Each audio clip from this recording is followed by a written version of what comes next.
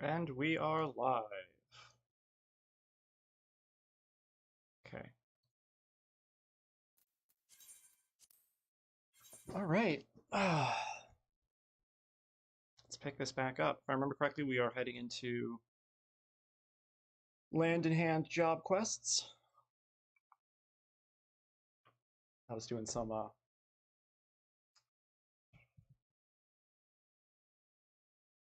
golden saucer stuff last time. Oh, that's a good neck pop.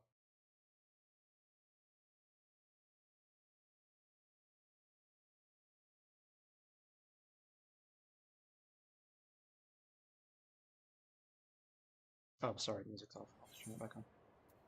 Do do do do do. All right, that should be good. And what do we got up? Cliffhanger. Cliffhanger, real quick. This might not have been the fastest way to get over there. Oh wait, maybe it is. Yeah, it is this one. Cool.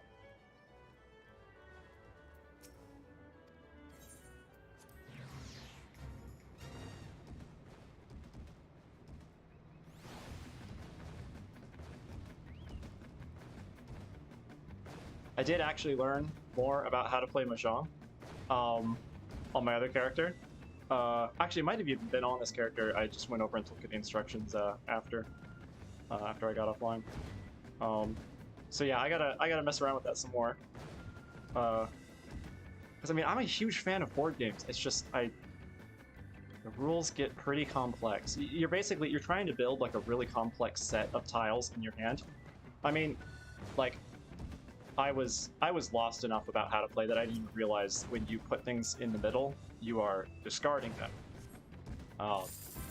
You're trying to build stuff in your hand, not build stuff out of what you're playing. You're getting rid of tiles from your hand. Anyway, but the point is you're trying to build up a certain kind of set in your hand, and man, those sets get so complicated in how many points they're worth and what other kind of stuff they trigger. It's wild. Okay, safe enough at the golden saucer to just drop down. And let's get out of here. We are heading to... we should do gatherers first, as per usual. So let's do them in order. Let's go to Uldop. This way.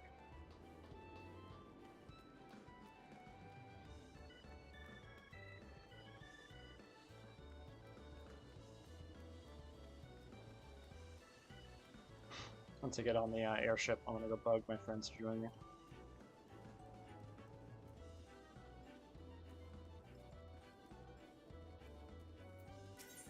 Heading to Ulda, please.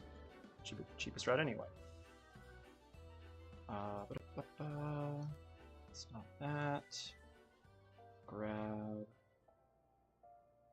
this. Put that there. And screw it there.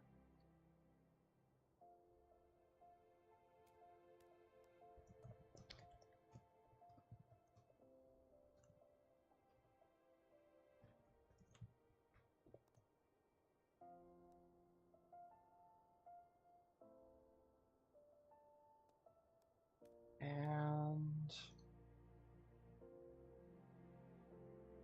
pardon me, I'll drop it there too. The only person who uses that channel. And here. Oh, it posted it for me. Wait, no, it didn't. Oh, it's not in that one. It's in this one. Yeah, okay, cool. All right.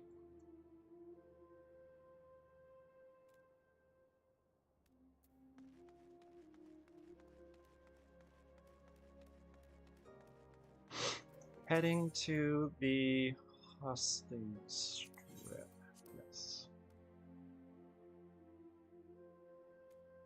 Ugh.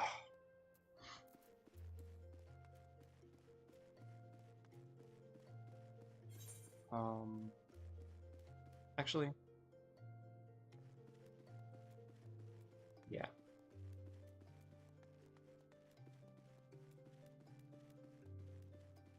Yep, yep, yep, yep.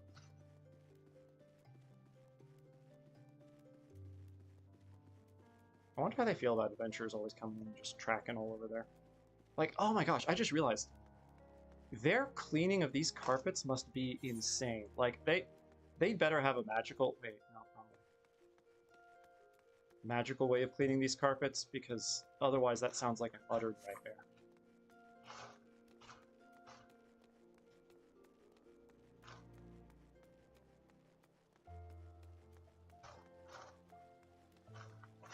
You know what it probably is? It's probably just mammoths. Poor things.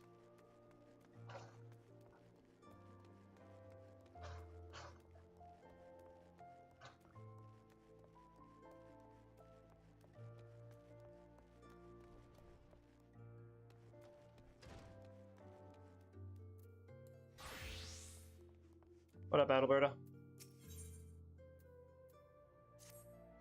Ah, there she is, the rising star of the Miners Guild. Oh, don't be like that. I'm only teasing, which is not to say that it isn't true. Fact is, you've been working tirelessly, and you've improved more quickly than I could have hoped.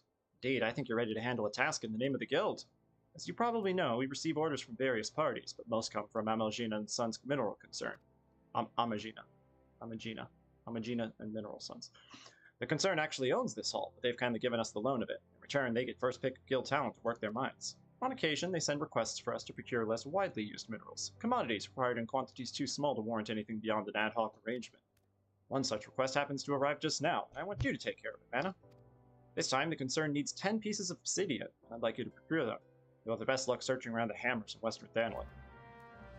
To the hammers, then!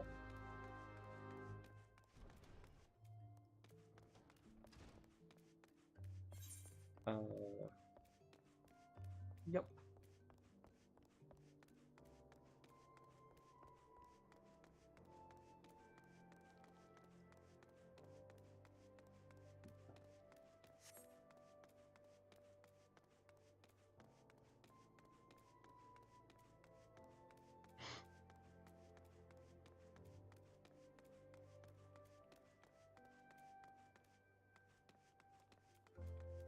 Can I go the right way? Yeah, this is where I was trying to go. Good. Might not have been the most efficient way to get there, but who knows? As long as I'm getting there correctly and can eventually stop using my map while running around in the city, that would be great. Now, I do believe, yes, this is Western Thanlin. Good. It is, in fact, on the western side of the city. That's a name. Erdpv Desami. This is a different zone. Yeah, so I'm gonna plug it once here too. All right, so I've done inner Ul'dah and outer Ul'dah now. Am I gonna hire a chocobo? Ah, they're all the way on the other side of it, aren't they? Man, that's fine. Gonna get my steps in. This outfit may not look very good, but it fits pretty well for Thanlin. Looking forward to being able to dye things, though.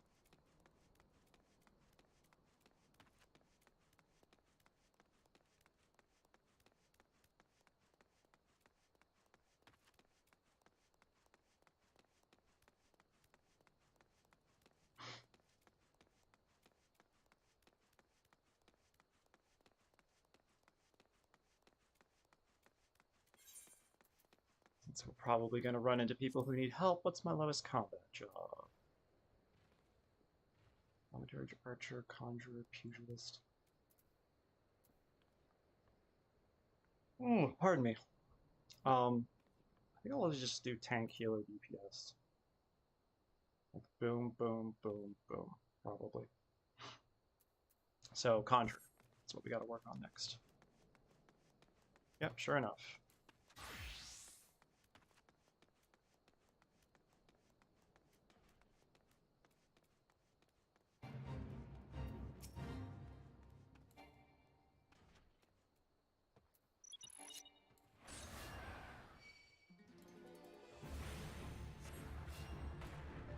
Oh, gotta eat some food. Munch, munch, munch.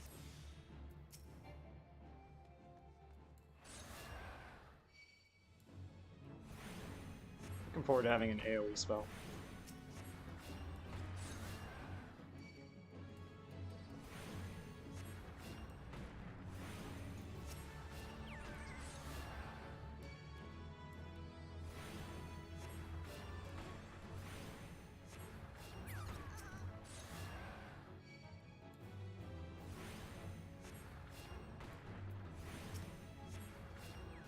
You know what? I bet I could.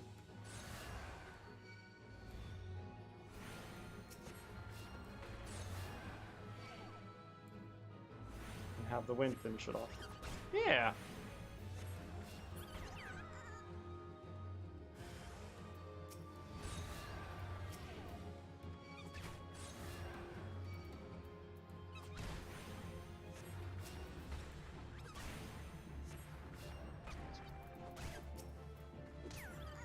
Slap.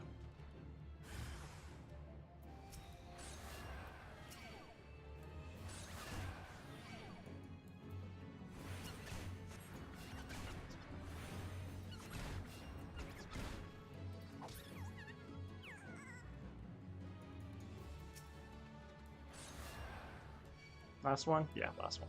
Cool.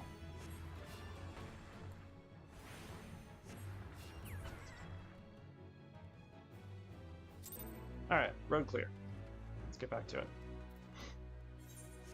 Obsidian, eh? They just around the hammers. Cool, great. Alright, well, once I'm over here, I should just be able to... Yeah, there we go. Sense the rock.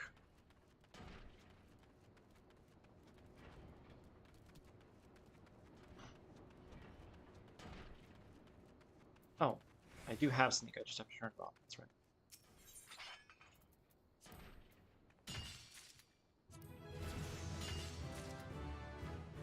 How much do I need? 10?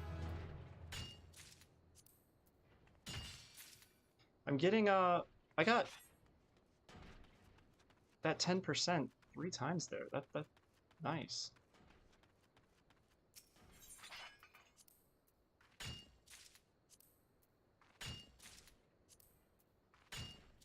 That's more expected. Alright, let's head back. Gotta love these gather quests.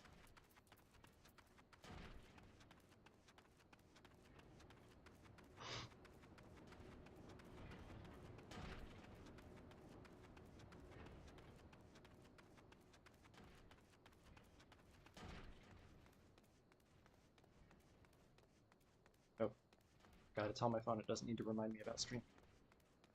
And rip!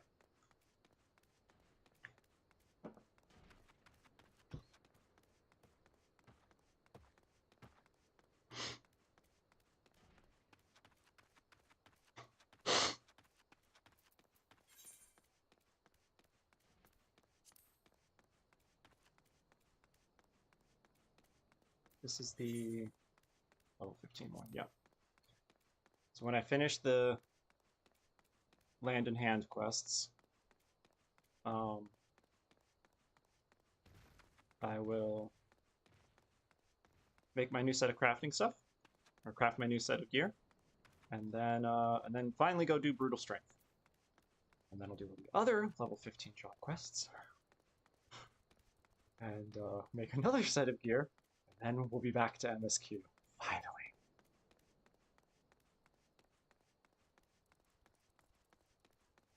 And we'll be doing MSQ as something other than Marauder. Great.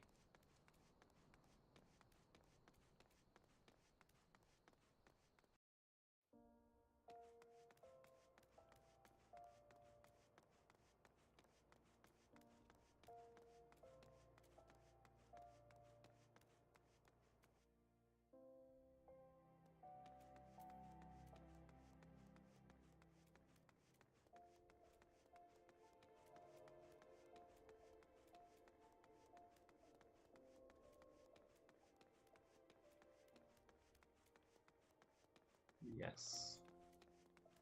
Yes, I'm around this circle.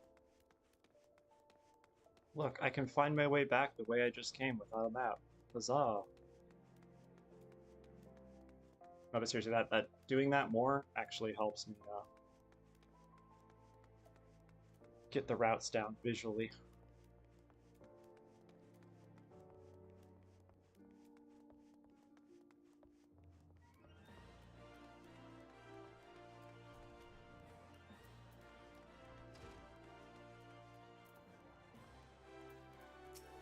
Got it for you.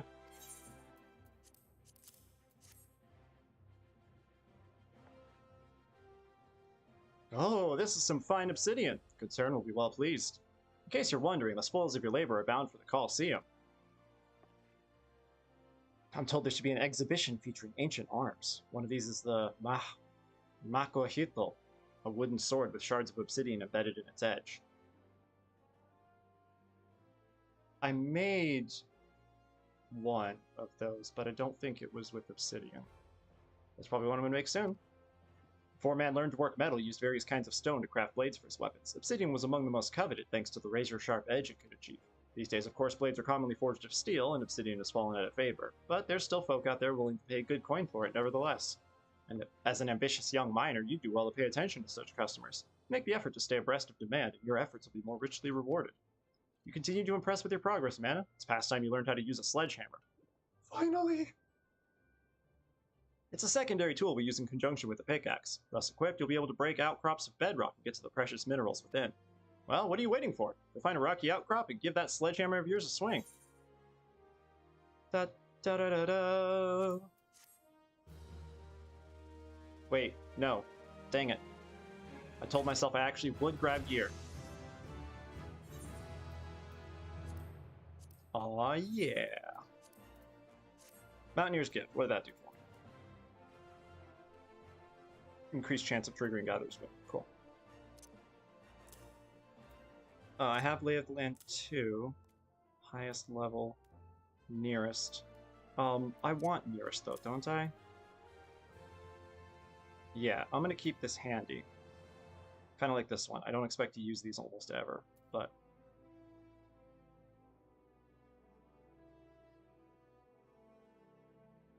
Yeah, I don't think I get auto Truth of Forests at the same time, right? Truth of Forests at 46. Or is that auto? Oh, that's Truth of Forests. Got it. Yeah, I don't need that. Like, I understand these being here. I'm gonna get rid of this. I'm pretty sure I'm never gonna use them.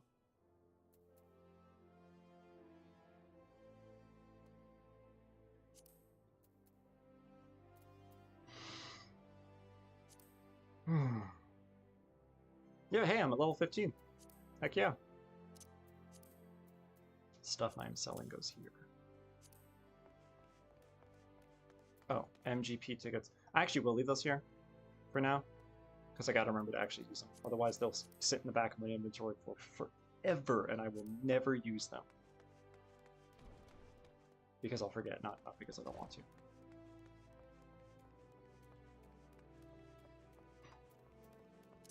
Botanist time!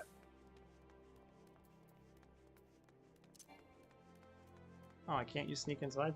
I guess. Does auto sneak go away when you're inside? Yeah, I've just never noticed that. Airport. Oh yeah, it's Valentine's. Okay, cool. I'm heading to the Shroud anyway. We'll do the, Valentions event while I'm there. Oh wait, no, not here.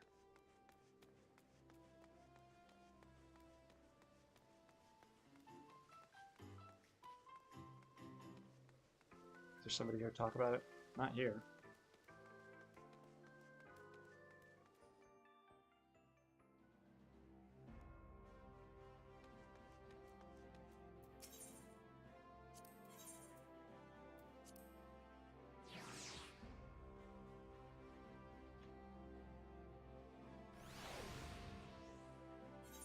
Still think it's hilarious that fishing is by far my highest level job. That's so funny. What do you...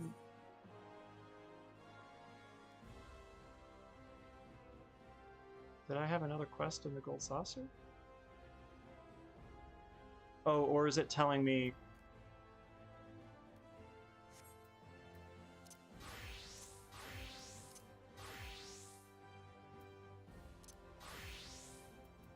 I'm not sure what it's telling me.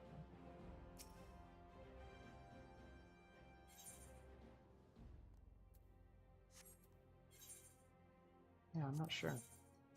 Like, maybe I still had something in the gold saucer. No, because it would only... I'm pretty sure it would only... I don't know. I forget when it shows that symbol. I forget if it's a quest you're on and it's trying to lead you to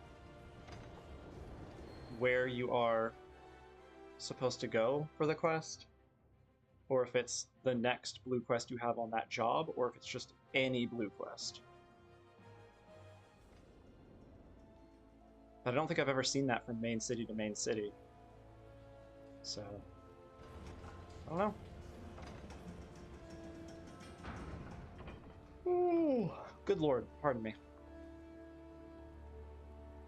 Today's been a sleepy day. And again, every day is a sleepy day for me. I'm just a very sleepy person.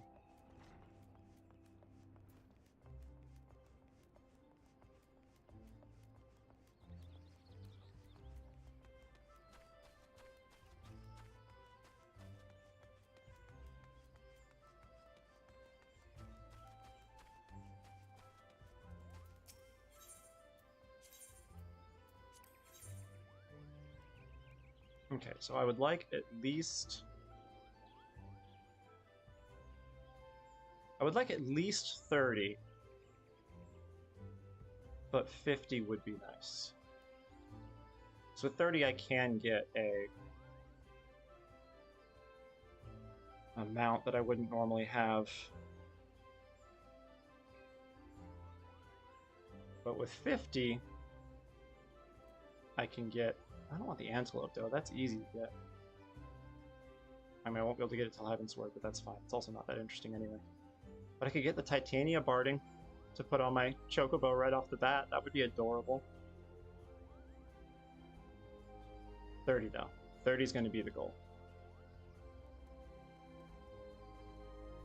And I've already got 20, so shouldn't be that hard. What's my, Is my only option still gates? Or ocean fishing. So I don't really want to do more fishing. Catching an armor, but that's level 50. That's...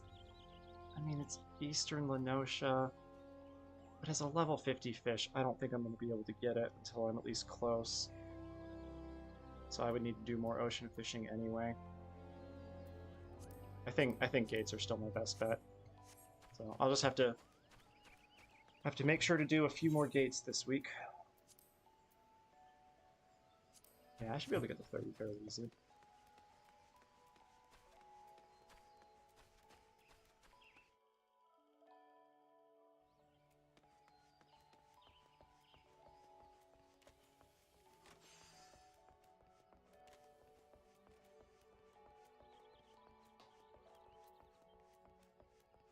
It's so weird seeing there just be no quests in town. I mean, I think that's true for my other character now. But, yeah, it's still... It's an odd sight.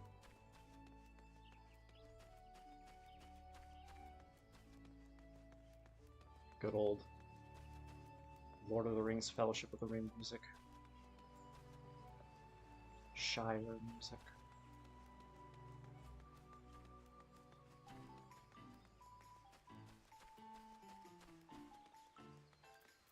Let's switch to my drip. Oh, not here. Wait, did I do it already? No. I did! I did, because I got the... Yeah! Totally forgot!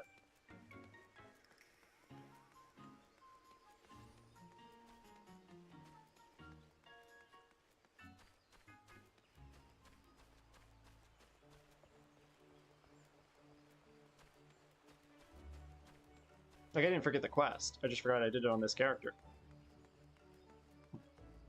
So either... Oh, man.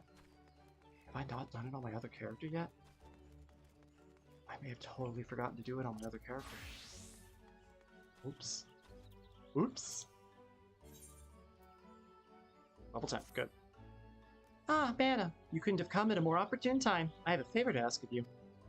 We have just received an urgent request from the Order of the Twin Adder. They ask that we supply them with 10 crow feathers as soon as possible.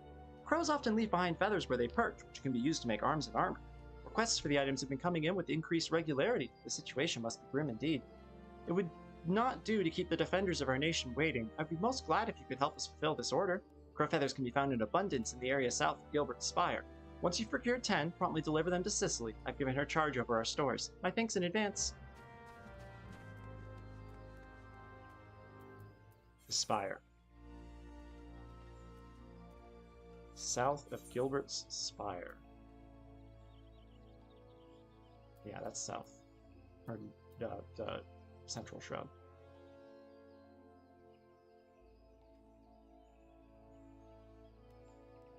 Gilbert Spire, not Gavilan Spire. Okay, south, so around Green Tier. Ah! Okay, out to... Yeah, I don't want to go all the way over there, especially considering I'm pretty sure this is all high level over here. Yeah, White Wolf Gate. It's all high level over there. So, all the way out to New Britannia.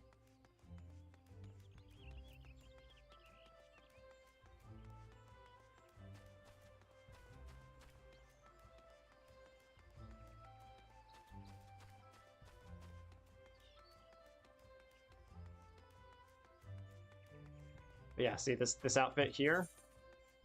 It looks... I mean, it looks boring either way, but it doesn't look leafy at all. Actually, maybe I'll get rid of the hat here.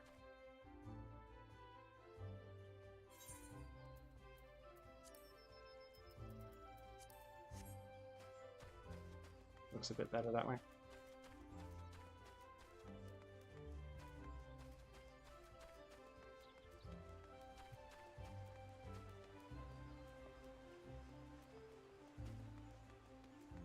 If I switch to minor, is it still off? No, it goes back on. Oh, that's... I totally forgot. I mean, I've done this several times. That, the status of your hat and weapon is tied to the gear set, not to the item itself. Gotta remember that.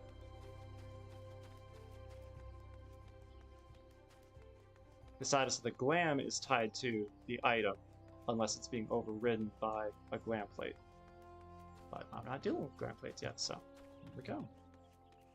No, wait, I did know that, because I was doing it with the helmet. See? Okay, we're heading to the left.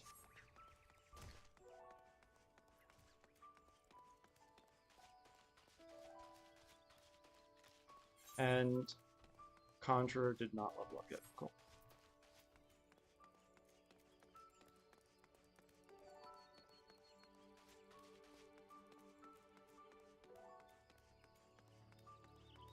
Nice and peaceful here. No fates around. That's nice.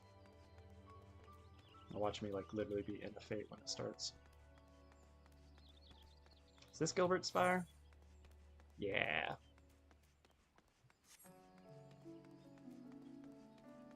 Wait, so is that it? Hang on.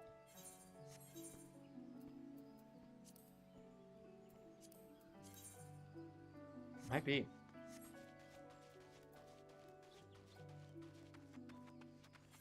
Yeah, I think it is. Level 10. Oh, gotta chop one of everything.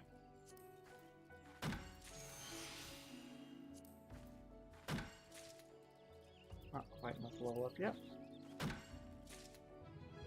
There we go. Ooh. Botany's quite a bit behind anyway. I think I need this stuff for this next round of crafting since it's level 10 stuff. I don't know if I need the mistletoe, but actually, wait, hang on. Just walk. Level 6 through 10. And if it's not 6 through 10, I don't care about it yet. Okay.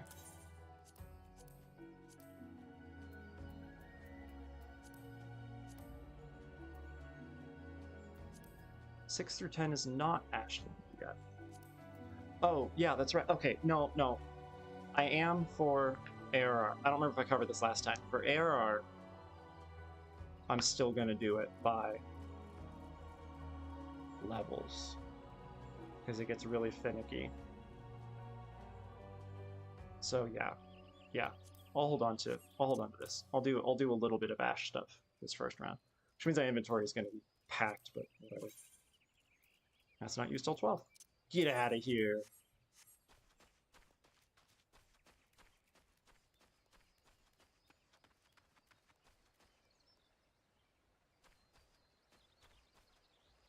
Ugh, I have to cross the river either way. Fine. Only because I have to.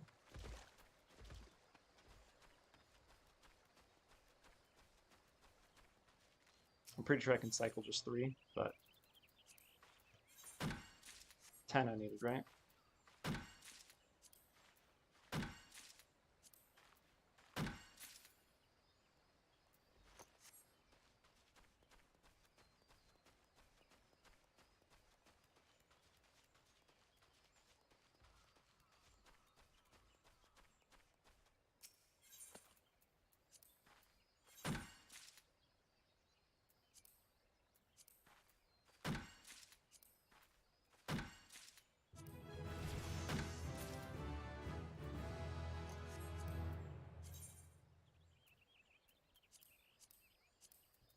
Do not need excess crow feathers right now. Oh.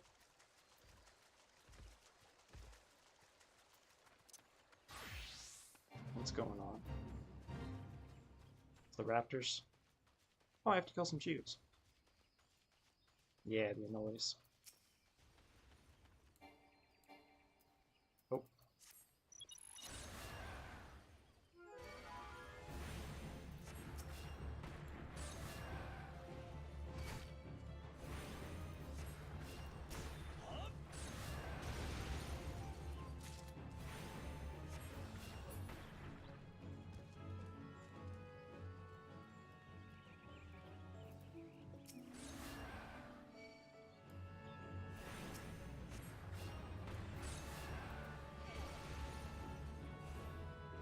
Whoops.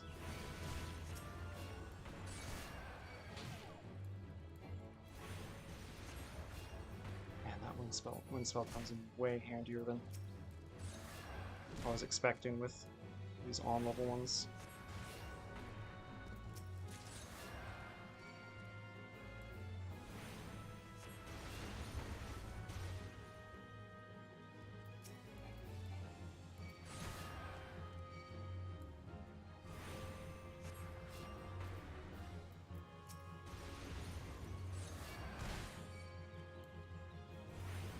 I would like these guys' help, so I'm gonna come back a little further.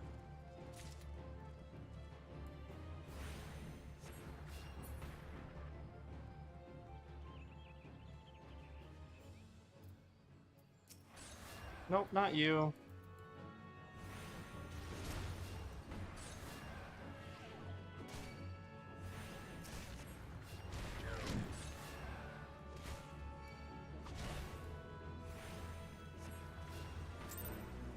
Yay! Off they go. Not what I meant to do. Sorry, little ladybug.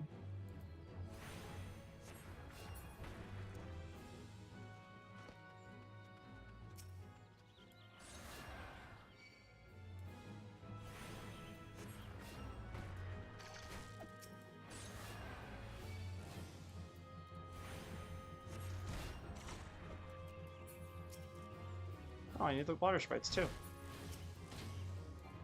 Yeah, I was wondering. Oh, well, no, they're still going down.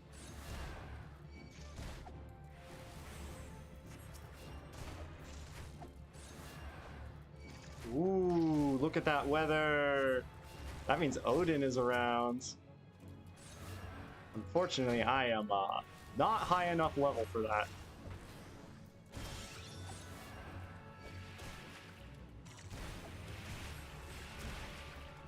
Yeah, Wind's still gonna finish them off. Taking a fair bit of damage though, so I'll finish off some of these guys.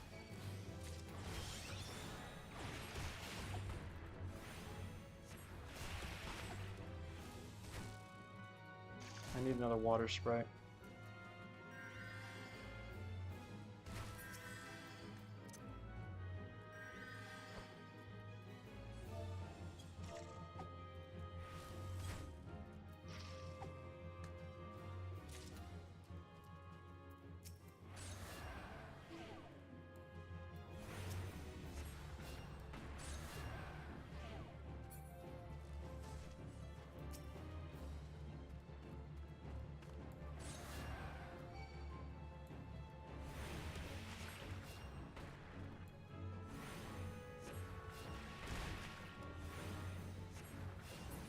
Is that enough?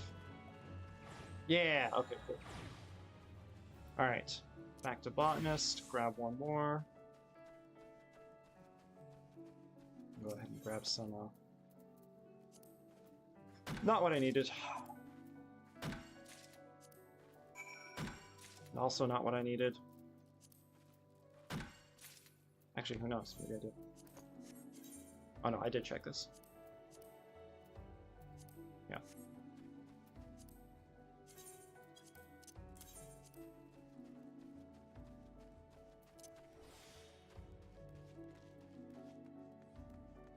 I don't think I'm going to pass anything aggressive, but just in case.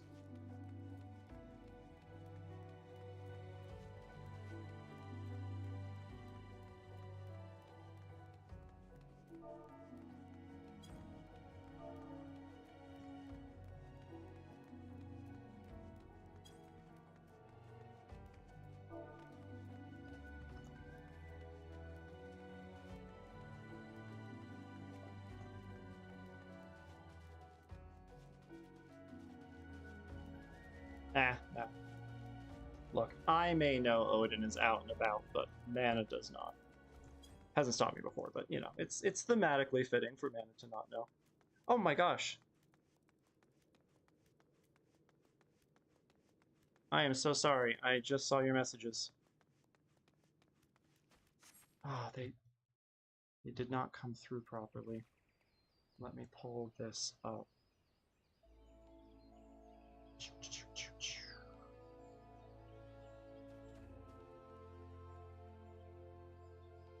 Yeah, it's being problematic. Remix of the FF10 soundtrack, and it's just what? I'm sorry, what? I will have to look for that. That sounds ridiculous. Oh, let's pause this. There we go.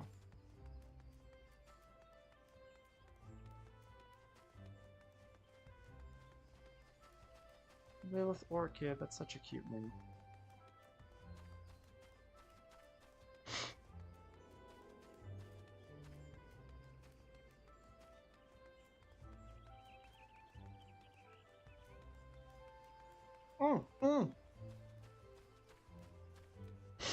I have triple triad unlocked now. Here comes the music. Oh, she's gonna be way too high level for me, isn't she?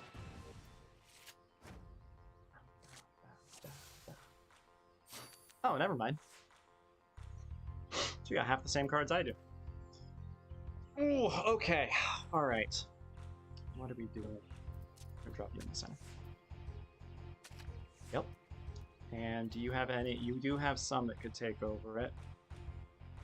Oh, you have several. These two have Ascension on each other too. That sucks. You know what? It's fine. I'm still going to do that. Because if you take over it again anyway... Ooh, that's less good.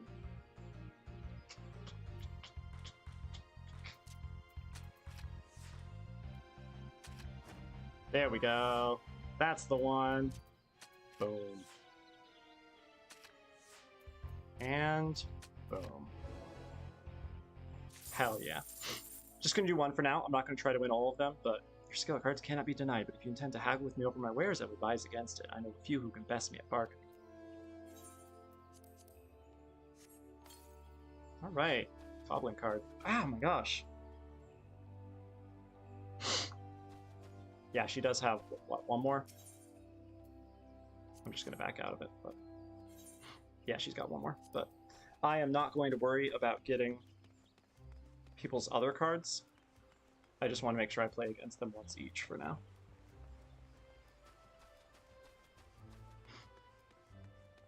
Win against them once each.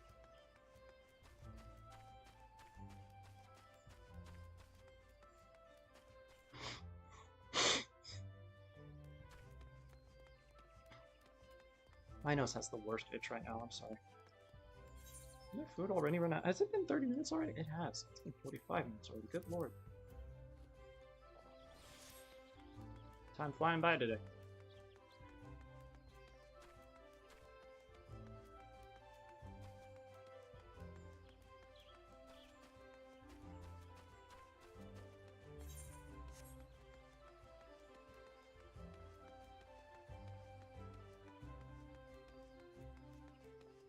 What was the level 5 leatherwork request?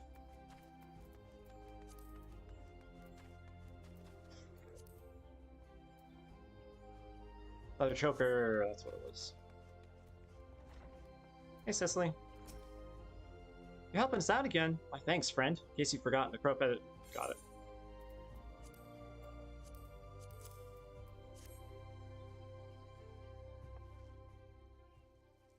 Ah, the crow feathers. Yeah, my thanks.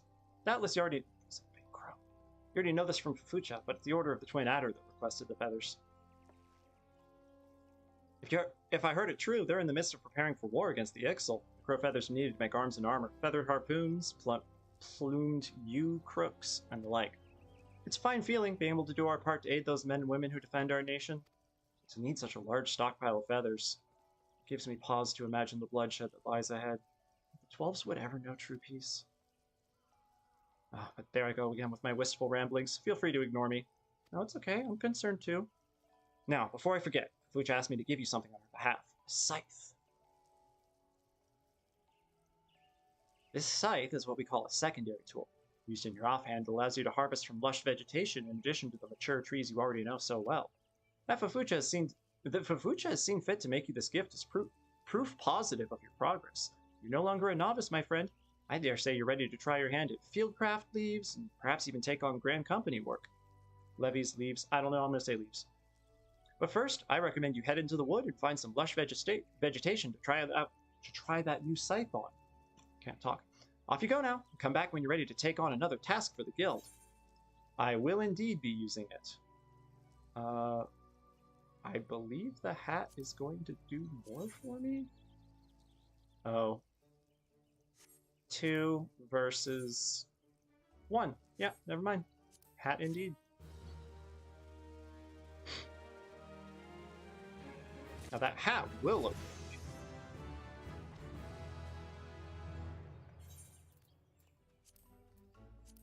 Equip. Toss it in my armory chest. Recommended gear. Straw hat. That's what I expected. That being said, the same for you, bud. Yep. Sure, I'll leave that for my note for now. Actually, Fisher, you want that too, don't you? Yep. Alright, cool, so I can get that. Oh, wait, that's what I was about to say. These still want the hemp bandana, right? Yep, cool. So we're not getting to that yet. Okay. Fisher, actually. I'll switch to my drip for now, but. Heading to Limsa Laminsa to do my next Fisher quest as comparatively a freaking expert. I think I was saying something and totally forgot. Oh well. Pardon me. How do other streamers not have, like, all kinds of little things like that going on during stream? Burping, itches, etc. No idea.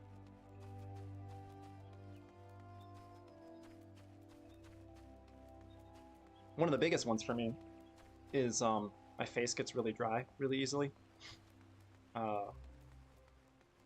So it is not uncommon for me to go splash some water on my face. And man, sometimes during streaming, I just power through that. Drives me nuts. My eyes, I mean, yeah, I have no idea how long people have been watching, but my eyes have been driving me crazy recently, and it is so much better now. Oh my god, it changed up some stuff, and woo! No more of my eyes trying to swell up and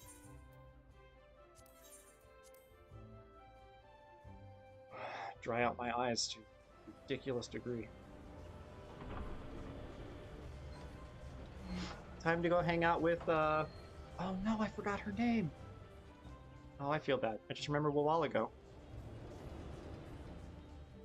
Gotta remember. Sisipu, there we go. The brain's behind the operation.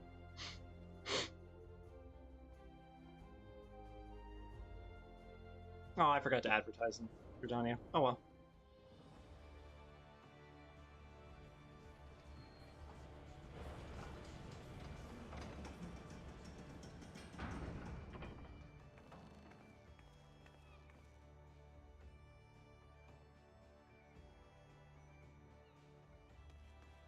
All right. Yeah, that's faster.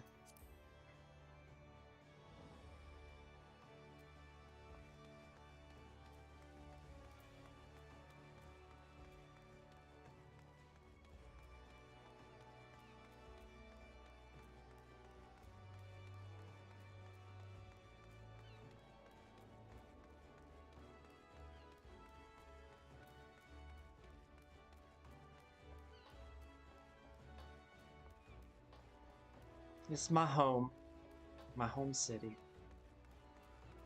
I love Limsa.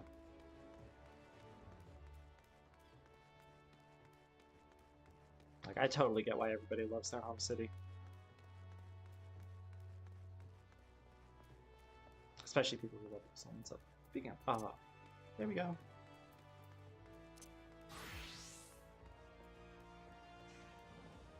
And,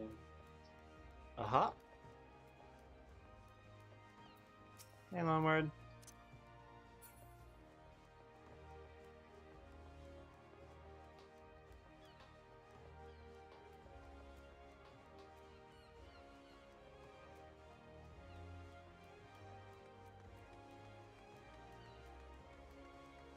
All right. Hey, Sisipu, got anything new for me? What's that in your eye, M'aana? I know that glimmer. It's the eye of the fisher. It's the thrill of the bite, rising up to the challenge of a rival. Keep that spark alive, friend. You don't want to end up like a while ago. Hey, look, he has plenty of spark for fishing. It's just the work behind it.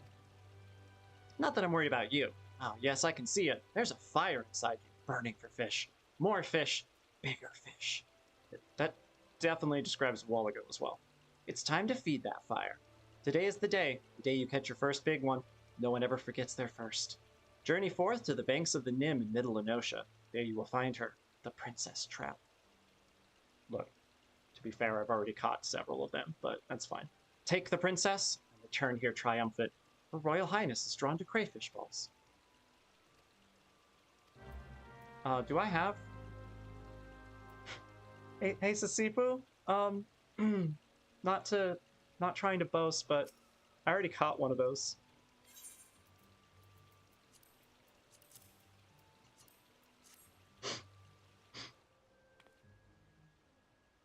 Depending on your perspective, you've either rescued or abducted the princess. A prim and proper princess she is! We'll ready her as a royal roast, a feast fit for a king. Yeah, I've been eating those. I've been eating a bunch of those, just ate one about 5 minutes ago. The king can keep his fancy feast. Any fisherman worth her salt prefers trout prepared simply. Said like a surly, salty-mouthed sea hag. Hand her over here, and heed how the cultured classes cook. A fine day it will be when I take culture lessons from you. Besides, I didn't send M'aana out to that river to fetch a fish for you. I sent her out to fetch a fish for me.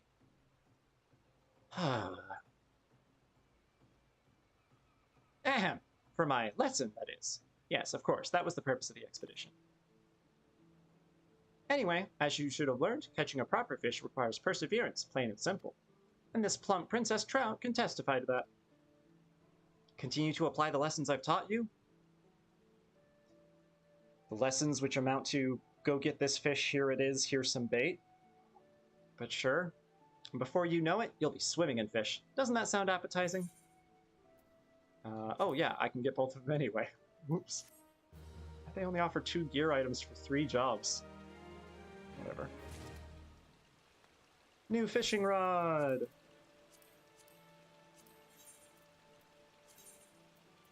Boop. Okay, those old shoes.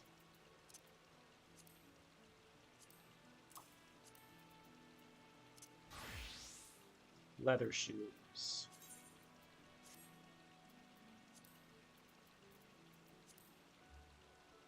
Perception 10, and it's just perception 10, so I will not be using them at all.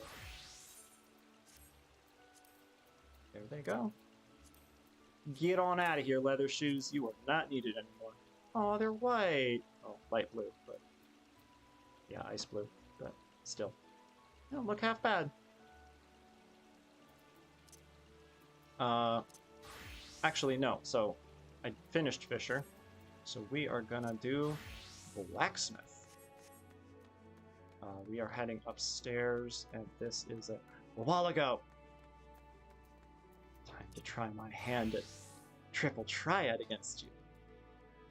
He may kick my butt. I know all the tricks of the triple triad trade. I'll give you a game, so long as you'll keep it secret from Sasipo.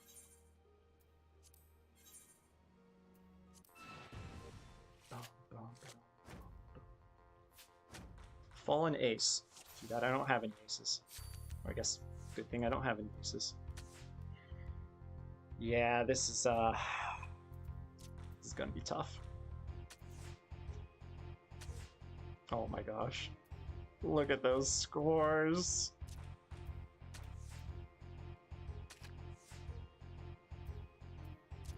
It's not gonna go well. Yeah, there you go. Not a chance. Not a chance. Waha! While ago wins! Looks like Lady Luck sit on my shoulder and smiling. Yeah, I'll come back when I have better cards. Thanks, though.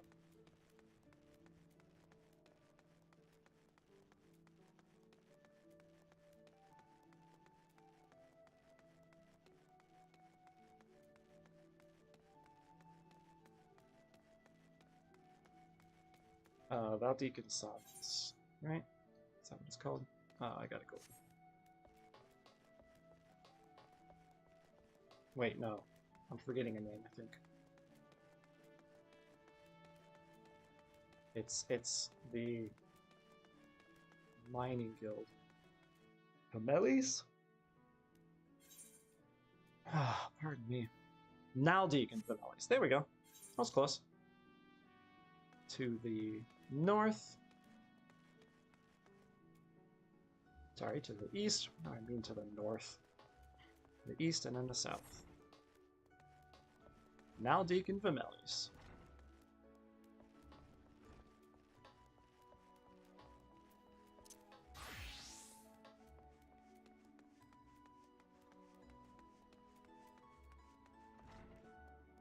What you got for me, Brithale? You know what, lass? It may not be my place to say it, me being guildmaster and all, but I like you. I really like you. Cough, cough. Together, there's not we can't. What?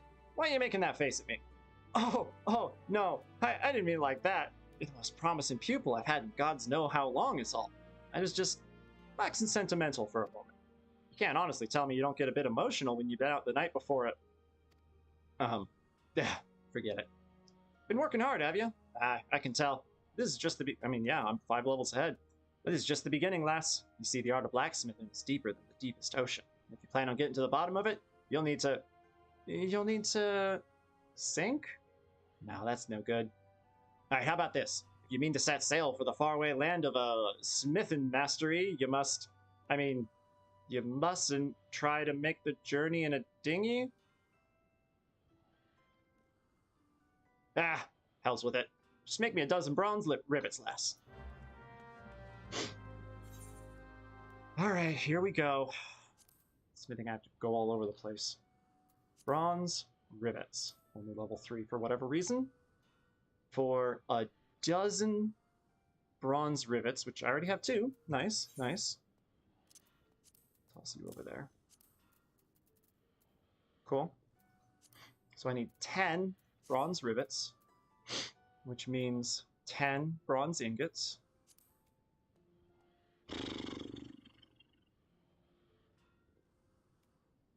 All right, let's write this down.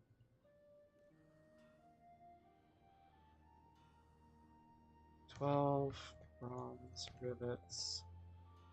Already got 2. 10 bronze ingots. So that's 20 copper ore. I'm not going to bother writing that I already have some because I'll just be looking at that while collecting it. 10 tin ore.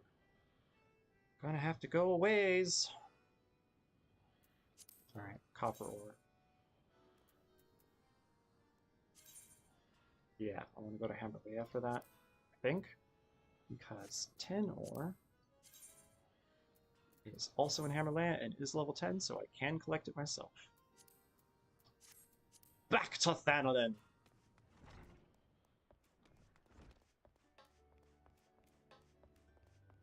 You know,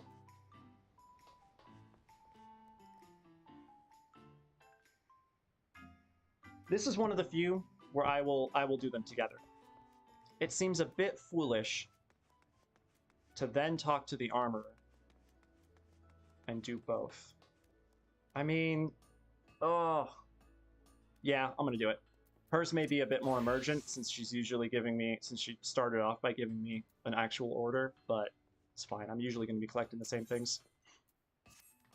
Ah, M'aana, just the last I was hoping to see. I have a new initiate that near exhausted my reserves of patience, and I think she'd benefit from seeing the results of a peer's dedication and skill, specifically yours. Wow, that's actually quite complimentary. Her name is Grenay. Hilda, help me. She is the most distracted, fumble-fingered craftswoman to ever lift a hammer. If she could but learn to forge the simplest of items without constant supervision, I would consider it a rare victory. Ah, it's unfortunate that Beargot did not seem to invest all of my armorers with your innate talents. But I suppose we must all start somewhere. If I abandoned every initiate that was slow to grasp a technique, our guild would have a grand total of, what, 9 members? Mayhap 10. I jest. But 'twould be a few enough for our clients in the Maelstrom to have share breastplates. So what say you, M'aana? You need only craft a dozen sheets of bronze plate to supplement Grenay's own. When they are ready, I want you to deliver them to the lass in person. Mayhap your example will inspire her to take more care with her work. A dozen sheets of bronze plate. 12 bronze plates. Which means... also level 3. Yup. See, as I figured. So that's 24 bronze ingots, which puts me at a whopping total of 34. Which means I actually need 68 copper ore and 34 tin ore. Let me run over this just real quick again. I need a dozen bronze rivets. What?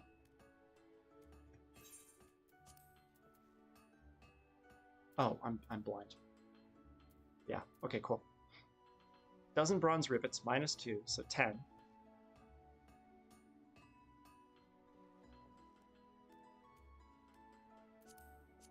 And a dozen bronze plates, so 24. So 34 bronze ingots. Yep. All right, let's go.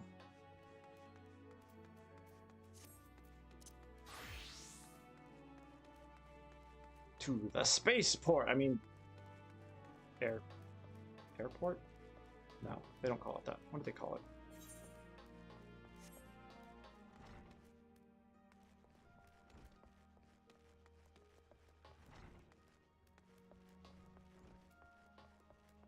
Wait. Whoops. North.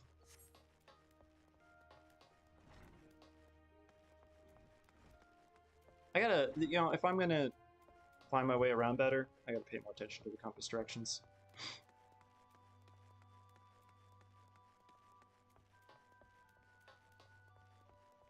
Because I knew it was north. I just turned the wrong way.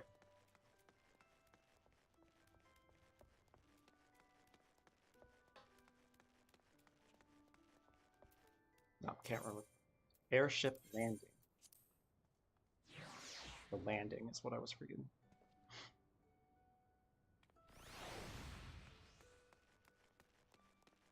Hello, hello.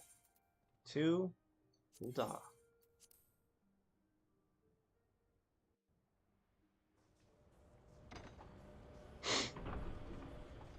They're all, you should try your hand at mining some of your own.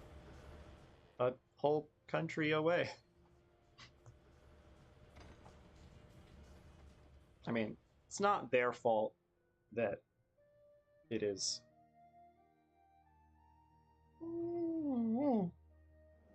hard done.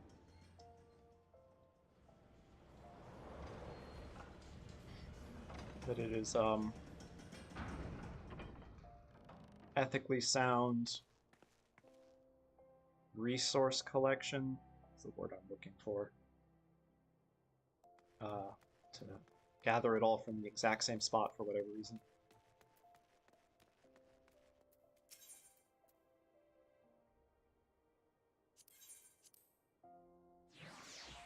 I should be more or less right where I need to be.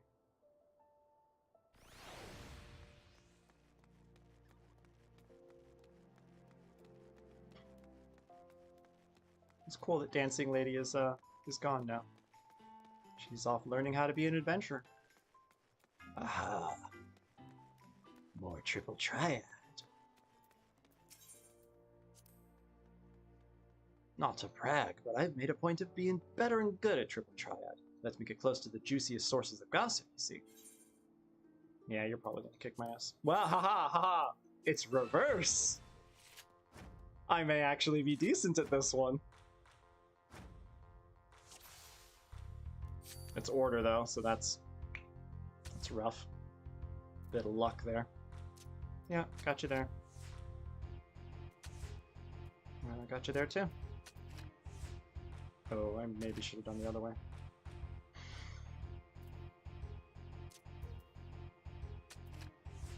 Kick my butt with that one. Oh, never mind.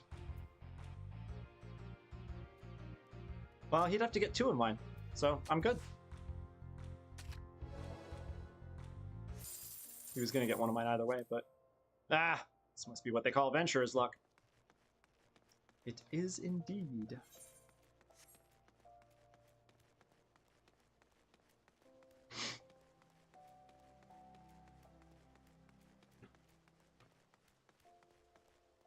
Wait.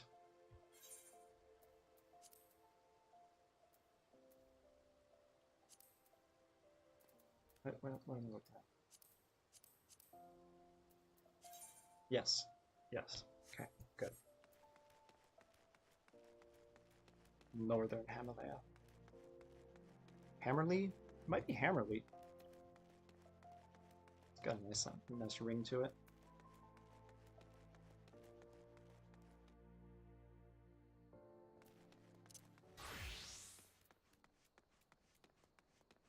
No, I don't like it. Taking the hat off.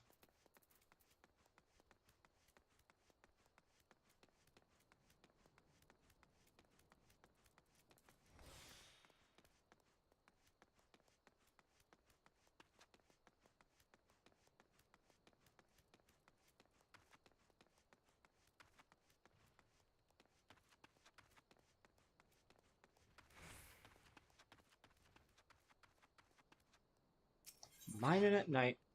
It's 11 at night. Alright, how much do I need again?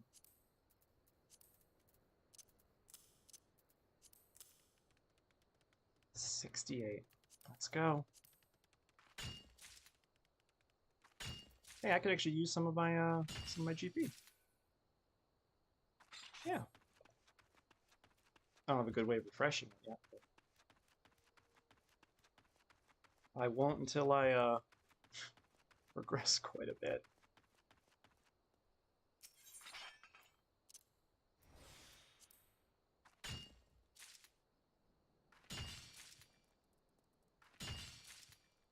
$68, huh? I mean, I bet I'll need a bunch more for this next round of crafting anyway.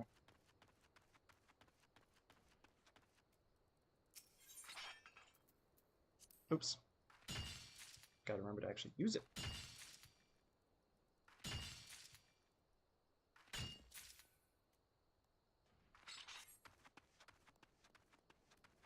Faster this way.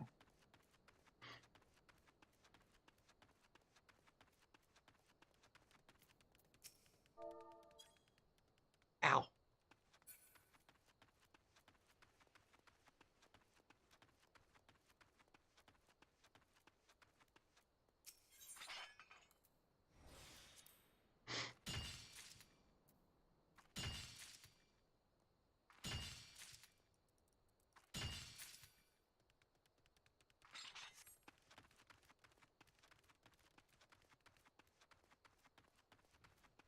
Hey, music, come on.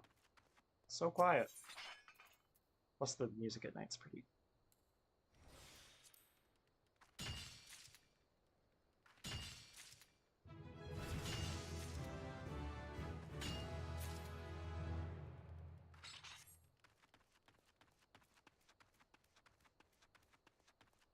Luckily for these,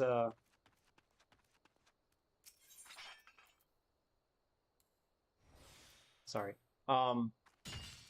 these Disciple of the Hand quests, I will not have to catch any fish. I say luckily just because it, I don't need more fishing XP. Do not even remotely need more fishing XP.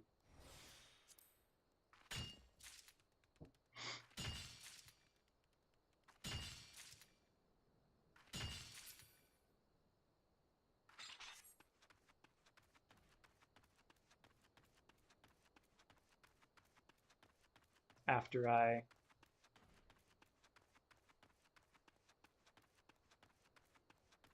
that? No, what?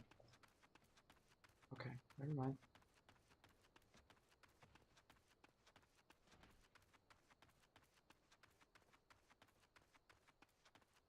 No, would have been faster. Well, I'll just skip that one this time. It's fine. Nah, never mind. Closer to it anyway.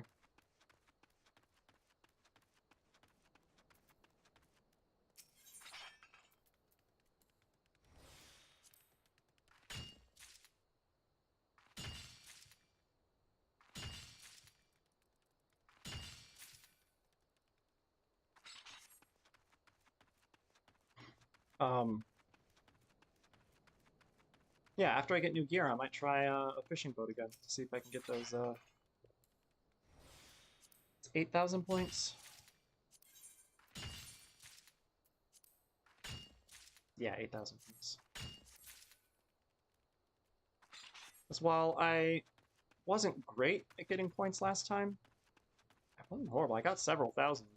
And that was with, like, rotten luck and very few people on the boat. So, with more people, it's still probably a slightly higher chance of getting a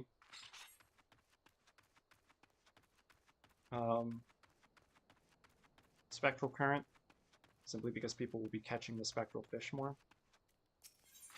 Wait, how much did I need? 68? Boom. 68 indeed. Farther down this way. I'm just going to skip the road for now. Where we're going, we don't need roads.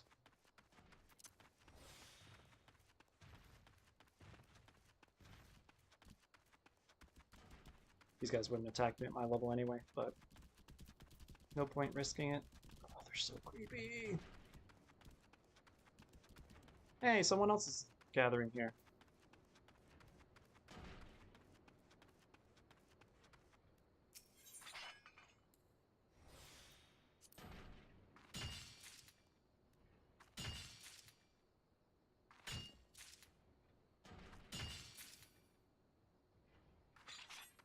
probably gonna catch up to me. They want a chocobo, so I will say hi to them when they do. Watch, this is a classic with gatherers. We'll wave hi to each other and do like an emote or two towards each other, and that'll be it.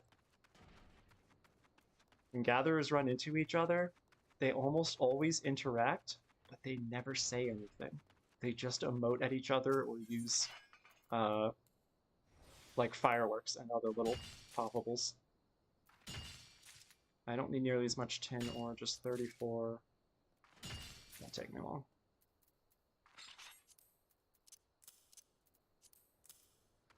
You know, while I will need more eventually when I go to do this crafting, I am going to... No, you know what? It's going to take up space either way, so I might as well just let it take up space.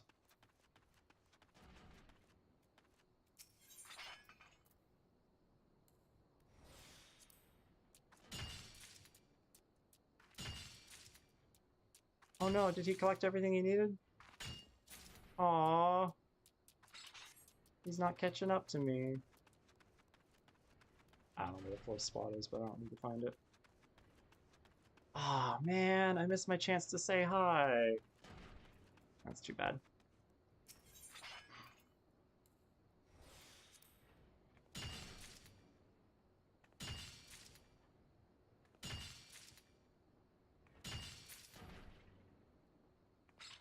Alright, I am basically positive that I'm not going to mess up any of these ingots, but just in case, I'm going to go ahead and craft them here.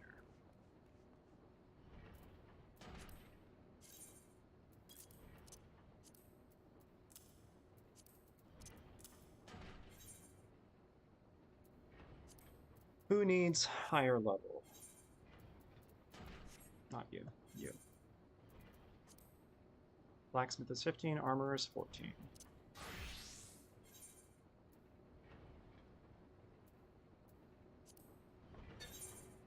And I need 34 total.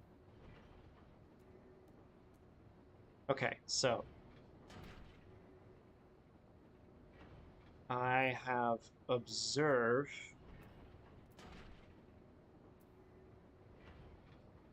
Which is to wait for better conditions. And I have those, but I shouldn't need to use them. So it's just these two. Progress increases by 20? Yeah, these are going to be easy. I just...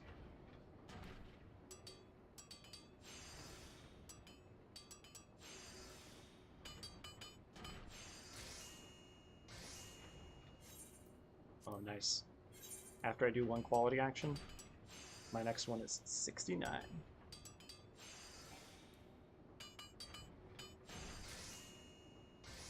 Sorry, I'm a somewhat crass individual.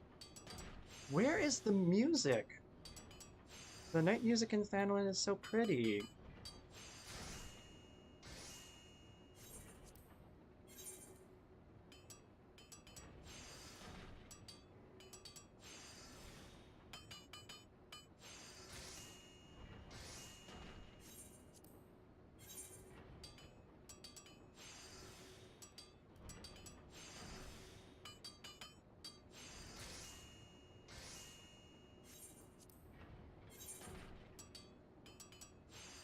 Hang on. This is my level 10 quest. And it's using a level 3... Whoops. Ah, it was still high quality. Nice.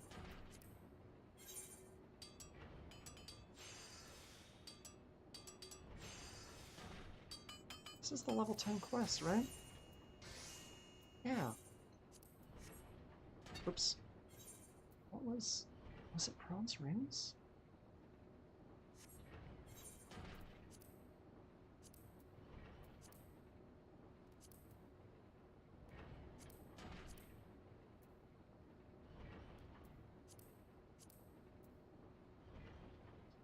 Three bronze pin hammers.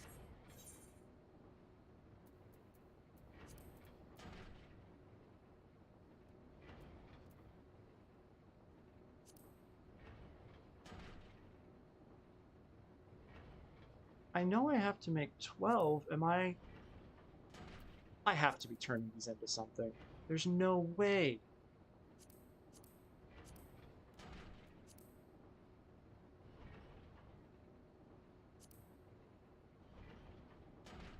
There's no way that I'm making these and that I'm not going to then turn them into something. Yeah, I must be. That's why it's level 3. Oh, so first of all, everything is excused, even if we don't have an excuse, because I can do Black Mage. And the Black Mage storyline is literally about somebody who does not have enough personal aether to cast Black Mage magic. So, so as I do that storyline, I'm just going, nah, it's okay, buddy. Yeah, no, but yes, but thaumaturgy, their brother... Yes, you're using your personal... Yes, exactly. You're using your personal store of aether. And the whole argument for why I can't use aetherites is I don't have much. Which, you know, whatever. So yes, we don't have an excuse anymore. But it's okay. Also, no, I don't think GP and CP are forms of, are forms of aether, though. That is my reason for thinking that is unrelated to why I, you know, the story canon. But yeah, no, they're not aether. I mean, like Byrogot's Blessing, that's literally, like, you only have, it's capability, basically. Where did she... Oh. What? Why? Yeah, I know. So that's my argument for, when I get to Paladin, my argument... Whoops. Wow, I am getting lucky. My argument for Paladin is that it is divine magic. That I'm literally getting power from whatever, you know, one or more of the 12. I did it again. Wow, that's 3 times that I've had a 64% chance of high quality, and I've gotten it anyway. Somebody was trying to argue with me that there's no such thing as divine magic in this world. And I'm like, but the 12 exist, and they are massive sources of aether, so, you know, why wouldn't it? Especially considering that, again, there's an ability called Byrogot's Blessing. And, you know, it could just be called that, but I think it makes sense. We're not talking spoilers. Also, even if you're talking spoilers, it's still very arguable. After all, primals are summoned by getting a massive collection of aether-heavy crystals, so... it's all aether, all the way down. Everything is aether. Almost literally. Aether is not just life force. This is... I mean, it's not really explained until later, but it's not a spoiler. Aether makes up physical matter and energy and, like, soul energy. The Dwarven Mines? What?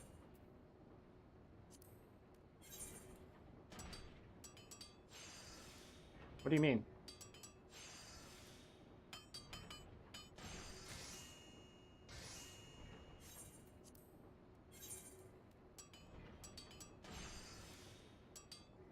What are you talking about? I don't...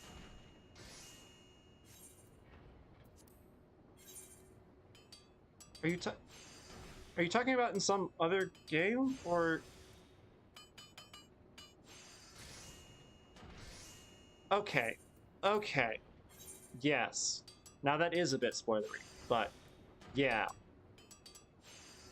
I don't... really know what that has to do with this. Did they have a bunch of like public aether or like? Is it just because they were mining a bunch of crystals? But anyway, one of the somebody tried to argue with me. I do not think this is the case at all. I'll have to wait till I get there again. But I was like, machinist. I can pick up machinist easy because their aether transformers, you like draw on ambient aether and condense it into a form that you can use. And they're like, no, it's drawing on your ambient aether. And I'm like, what are you talking about? That's not like, it's absolutely gathering aether from around you as you do stuff. That's my only argument really for my only yeah, exactly.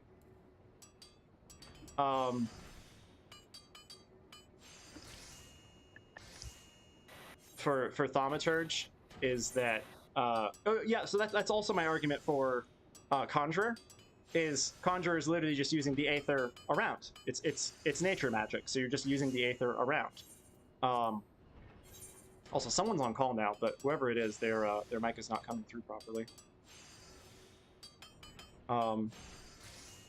It's me. I just didn't want to interrupt. Oh hey, welcome. Yeah, exactly.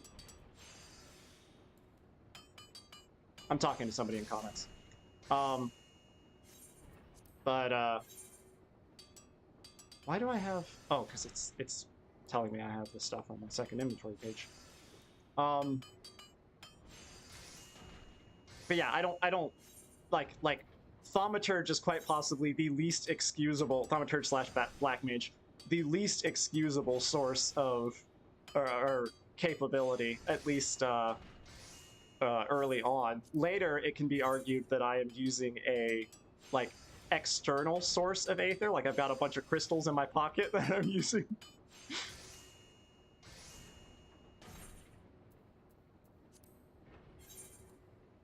But to begin with, it does not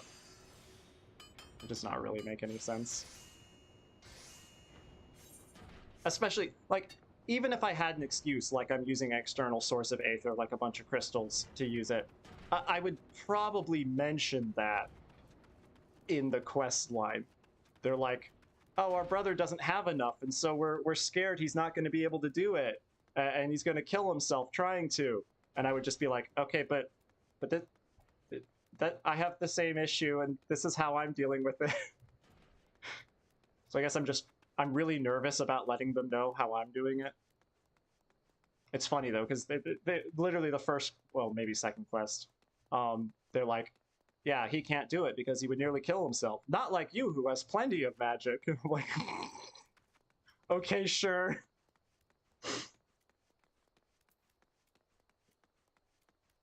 Oh, I guess I didn't make any mistakes, but if I'm doing this just in case, I should probably make the actual things I need to. So, bronze rivets.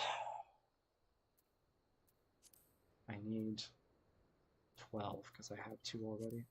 Yeah. I need 10, I mean. 44. That means I need to do 3. But I can still do that. No, I'm blind. 1 quality, 1 progress. Cool.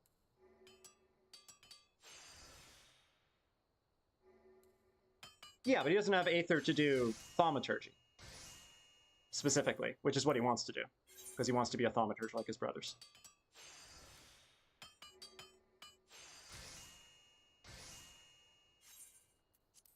And his name is something super meme-y, like oh, come on, what was it?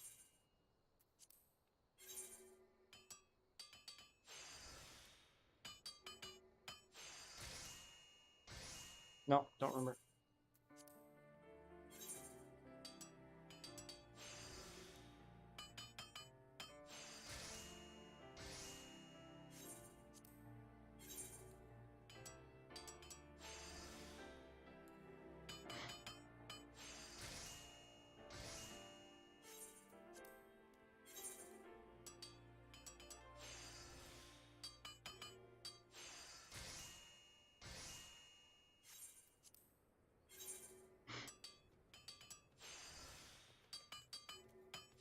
Hey, Ray.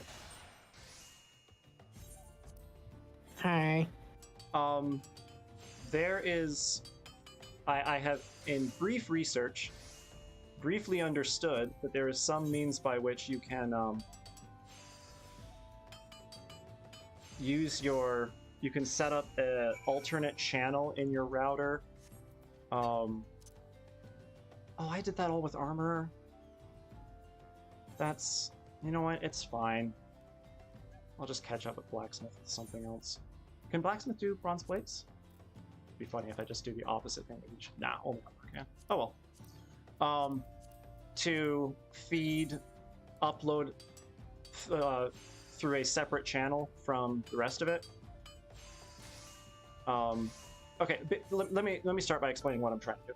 So, I would like to have a source by which my streaming can use a dedicated upload channel that is not being accessed by the rest of the household. Is that something I can do?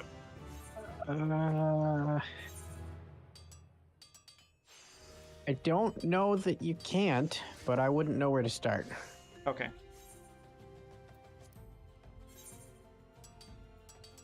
Yeah, that's not surprising. Is it more of a process though? Is it like more complex of a system? Because I have loved how crafting in Final Fantasy XIV does not feel like a minigame. It feels like an actual task, which is really nice. Yeah? Yeah, exactly. That wasn't the word I was looking for either. I'm talking comments again. If you pull the comments up, you'll be able to see when now that I think about it. Yeah, no, I figured it out earlier. It was just, you've been segueing so smoothly from talking to me to talking to the comments. It's like, yeah, so I'm thinking of putting together a dedicated upload channel for my router, which means that crafting will feel more immersive and rather than like a mini game. Yeah. I'm like, yeah, that makes coherent sense. At which point did you change topics? All right, got everything I need. If I do have to turn these into other things when I get to back to Limsa Lominsa, I will have to be very careful to not mess up, because then I'll have to come all the way back to Phandalin to collect more copper and tin. I honestly, I should just do this in the future. It's going to take up extra space in my inventory, but I was going to need extra copper and tin anyway, so I probably should have just mined extra copper and tin. So it occurs to me, you know, since this conversation's being recorded and probably shoveled into an AI training set, Yeah. the minority of billionaires that are destroying the environment have names and addresses that are public knowledge. Oh, I mean, true. Hold on one sec, I gotta reply to this. It's like a workshop with gather tasks that you send workers on and then create queues for products you make. Oh. Oh, so you don't get to do it yourself. That's, I mean, a fine system. It's like the island in Final Fantasy XIV, but that's not fun. Ha. Humans don't currently have the technology to back up humans.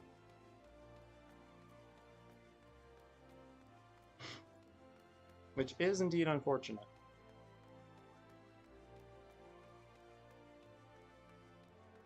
AIs have been asked in the past what an optimal strategy would be for rectifying problems they identify in the world. And quite often they reply, get rid of the humans in the Targeted process. assassination. They don't argue targeted assassination much. It's been suggested at least once by one of the larger models. That sounds I think this was GPT-3.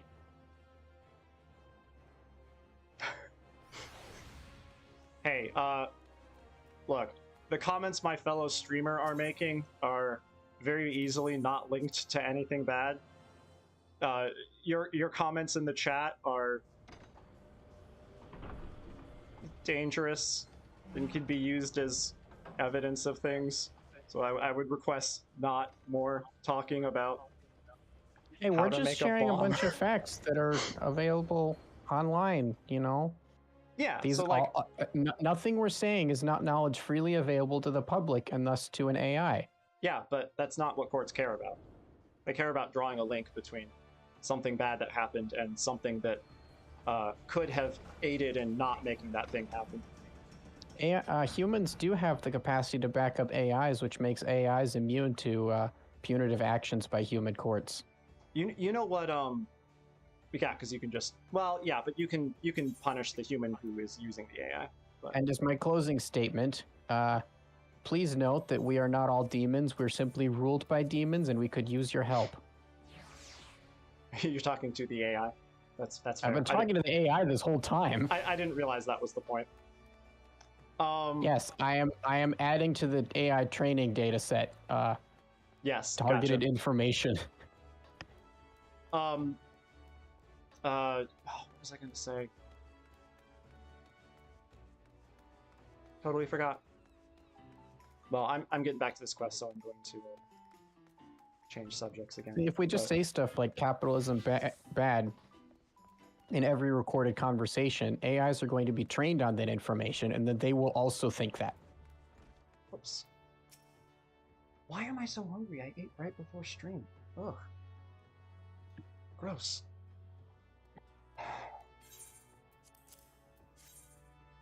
Here's your rivets. I made it with a whole other class.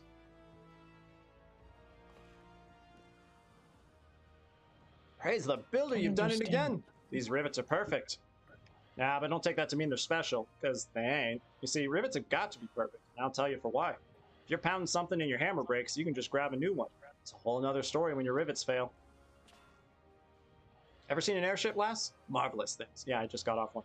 They are, but bloody complicated. Imagine you're a dozen malms above them, son. Your fancy flying boat starts springing rivets. Might be as it's from the engine, might be from the hull. Don't make no difference. Whichever it is, you're royally buggered. If I was on that airship last, taking in the gorgeous view as the confounded contraption tumbled down to the earth below, I'd be cursing them rivets with all me heart. Aye, and the half-arsed bastard just shot him out, too. You wouldn't want that on your conscience, would you? Which is why you must always make quality products that stand the test of time. To help you learn the importance of quality, I want you to try smithing for paying customers. There we go. This is what I was expecting. Start by having a word with Tamokri down at the Wench. She should be able to point you in the direction of a few Leminsons need the services of a talented lass like yourself. Hone your craft, earn some coin, hells, have a drink while you're at it. The Wench is always serving. We are gonna grab... Wait, that's not... Is it two parts of the same quest? It's gotta be. I've been pretty much binge reading Atomic Rockets for the last couple days. Oh, I already have that. This is a total non sequitur. I happen to be looking at the page right now, so I thought talking about it. But I never really did a deep dive on this website. It is incredible how much detailed and thoroughly researched, like the sheer quantity of thoroughly researched information is assembled here and organized. I'm already using a bronze quest. Dude, why are you giving me stuff I already have? Ugh. Give me level 6, 7, whatever stuff. Lame. This is level 1 through 5, right? Yep, bronze grasping hammer. Whatever. At least the gloves are something new. Yep.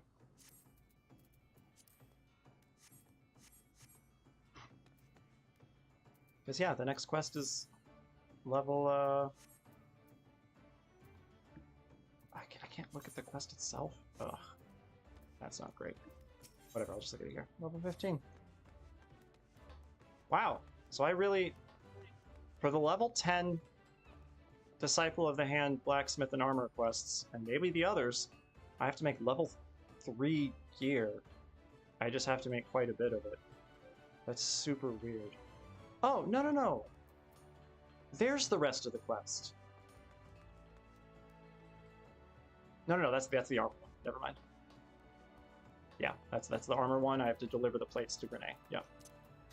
Never mind. Hey, Grenay. Apparently you're doing a shit job and I'm supposed to help you. Oh, you must be M'aana. The guildmaster told me you'd be... Wait, where did I put my hammer? Oh, there it is. Sorry, what were you saying? Oh, right, yes. I'd be most grateful for the extra sheets of bronze plate. There you go. They're badass quality, too. Gosh, did you craft these yourself? They're absolutely... Oh, nearly dropped them. No harm done, though. As I was saying, I can certainly see why the Forge Master speaks so highly of your work. Bronze is the perfect color and thickness, so I assume you carefully measured out the amounts of tin and copper? I always add too much tin. Did you know metal can shatter? Well, I didn't. Truth be told, I've tended to put all my effort into making the armor itself rather than bothering with the base materials. I mean, compared to hammering out glorious winged helms or ornate greaves, measuring out metals just seems so trivial. Hey, you should consider being a goldsmith. But looking at your work, I'm beginning to wonder. I never realized how beautiful a simple sheet of bronze could be. Materials like these, just imagine the sturdy, shiny suits of armor one might create. It seems I've been put in the cart before the chocobo. From this moment onwards, I swear to focus all my attention and care on the task at hand, even if the task at hand is forging bronze ingots. And what of you, M'aana? Do you have any grand projects waiting for you on the anvil? I overheard some of the senior armorers boasting about the coin they made through tradecraft leaves. Might that be something you'd consider? They say Tamokri over the Drowning Wench is the one to talk to. That's why he said this. Okay. And that's where I'll be heading once I improve my technique. Now, where did I put that hammer? Oh good, my helmet's going to be rose pink. Ba-da-ba-ba-da.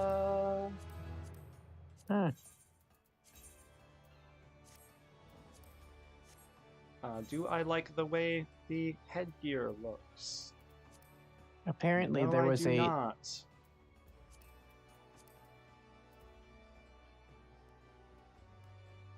apparently there was a naked eye asteroid impact on the moon in 1178. What's that? It's the year 2 years before 1200. Ha ha ha ha ha ha ha. I meant the naked eye asteroid impact, and I did realize as you were Bunch talking of that monks yeah, were exactly. looking up at the moon And at they saw it night, happen? and yes, according to what they wrote, the moon exploded. Yeah, right. It's the Or a piece of it did. comments. Naked eye is those images that you have to look at the right way to see the 3D part.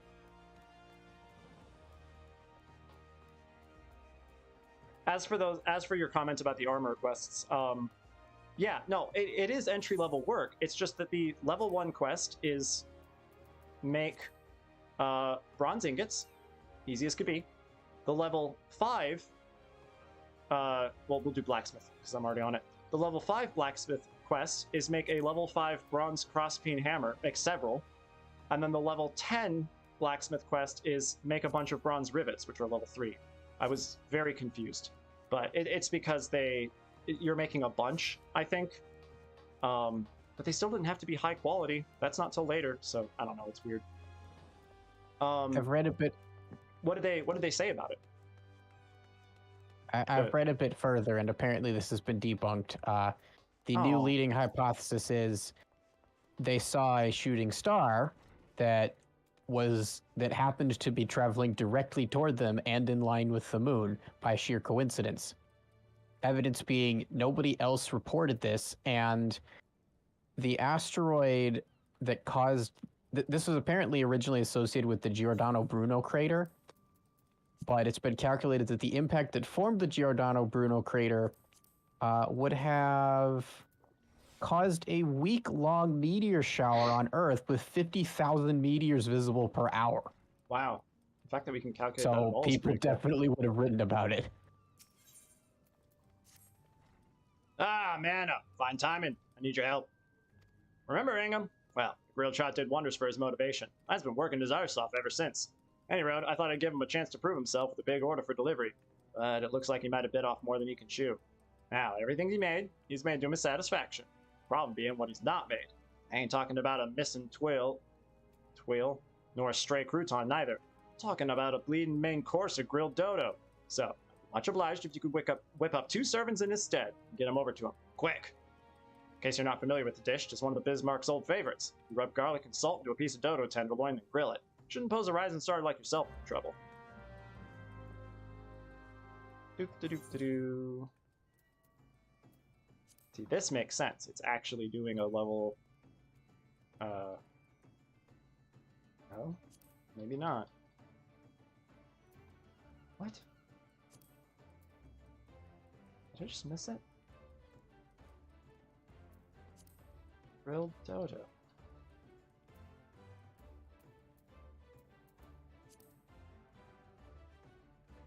Am I blind? What? ARR, what are you doing? The level 10 culinarian quest requires a level 11 craft. I mean, I can do it, but ARR is weird. So, you know how people make fun of Uranus's name because they pronounce it wrong? Yeah. Apparently, the original name was even worse. Can you imagine? What was that? Herschel, who discovered it, wanted to name it George's Star after King George. That's pretty funny. Yeah, I think I'm happy to have Uranus over George.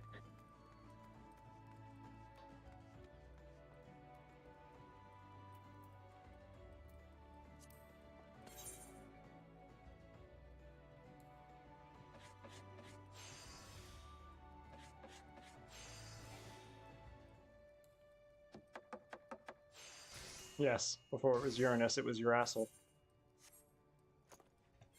Oh, crap. 2 servings of grilled dodo.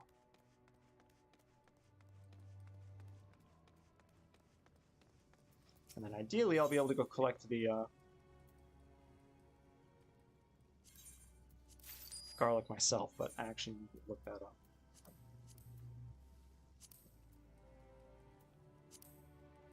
Huh. Level 15. I mean, I can. So, even if it's further out than I normally would, I'll just go do it myself. And it's back. Back in Thanolin. Of course it is.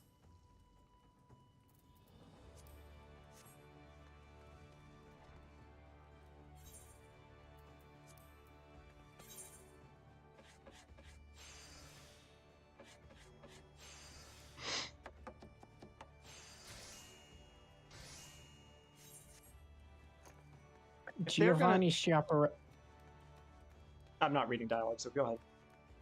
Giovanni Schiaparelli looked at Mars through a telescope, and he wrote about what he called canali, which means channels, like riverbeds or canyons.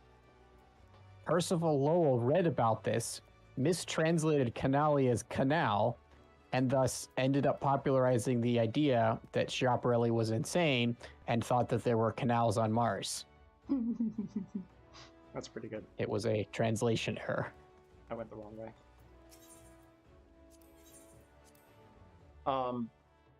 Dang it, I forgot what I was going to say. Oh well. Oh, if they're going to spend the level 5 job quests, class quests, I guess, I've got a little bit of bleeding coming from you, Ray. A little bit of feedback. Level 5 class quests telling you that you should consider gathering all the materials yourself. The materials for all those class quests, at least up to like level 30 or something like that, should be in the same place. Actually, at least until level 15, because level 15 is when you're supposed to go to the other cities. It's like when you're allowed to use the airship at all. So the fact that they're asking that, because you can't unlock other jobs until you're level 15 anyway. Still, for the sake of convenience, it's really dumb that you have to go to the other cities to collect the materials for those quests. That's not great design, in my opinion. If there's copper ore around all 3 cities, that absolutely makes sense to me.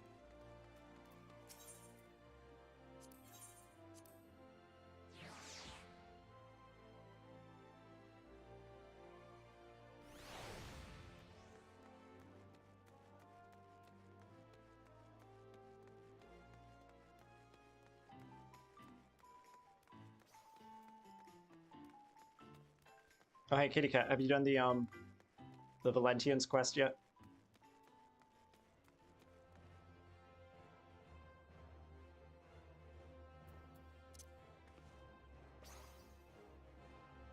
It's adorable.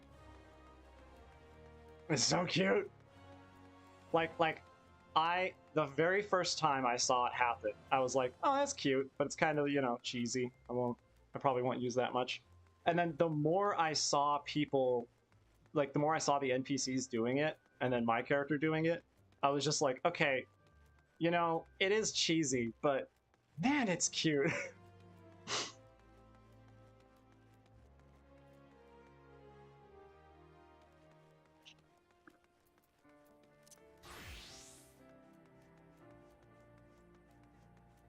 This hat really looks good on Botanist. Oh, do I have... Yeah, okay, good. I was pretty sure I did that for everybody.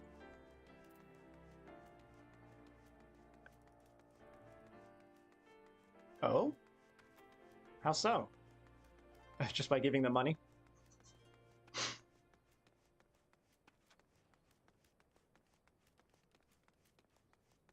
Or by using visual glitches?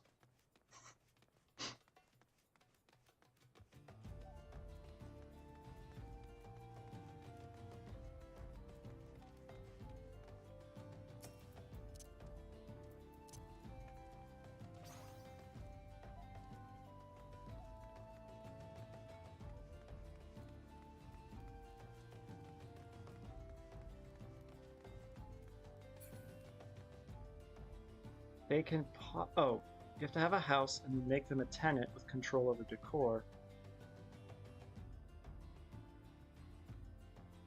But isn't that only furniture?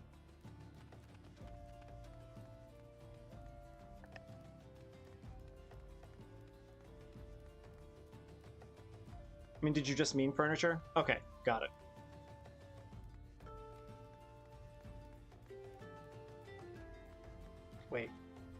Wait. Garlic. It is! Haha! Glad I did that first. Garlic, level 11. Good, that means I'll have a decent chance. Not because Wells. I think that's gotta be right here. It might be down, or it might be both.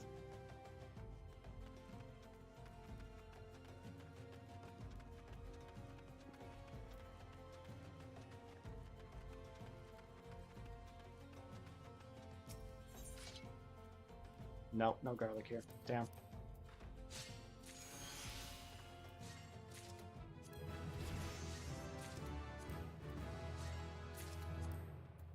Oops. Oops. Probably should have gathered the hidden item. Oh well. Do I need grass vipers for 6 through 10? I do not. Do I need Kurthan carrots? Wow. I do. Do I need Moko grass? Yes, almost certainly. Considering how much I need for... I mean, it's right there, but how much I need for...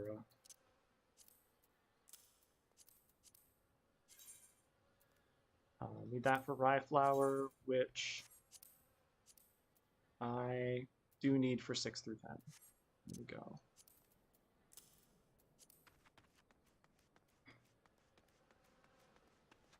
Yeah, but just they give a lot of emotes and gear, like glams. That's most often the event items, and most often the items people would want from the store. But hey, if we can ever put glamour dressers in a house, maybe that'll fix it. Maybe that'll make it possible. They would probably find a way to stop that from happening. Not that it matters at the moment, since glam dressers break the server if you put them in a house. Yep. Yeah, Ray, have you heard that? Yeah, we've talked about it a couple times. I figured. I continue to be baffled that that's still a thing, that they have not made it so that the server doesn't crash when you do that. I mean, they've got priorities, I guess. Hey, I do indeed need a pumpkin. I do not, however, need seeds, because I will not be planting anything in the foreseeable future.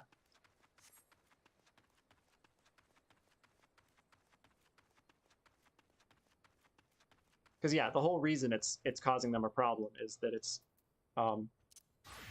some combination of code that is very deeply embedded. Why did I make a second set of table salt? I get 6 every time I make it. Whatever.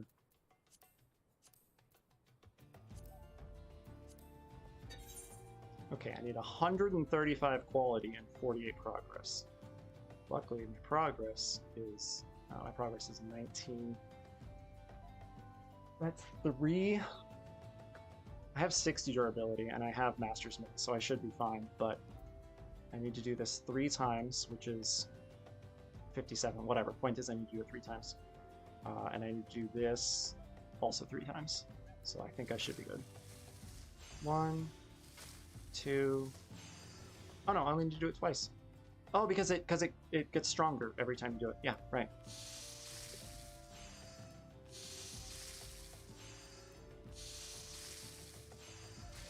Oh my gosh, I just realized I don't have to craft it twice.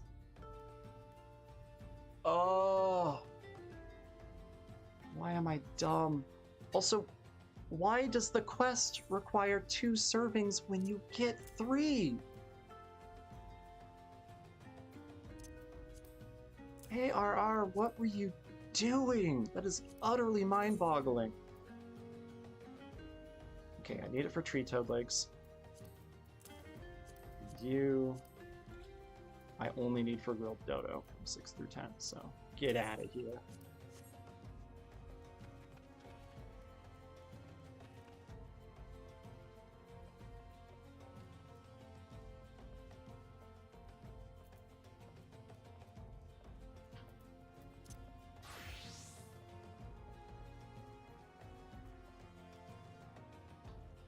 Two for thee. But yes, 1 for me to munch on, clearly. We're gonna have you make a level 11 recipe and then use 2 of the 3 you're gonna get from it for the actual quest. Utterly bizarre.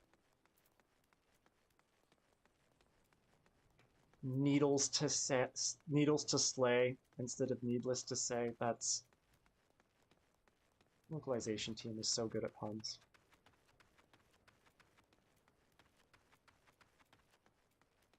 Or so bad about puns, depending on your point of view. What's up? The first... Okay, well, what's that? I lost my place. Okay. In 1970, a neutrino detector was built and used to attempt to measure the rate of nuclear fusion in the core of the sun. They figured since neutrinos can pass through the sun immediately, then they would be able to get up-to-date real-time data to the second of what the state of the inside of the sun was, rather than having to wait for the actual luminosity of the sun to change, which can take 50 million years. Fair. Wait, I'm sorry, what? What? Changes in the sun. There are changes in the sun that we can't tell are happening visually for that long?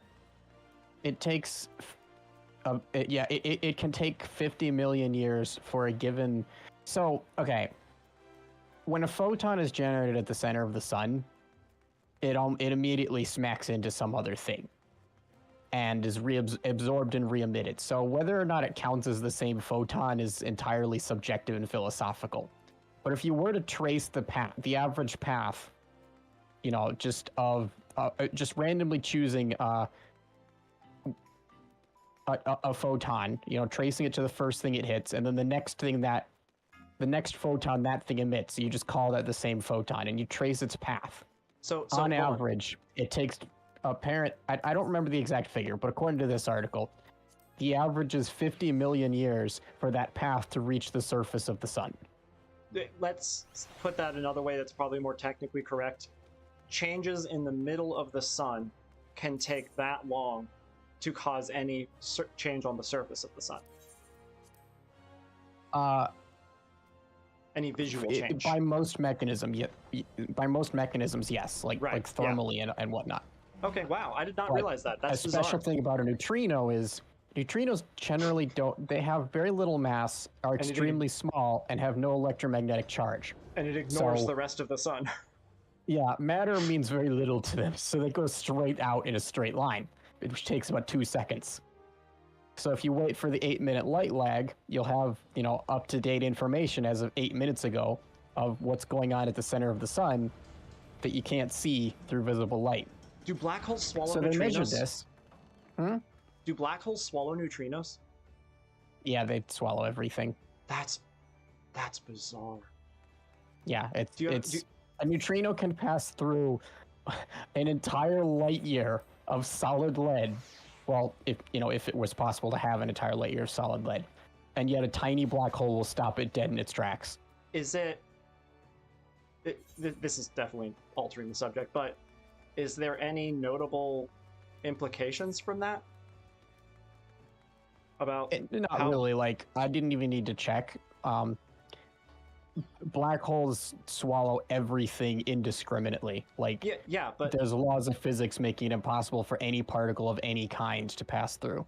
But the laws of physics of a neutrino are really bizarre. So does the fact that it's not that the laws are different, it just has some, I guess, overpowered stats or underpowered stats, right? It's like, okay, it's got a value for electric charge, strong nuclear color, flavor, mass, spin. It's just the mass is very small, the radius is very small, and the electric charge is 0. All right, this is a subject change again, but our commenter is asking, is there not enough lead in the universe to make a light year of solid lead? There probably... that's a good question. Actually, pause real quick. What is it now? The Guildmaster has entrusted me with the preparation of a sizable order, so if you don't mind, I shall get back to work. Hey, have some delicious grilled dodo. Some grilled I gave it some thought. My answer is yes. You could make a bar that is 1 light year long of solid lead. The only question is how wide you would be able to make the bar. Yeah, would it have to be like... Well, that's a question. Pass the length of the bar. Yeah, that's the question, is would it have to be thin enough that it can't really exist? It wouldn't be structurally sound, because it would take over a light year for any mechanical force from one end to reach the other, so the thing would be an extremely floppy noodle and probably fall apart. But would it be able to be a solid thing anyway? Or would it I think dissolve? If you made it thick enough to be reasonably rigid, you'd have such a high mass concentration, it would stop being lead. Even if it's wobbly?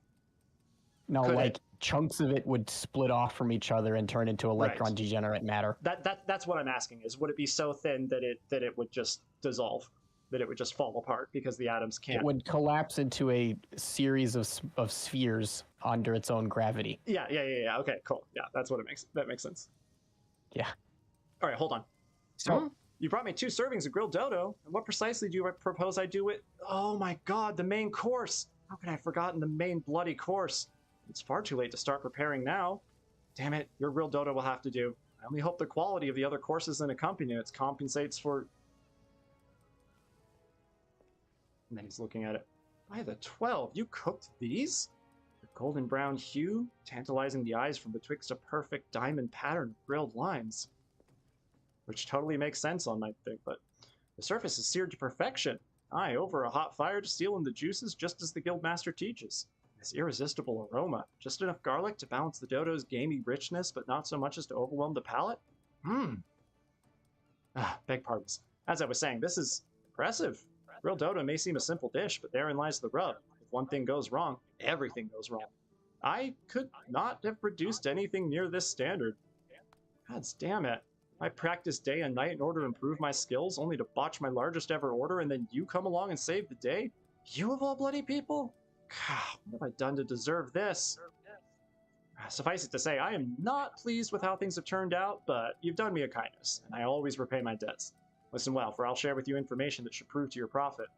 You know what guild leaves are, I trust? Well, there's a variety that calls for culinary expertise. They're known as tradecraft leaves, and they provide an excellent opportunity to hone your skills while earning coin.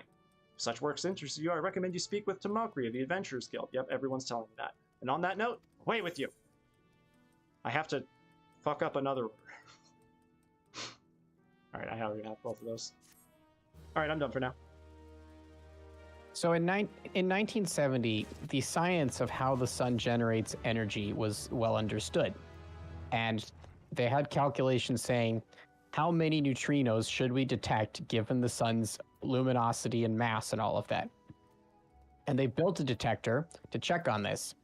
And the detector detected 1/3 of the predicted amount.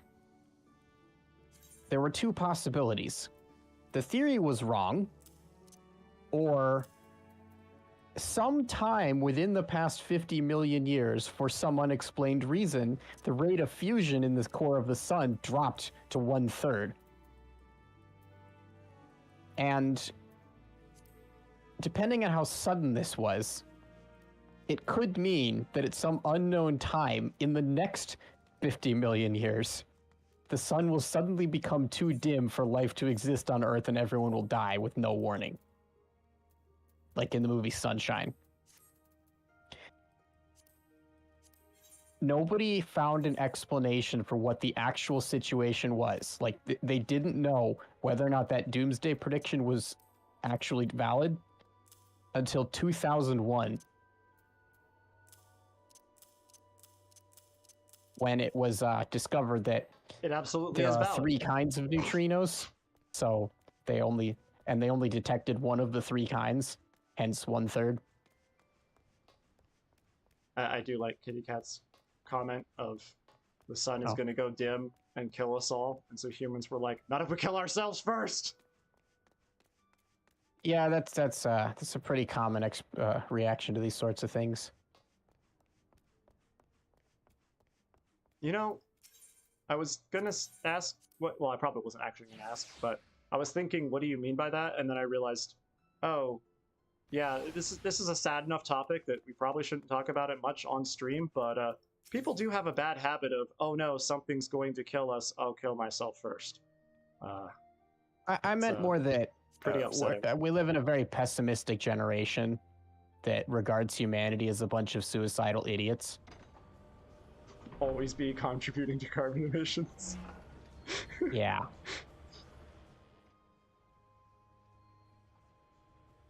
And I guess I'm tired of hearing about how much it sucks and not hearing any solutions.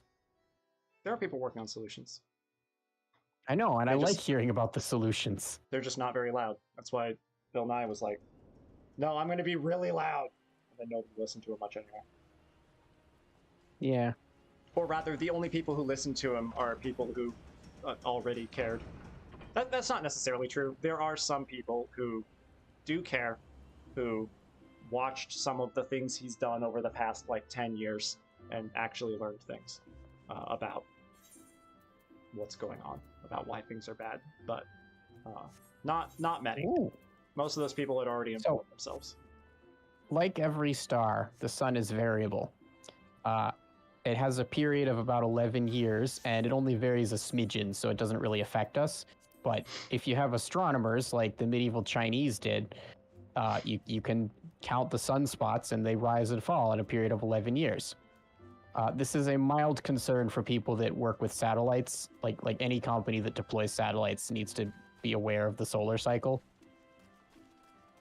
Except between 1645 and 1715, when there are no recorded sunspots at all. Do we know why?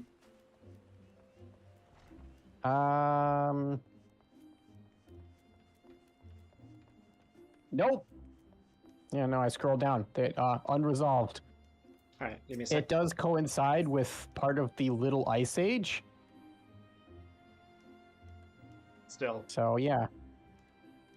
All right, dialogue. I see by the wearing of your saw blade that you have not neglected your carpentry since last we spoke.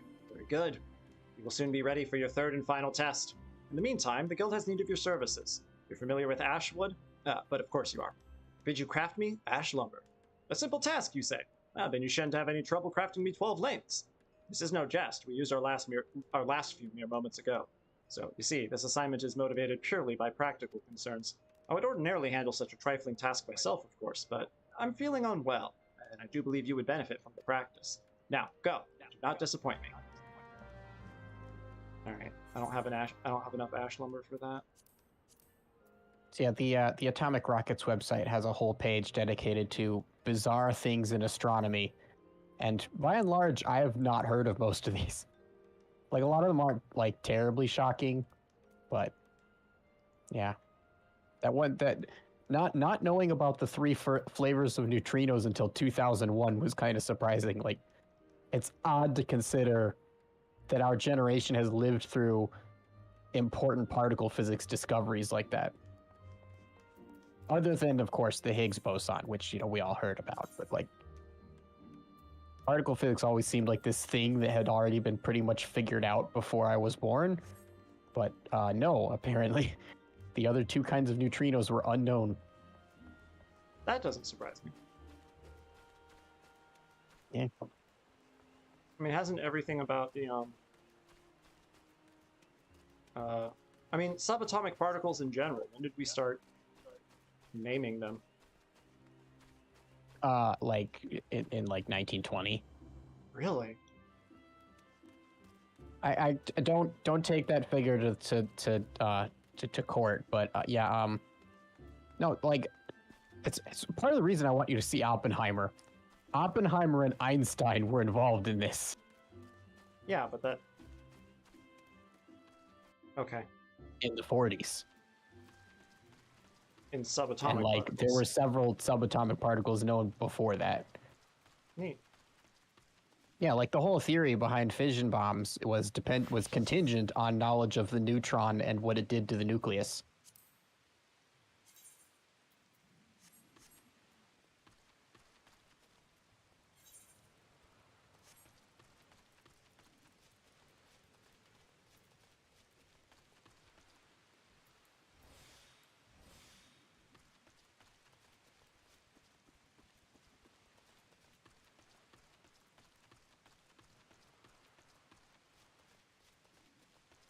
Oh yeah, this is where I just collected the other thing. Okay, cool. Excuse me. Excuse me. Thank you. Alright, I need 36.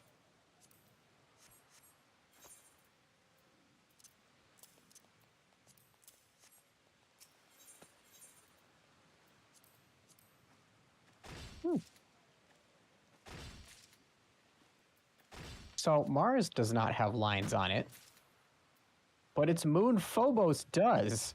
A whole mess of parallel lines. And it is still not entirely confirmed why they're there, but they have been found to actually be dotted lines of lots and lots of very small craters in a line. And the current leading theory is meteorites impacted Phobos, kicked debris into orbit around Mars, and then it came around for another pass and hit Phobos again after having been stretched out into a line by tidal forces. Thus, a bunch of tiny little rocks or bits of sand all hit it in a line, and it's got a whole bunch of these.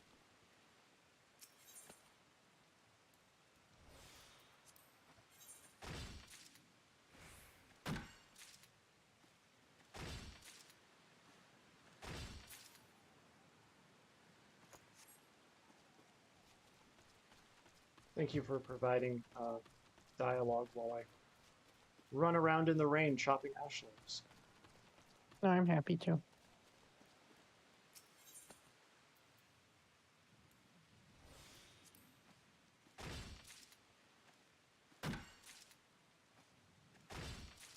All right, so do you have a theoretical in-universe explanation for, well, first of all, for why I gather all of, let me do that one. a specific item, such as ash logs, from the same area of ash trees. Because the most obvious explanation that seems like the most ridiculous is that is the only place ash trees grow. That is not a very convincing explanation. So what other reasons is there, possibly? Or why you would find a bunch of ash logs next to a bunch of ash trees? No, because I'm chopping the trees myself to get the ash logs. That's going to be my next question, Okay. but don't worry about that right now. But why is that the only place I go to collect them? Like, is it the only place it's recorded that they exist? Like, are you saying in the entire world of Final Fantasy XIV, there's only one grove of ash trees? That I go to get them, yes. But Are it there also other rows of ash trees? There are other trees that kind of look like ash trees, probably. Now, see, Kitty Cat, that's kind of what I'm thinking. Is there are several comments along the way for the gathering jobs about how, I mean, really just botany and mining, not fishing, about how you're supposed to be very environmentally conscious about where you collect things, and you're not supposed to collect more than you ought to. Same goes for leatherworking. So maybe it's that area of trees grows back much faster?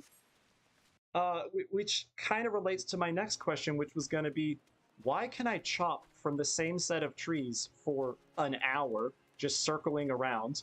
I chop one for a little bit, then I chop another for a little bit, and eventually I come back around to the first one.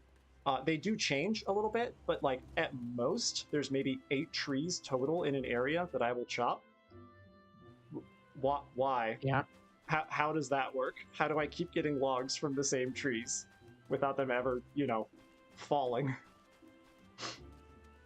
I don't have an in-universe explanation. Yeah, it just sounds I like don't game either. mechanics. So, you know how the sun occasionally barfs out little bits of sun into space? Sure.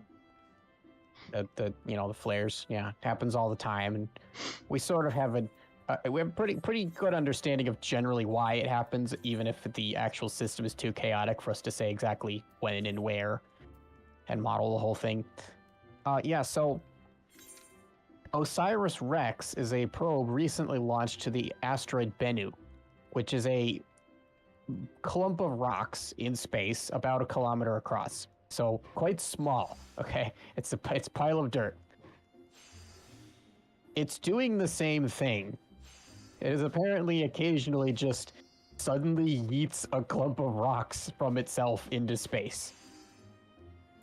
For no understood reason. Which thing does that? Bennu. Which is It's a small asteroid. that? How often? Let's see.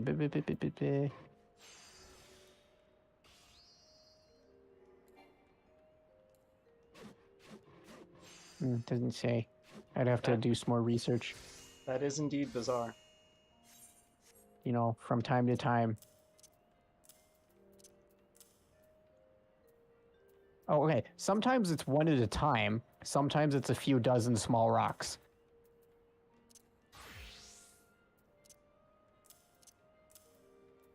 Like baseball-sized rocks.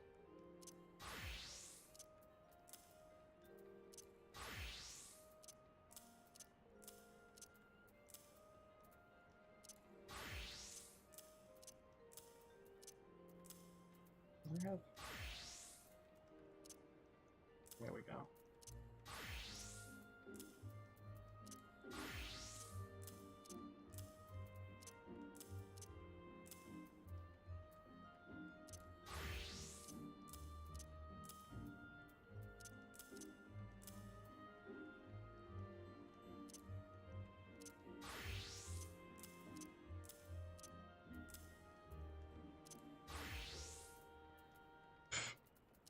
Put it on my bar twice. Oops. Oh, that's correct. Okay. I think they've all got it now. Good. Ah, Bennu also has rust on it. Like regular rolled rust. So it's been oxidized somehow? It apparently contains iron that got moist. But in order for the moistness to cause it to rust, it has to have oxygen as well, doesn't it? Water is mostly oxygen by mass. Oh, sorry. Yes. No. The water itself is the oxidizing. Yes. Fair. Yep.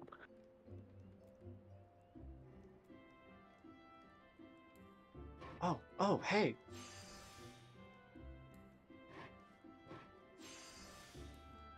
I don't have to use Master's Mend for this anymore. Just do that. Haha. Okay, seriously, my stomach is like rioting over here as though it's extremely hungry, even though I have definitely eaten enough. This is bizarre.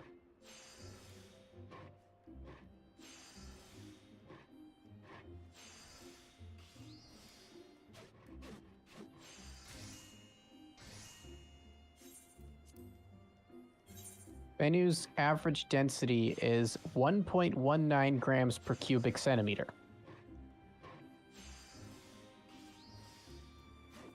The density of water is 1 gram per cubic centimeter, and most rocks are at least twice that. Which means about half the asteroid might be empty space. Or some other situation. Well, I heard this. I'm like, oh, okay, maybe it's got a bunch of ice inside. Who knows? Yeah, I suppose that makes sense. Yeah. But yeah, it's a lot of weird stuff. How big is it? 1 kilometer.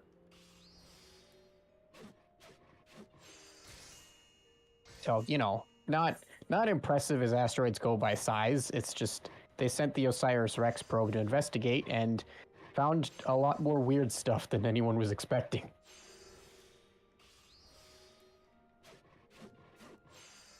Because, none of this was stuff you could tell from Earth. You can't really measure its density from Earth.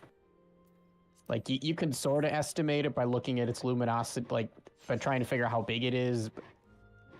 I don't really know where you would get the mass of the asteroid, because it's really small. But, they sent a probe, and the probe can measure its gravity and determine its mass and thus its density. And the probe could see all the little rocks spewing out of it, which were way too small to see from Earth. The probe can measure the gravity just by seeing how strong the pull is from where it is. Yeah. Yeah. Well, the probe has to, I haven't checked. I guess OSIRIS-REx is orbiting it? Or was orbiting it? I don't know how old this data is. So, yeah, in order to orbit it, it kind of has to know exactly what its mass is so it can go at the right speed. Approximately how far away are the asteroids from each other? Oh, actually, just past this. Hang on. Because I'm wondering how much gravity from other asteroids would affect it, but if the gravity's low enough, then I guess that makes sense. Oh, because they're pretty far away from each other. Most of the asteroids are also pretty small. The escape velocity from the surface of Bennu is approximately 1 meter per second. All right, 1 second. Ah, have you brought the ash lumber?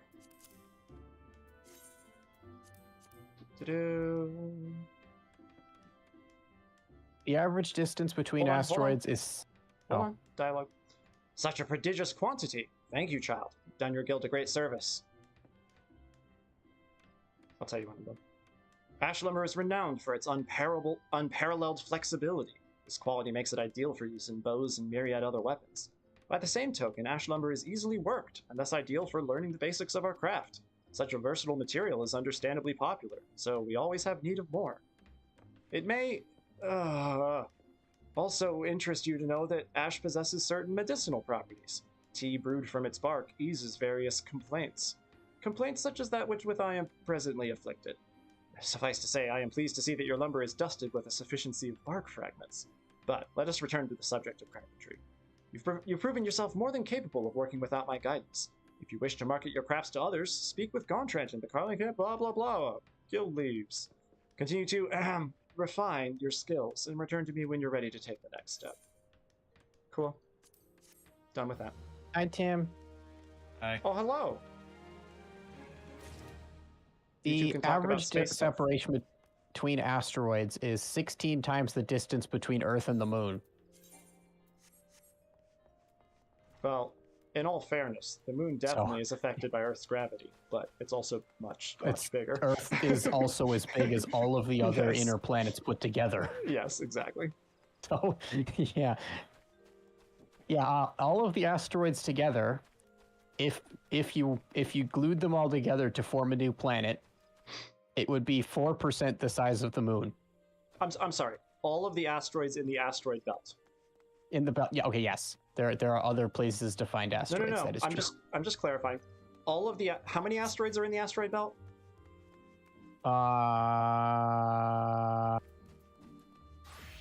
It doesn't say. Oh wait. No, it doesn't. It does say there are between 0.7 and 1.7 million asteroids that are at least 1 kilometer across. And so there's a lot more than just that as well. But and there's Bunch one of little ones, yeah. There's one that's large enough to count as a what are they called? Minor Dwarf planet? planets. Yeah, dwarf planet. Eris, And yet- bigger than Pluto. And yet, all of, Ceres actually is 1/3 of the mass of the entire asteroid belt. okay, but you're not counting that one. Oh no, that counts as an asteroid, yeah. But Tim just said it's bigger than Jupiter. Tim said was it's talking bigger about than Eris, which Pluto. is bigger than what were we saying? I was saying Eris is bigger than Pluto. There is exactly one thing in the solar system that is bigger than Jupiter, and it's on fire. You did say That is Jupiter. Nah, You he said definitely Pluto. I bigger heard than it too. Jupiter. What? All right, I don't know what my What? ears did then. We were both talking, but yeah. But yeah, you could take all of the asteroids in the belt, and it would be 1/25 the size of the moon. Wow, that's pretty wild. Yeah, like there's a shitload of them, but they're not very big. Not very big is an understatement.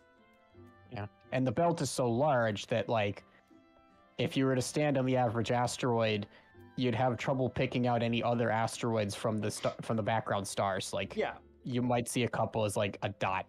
yeah, that I They're understand. not very bright either, so like you'd really have to be looking. But like, how big is Stone Mountain? I don't know. It's pretty big. Is it more than a kilometer across? If you include the is. underground part, yes. I don't know how many kilometers, but yes, quite 1.6 large. square miles. It is flat though. It's not a ball. Yeah. 1.6 square miles. Oh yeah, okay. The above mean- ground part is 1.6 square miles. The underground part is much larger, but Yeah, but also you're still flat. So you're still probably you'd talking roll it up, less, it'd be pretty low. less than 2 kilometers. But still, that means it's bigger, including the underground part, bigger than a lot of Yeah. those asteroids you said. Which, yeah, I mean, it would take a I lot think I of looked stone this up a while mountains. back. It would take a lot of stone mountains to be as big as the moon. So, yeah, that's Yep. fair. Pluto is Star smaller Killer than I Base thought. from Episode 7 of Star Wars. If I recall what I looked up correctly, like a few months ago, would be the 3rd largest asteroid. Which one? Or what was? Star Killer Base Oh, if you put it in the asteroid belt, it would be number 3 in terms of size. Okay, so- That doesn't sound quite right. Star So- Killer Base was made from the planet Ilum, right? The planet Ilum is canonically about 500 kilometers in diameter, which is ridiculously small for a planet. which is why they can make a whole base out of it. Like, us Earth astronomers would never have called that a planet. Also, the idea that they turn it into a whole base is just so dumb. Well, Yeah. the reason they needed to use the whole planet is because before the Galactic Civil War, that planet was where Jedi got all of their lightsaber crystals. that- Which explains how they built the big super laser there. That is Yeah. not a one-to-one explanation. At least, you know, That is a a modicum problem of thought was put in there. with an utterly bizarre solution. Alright, one sec. Dialogue time. How are your techniques coming along? If you honestly think you've improved, then I have a new task for you. But before that, let me ask. You are familiar with the Feniel brand, are you not? Mostly because of you talking to me, but yes. But of course, how silly of me. Even an adventurer hailing from distant lands, you know, one state over there, but should know the most famous brand of leather goods in Eorzea. Anyway, oh, she's saying even because you're in Eorzea, obviously you've heard, because even adventurers from other places would. Anyway, all goods sold under the distinguished Feniel brand name are crafted by none other than our leather workers. We've been asked to fill an especially large order on short notice, so our stores of hard leather are nearly depleted. I was considering how best to handle this situation when you arrived. I'm sure you see where this is going. We need a dozen circles of hard leather, as fast as you can make them. Quickly now, go! Which means she trusts me to turn leather into products quality of, or whatever. Products good enough to count, to be used by their brand, which is really cool. Alright, dialogue done for now. Apparently, Pluto is so small that it would only cover half of the United States, like at its widest diameter. Yep. Yeah, and no, it absolutely yeah, dwarfs any of the Star Wars megastructure. At least any of the movie ones. I am not going to remember the name of it right now. There's a website I absolutely love that Scale of the Universe? Maybe? Is that the one where you zoom in and out? Yeah. Yeah, that one. Oh, it's so cool. Yeah, it's got Neptune and then the Minecraft world next to it. Literally, it shows sizes of things all the way from like the theoretical size of strings all the way up to the size of the known universe. Like, it's wild. It's so cool. And yeah, that was one of the things I saw, is you got Earth, and then pretty small compared to Earth is Pluto. Oh yeah. Yeah, it's stinky. It's stinky. Although our perception of moon sizes is a little skewed because we've got a planet-sized moon. If you were to delete the Earth, the moon, like, I guess you'd also delete all the astronomers, but like the moon would count as a planet, which is, it's highly irregular. Most planets don't have moons anything like that.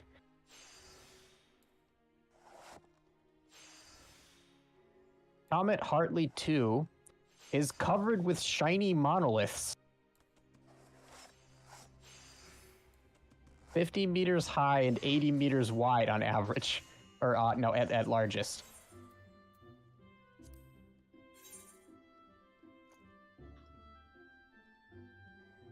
They're, you know, they're probably just slightly funky rocks, but odd thing.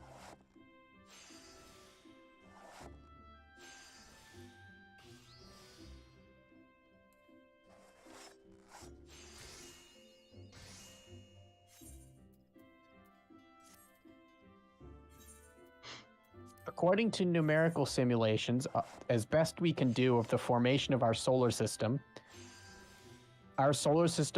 formed with 5 gas giants, and one of them was ejected into interstellar space. Whoa. Wait, I think I might have known that. Not to be confused with Planet 9.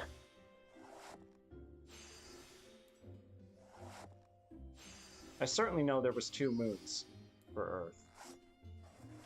Half of it was swallowed by Earth, and the other half was swallowed by the moon.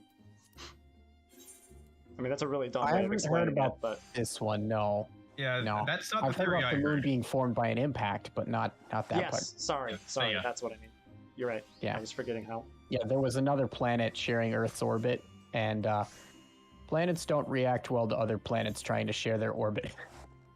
So they bumped into each other. It was two planet-sized things. Is that? Yeah, That's what Theia was about the size of Mars, and Earth swallowed it. But during the course of the impact, the combined object was rotating so fast that its centrifugal force overcame its gravity, and it split into 2 objects. Yeah, the little animation that I found, I don't know how accurate it was, but it was really, really cool how it did that. The animation was just like, I mean, I don't think this is what it is representing, but it kind of looked like a heat map of the. Oh yeah, no, that was probably a cloud of debris it was modeling. Like, there was magma all over space. Yeah, I'll see if I can find it. Okay. But yes, yeah, the things looked almost liquid as they hit together, of course, but yeah, it was effectively just trying to represent the like size comparison and the like process that would have happened to cause part of it to fly off. I saw an interesting article a couple weeks, might have been a couple months ago. So there's this problem that geologists have been trying to figure out for a while, where the mantle and outer core is weirdly lumpy, and there's just pieces floating around in it that are a different density from everything else. And they can't figure out why. And the paper suggests that they might be remains of Thea's core, which might have had a different chemical composition to Earth's. Neat. That's remarkably long-lived, considering how long, how long ago that was, and how much the Earth has been mixing around since then. Okay, dialogue. Just a second. And these did not have to be high quality, right? I'm surprised. Please tell me you brought the hard leather. Yes, I have. Hand it over. Yes, high quality is fine. Well, well. These are better than I expected. It's more difficult to boil leather than to tan it, but the process results in a stronger, more durable product. These properties make hard leather the material of choice for those who prefer stouter armor. The fruits of your labor shall serve the guild well, as training materials for new initiates. You seem troubled. Surely you did not imagine that your leather would be used in the construction of Fen Yil goods. Oh, gods, no. Our only elite leather workers, handpicked by me, only our elite workers, are permitted by me to make wares that bear the Fen Yil name. While we had enough hard leather to compensate the Fen Yil commission, some of the materials used, despite being of excellent quality, were originally intended to be distributed as practice materials. As such, the initiate's supplies ran dangerously low. Come now, there's no call to be disheartened. Do you not see that in furnishing the beginners with supplies, you've proven that you are no longer a beginner? You've given them that which they could not make themselves. When you first arrived, I would never have entrusted you with such a task. Make no mistake, you are improving. Why, at this rate, my great-great-grandchildren may yet commission you to make a shoe sole, or even two! Speaking of commissions, I think you've proven yourself sufficiently skilled to handle orders without my supervision. Blah blah blah, guild leaves, blah blah blah. Tradecraft leaves, not guild leaves. Alright, dialogue done. About 13 light years away is a star called Captain's Star, which has 2 known planets, one of which, Captain B, is in the habitable zone. The interesting part here is that Captain's Star is estimated to be 11.5 billion years old, older than the Milky Way galaxy, and is orbiting the galactic core backward. The best explanation we have is it originally came from another galaxy that the Milky Way absorbed.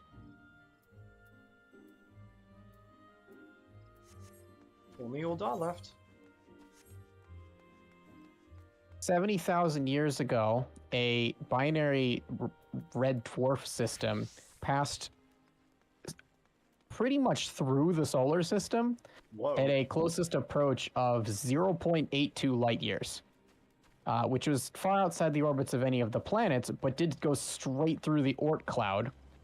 And based on orbital mechanics, we can predict that because of that, in 1.93 million years, will be a massive storm of comets in the inner solar system. Oh, did the entire thing break apart? Oh no, it's still intact. It's just it messed up a bunch of comets on its way through. Oh, the Oort cloud, the material from that? Yeah, the Oort cloud's fine. It's got a shitload of comets, but like something came through it and had gravity, so a bunch of comets went all over the place. I'm not super familiar with the Oort cloud, so, but that's pretty interesting. It also sounds fairly dangerous, but if measurements are correct, star HIP 85605 will, in 350,000 years, come somewhere between 0.65 and 0.13 light years of the sun. 0.13 is pretty dangerous, especially considering there's, you know, tolerances to that and other things we don't expect affecting it. Yep. But there is some suspicion that the distance measurement is wrong, and it will thus not come close to the solar system at all. Because it's hard to measure distances that are that far. Or it could be even closer. Yeah, the expected distance based on its color and luminosity is 200 light years away, whereas the current estimated measurement is 16. So it's much more likely a lot further than a lot closer. There is a chance that it could straight There's up a chance of that for any star. Yeah, exactly. What?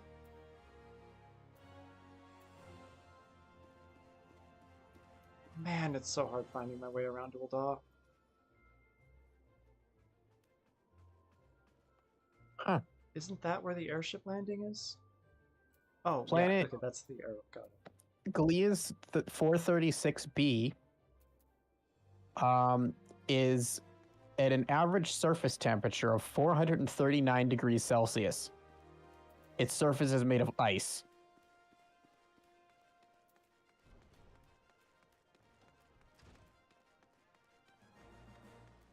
Like water ice.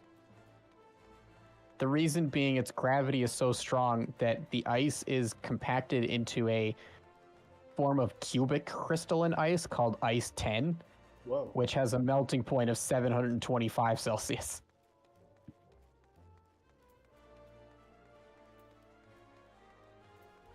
So it's like literally like as hot as molten metal, but it's ice. Dialogue time.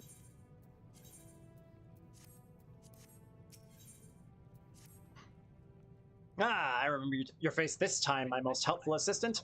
And it is most fortuitous that I do, for the irksome effort I have expended in grooming your budding skills is about to be rewarded. My mewling subordinates have requested that I put aside my personal research for but a moment or two, shoulder a portion of the guild's workload. I'm still getting bleeding from you, Ray. Even going so far as to force upon me some other alchemist's petty task. It kind of comes and goes. What fools to think I am the sort of guildmaster that contributes in such a mundane capacity. If they'd wanted an accommodating drudge to head the guild, then they should not have elected me to the post. Gods know there are others about the frontistry who would have been better suited to the leadership position. It's times such as these that I curse my blood ties to the Syndicate. I would personally be content to eschew such tedious duties in favor of my own work. Which, of course, brings us to this moment. I'm going to eschew my duties. It is with great relief that I entrust this matter of beeswax to you. 12 lumps of beeswax, to be precise. Ha! Yes, I knew you would prove your worth before long. Now, to work! To work! Dialogue done for now. I think I've mentioned this one before. We may have heard about it before, but HD 140283 is popularly nicknamed Methuselah because based on our, best imprecise understanding of stellar evolution, which we know could use a bit of refinement as far as specific, time frames and what kind of funky stars might be a little different. But for an average star, we can predict how old it is based on how it looks right now. And based on how it looks right now, that math says Methuselah is 14.3 billion years old. Which is suspicious, because the universe is 13.8 billion years old. I'm sure it's fine. Making it 500 million years older than the universe. What's a little time travel among friends? It's probably easily explained by its chemical makeup is a bit funky, but yeah. Very, very odd figure to have come out of the math. Alright, see you in a minute, kitty cat. But what was I gonna say? Oh, yeah, maybe it went through a black hole and came back in time. Oh, okay. And then there's a whole page here about Voyagian star.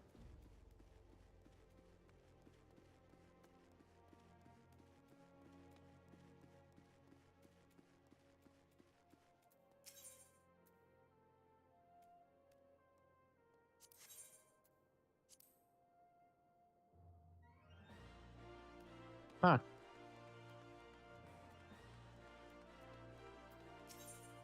Yeah, I'll have to check on this because it's sort of an evolving news story, but a recent investigation into Voyagian star is that it appears to grow dimmer at a rate of about 0.16 orders of magnitude, which for stars it's not a power of 10. It's that they categorize stars by apparent magnitude. I don't know why they use this measurement and not like some physical measurement here, but the point is it's been steadily growing dimmer for the last few centuries, which is the opposite of what stars are supposed to do. So not only does it have that very large, very oddly shaped object around it, it's gradually growing dimmer as if to suggest the object is getting larger.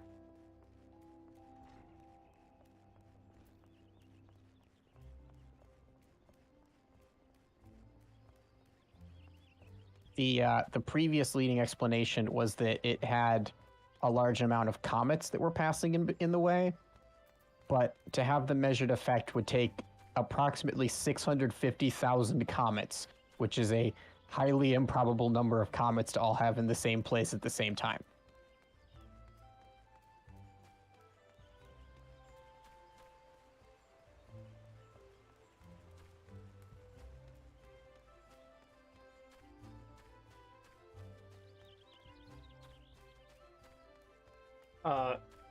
Dorbe. I'm sorry, I'm calling you by your in-game name. I am having to change cities to collect the materials for level 10 crafting quests. Surprisingly little. This is only the second one, and I'm almost done with all of them. I mean, I still think it's ridiculous that you have to at all before, like, level 30 or whatever, but still. So I think I mentioned this before. I think it was my brother and I, or was it you, Alex? I'm sorry, I sometimes mix people up. Sometimes. I was with somebody coming up with an idea for like a Netflix miniseries about aliens building a Dyson sphere around the sun. Yeah, I've definitely talked with you about that, but you probably also talked with Okay, I my guess that brother was about you. Yeah. I spent something else with my brother because we talked about something similar. And the aliens were discovered by astronomers noting stars over the course of history going missing by going too dim to see. Right. Apparently that's actually happening. Oh. Like 100 previously cataloged stars as of 1950 are not observable today. Whoa. For no known reason. Are they all in roughly the same area? Nope. Okay, well. Still, I don't think so. Hang on. That's pretty bizarre. I haven't read the whole page yet.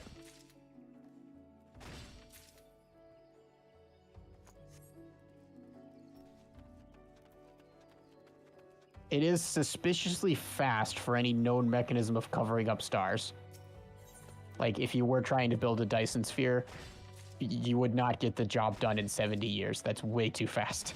Yeah, I mean, obviously I was asking because of that, but I'm also just curious if they're all roughly in the same area. It doesn't say. I'd have to check. I would guess probably not.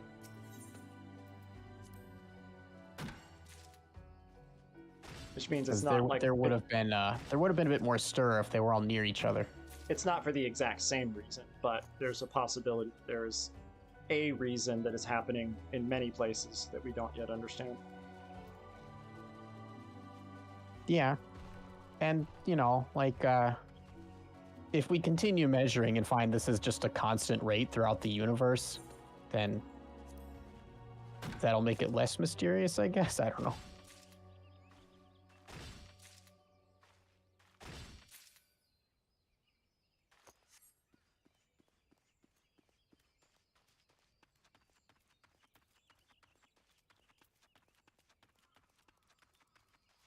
The other thing that I would say, Tim, if they're going to make materials be required from other places, is just that, like,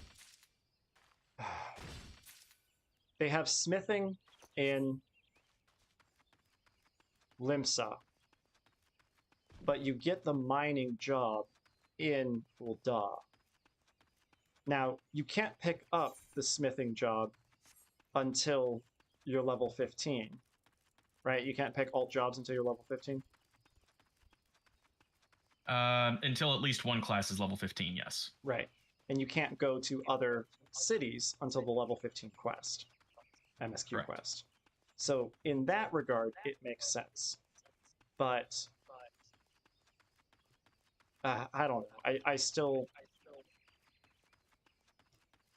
I think it is weird that level 5 and 10 crafting quests require you to go to other cities to collect the materials for them. But as I'm thinking about it, the fact that, well, you could pick up mining and then just not be in that zone to pick up the materials. So, like, there's no reason why copper ore couldn't be outside every city. Earth suffers, at least based on research done in 1984, a mass extinction every 197 million years, plus or minus 12 million years, which is a small fraction.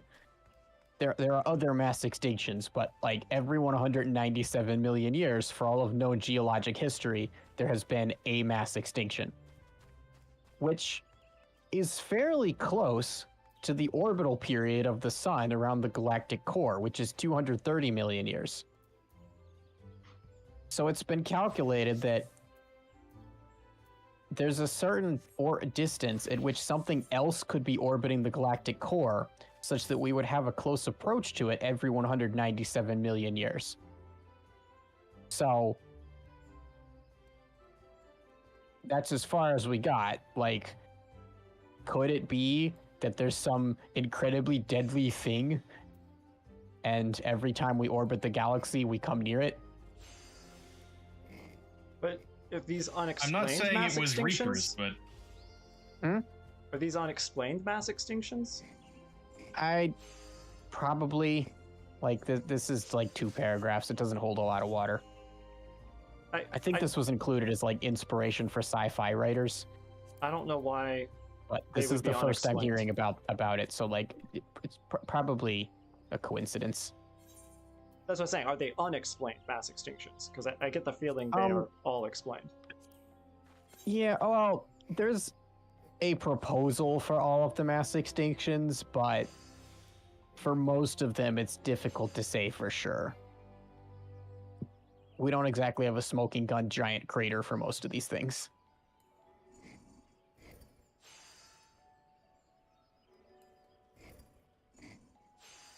Within 30 light years of the galactic core, a planet 10 times the mass of Earth, meaning about twice the size, would be habitable just due to absorbing heat from dark matter if dark matter is made from weakly interacting massive particles, aka WIMPs.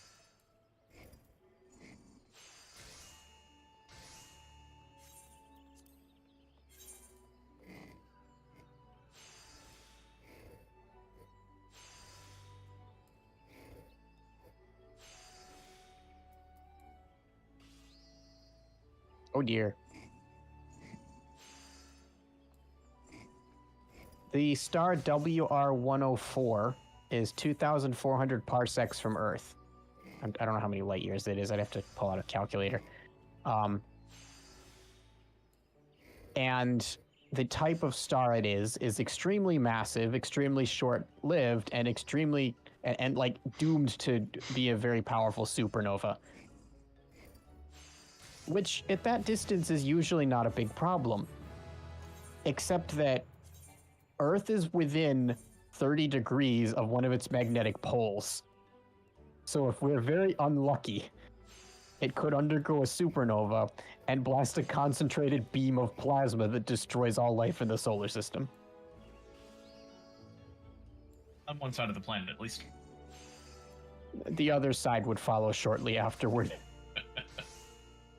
You can't exactly live on a planet with half an atmosphere. We're certainly trying.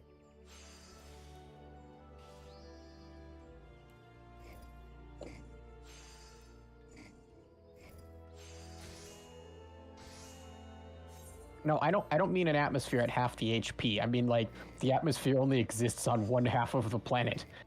That's an unstable configuration. Have you... Oh, that's where I saw it.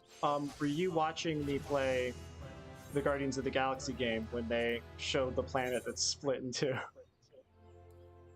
No, I would have had things to say.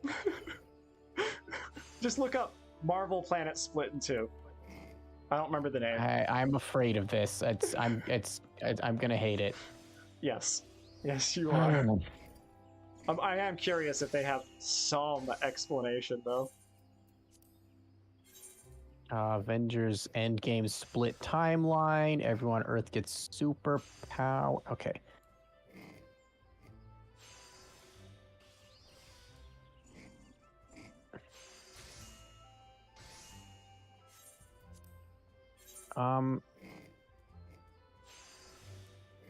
Not finding it? Yes, I found a 12.5 hour long complete walkthrough of the entire game. I'm sure it's in there somewhere. I mean, it would be. You don't have to search for the game specifically, though. Well, not searching for it is just getting me clips from the Guardians of the Galaxy 3 movie. No, don't search Guardians of the Galaxy at all. Just search Marvel Planet Split in Two. Well, when I did that, I got Avengers Endgame, Marvel's Earth X, trailer for the Twister movie sequel, A History of the Marvel Universe, Moon Knight Rap. Ray, I searched Marvel Planet split in... Well, I searched split in two halves, but split in two, and literally, like, Google gave Marvel it to Planet me. split in half. I'll send Nothing. it. There, in admin chat. Should I not be on YouTube? No, not on YouTube. Marvel Planet split in two. First two results. Africa splits into two in a geological marvel, fake news. And what if the moon split in two? And then the trailer for Twisters again. YouTube's fucking broken. Why is this not coming up? It's not coming up in Oh, I images for thought some I reason. thought there'd be like a video or something. I didn't realize you wanted me to read a wiki article. Damn it, Discord. They've added code to the Discord client to prevent me from dragging links from Discord into my browser. They thought this was necessary and put effort into making it happen. I can't find any images of it for some reason. Well, you know, they want me to buy the game. Although it's weird because they don't want me to play the game. And I'm only going to see that if I actually play the game after having bought it. So this is interesting. I'm looking at the cause of the big five mass extinctions, and 3, possibly 4, if you kind of stretch, out of these 5 could conceivably be explained by our solar system crossing paths with some giant debris field. Yep. Disturbing. This is, like, not exactly this, but this is pretty adjacent to one of the arguments I have for why we should definitely, you know, end capitalism and save the environment and blah, blah, blah, blah, blah on Earth. But not put space on hold in the process. Because we have no idea how much peril we're in from outside of Earth.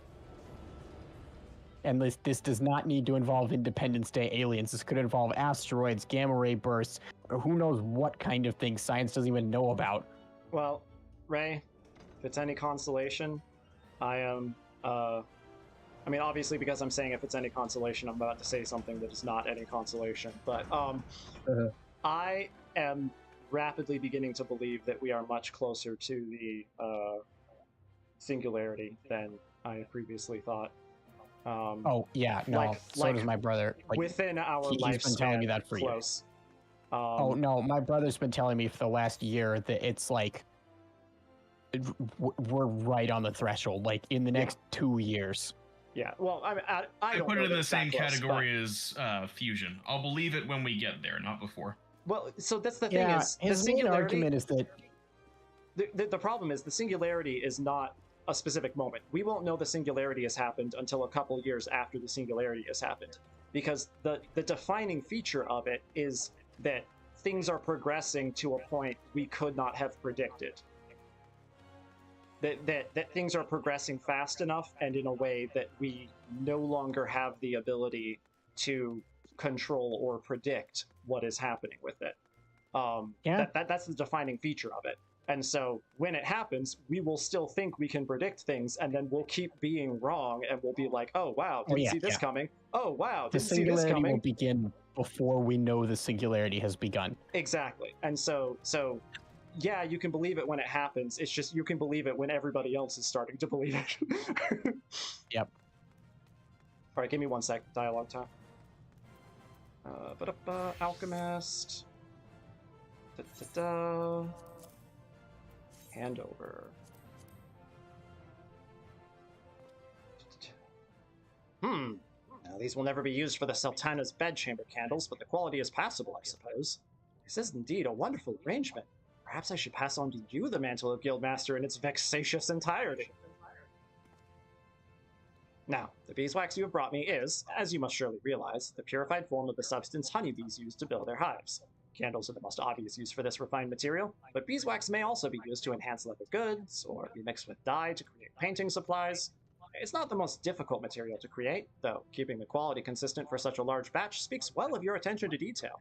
I had thought to maybe be content with not more than a convenient lackey at hand, but mayhap with further training.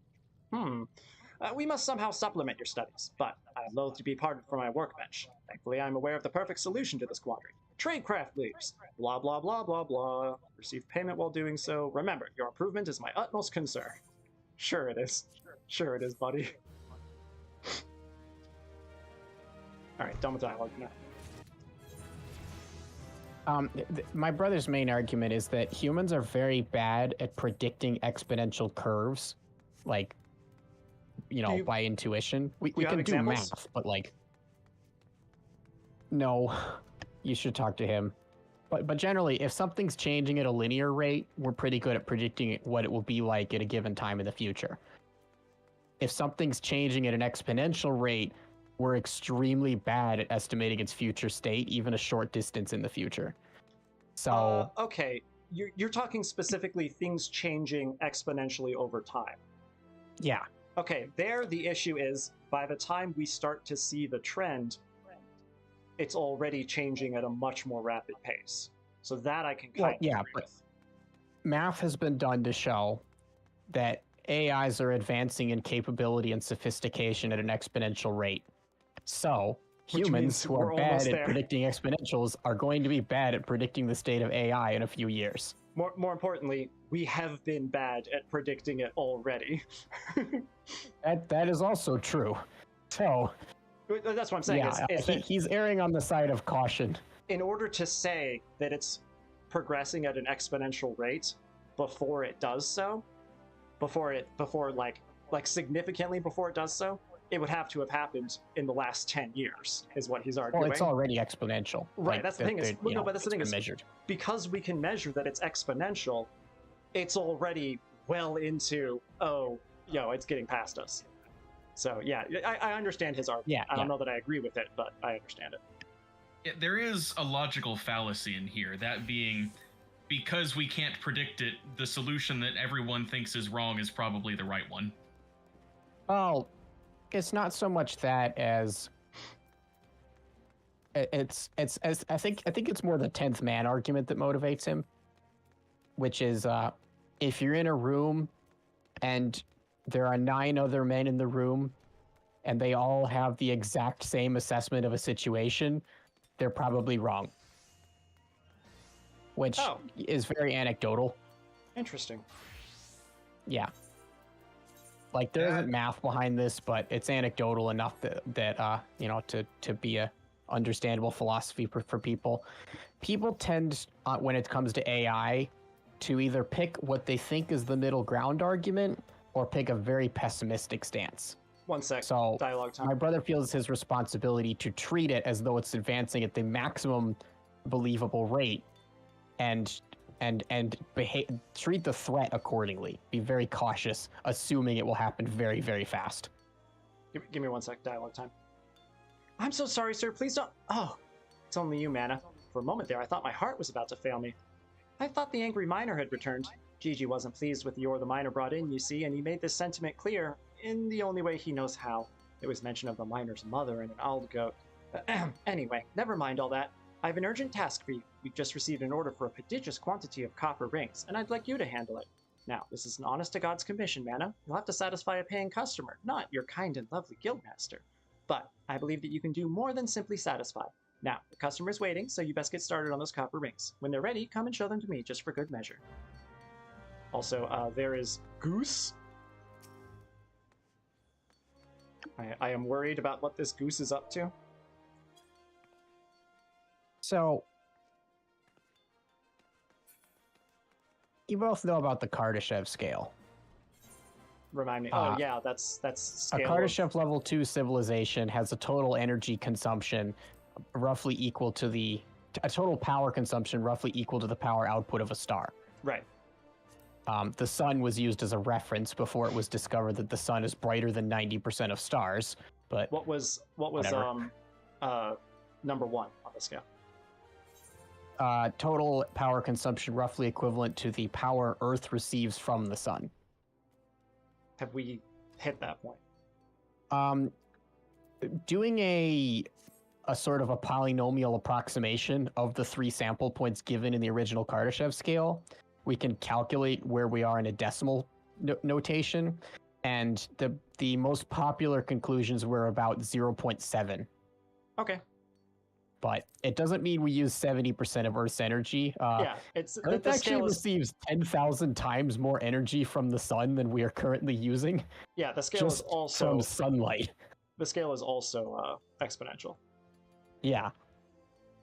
So, like, on an exponential scale, we're close to 1, but on a linear scale, we still got a ways to go. Probably hundreds of years. But also, Kardashev 0 is, you know, harnessing the amount of energy that comes from a campfire, right? 0 was not in the original proposal. But, I mean, you can assume it's a campfire, or you can assume it's no energy at all. On this scale, those are about equivalent. Anyway, I bring this up because there is an object known as Object X, which is presumably a star in the Triangulum galaxy. It's a dumb name for a galaxy. Which in most wavelengths looks like a regular star. But specifically in mid-infrared is the brightest object in the entire Triangulum galaxy. Which could be anything, but happens to also be the exact sort of thing you'd expect from a Dyson sphere. Gotta go rescue food. Back later. My number 1... Cool, see you later. My number 1 reason for being dubious that it's a Dyson sphere is that you see Dyson spheres in everything.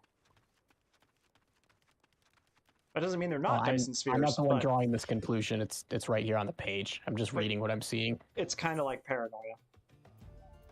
Yeah. On the same subject, the Galaxy Zoo project is a recent effort to take a bunch of deep space telescope pictures of galaxies and give them to the public and crowdsource interesting ones that bear further investigation. The rule of thumb is that spiral galaxies tend to be blue because they have an accretion disk of hydrogen, of relatively pure hydrogen, which has a habit of clumping up into large stars, which are very bright and glow blue. So spiral galaxies tend to be blue, whereas elliptical galaxies have no such accretion disk and thus appear yellow or orange. In astronomical terms, they're called red, but like they're yellow. Well, the Galaxy Zoo is starting to receive a lot of reports of blue elliptical galaxies. That was explained easily enough. They suffered a collision in the past, which screwed up the accretion disk, leaving them elliptical shaped, but still with a bunch of fresh blue stars. But there's also red spirals showing up. And there is not currently a natural explanation for a red spiral galaxy. The leading explanation we do have is that a fledgling Kardashev 3 civilization has built Dyson spheres around almost every star in the galaxy. Are there Which any I other find theories? interesting because I created a numerical simulation of this a few years ago and got the exact same conclusion. Are there any other theories?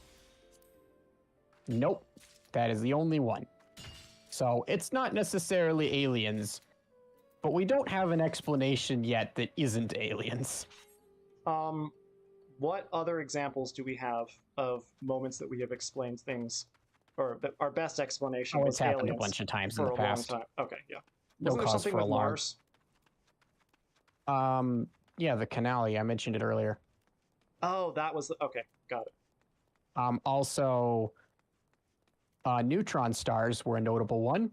They found a star that was going beep at very, very regular intervals. Yes.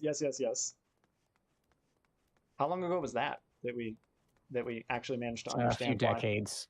Like, I know it was surprisingly recent, but I'd have to check on exactly when. That is, given what you were saying earlier, surprisingly recent. I actually would have predicted that I was think it was before. within the 20th century. How was it? How was it we determined it? Radio telescopes. I think it was shortly after SETI, actually. But I mean, don't take what I say as gospel. But I think, if I recall, what happened is they built a bunch of radio telescopes to look for aliens, and immediately got a signal that seemed like aliens. I guess it shouldn't be surprising that. Oh no, I meant the explanation. Found the explanation for it. But I guess it shouldn't be surprising that we are generally better at understanding small things faster than understanding big things. Or not big things, but space things. Well, it's very easy to do experiments on very small things. Exactly. You can't really do experiments on big things because nobody's built any intergalactic spaceships. Also, small things tend to change a lot faster than space things. Humans don't currently live very long. Well, not and just we that, haven't been but doing science very long either. they change slower, so we have to wait longer to see the changes. Yep. All right, dialogue time. Goldsmith. Oh wait, I have to actually do the crafting. Ooh. So no, not dialogue time yet.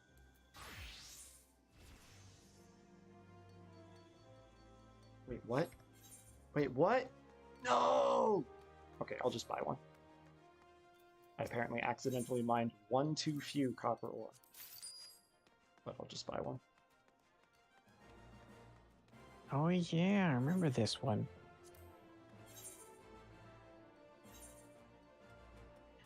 RSO Fiyuki is a binary star system that contains a red giant and a white dwarf, which is not a terribly rare thing. But a supernova occurred in RSO Fiyuki. And then, later, another supernova occurred in the RSO Fiyuki system. Technically a nova, but apparently the white dwarf has been experiencing a nova regularly several times in a repeating cycle.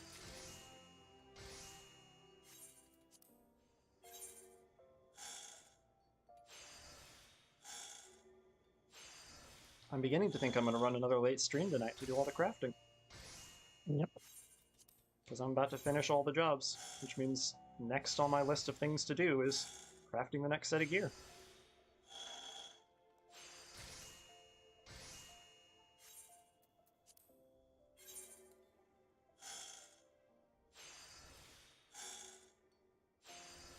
Oh, wow.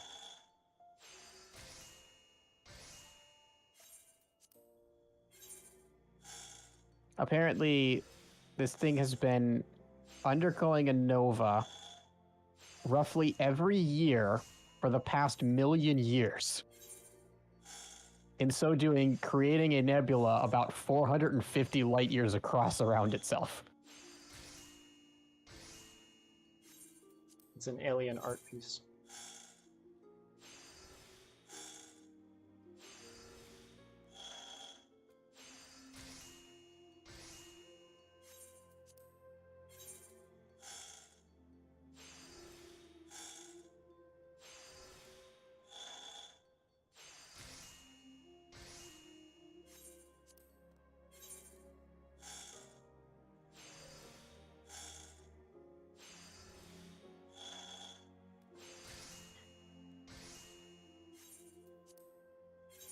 What's your brother been doing? He hasn't been telling me much about what he's been doing, but like, he's hanging in there, looking for a job.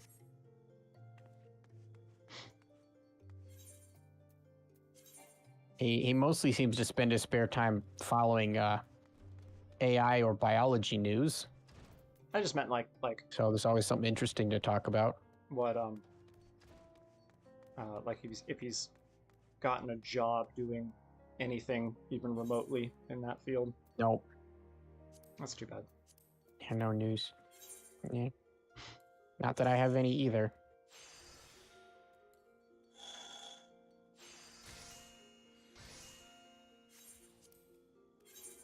My cat is Ah. snoring. It's adorable.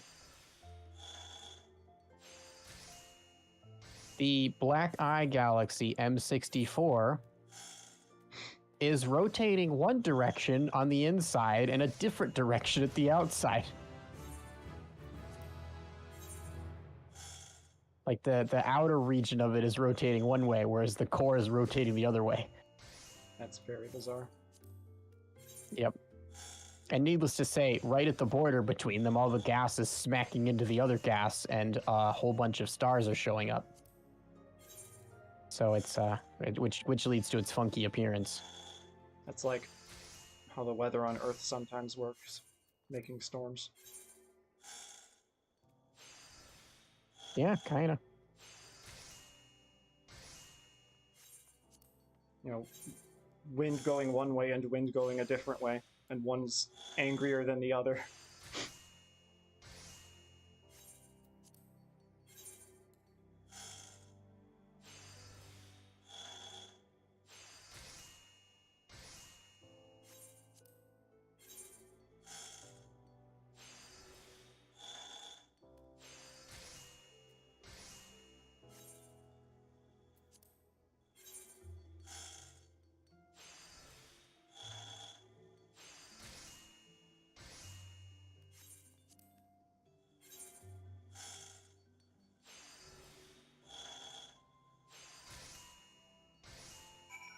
All right.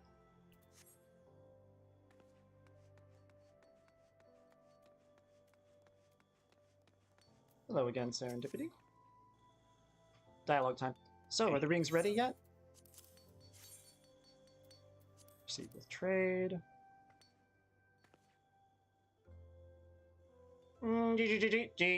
Copper rings. I've seen worse. Oh, Gigi, must you always be so... Wait a minute. Did you just say that you've seen worse? Hannah, that's as good as a compliment coming from him. I mean, when you consider what a scathing critic he usually is, perhaps the fact he's not saying anything more insulting is a sign he likes it? After all, he called your previous work utter garbage and an affront to the gods themselves. I have expected him to call these rings abysmal failures. Oh, I probably should take this opportunity to teach you a thing or two about what you made. Copper rings are... rings made out of copper. They can be used to make chains and... chainmail. You probably already knew all that. Anyway, M'aana, I would like you to deliver these rings to the client personally. I would handle it myself, but I believe it's very important you learn how to deal with customers firsthand. The client is a Sultan sworn named Robert, who should be waiting outside the guild right about now. I told him he could wait inside, but he said he didn't want to distract the goldsmiths at their work. Not that I would mind a distraction like that. I am beginning to understand why she doesn't want to deliver them herself.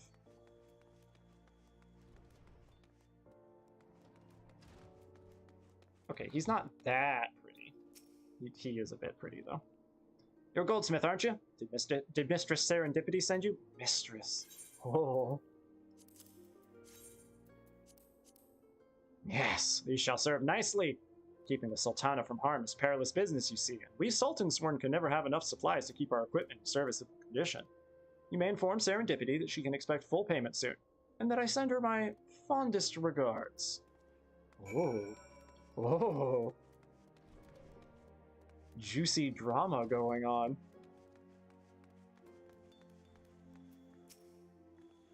How'd it go, M'aana? What did he say about me? I mean, about your work. Oh. Anyway, seeing how well your very first commission went, I have high hopes for those to come. In fact, why don't you speak with Eustace down at the quicksand and see what work is available for a goldsmith? Blah, blah, blah. Tradecraft leaves. Alright, dialogue done. Although there will be more not too long. I'm just heading over to the Weaver's Guild, which is just around the bend.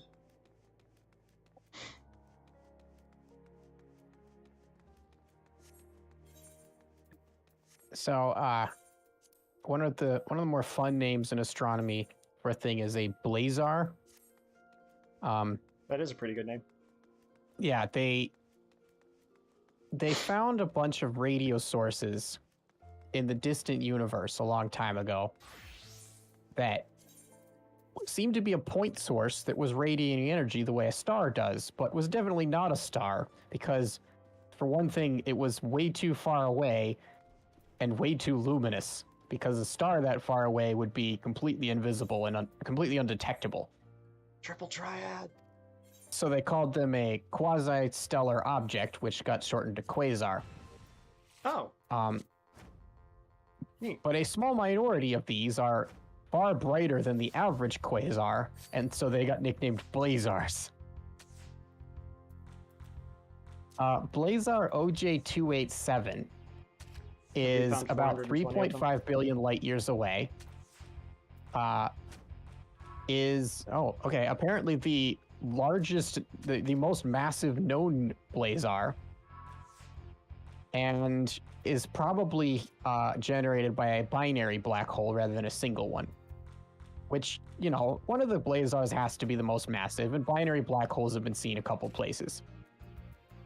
But an estimated 49 light years from the center, inside the radiation jet, something is emitting gamma ray flares, and nobody has any idea what it is.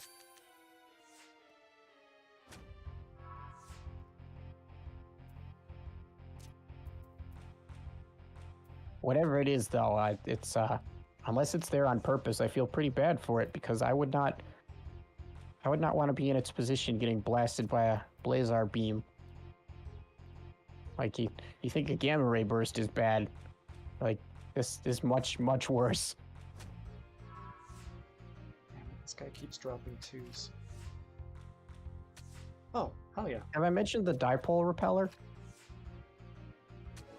No. But give me a sec. I'm about to do dialogue. Ba-da-ba-ba. Redolent Rose. Ah, M'aana, you'll do. Make me a dozen bolts of undyed hempen cloth as fast as you can. Note the palpable sense of urgency. Time is of the essence, my girl. Alright, go ahead. That was apparently all he's going to say right now. By charting the movements of a very large number of galaxies in deep space,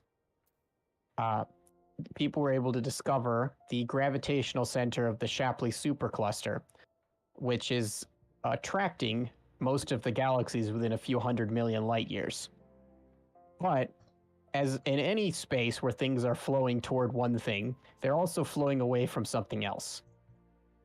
And in the opposite direction, about 720 million light years from us, is a region of space that has an extremely low density of galaxies, where all of the galaxies in there are being sucked out of it by gravitational sources in some other direction.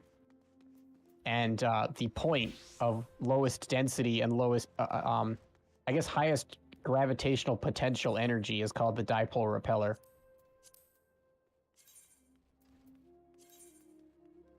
I guess it's not quite as like exciting as the other stuff today, but it's neat. They've got like a bunch of charts here on like how they found precisely where it is and how the flow diagram works. Don't mind me being quiet sometimes. I'm just doing in-game stuff. There's probably a bunch of these in the universe, but like this is the one that's close. Ow.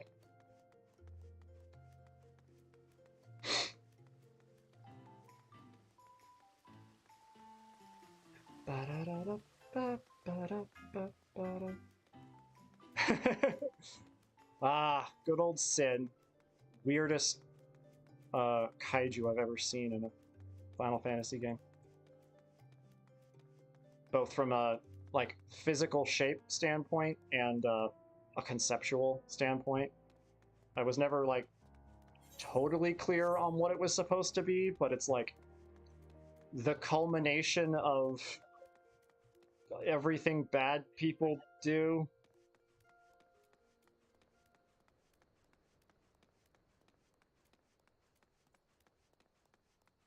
But yeah, it's also actually a person. Super weird. But it was also like eons ago when I was much younger. When I was actually watching it. Technically, it was one of my siblings playing it, but...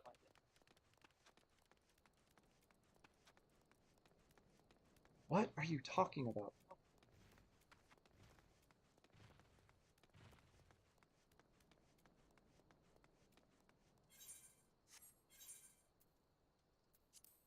Lord. Scientists. The retro snub icosicosydodecahedron has a very long name, so some mathematicians have taken to calling it Yog-Sothoth instead. Nice. Yog-Sothoth. I'd forgotten that Sin makes little Sin children thing every time or constantly. That's some deep philosophy right there. Talking in comments. Oh, I see what you're saying. Yes. Sin begets more sin. All right. There is a fate that was probably here. a Who am I metaphor in going game, yeah. to play? I still need to get Conjurer 16. Oh, I would rather not deal with other monsters on my way to deal with these monsters. So let me just try to avoid them. Is this the... Yeah, this is the Dusty Mongrels. This one's kind of annoying.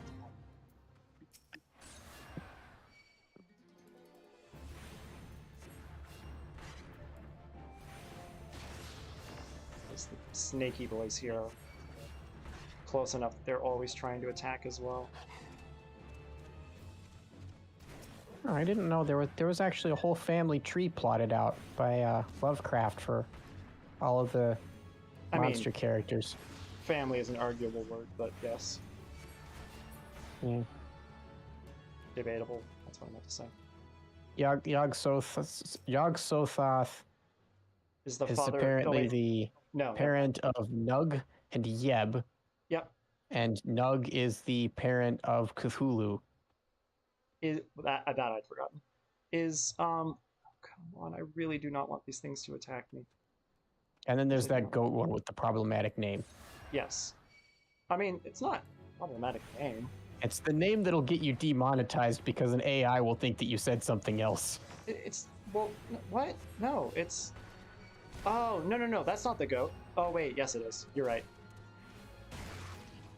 Yeah, I see what you're saying. Just call it Shub-Nugurath. That sounds more appropriate anyway. In fact, it might even be... Okay, man has difficulty connecting with his parent due to repressed identity issues. This connection to their parent brings new thoughts about what and who they are to the forefront of their being. Man disappears after they have learned to cope with these changes in their relationship with their father. The only one remembering his identity is a woman he hung around excessively. FF10 is a trans allegory about the transition of a woman and her parent. And in this essay, I will ... Yes. I mean, again, I'd have to play the game to see what you're talking about.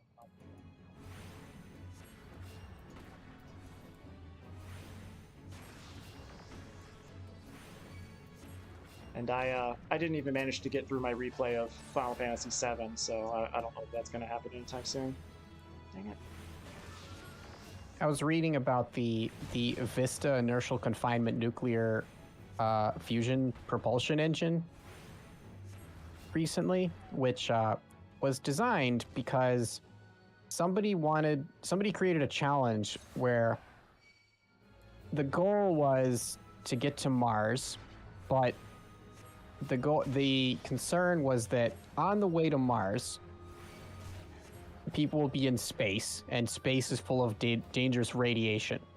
So, to minimize exposure to space radiation, the challenge was design and plan for a mission that would be as short as possible, which led to the design for the Vista inertial confinement thingy. And on the page, it mentioned that 75% of the energy released in the fusion reaction is not able to be captured and used for propulsion and is thus wasted and spreads out randomly into space. 4% of which enters the spacecraft and irradiates it, possibly irradiating the crew depending on how much shielding you put around the crew compartment. And I'm thinking, your goal was to eliminate radiation and your solution was to build a radioactive spaceship. Yes. Radiation stops other radiation, right? No.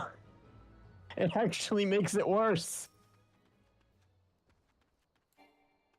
I guess if you're very careful about it, like, you know, if you've got beta radiation, you could stop it by flinging protons at it, but, like, you need to know exactly what you're doing.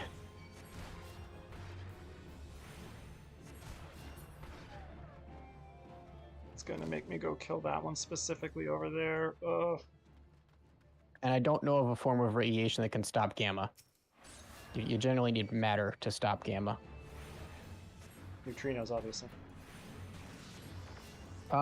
Yeah, no. You picked the worst form of matter. Except dark matter, I guess. But that's the point. Gamma radiation is the smallest radiation. So clearly you need something smaller to stop it. Well, depends whether you're going by radius or mass, because I think neutrinos might be smaller. Oh, yeah, no. But also neutrino radiation doesn't hurt us. Yeah, well, you know, it depends how much of it. We did talk about supernova the last time. Hell yeah, botanist leveled up again. Enough of anything fired at sufficient velocity can kill you. Yeah, but enough of neutrinos is a lot of neutrinos. Yeah. Now, gamma is fairly easy to stop with just, like, some metal plating. Like, the only one that's really tough is neutrons. Like, I forget the exact, like, there's, like, a parable about it, but, like, if you get 3 different radiation sources and you have to hold one in your hand and have one in your mouth. Yeah, I've totally forgotten it, but yeah. Yeah, long story short, yeah, alpha and beta are very easy to stop. Gamma, you got to put some work in, but as long as there isn't too much of it, you can handle it. But neutrons are just a nightmare. Oh, Kitty woke up. She's doing a big stretch. I need 24 Moko Grass.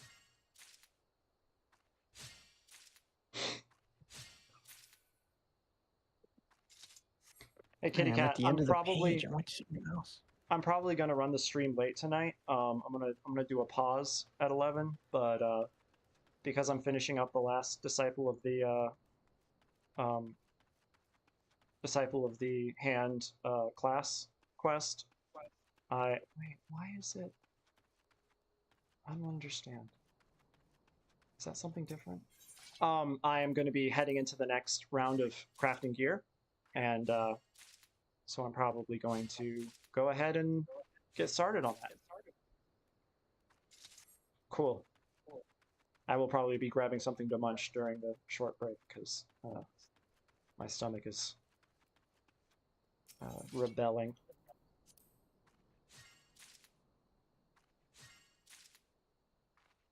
I need cookies and I don't have cookies, and it's totally unfair.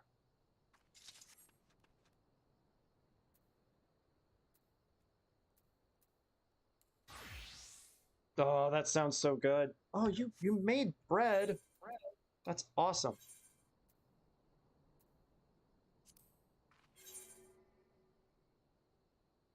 I would say I don't know how to make bread, but the real issue is I don't feel like baking bread. Baking bread is annoying. I did not know there was a Scooby-Doo episode where they go to space. There's several. Also, depends on how loosely you're using the word episode. They have lots of movies that are just like 2 episodes together, kind of. Awesome, I'll check that out.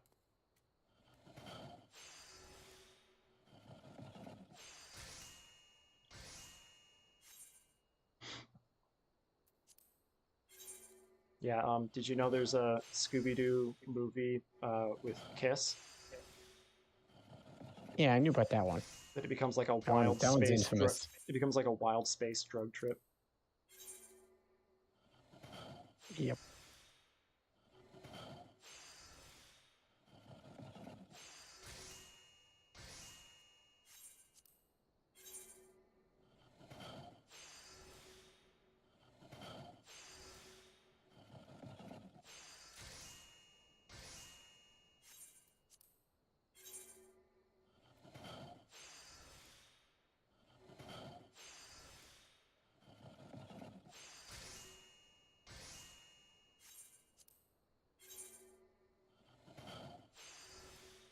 I think this is the last one, actually. Because I've done carpenter, blacksmith, armorer, goldsmith, leatherworker, alchemist, and culinarian. Yep, this is the last one for this round of job quests.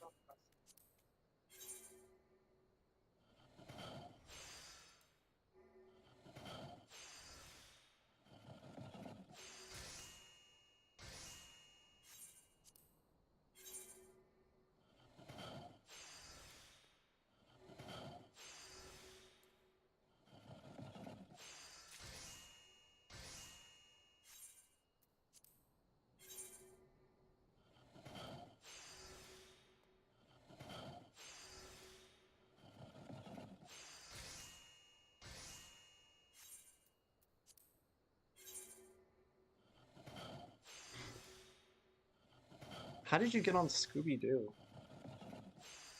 I'm on a website about spaceships, and they mentioned Scooby-Doo. It's pretty funny.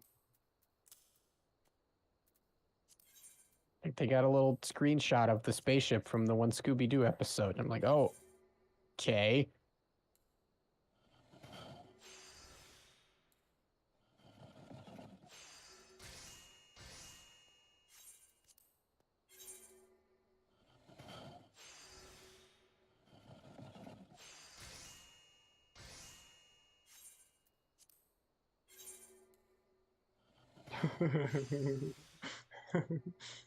That's one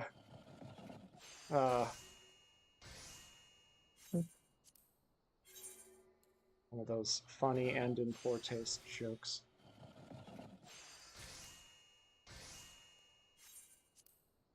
Kitty Cat commented,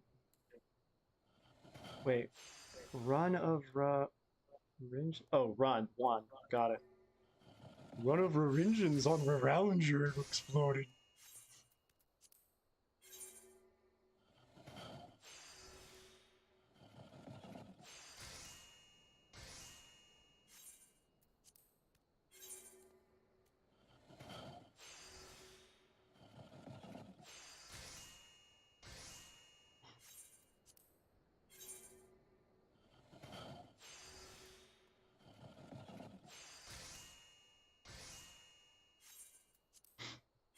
Scooby is incredibly inconsistent with which consonants he can pronounce and which he can't.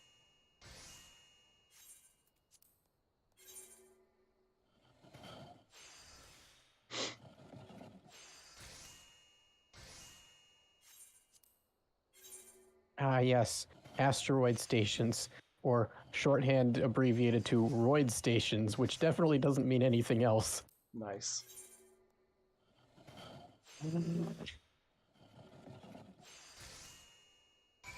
Oh, hey, people need help over here. What are these quests? Yeah! Worst part is like not abbreviating it barely helps because it's only different by one letter.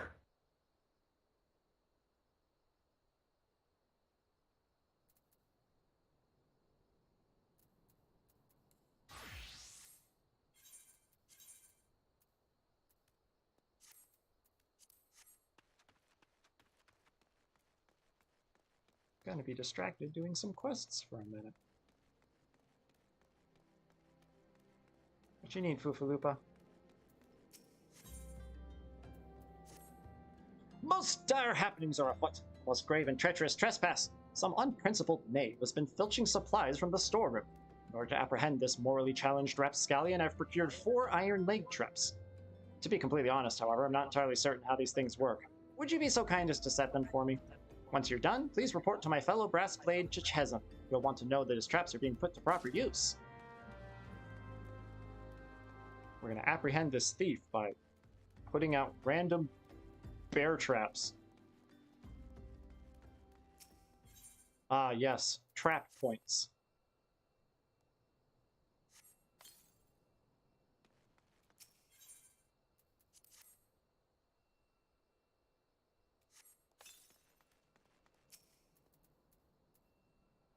People will either think this is funny or not think it's funny. I'm definitely the kind of person who thinks it's funny.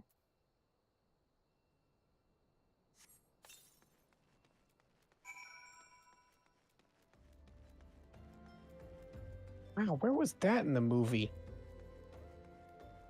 Apparently the planet Xandar from Guardians of the Galaxy is home to a site called the Living Computers, which contains the living brains of every Xandarian who has ever lived in the last 10 million years. I think that's the world map, because they and the Kree both have something similar. All right, one sec. You've set up those traps. You set those traps up for Fufalupa, have you? Excellent. Perhaps now we'll see who. Thal's balls in a knapsack. Are those my leg traps in front of the gate? Trader's chocobo could step right into that and lose a foot. I better disarm those things before someone important is horrifically injured. Yes, I know you were just following orders. It's Fufalupa, you see. He certainly means well, but disaster follows the man like a behemoth chasing a butterfly. Oh, cool. Alright, you're good. Wow, okay, actually I'm about to do more dialogue, one sec. Zuzutiro. Greetings, adventurer. If you have a moment to spare, I have a proposition that's guaranteed profitable and legitimate both. Tell me, do you know what a pisty is? It's the scalekin that looks like a snake, except it gets around on 4 legs. The creatures are wont to petrify their prey with a dreadful gaze before moving in for the kill. I want to get my hands on their eyes. Eyes of the serpent, they're called. And I need someone who knows how to handle deadly wildlife to do the procuring for me. If you could slay some of these beasts and bring me 4 of their eyes, I'll see to it you're well rewarded. Unfortunately, you're going to get less than 1 eye per pisty at most. Alright, now I'm done with dialogue for a bit.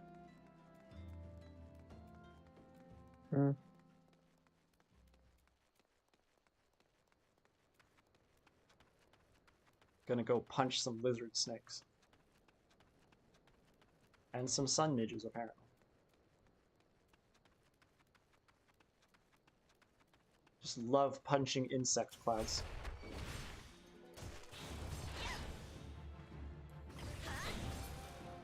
What? I once again do not get the pun you're making.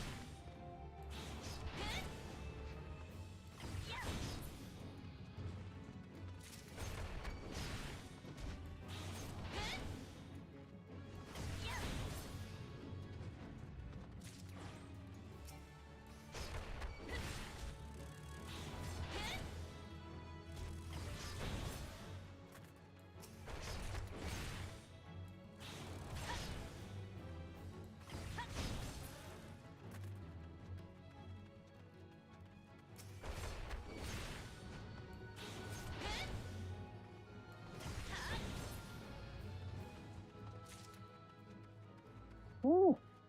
I guess I'm getting 1 eye from each. The fictional planet Mescaline apparently it's from a book, has a gravitational pull of 700 Gs at the poles. But because it rotates so fast, the gravity at the equator is only 3 Gs. Which I'm thinking that wouldn't be like that'd be a pancake. Like that planet would be a flat disk. Maybe it's made of a material, enough of a material that keeps it from being. I don't know. I mean, it could be intact. It would just be very oddly shaped. Dialogue time. That's 4 eyes of the serpent. I won't slay as many PCs as it takes to blah blah blah. I have them.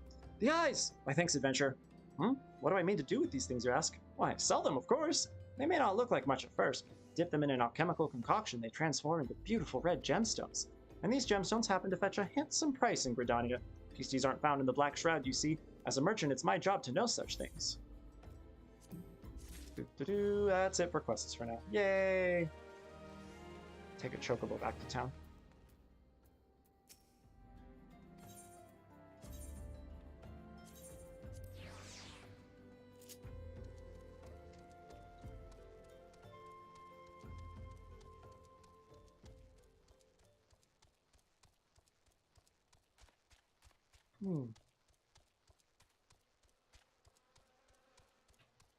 You know, it's probably for the best the Starkiller base was so small, because if it really were planet-sized and they dug a big groove like that, I shudder to think what the atmospheric pressure at the bottom of the groove would be like. It would also probably be pretty hot. Yes, I'm standing on this fence post while I fight.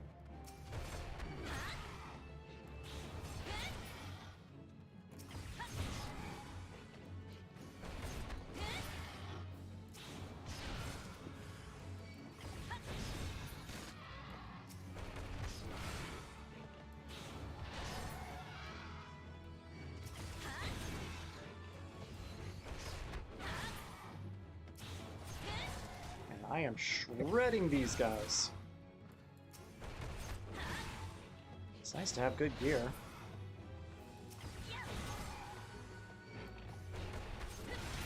I'm about to have even better gear. That doesn't seem stable. Who, me? Apparently Larry Niven wrote a book featuring a setting called the Smoke Ring, which is a gas giant planet that happens to be made mainly of oxygen that's orbiting a neutron star and just barely outside the Roche limit, which is the point where an object orbiting another object would be able to hold itself together under its own gravity. Within that, it would break apart. So because the gas giant is nearly at the Roche limit, its atmosphere of oxygen is being shed into space and tracing out a giant circle of oxygen in space around the neutron star where the people live. I'm like thinking... Like there's a ring of oxygen? Yeah, just like a big donut of atmosphere. Wouldn't that run out pretty quick? I guess it all depends on the orbital period. Yeah, no, I don't think there's any way this would work. Because in order for the planet to have an orbital period short enough to replenish the oxygen fast enough for it to maintain an atmosphere-like pressure, it would be streaking through that atmosphere at ridiculous speed. Like, it'd be hot.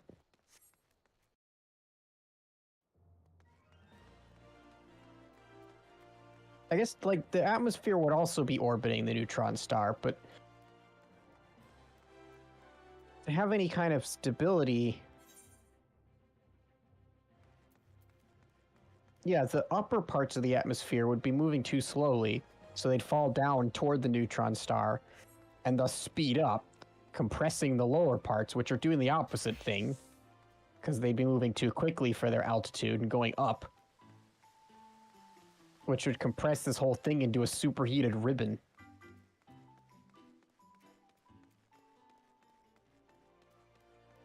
Yeah, I don't think this would work.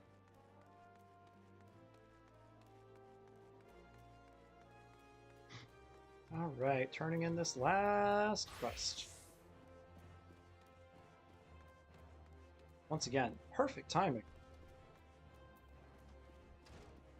Or not exactly perfect. It's gonna be like 10 minutes before the end of when the stream would have been.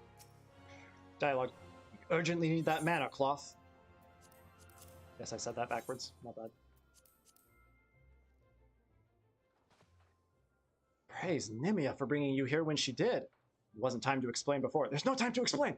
But Sun Silk Tapestries has the honor of supplying the immortal flames. Noble patrons, to be sure, but ones whose needs can be rather difficult to predict. On this particular occasion, a detachment of ale-soaked adventurers from the Foreign Brigade thought the Silver Bazaar an appropriate location for a bout of fisticuffs, resulting in a pressing need for bandages. Ordinarily, we would not accept such a large commission at short notice, but the Foreign Brigade is a favorite of her grace. It would not do to let the troublemakers suffer, even if they did bring it upon themselves.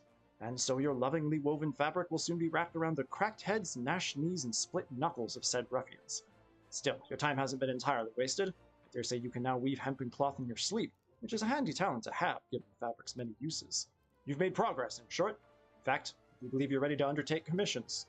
I refer to the kind of work doled out by Eustace at the Quicksand, blah blah blah leave crafts. But should you continue to improve at the rate you have been, that glorious day may not be so very far off. There we go. All right. That is it for level 10 job quests. Let me just double check that to be sure. Disciple of War, 10, 10, 10, 10, 10, and 10. Disciple of Magic, 10, 10, 10. Disciple of the Hand, 10, 10, 10, 10, 10, 10. And Disciple of the Land, 10, 10, 10. All right. Well, we're going to go on break real quick. I'll put up a note on the be back soon screen, and we'll get to gathering and crafting. I assume at least one of my stream companions will still be around at that point, and so hopefully we'll just have a lovely time chatting while I craft this next set of gear, so we don't have to spend all next stream doing it. All right, be right back. And by right back, I mean out. 10 minutes.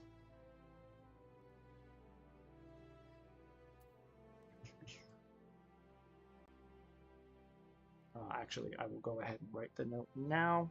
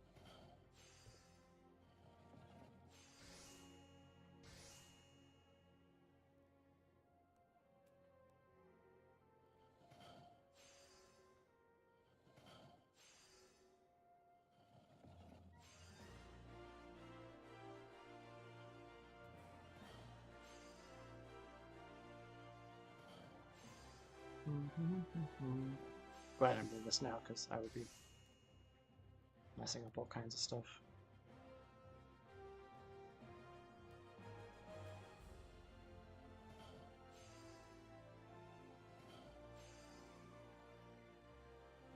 For example, how large it is. Oh no, somebody broke a craft near me. That's sad.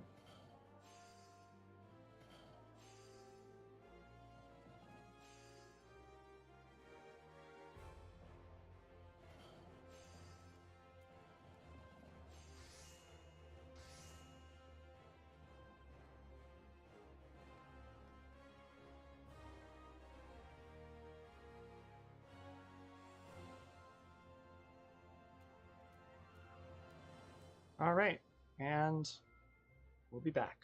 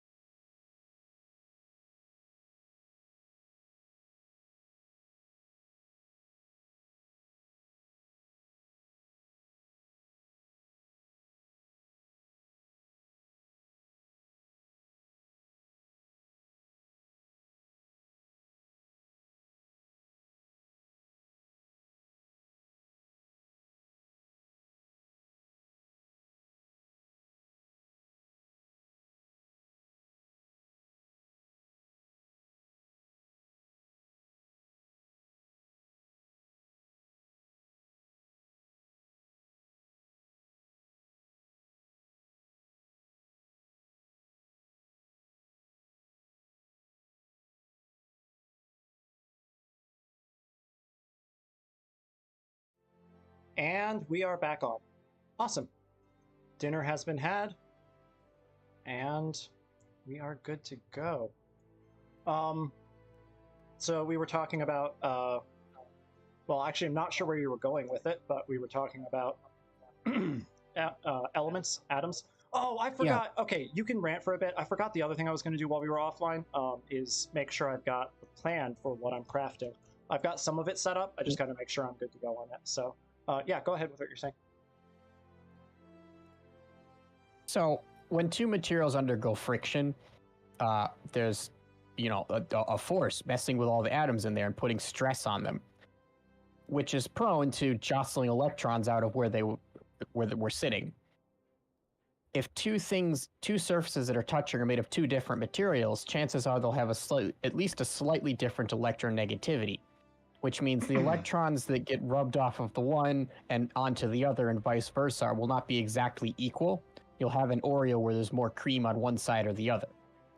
The substance with the higher electronegativity is going to end up building a negative charge because it's got extra electrons that it stole from the other one. And the bigger the charge, that charge is the static electricity, and you need to contact either the opposite charge or something that's willing to accept large amounts of the wrong number of electrons, like big pieces of metal are. So, you know, socks and carpets aren't usually made of the exact same fiber. So when you rub socks on a carpet, either you or the carpet, depending on what the materials are, gets a bunch of extra electrons, and then you get zapped when you ground yourself. If you got zapped when you drowned yourself, well, you already got a problem. Am I the only person who finds that zap really satisfying? I find it hurts. I mean, obviously I'm usually surprised by it, but it's like it's a very unique kind of feeling. Yeah. And so it has this like, oh, like it's ow. Oh, I get what that was. Oh, that was interesting. I forgot the figure too, but like it's ridiculously hot right where that zap happens too. It's like thousands, tens of thousands of degrees. Wait, what? It's very small and not very long, but I mean, that's why you can see it. You've got a tiny lightning bolt turning the air into plasma. Holy shit, I'd never thought about that. Humans can actually at maximum store several thousand volts of static electricity. You sure it counts as plasma? As turning, like, that's actually what's happening? It's very, very small, but like you've got a tiny little dot of plasma. That's what that bluish glow is from. It's like, that's black body radiation. It's stupid hot right there. Maybe I hurt my brain doing that some when I was a kid. Probably not, because it's only hot. I mean, hopefully you didn't get static electricity in direct contact with your brain. That would be unhealthy. No, it's only hot, like right on the tip of your finger. The temperature doesn't propagate more than like a millimeter. I did it quite a lot on my skull, so it wouldn't get through at all. Like, I know, but it's way too small. From a joking perspective, it's fun to yeah, to be like, oh yes, I zapped my head into having problems. No, I really liked seeing it. I thought it was super cool that as a person you can do something to see that, and I had this blanket that was really, really, really good at generating static electricity. I've got one of those too. And I would lay it on my bed at night with the lights off and like point my head upside down so my hair was on it.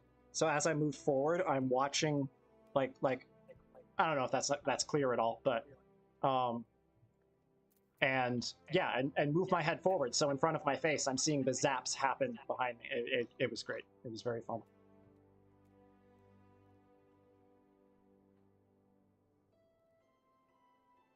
Now those I didn't really feel. Like the most I felt was, you know, like if something brushed my hair. But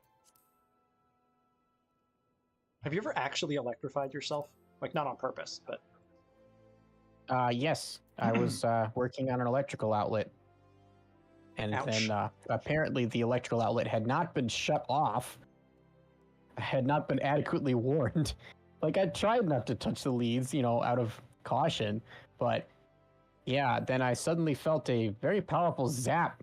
I'm like, did I just get killed?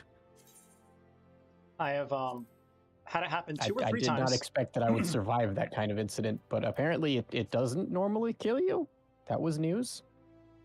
What, from an electrical socket? No, that's not strong enough. Yeah, I guess I always assumed household electrical sockets would kill people. It also depends on how long it's happening.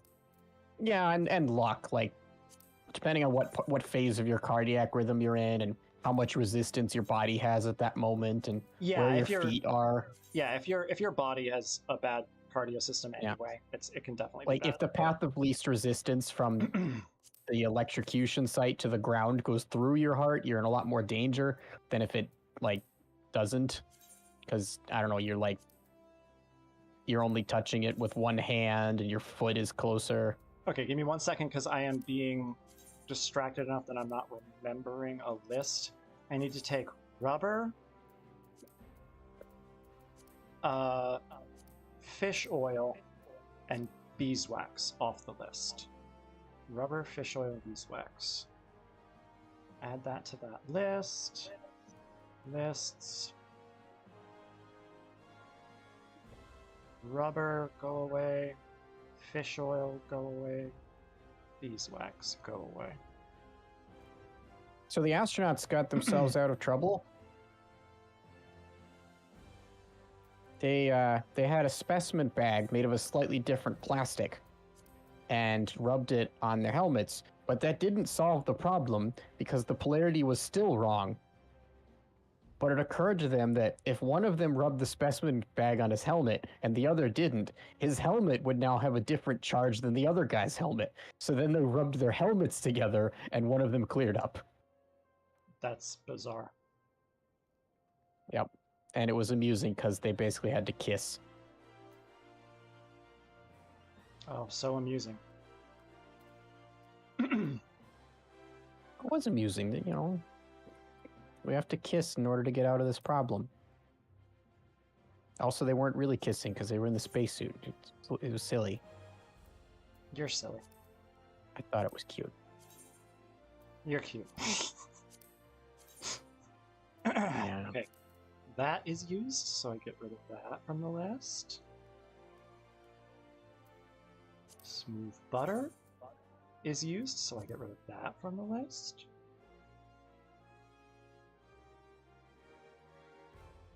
Kukuru butter. Pretty sure that's only used in...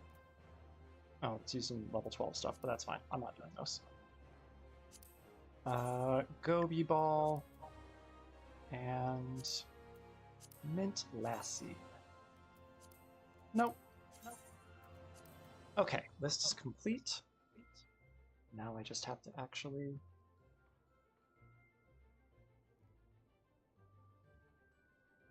Oh, can I do...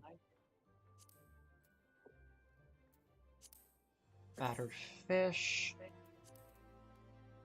The problem was olive oil. And can I make olive oil now?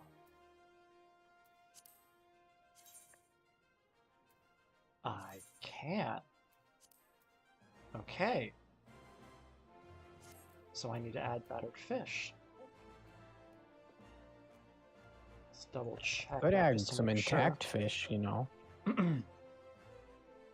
It's intact, it's just been battered. Yeah, I don't know. I feel like I'd like fish in better condition. Yeah, that's fair. Maybe some lightly dinged up fish. Yeah, that's fair. I'm just saying it is all together at least. Some gently massaged fish. There you go. You're right. That would absolutely be tastier. Some lovingly caressed fish. It's okay. I gently massage it while I'm battering it. Get it?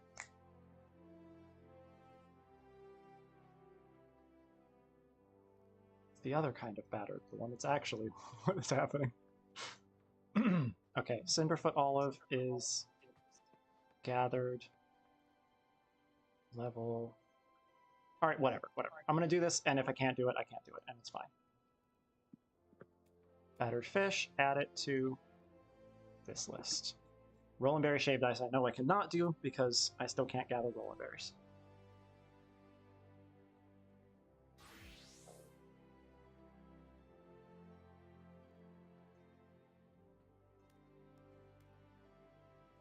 All right. Does it know what I have on me? It is looking at the wrong inventory. How do I...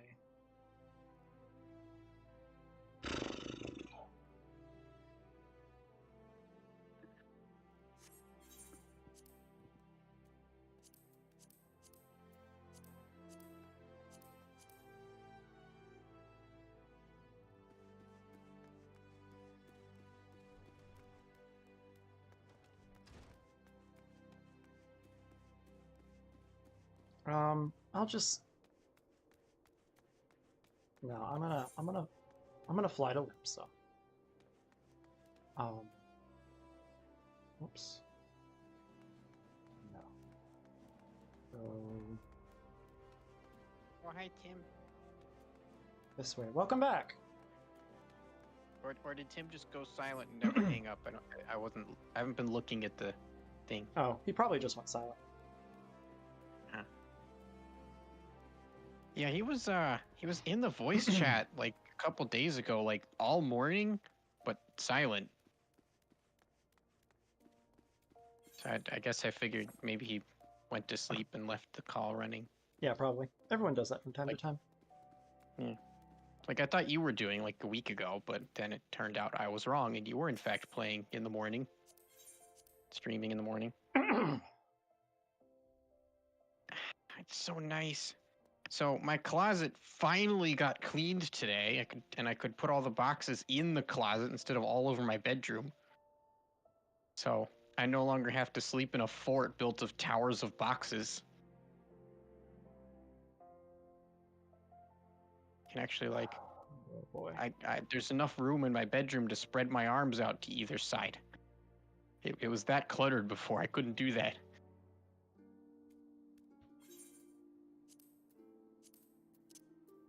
Did you ever read any of the Animorphs books? No. I mean, read pieces while I was in the library, but no. So I only ever read the first one. I never really got my hands on the rest. But I also read the prequel called The Andalite Chronicles, which was not about the humans. It was about, it was about the humans. There was like, I think 2 human characters, maybe just one.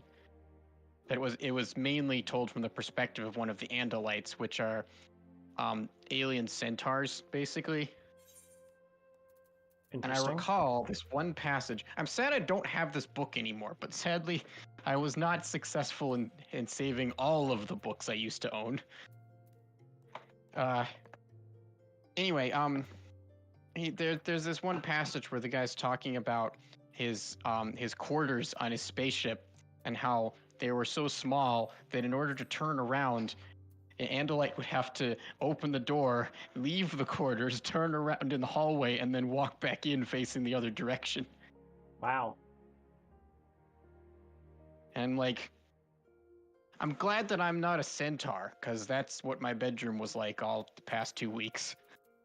Oh, yeah. I'm glad I'm basically a vertical cylinder and can just rotate in place.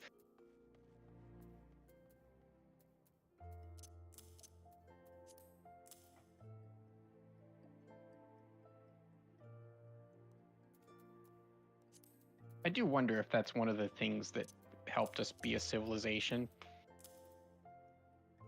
Was like having a vertical body plan instead of a horizontal one.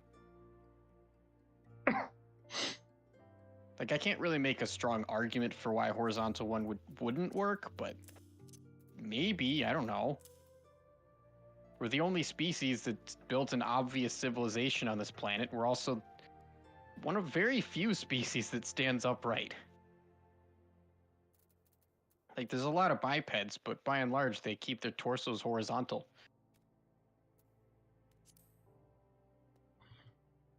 Oops. Gotta make sure I can see the chat. there's a lot of others that like they can stand up, but they usually don't. Like prairie dogs and meerkats, with regular dogs sometimes, just a bit. But like you don't usually see a dog just taking a stroll on its hind legs. They don't balance well like that. I would agree with that. Oh, and like rodents, you know, mice and rats, they can stand up, but when they gotta go places, they use all four limbs.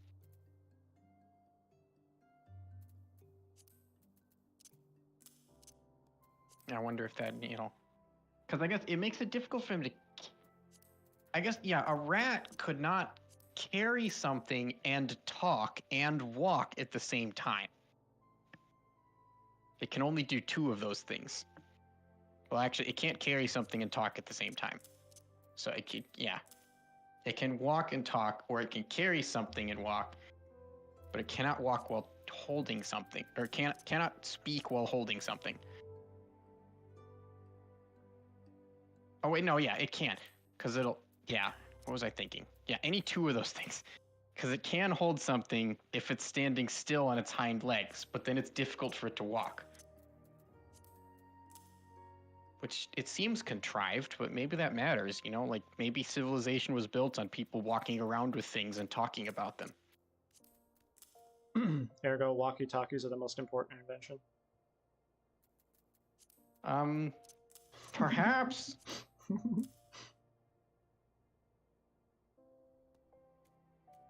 Like, hey, they even played a big role in Star Trek.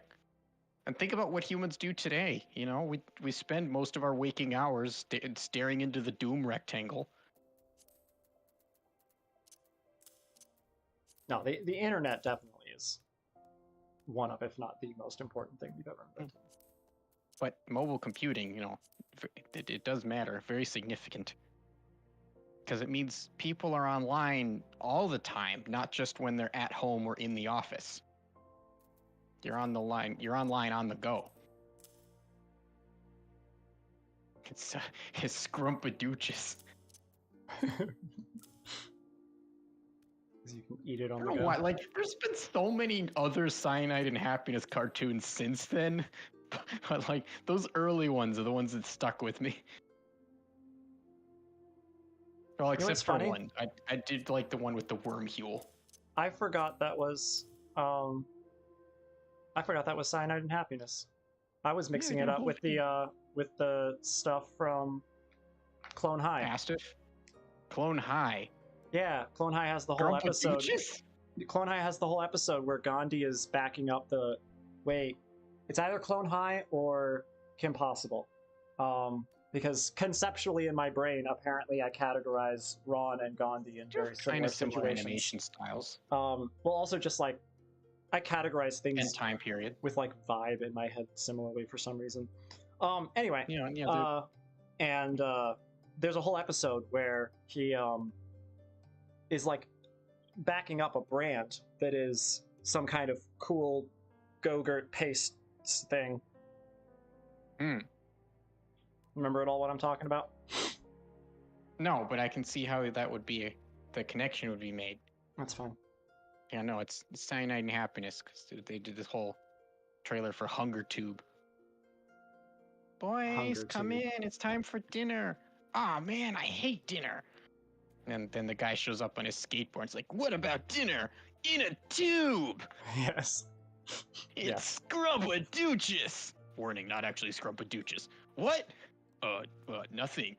Scrumpadooches! Whoa! Okay, I'm already in Thanlin, so clearly that's where I should start. I can go down. I can go down here. Will he be okay, Doctor? I'm sorry, boys. He's in an irreversible coma. I'm afraid he's going to spend the rest of his life lying in bed unconscious, eating out of a tube.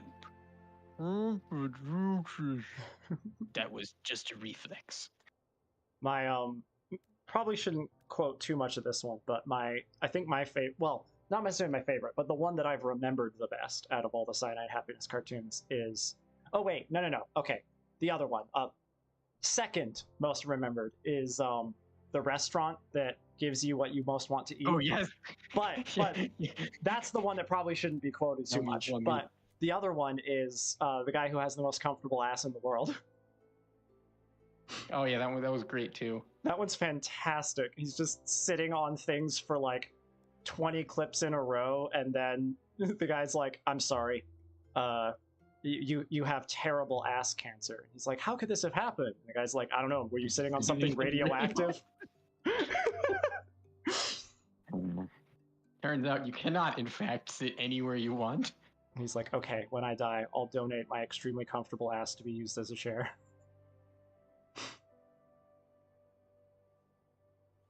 Okay, so that How much is do you love noodles? bearish. And So that's fine. I will always love noodles.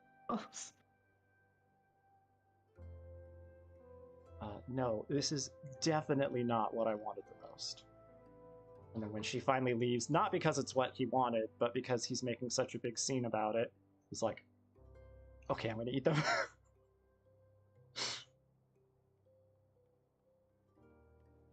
Okay. No, I think Hunger Tube definitely stuck with me the most. I think about it the most often. You quote it like, well, I say fair. It's just so relevant. Anytime somebody puts something in a tube. Okay, we are gonna head out to Central Fanlin first. Like, you know, whenever somebody talks about mentions something really long. Long, long man. Yes, correct.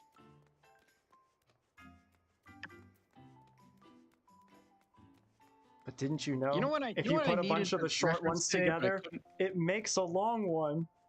Oh, what have I done? When you line them up, it's the same length. Oh, you're right. He was a good person. Yep. And isn't I don't think I got a perfect either. It's her friend that's saying that. That's what it was. Yeah. It's like, look, when you line up the regular Sakeru gummy, they're the same length. The bouquet of long candy. When he shows up to the wedding. Is it okay if I touch it? Yeah, was the wedding scene the one where the two of them finally get together? Yeah. Okay. She's like, "Oh my god." Yeah, and the girl's all sad because "You're here because you love me so much." He's like, walks right past her. Yep. "I couldn't keep my eyes off of you." And it does the whole flashback of every other time he showed Every up. other commercial. That was amazing. No, so there are commercials that do storylines like that are just absolutely fantastic.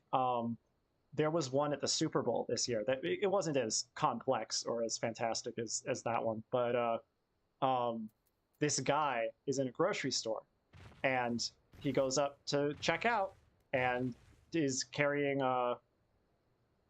Lay's. Yes, Lay's chips. So you can tell it worked on me just a tiny bit. And she comments on it and is like, "Oh man, I love those things. They just keep me coming back." And which is the whole joke for the commercial series. But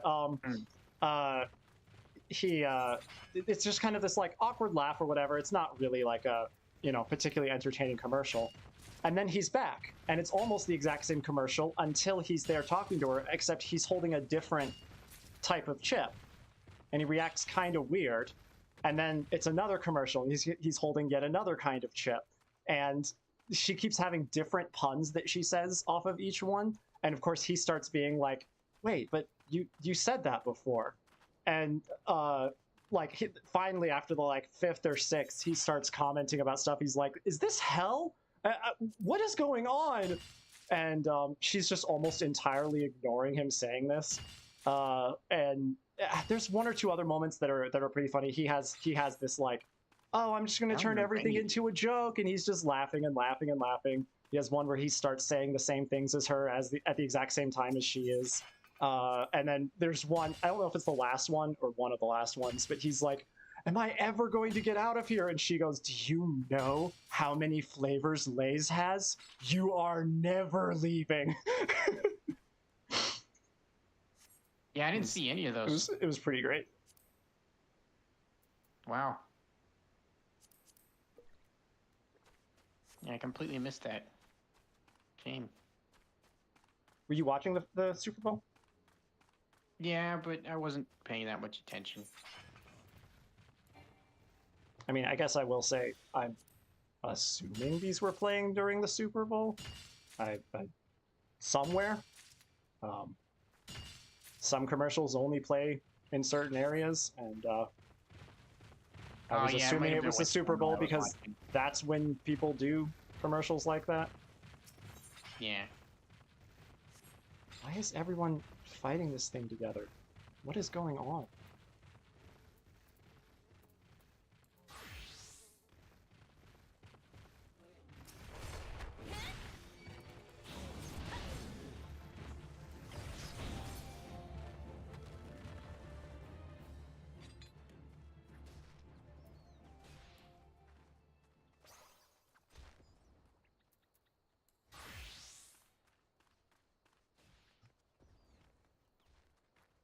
I think they were trying to kill something else, and the big turtle was attacking. Like, one of them accidentally attacked the big turtle. Actually, I should check what level they are. They seem like they're all pretty low level. Do you remember that scene in the Never-Ending Story with the giant turtle? Yeah, they're all really low level. Are they all? They're all new and they're kind of not this working one. together. Are they? Maybe they're friends that started at the same time. A tree. It was really gross. Like, what was it with like 80s movies and just being disgusting? What movie was it? Also, that's not just an 80s The Never-Ending Story. I don't remember that. It's been too long since I saw it. Although, I would say it is that was the way he went through the whole swamp thing. You know, it was because on the other side of the swamp, he had to talk to the giant tortoise, and I guess she was going to tell him the secret to save the world or something. I will say, Never-Ending Story solidly goes. This is going to get me banned from Twitch. Solidly goes in the category of puppet movies I don't particularly care for. Dang it! One Fate just ended, although I couldn't have gotten down to it anyway. But there's another one over here, so I guess I'll go do that one. Why would get you banned from Twitch? Because everybody loves their puppet movies so much. Yeah, I think so you got me to watch The Dark Crystal. And that one is pretty good. It wasn't do you remember my comment at the end of it? Was I just like, yeah, it was okay? That's what I remember, yeah. Okay, yeah, that's what I thought it was. And then the show was fantastic. Absolutely loved the show. But I've had trouble getting anyone else to sit through it. But like Labyrinth, it's fine. Oh yeah, I've tried to watch it twice now, and I just Never-Ending Story. Can't get through it. There's some good stuff, I guess. Like, I don't know, they've never. Oh, yeah, Never-Ending Story was memorable, but like, yeah. They've in never. a lot of ways traumatizing. Did I tell you about the sequel? No, I don't think so. I guess I was talking to somebody else about it. Yeah, there's this incredibly stupid part in the sequel. So the main I might character, have seen the sequel, by the way. I might have. But... you're not missing much. The main character, Bastion, is in the world of the Never-Ending Story now, and he has to save the world from some witch that has showed up and built a big tower and is being evil. But fortunately, he has the Orin, which is a necklace that gives him unlimited free wishes. So the time comes for him to scale the witches. Of course, he solves all the problems of the world immediately, right? As he should, yes. You got an OP artifact like that, yeah. You should just wish to win. So the time comes for him to scale the witch's tower. And he climbs up the stairs around the outside of the tower. There's a big spiral staircase made of stones that are sticking out. And he's going up, but the staircase doesn't go all the way up. Well, that's inconvenient. But he's got unlimited wishes, so he can just wish for another step. Well, the witch, meanwhile, has put some kind of curse on him that he doesn't know about, where every time he makes a wish, he loses one of his memories. And, So of course the he other wishes for character one step at a time. is getting worried about this because he doesn't want Bastion to keep using the thing because he'll lose his memories and that'd be bad. So, but they apparently were having a problem because they wanted the climax of the movie to be where Bastion has to choose which of his last two memories he's going to forget to save the world. But the average human has a lot of memories. So at one at a time, they're going to have to work through this. You're going to have to make a lot of wishes. Oh, they contrived this scene where he gets to the top of the stairs and wishes for another step. Well, now he needs another step after that one, so he wishes for another step. Well, And clearly he does this like 1,000 times. Clearly, the first dozen memories he lost were how to be intelligent. Exactly. Memories of solving problems, but that were, with inductive logic. Yeah, not a very bright kid.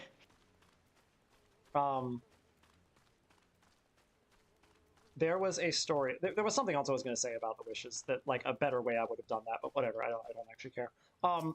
There's a story I read that, I mean, I can suggest it to you. I probably have before. But it ends with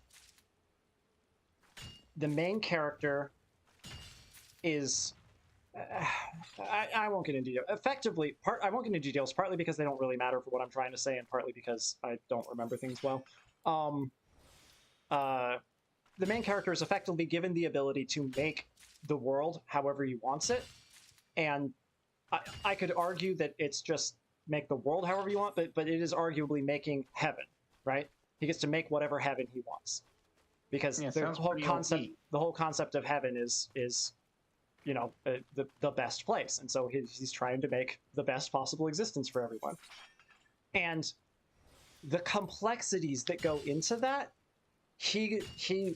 it's effectively an excuse for the author to be like, I am legitimately trying to solve what would be the perfect place for everyone. And it's fascinating. One of the key elements that well, you know what? No.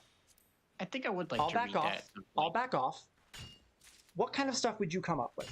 And my whole goal will be... But that's the mystery, is because I was working on a sci-fi story of my own, and I was having a lot of difficulty trying to think up how politics and an economy would work in a brighter future. No, we're not talking brighter future. We are talking a perfect existence. It's not even necessarily a world. It doesn't have to follow... It can follow whatever physics you want. But the beings inhabiting it are current beings who will be going into it. Either you're wiping all their memories when they go into it, or you're letting them go into it with their certain biases already. Would you personally want them to have all their memories wiped, effectively be brand new people in this world?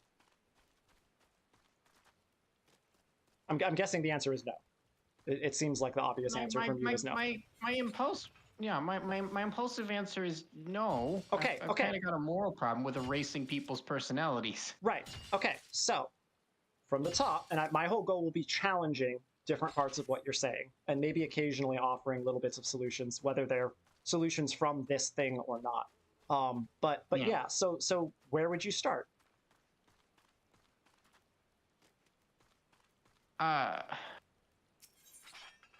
If I understand correctly, you're telling me to build a perfect world. Or a perfect existence. It doesn't have to be a world, but... No. Start with the assumption that it is not a fool's errand. Start with the assumption that it is possible, and start with the assumption that you are trying to give everybody a perfect existence. Person... Yeah, give everybody what they individually think is a satisfying existence. Sure, yeah.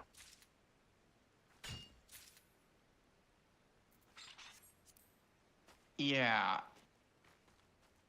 I'm starting to think that a necessity for that would be to explore the entire possibility space of all existences that each individual could have. Okay. Because it would not only contain the one that seems individually the happiest, but it would also contain one that affords them opportunities to experience others and what unique experiences they could glean from others on which they would be missing out in the superficially happier ones. Okay. All right. Like, you never get to win a war in a world that doesn't have any wars. Exactly. So the perfect But world maybe if you were in would war be for long every enough, world at the same time. maybe if you're in war for long enough, you no longer find that enjoyable. You no longer find that satisfying. Perhaps not. So how would you just no longer have a perfect heaven? No, there has to be some way of solving that. Some way of allowing your experience to change. Lack of imperfection would itself be an imperfection. It would be a shortcoming that it doesn't afford opportunities for people to suffer. For most people, but yes. I was like, yes, well, for most people, but so yes. Yeah, the only solution is build a world that contains every other world within it. It's close. Yes.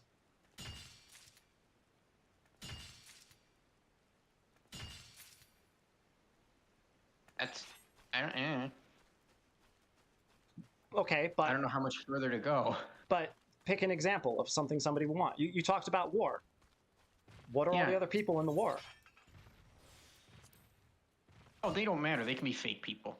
But can they? Do you think every single person would be happy with nothing but fake people in their world? You lie to them. You fill the world with NPCs that are very convincing. I will veto that on the basis of if you are building a world that is meant to be perfect on the construction of you are lying to those people, it is inherently not a perfect world. Oh, of course. Which is why you need to couch it. You need to sandbox the lies. You need to create a situation in which someone could consensually enter a world that would otherwise be deceiving them. Or, at the very least, make up for having deceived them with enlightenment afterward. I don't... What do you mean afterward? The idea is this can last as long as they want. Also, well, yeah, I but don't it would still be finite. I don't think deceiving them because we're going to tell you the truth later counts at all. But it's better than deceiving them and not telling the truth later. Sure, but I think the goal... I am requesting that not deceiving them in the first place. We can't give them something better than what's real while also not deceiving them. I disagree. Now, here's the thing. You are correct in that it cannot be perfect. Because for a lot of people, their perfect existence has some amount of required status on other people. Also, this person literally got the name Scott Pilgrim. Holy shit.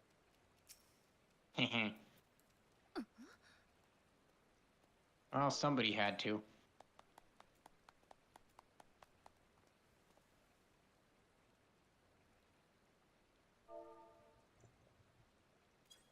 So, since the servers are sharded, that means names are also sharded, right? So, that's just your local Scott Pilgrim. There could be another Scott Pilgrim on another server, right? Yes. Yeah, so probably it's easier for people on newer servers to get coveted names. Final Fantasy X2 in that regard is about a stealth trans woman living her best life with her girlfriends in spite of an angry incel who can't get over her past self. Interesting. Wait, who's the stealth woman?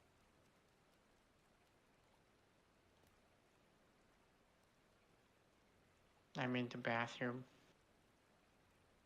I don't think this guy's responding to me, so.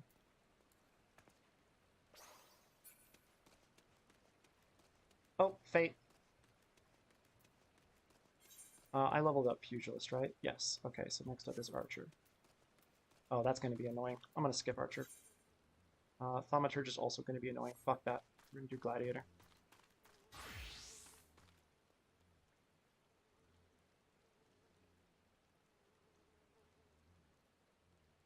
Yuna is trans? I thought... Okay, who were you saying are the trans people or person in Final Fantasy X?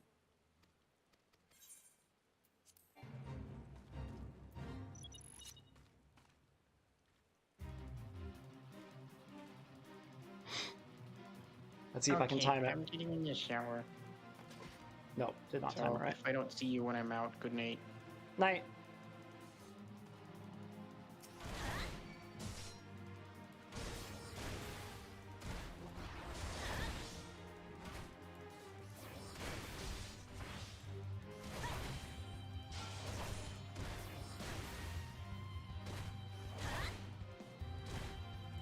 But Titus is not. They both exist in the same world.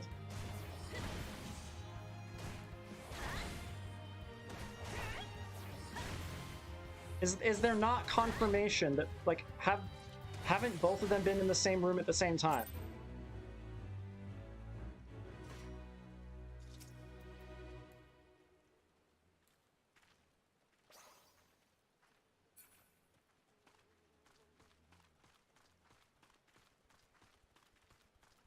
Is it just a non-accurate retelling of the actual events? Oh, okay. Yeah. You right. You right. That's fair.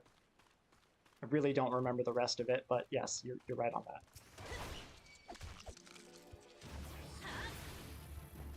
God, it's been so long since I played or watched FF10.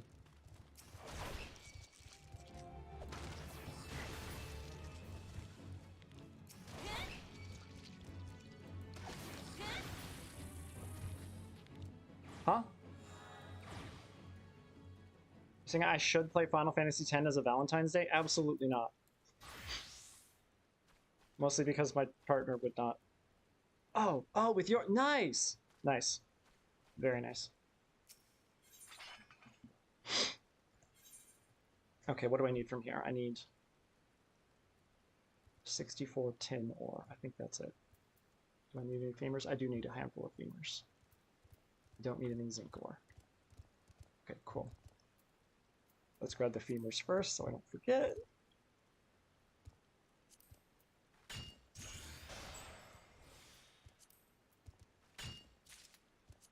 You heading out for that then?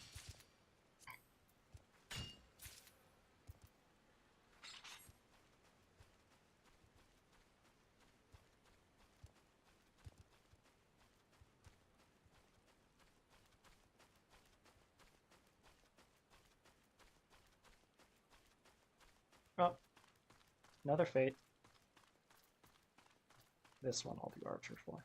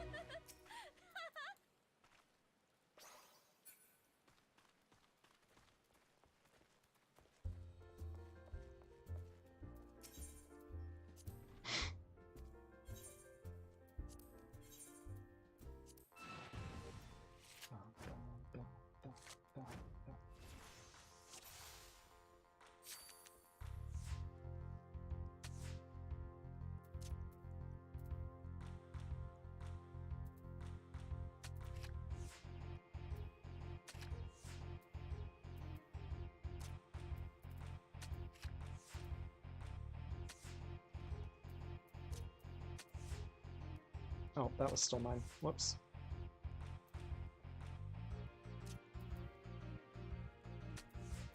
Dang it.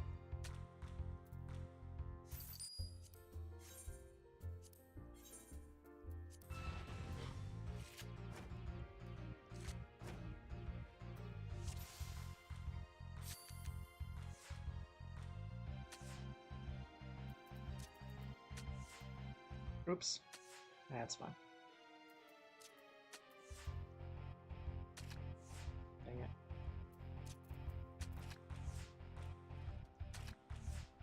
Another defensive. Draw again. Let's try another.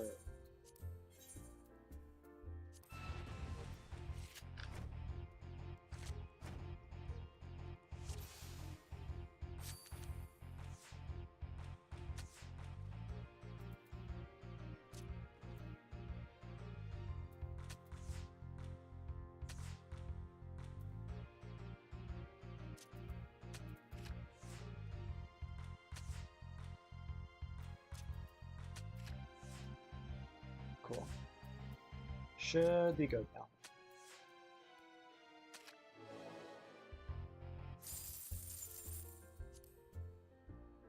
Can't say I'm accustomed to playing folks when they're sober. Mayhap you could have a pint before our next match to even the odds?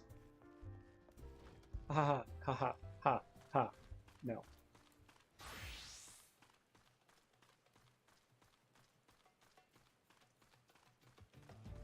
I got the 5 feet percentage, right? Yep. 64 tin ore.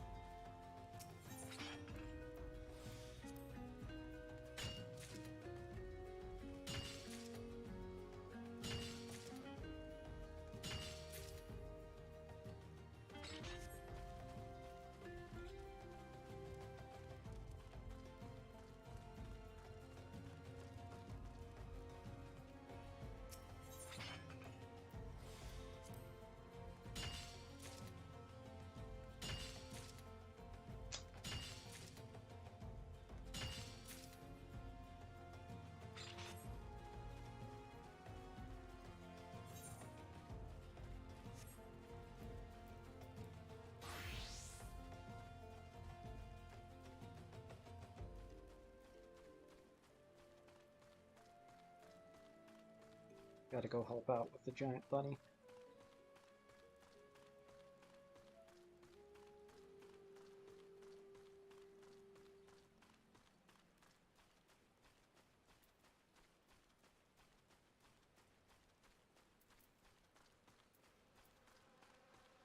Okay, we got 10 minutes and 1 minute. Okay, well, let's try to help with this one.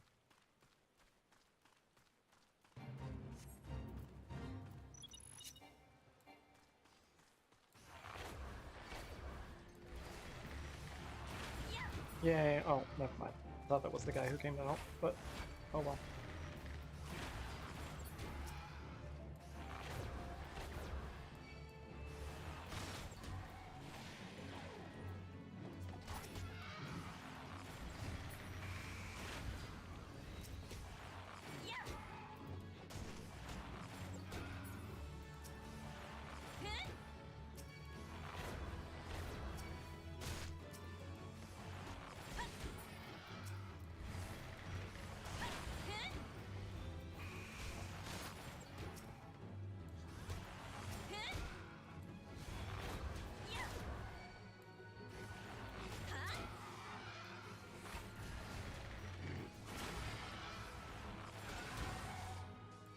Holy crap, did I get it in time? Oh!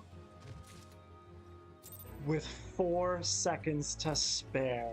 Hell yes. Oh, that was amazing. Riding high. Well, let's get down to this one in time to use my straight shot. I want to have to use my gay shot. Oh, never mind. Level sinking ruined it.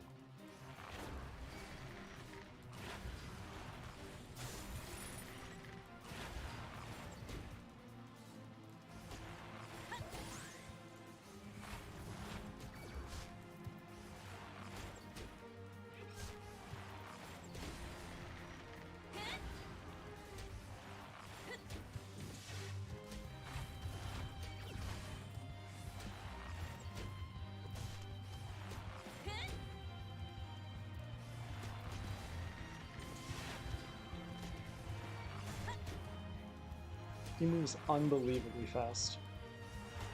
He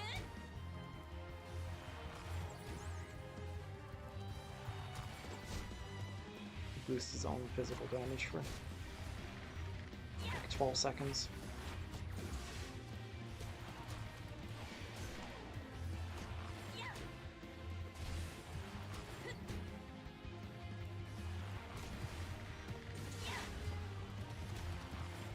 And you're poisoned again.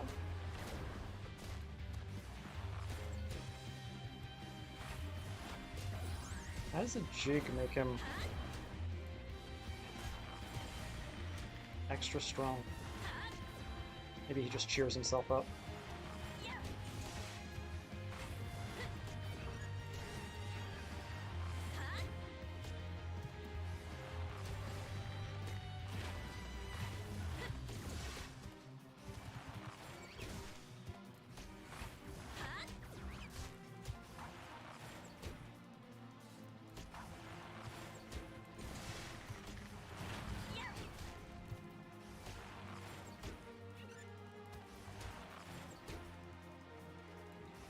I think I'm good.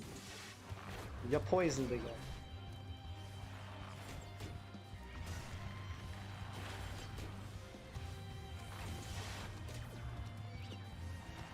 I was getting worried earlier when I was at like half health, but he hasn't gotten me back down there at all.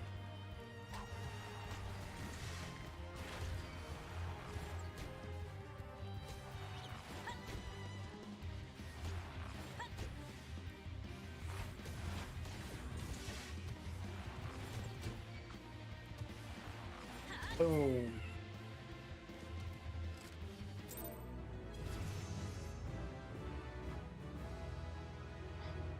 Poor bunny thing.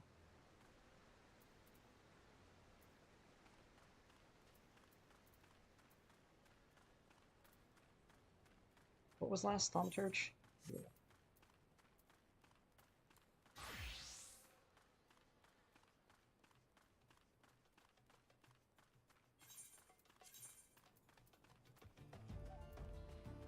Okay, sure, except I'm not wearing the Kote gloves.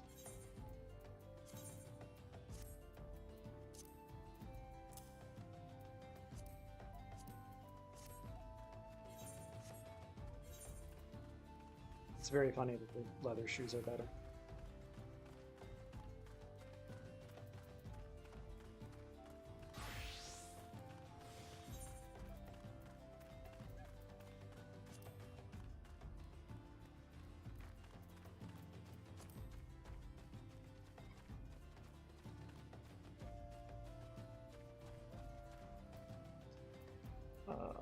Munch the muns too.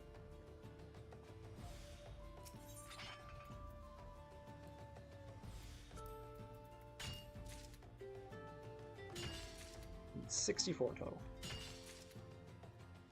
I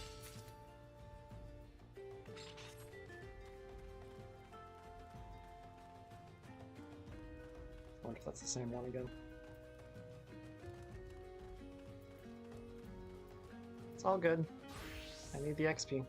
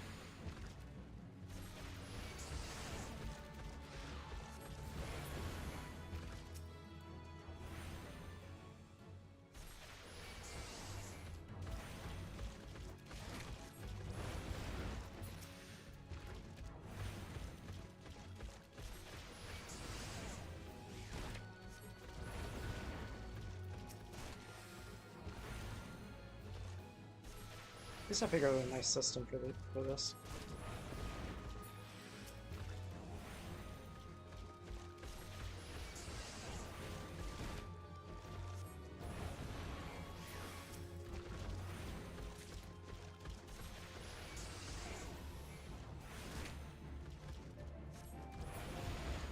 That enough? Nope, not quite.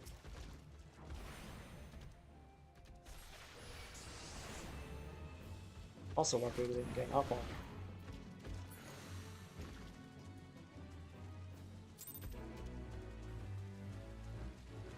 Aw. I helped him and it didn't even help him. I gotta let my cat in the room.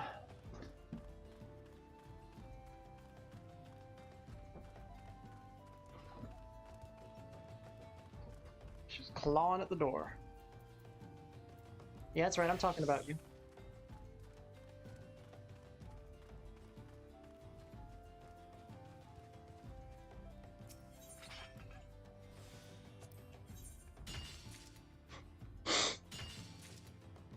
Maybe now I can finish my mining in peace.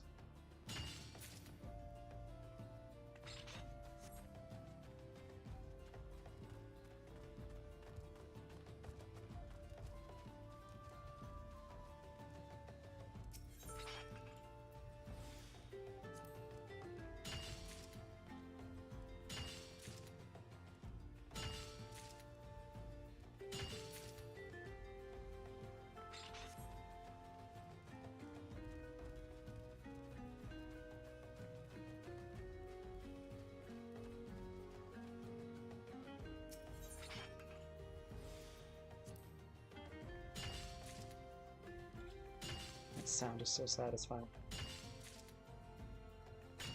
Oh, come on. Last one. Of course it didn't double up. That's fine. Having a little extra is probably good anyway.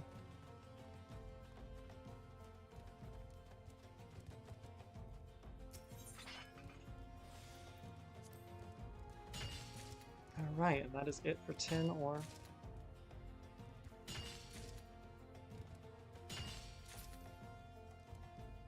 What am I supposed to be buying there? Oh, I can buy buffalo milk there. Nice.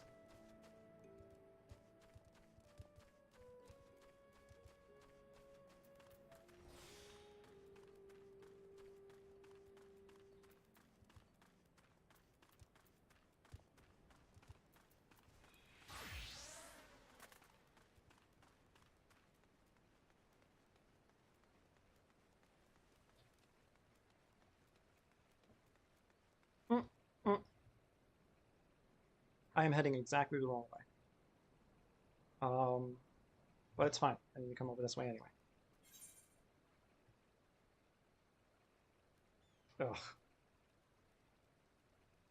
Yeah, I'll do that and then go over that way. That's fine. Alright, what am I grabbing over here? Am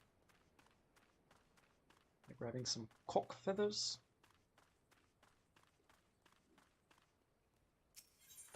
Yeah, that's it.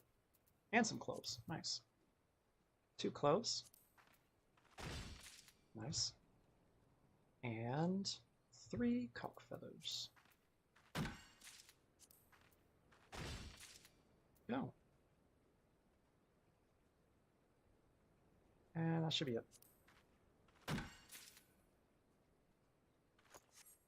And then I need some bone chips. Maybe ragstone? I think ragstone's over the other way though.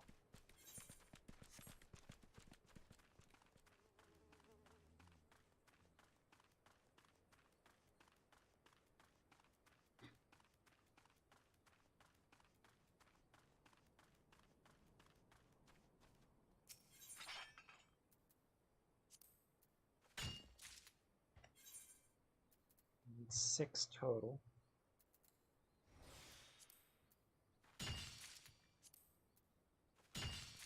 Nice. Grab some extra just in case. Yeah, that's it for there. Okay.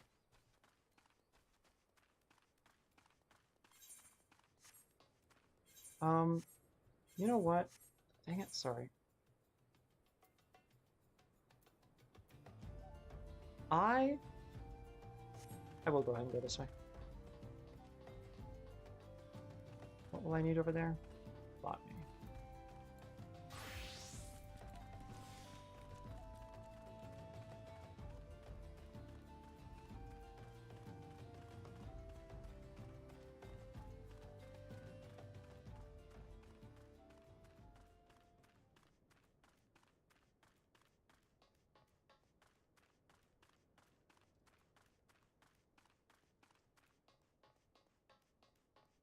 Did the music stop while I was in the tunnel? It's gonna pick back up once I get back outside.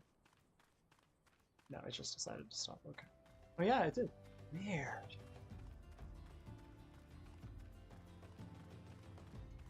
Cactus. Yellow ginseng. Nope. No, this is the wrong spot. Well, might as well grab that while I'm at it. Goodbye. Oh boy.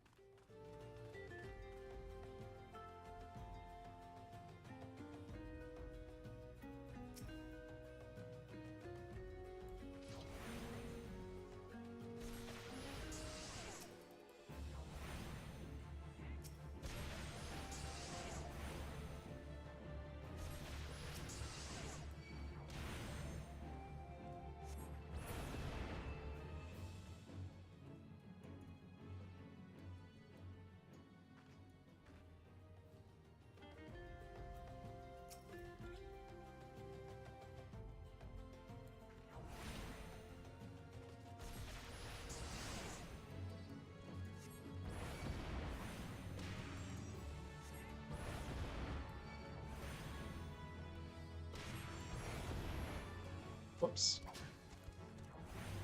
I did that a bad way. I just need to use the ice.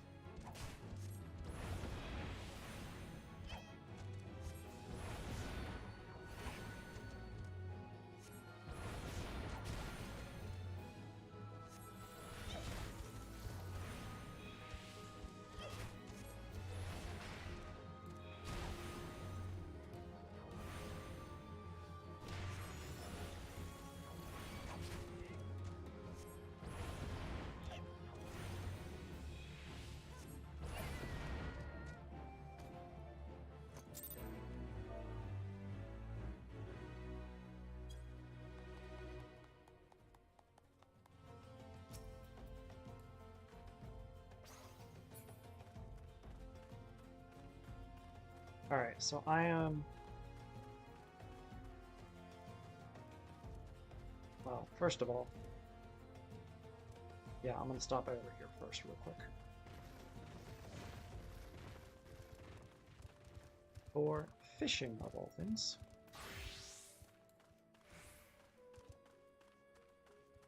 Oh, I have autofish already? Or autosneak already? Okay.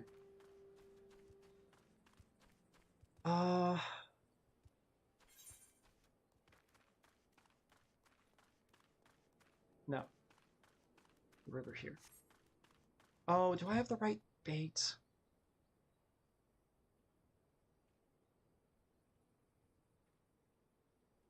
Yeah. Wait. Wait.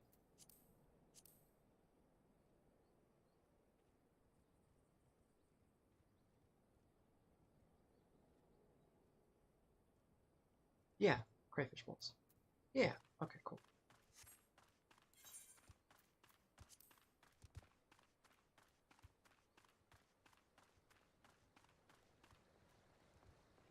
Point downstream.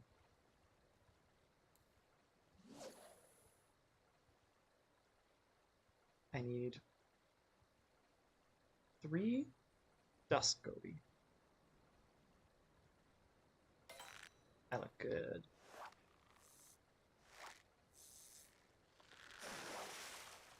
Hey, guess what? I can toss things back in the water. Haha! How exciting.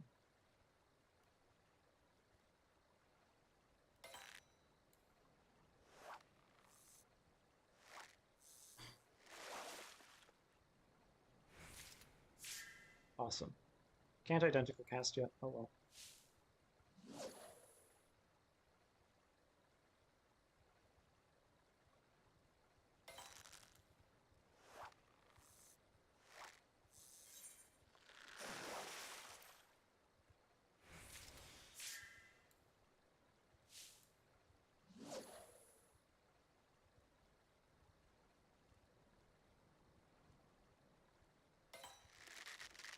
That's not the right thing. But hey, maybe it'll be another new one. Love filling out the fishing bed. Gotta get those checks off. Yep. Here we go.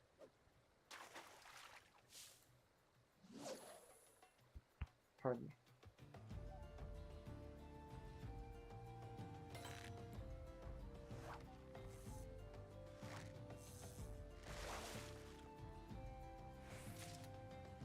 Awesome. That went faster than expected. Look at those last few achievements.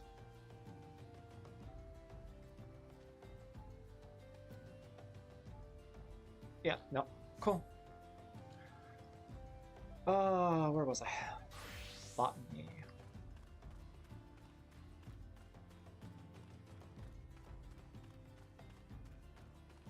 It is down here, right?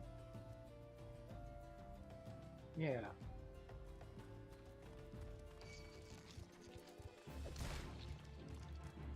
Well, that is extremely rude.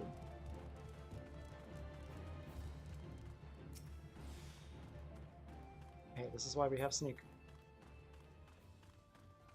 Why ideally we would have auto sneak, but guess we won't be getting that for a while. It's the big cactus.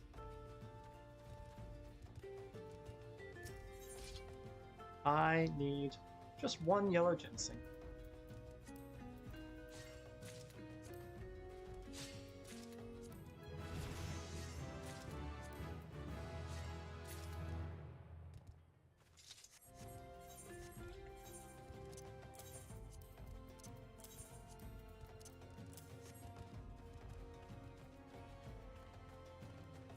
Look at this big girl.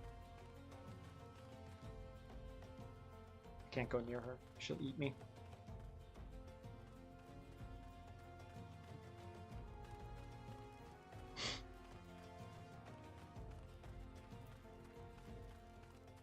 Up to 4 levels above me, so if I pass any level 23 things, I should be concerned. But otherwise, I'm sneaky enough that nobody bothers.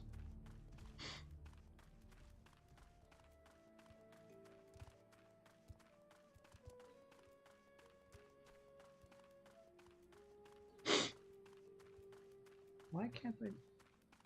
Can't scroll that? Weird.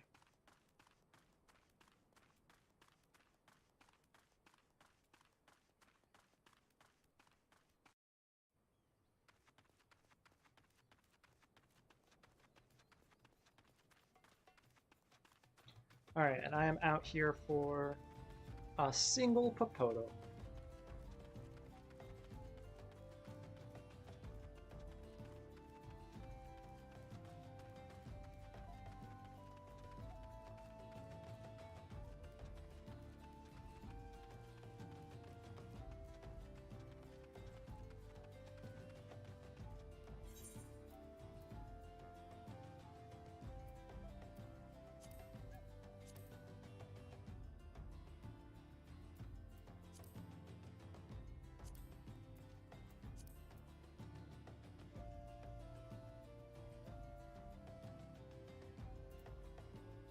Aren't they? Oh, they're level 18. Oh no. I don't know that I'll even be able to see it yet. Oh, tragedy. Actually I think that's it. Yeah, because it just said level 20. Yeah, never mind. I'm good. Let's say, as long as I'm 15 or higher, I think you guys should be able to see it. 1 Popoto. And we're gonna grab White Scorpion and Desert Ceiling while we're at it.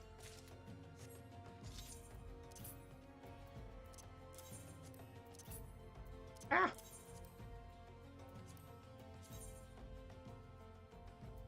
25 unique items.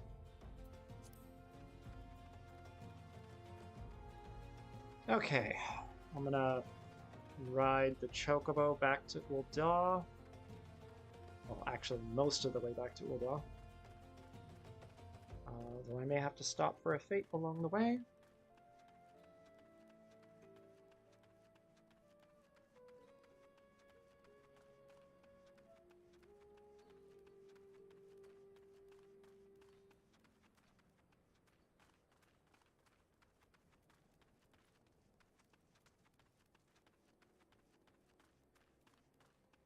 Quests. No. I'm still finishing up 15, and those are 17 and 18.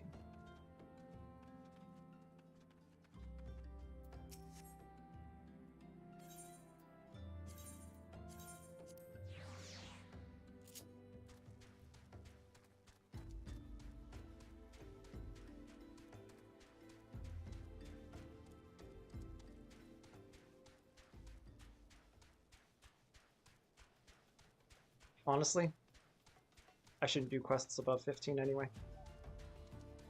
That'll be another limit, is any quests over MSQ. Not gonna do them. Because story-wise, they may weirdly come before.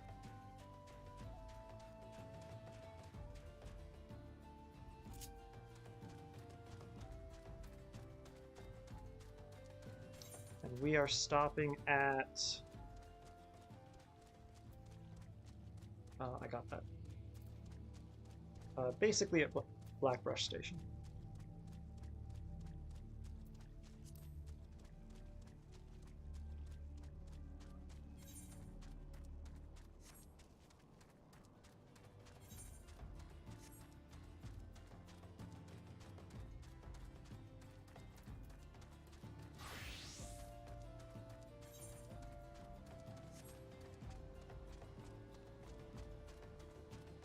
Technically, we can go down to the inn. At least there's no layover here. That would be annoying.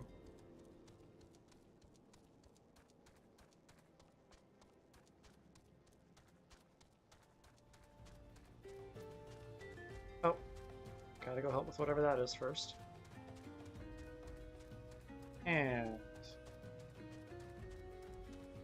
Yup. How can I help, boys?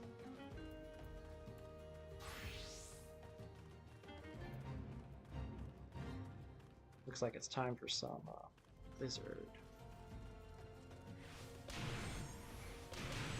Oops. What the? Oh, level sync. What the? Oh, I don't have that at this level. Ugh.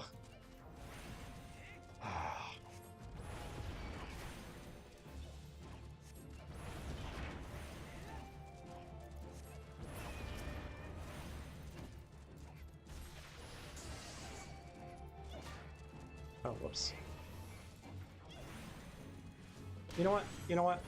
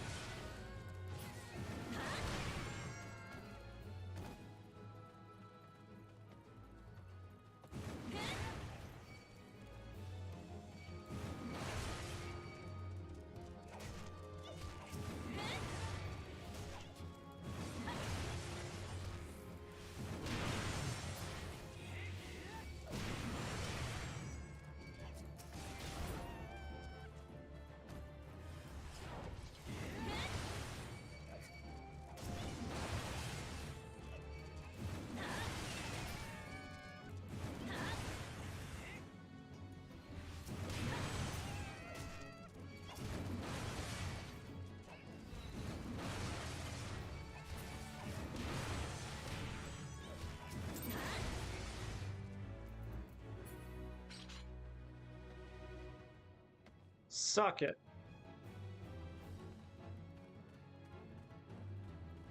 God, that was annoying.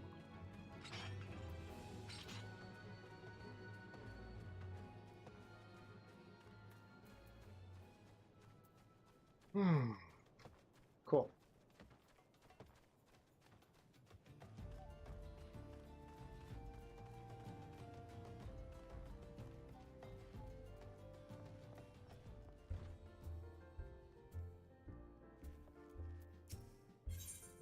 I would like 3 buffalo milk, please. Thank you kindly.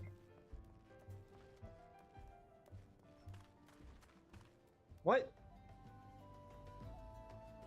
Oh, got it. Well, you could describe it a little bit less gross sounding.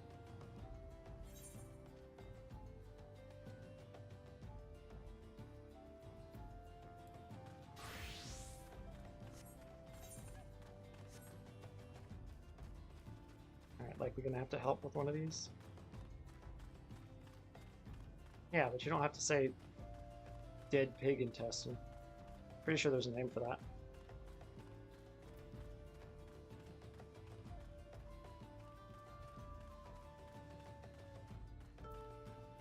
Well, I would love to help out with that fate, but looks like it'll be over before I get to it.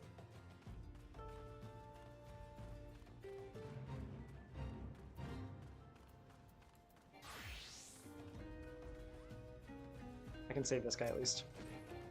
Oh, nope. Didn't level sync. Well, he didn't die, so that's something.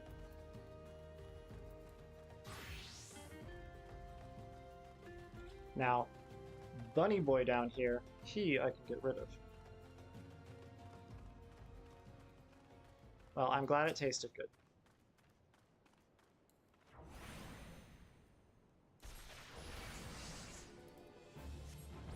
Why am I killing this guy first? I know I need you for my challenge log, but for my hunting log, but let's do the fate first. That's probably smart.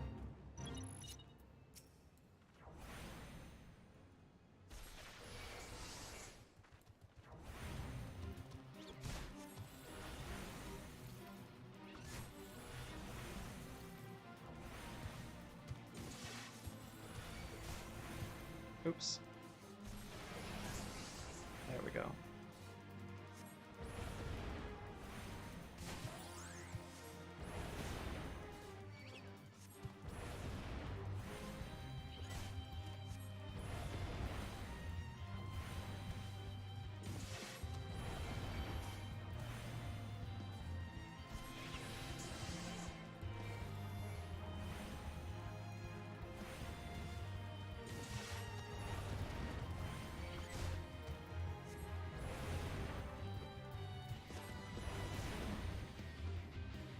Oh, didn't do it in time.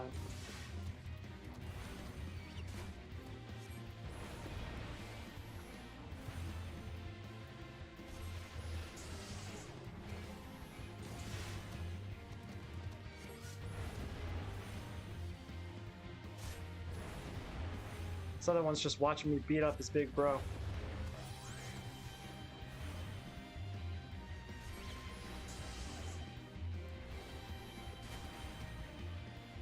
No! Ah, Thaumaturge, why do you have to be so close to the end of your cast bar?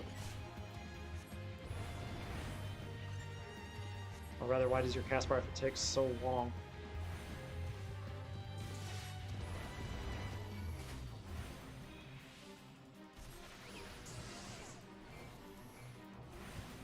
Oops. Didn't give it long enough to recharge that time.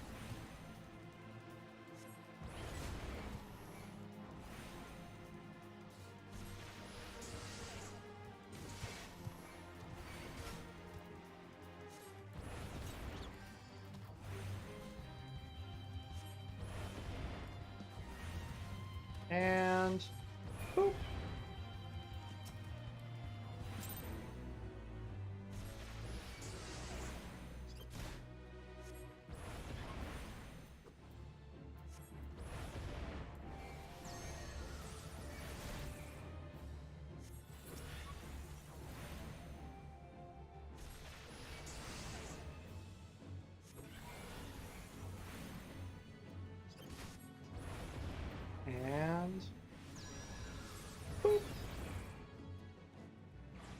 Awesome.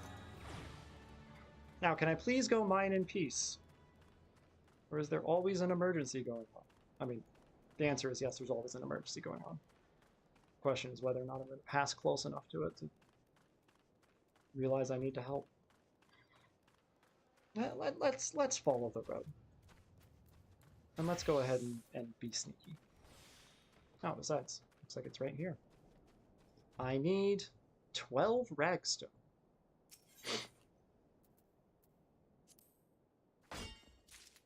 Go ahead and grab some rock salt and fine sand.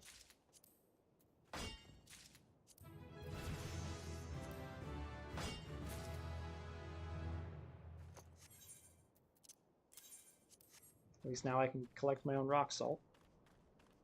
Not that I didn't have plenty already.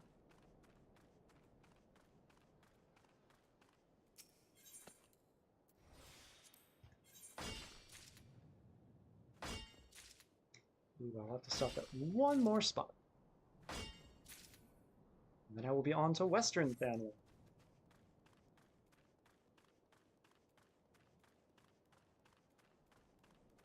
What about it?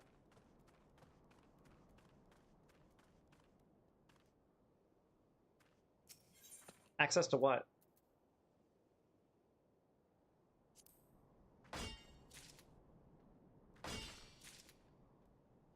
No. No, you can use the crystal tower to travel back and forth.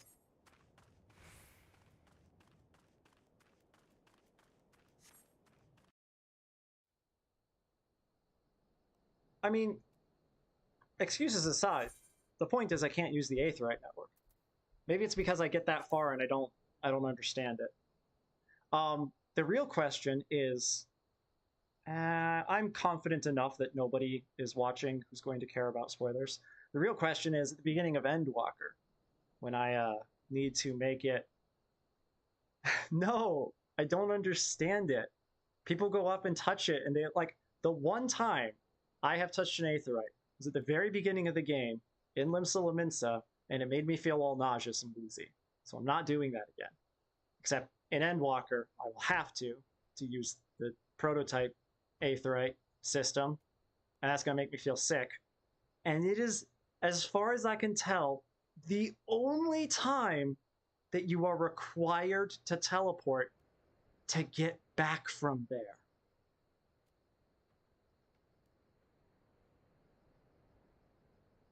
Yeah, exactly. But like, how it drives me nuts because you go to Thavnair and you run around there and then you have to come back and you never get to use the aetheryte in Radzithan. It's not accessible. The entirety of your time in Radzithan there is a cutscene. And even if it was, the thing says, oh, it's not available right now or whatever. So I then have to get back and I can't just use the aetheryte there on the bay to get back. I have to actually teleport. So my plan is, yeah, so that is my goal for the alternate method. I mean, it's not. Canonically, you just attune to the aetheryte in Thavnair, and now you can teleport to it whenever you want via the normal system. For me, the Sharlayan aetheryte is the one other aetheryte I will attune to. I won't attune to the one in Thavnair. But when I need to go back from Thavnair, those couple times, I will go back to the aetheryte on the beach there, and then teleport to Sharlayan, because I am using the same system to go back, quote unquote. That's the idea. Oh, fate I gotta help with. Cool, it's still got plenty of time. Wait, what level is it? Yeah, 9, I'm good. Did Thaumaturge level up yet? Nope, not quite. Let me eat some food. Munch, munch, munch, munch. It's still gathering food, but that's because I'm going to be going right back to gathering after this. Oh, it's the big frog down there. Dang it. Ugh. Honestly, being Thaumaturge for that is probably not the greatest idea. Yeah. Yeah, I'll do Gladiator instead. Oh, hey, fate here too. Well, I'm gonna go get the toad first.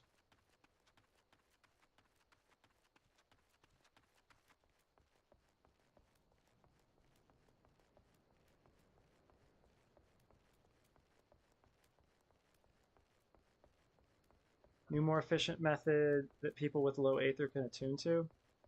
No. I don't need excuses to not do the like main thing that this character is not doing. That's pretty silly.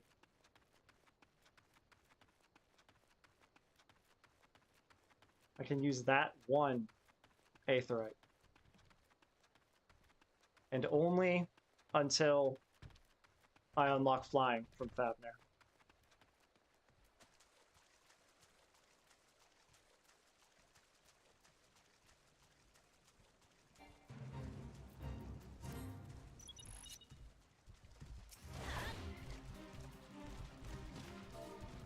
Ah! No! There we go. Oh, wow. Person was already almost done with it.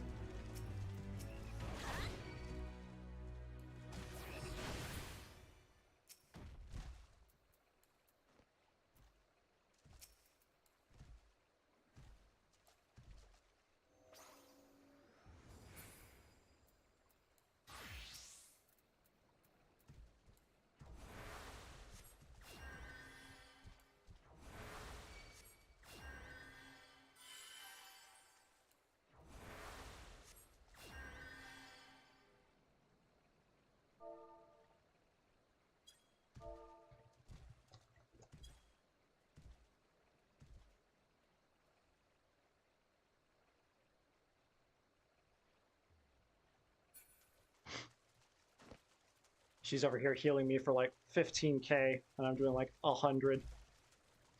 What, the person who can't use the aetheryte system? Or the person who was with you and got sick? Because it was both of them for that part. But it's Thancred who can't use the aetheryte system, because spoilers spoiled his spoil.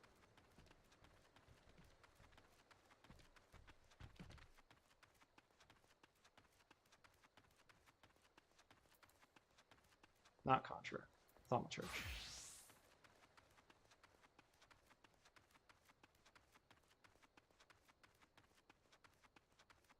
An excuse for what? I'm just doing the thing. I'm a true adventurer. I adventure everywhere. I travel the world. I help along the way. I don't skip across the world, ignoring everything along the way.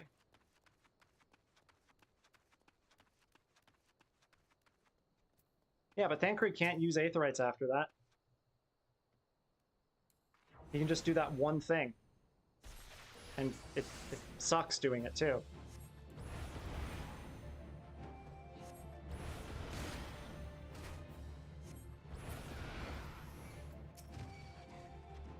What? Hey, jerk.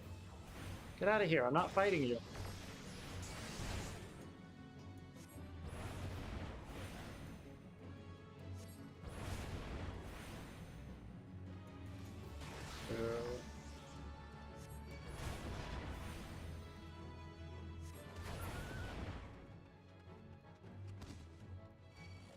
No, stop it.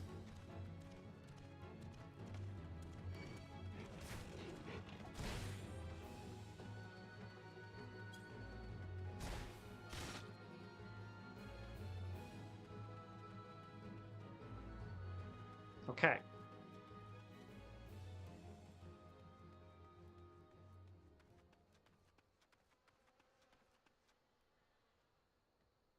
Oh, I'm still good.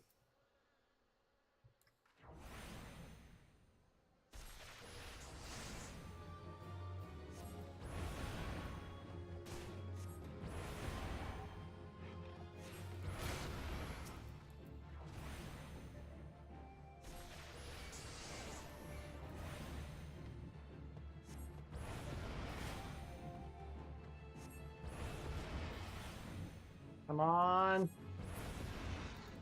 Haha, yes. No, no, no, no, no. That's not what I told you to attack.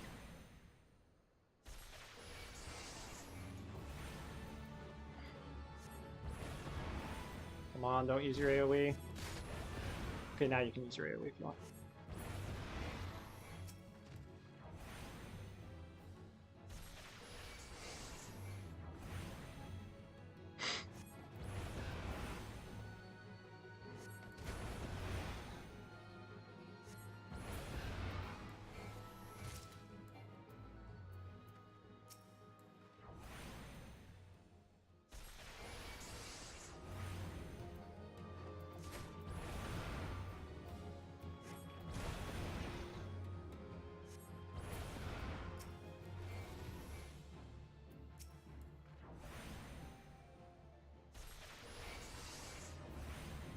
One by one.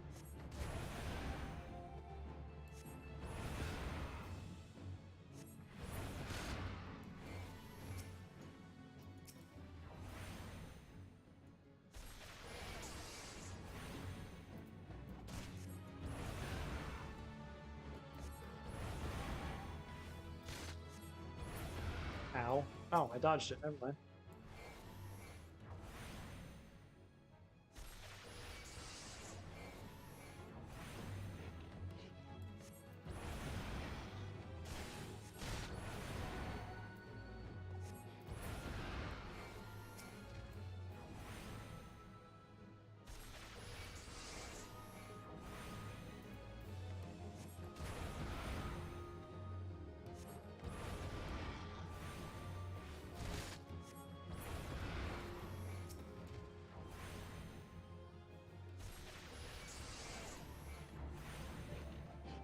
And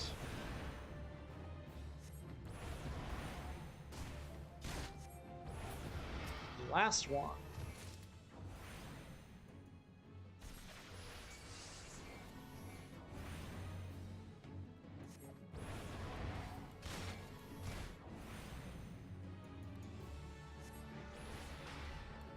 Oh, whoops. I was not doing enough damage.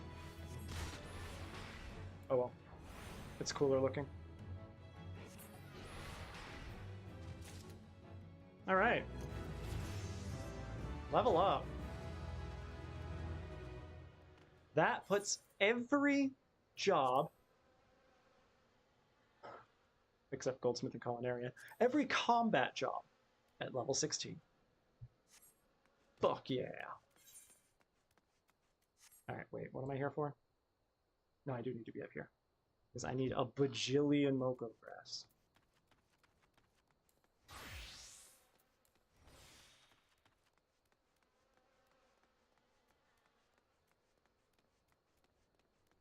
Just gonna climb up this hill here. Skyrim horse style.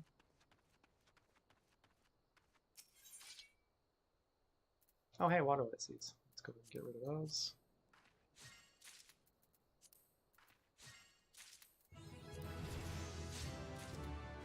Level 20 botanist.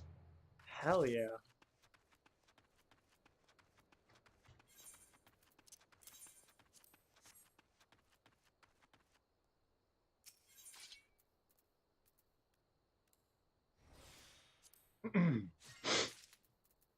When do I get this? Level 50. Whoa.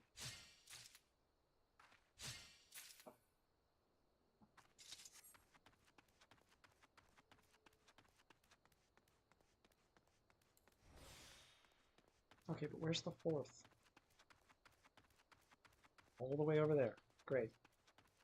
Why? No idea.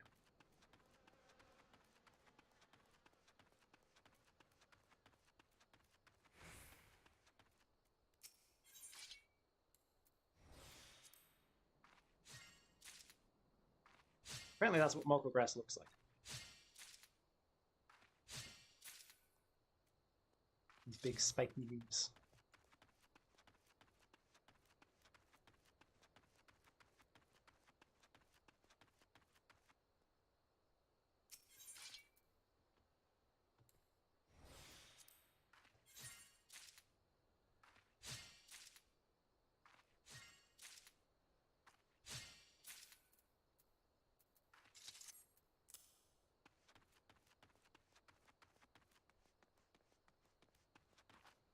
Come on, Thanolin, play your music.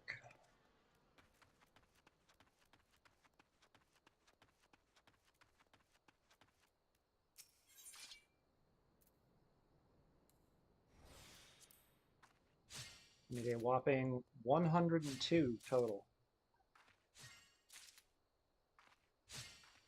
Wait. It says I have more somewhere? No, I don't. What are you talking about?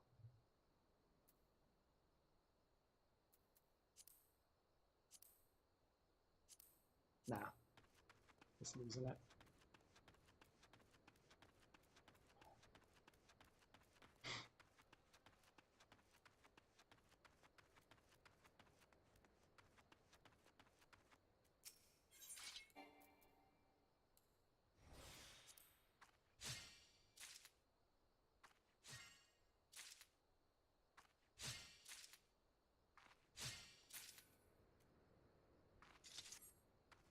When do I get autosync?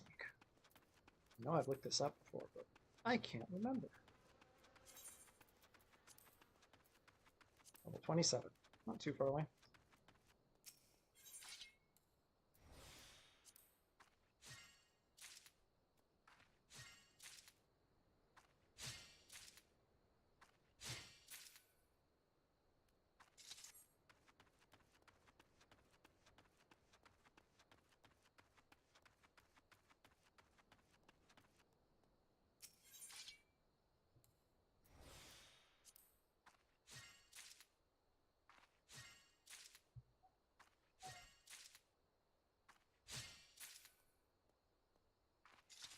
Whoa, we're halfway there. Literally. Literally half.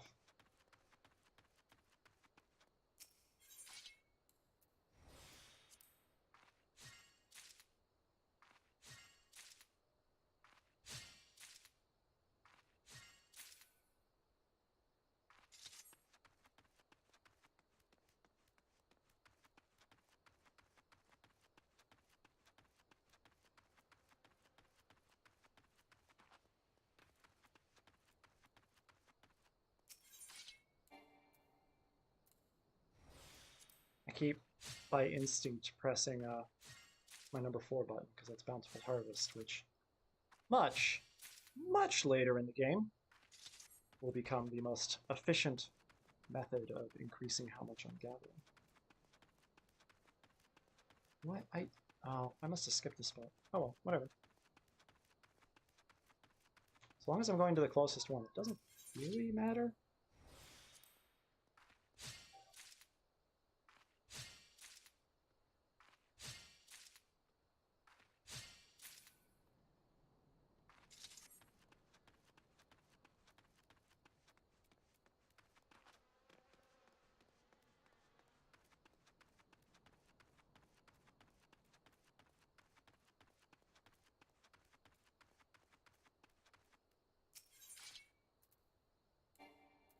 Oops.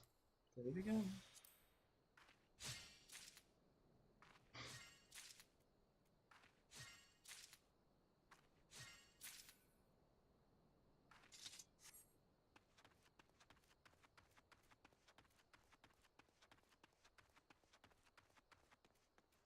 Later, I will more or less insist on. Oh, it was down there. Oops. Oh, hey, fate going on. Gotta save these guys again. All combat drops at 16. Gladiator it is.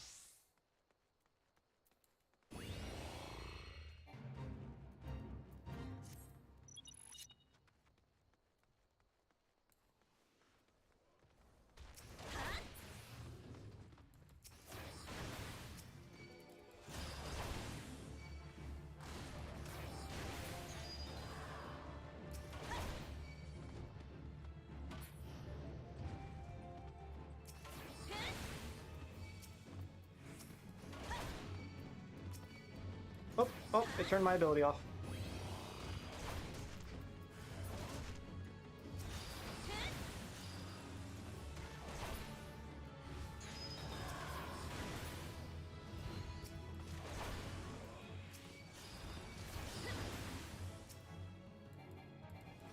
Whoops, walked right into it. Oh no! Okay, thank goodness. It didn't petrify me.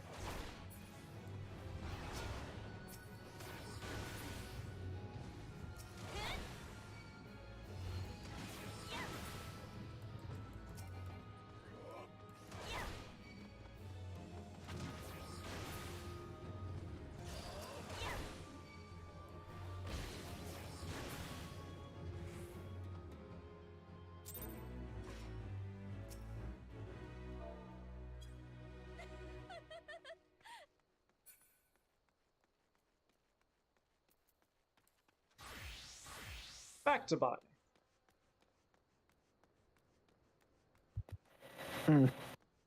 Oh, hey, welcome back. You sound like you're coming in from outer space for a moment, but... You heard that? I was in the voice settings. It's supposed to mute me when I do that. Now you're good. Yeah, I heard... Ah, yep, that is exactly what I was saying. I figured.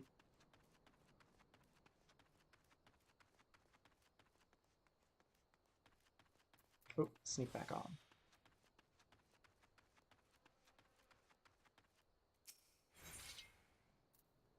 Ah, My roommates... why can't we use hydrophobic materials to make drinking ware?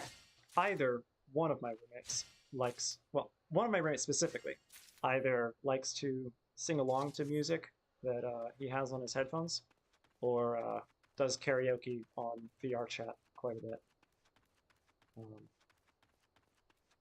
Oh, why? Did you hear me humming or something? No, not you. My roommates. Because he is off humming in the background right now. Or not humming, I sorry. was wondering why you brought it up. Singing loudly in the background. It's And also... I will always love noodles. Yeah, it's roughly that quality of singing.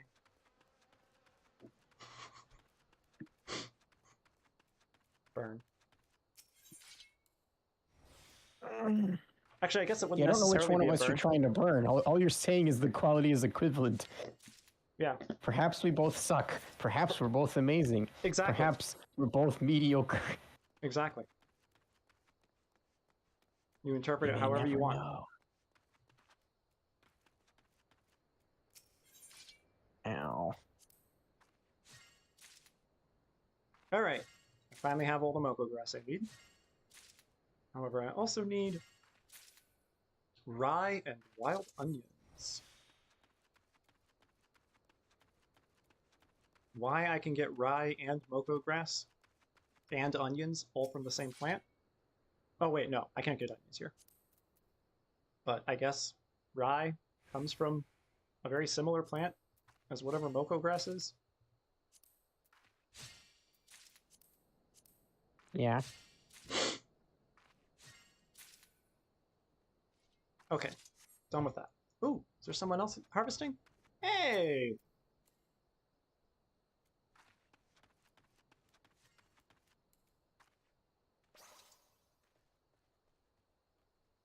Boo! That's not how you gather. Ugh. When you gather, you run into somebody else gathering, you're supposed to do emotes with them, even though you don't talk. Okay, there's also mining here. And I am getting... This is not obsidian, this is the cinnabar? Yes, copper sand and cinnabar. I need 4 copper sand and 8 cinnabar. I'll grab 1 oh, come on. I didn't turn the auto gather off first.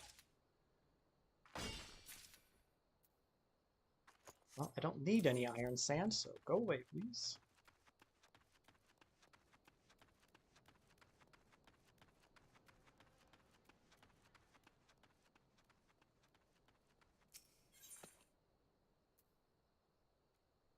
Four copper sand? Oh, look. Just gather that. If I get more than 4, it's okay. Just in case I mess something up.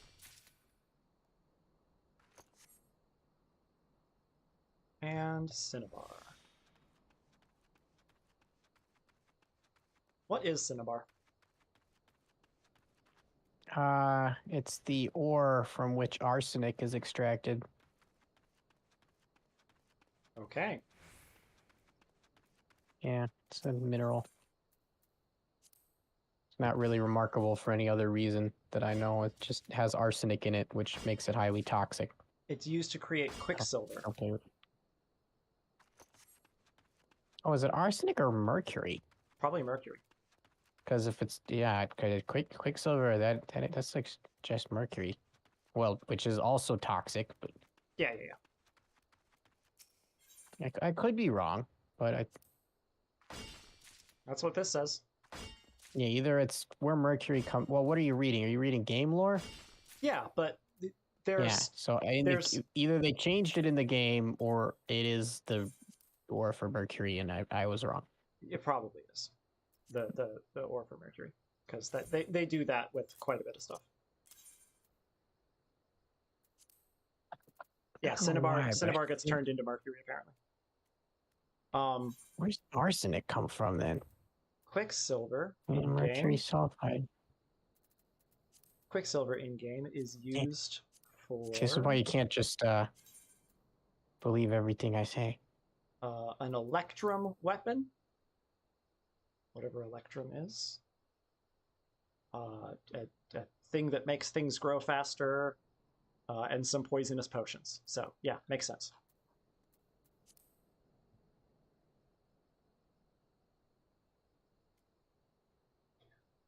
Cinnabon is a place where they sell cinnamon rolls that have a filling with proprietary cinnamon they source from exploited Not people. Cinnabon. Oh. No, yeah. God. Yeah, and then she was like, oh, wait, you said cinnabar.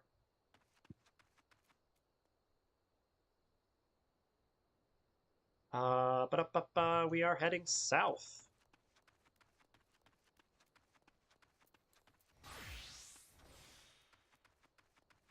We're heading to actually go to the place where the onions are. Or, that was a weird way of saying that. We're heading to the place that the onions actually are.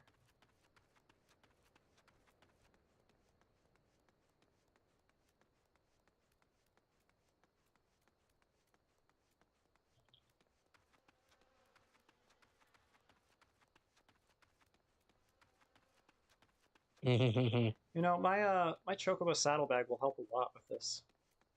So arsenic is found in minerals whose formula is apparently... Oh, okay.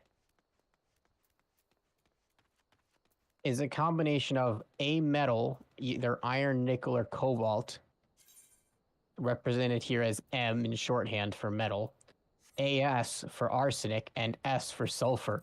So the formula is mass. Very nice.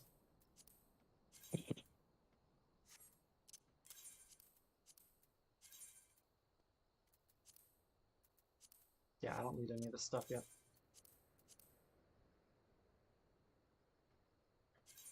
I was wondering why I didn't end up moving it to my first page if I wasn't actually going to use it, because everything I had on my second page was supposed to be stuff I was going to use. And sure enough, I'm not using this. Yeah, orpiment and realgar. I haven't heard of those before. I was wondering if maybe I had cinnabar mixed up with like another mineral. Are you kidding me? But I'm not seeing any familiar mineral names here. The onions are down there. Gotta love cliffs. This isn't the path down, is it? Oh no, somebody died! Oh no! Ah.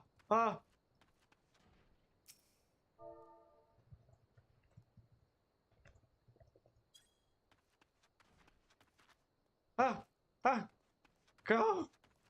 Is there a path down over here? I think so, but I think it's really far away. It's still probably faster.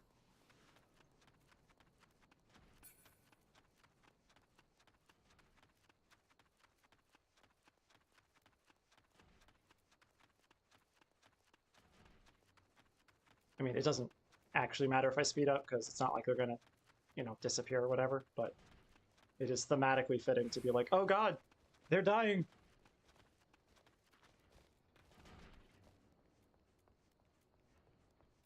Alright, and switch to Conjurer so I can raise him.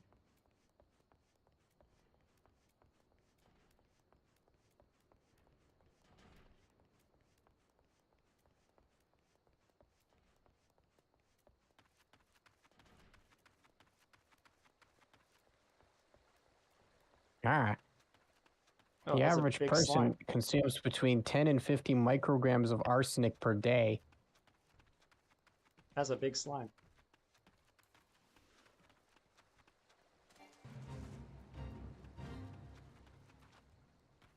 Aw, somebody else already raised him.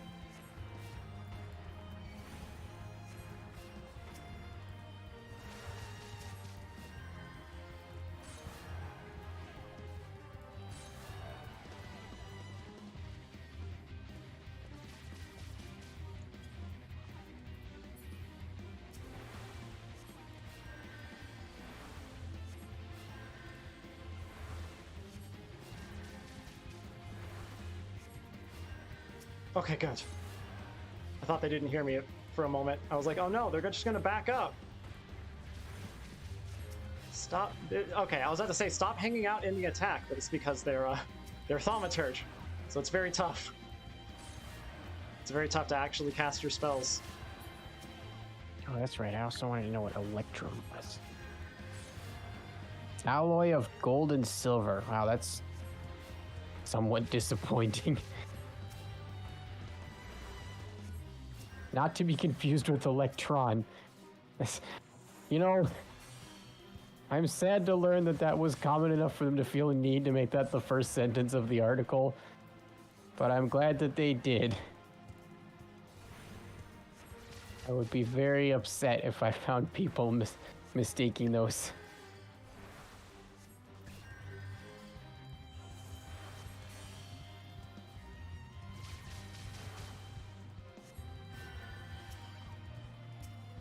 Oh, they're not my party. I was like, heal all nearby party members. That works great.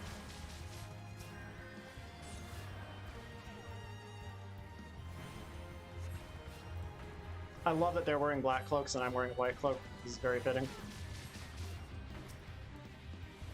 Nope, nope, wrong one.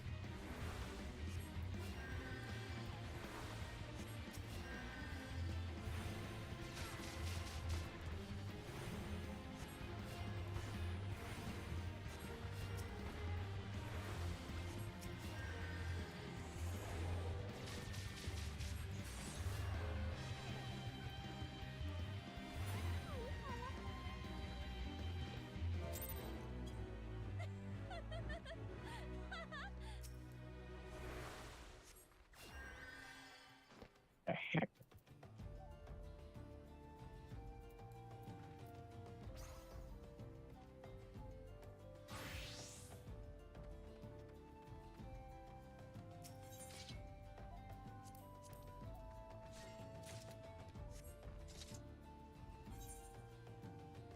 All right, that's onions down.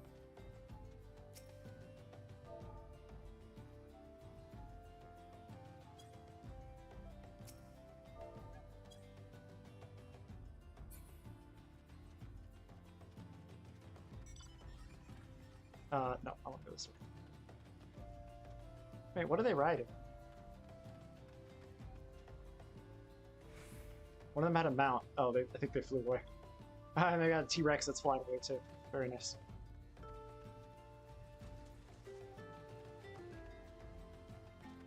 I was really hoping I was going to get the achievement there. Well, okay, you don't get an achievement right away, but I was going to get progress on the achievement. There's an achievement called Good Samaritan, where it's for raising people who aren't in your party. Now, you can just cheese it, because you can just go out somewhere with a friend and have them die over and over, as long as they're not in the same party as you. But it's you know, more fun to just find people and raise them. And that person, I was literally like, oh, there's a fate all the way down there, and then they died. I was like, oh no, let me go help. Okay, I need to be a miner now. Where am I going? Straight across? Yeah, kind of. I have a feeling I'm gonna run into this fate over here. Yep, there we go. Plenty of time. It's the frickin' Yarzons. Ugh. They're horrible. Gladiator!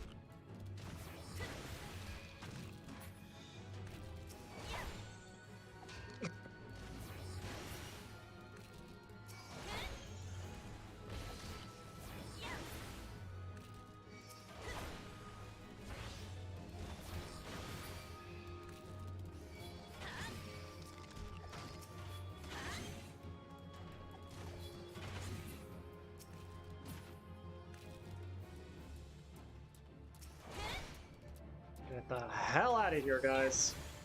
Nobody likes you. You're big, creepy spiders with a mouth for a body. Oh, gotta kill one more.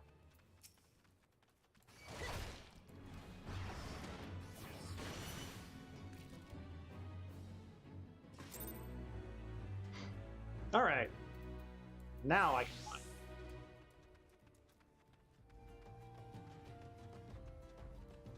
It's 10 over here, right? Yeah, how much tin do I... Oh no, it's obsidian I need over here. I already got the tin. Cool. I need a whopping 1 obsidian. Boom. Got it.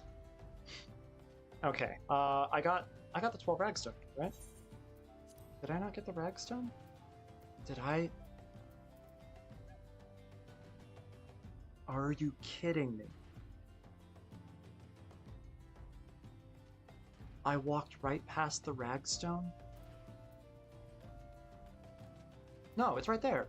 It's right there. Okay. I thought I was going crazy for a moment. No, I got the ragstone, and I got the papoda. I just didn't check them off. Okay. Look at the full list again. I think I am good to leave Ul'dah. Yep. Okay, I need Lower and Middle Enosha, so we're going to start with Lower, I think. I think we're actually going to take the... yeah. Yeah, we're going to take the boat from Lenosha down to Morbi Dry Docks. From Limsa down to Morbi Dry Docks.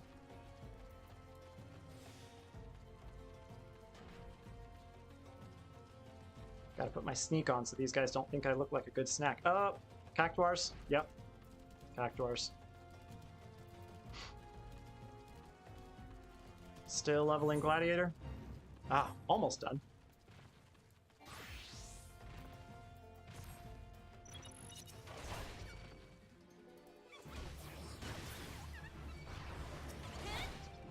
Oh. There we go.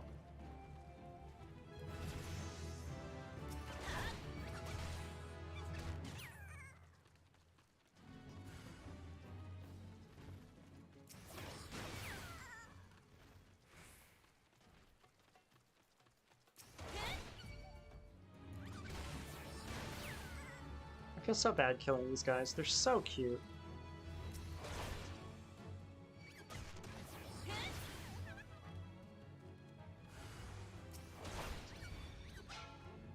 Needles shed by cactuars are the number 4 cause of foot irritation in Western fandom. By slaying a few cactuars, we can see that number drop to 6th or even 7th. That's probably the worst excuse for a fate I've seen.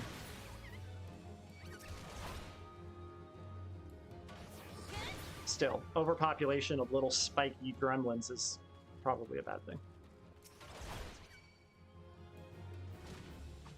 Even if they are adorable spiky gremlins.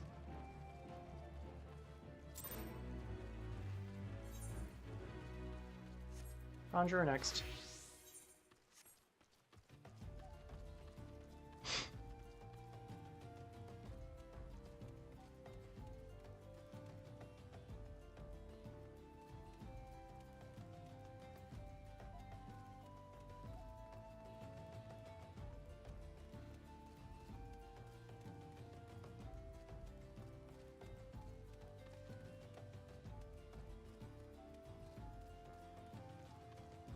Why would you name your steps the 80 Sins of Sasamo? I mean, I guess it would be... Something I wondered a while back. I guess it would be like, legend has it, there's 80 steps because they're named for the 80 Sins of Sasamo. But still, that's pretty weird. Yeah. Food. That's what I was going to do. Eat more food when I'm about to gather again.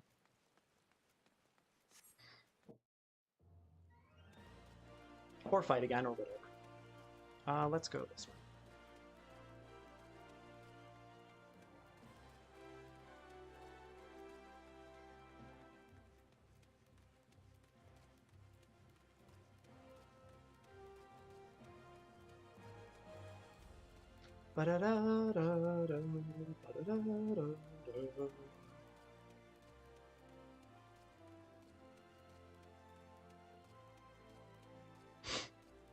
Oh, do I have all the baits I need? While we do the airship cutscene, I'll check that. I mean, I always have versatile lures, so technically I always have the bait I need, but...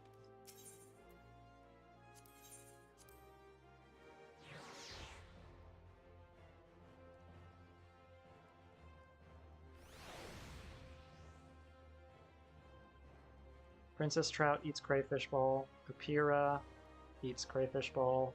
Crimson crayfish eats crayfish ball. Coral butterfly eats pillbugs or floating minnows. I got pillbugs. It is not surprising that the crayfish eat other crayfish remains. Not even remotely. Crayfish? Yeah. The fact that crayfish would eat each other? I think you mean crustaceans. No, crayfish... I mean, yeah, sure, but I'm talking about crayfish The right now. little... I heard you mention pillbugs. No, I was saying coral butterflies eat pillbugs. It's the other three. Trout, piranhas, basically, and other crayfish all eat crayfish bait. Bait made from crayfish. Yeah. Because back in ARR, there were some baits you could make yourself, which is really cool. And then they stopped doing that. I guess because they didn't want to force fishers to have to get their baits from other players or whatever. It's kind of dumb, but it's fine.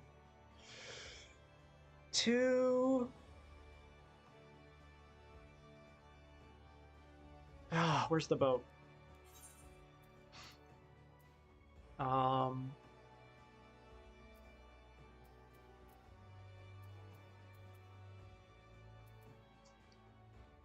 Lower Lenosha, Morby Dry Docks. Oh, I thought... There we go. Okay, so I need to go to Airport. To... Bulwark Hall.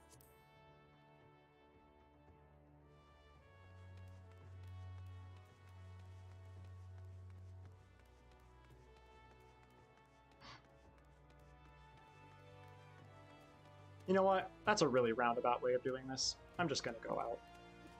In fact, I need Middle Lenosha anyway. I'm just going to start there. And then walk to Lower Lenosha. That's fine.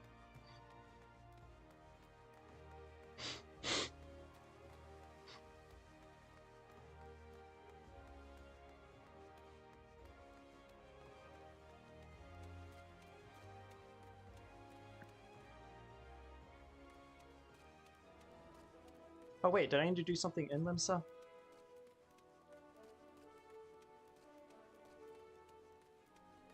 I think there's some stuff I had to buy in Limsa that I can only buy there.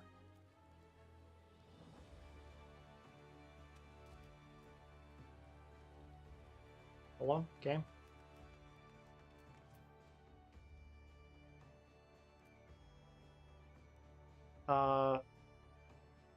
Wait, I can catch coral butterflies? Oh yeah, I have to fish them in here. Got it. Yeah, and I have to buy. Yep. Okay, cool. So I'll just go ahead and do that. I'll actually go up to the Limsa upper decks.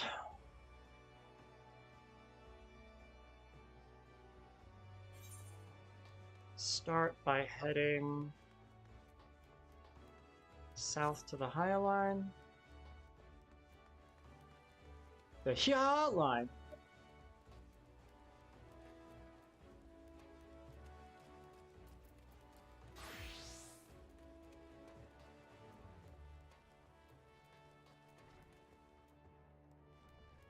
And buying some haddock. Because for whatever reason, you need haddock for recipes, and there is nowhere to fish it.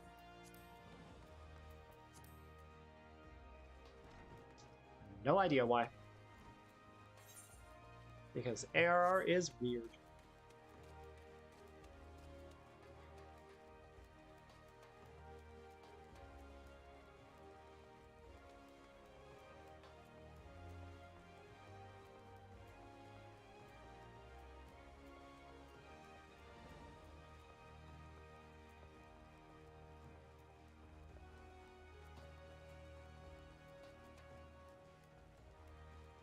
Let me go and check that off the list.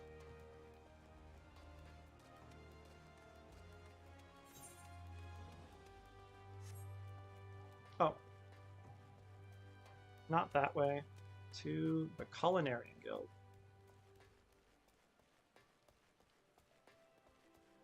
So I need mineral water and alb goat milk. And those are not things I can obtain by myself.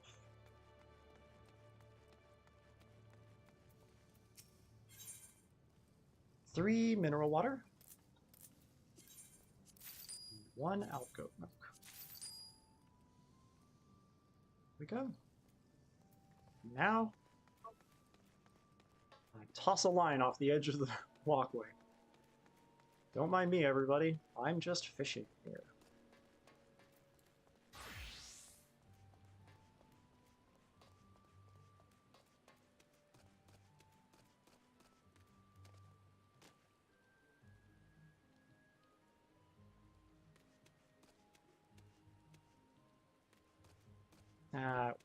It'll look weird there. Yeah, let's just do it off the edge. It's fine.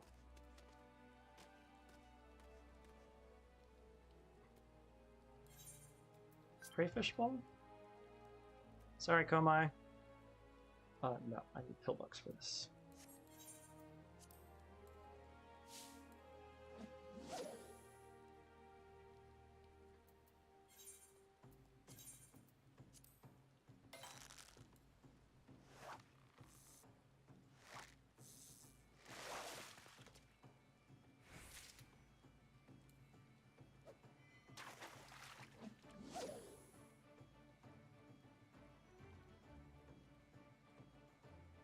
So, Kitty Cat, have you been around for me mentioning that Fisher is my highest level class right now?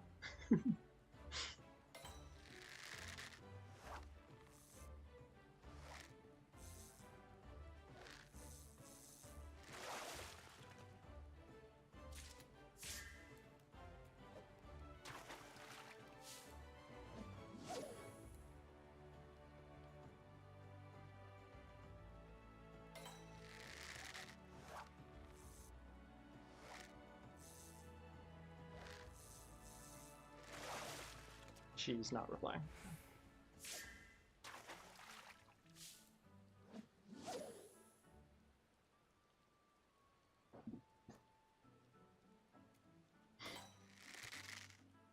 I always forget I have toothpaste eyes.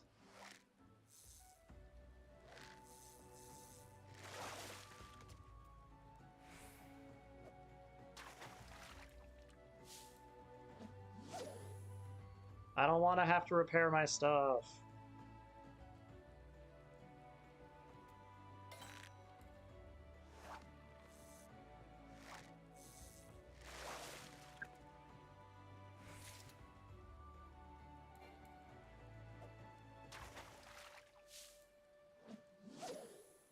There we go. That's a good angle. Oh no, it's not, because when I go to pull, it's like in front of... Oh, okay. It's not bad.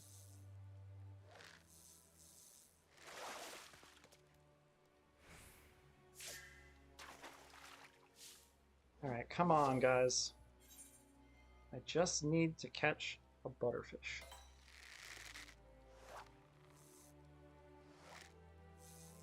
Ah, fishing's all about being patient.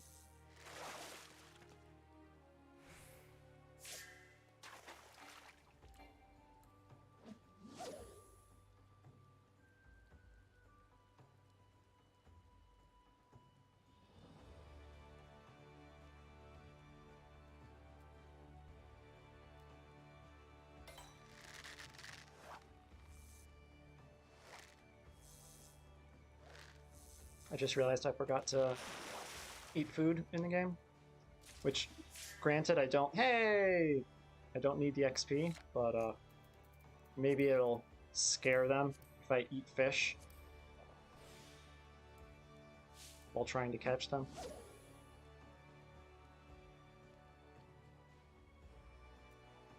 Eat fish to catch fish.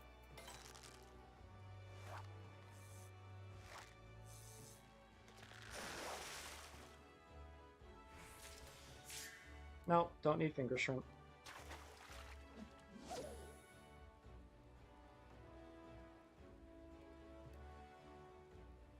I need coral butterflies to make fish oil.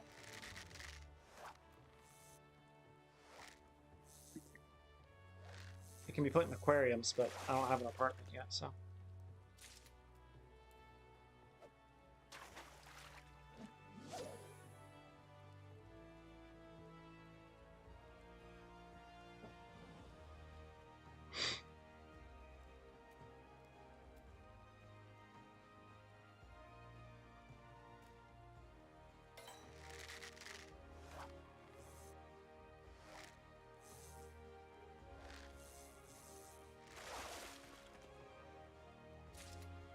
Yay, there we go.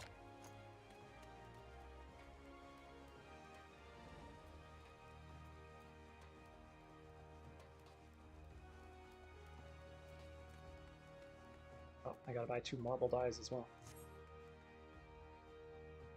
They're just rocks, right? Yeah, they're just stones. Which for some reason I can't mine for myself, but whatever.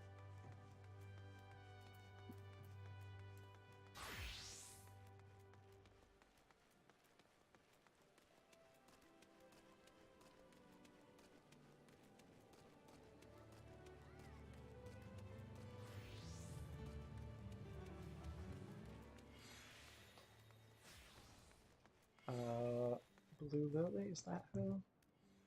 No, I'm Durand.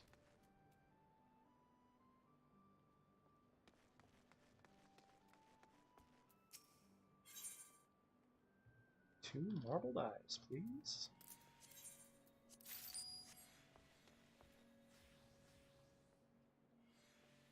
Alright, now out to the shop.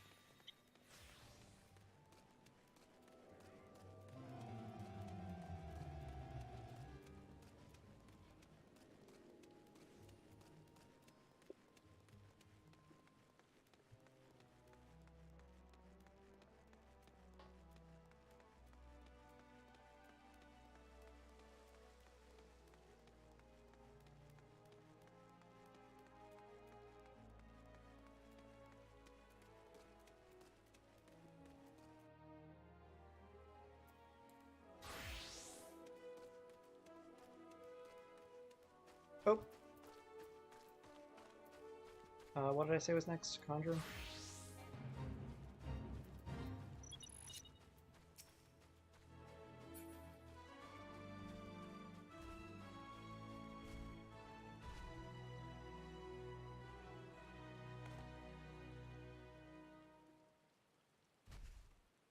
Oh, there's one right over there. Oops.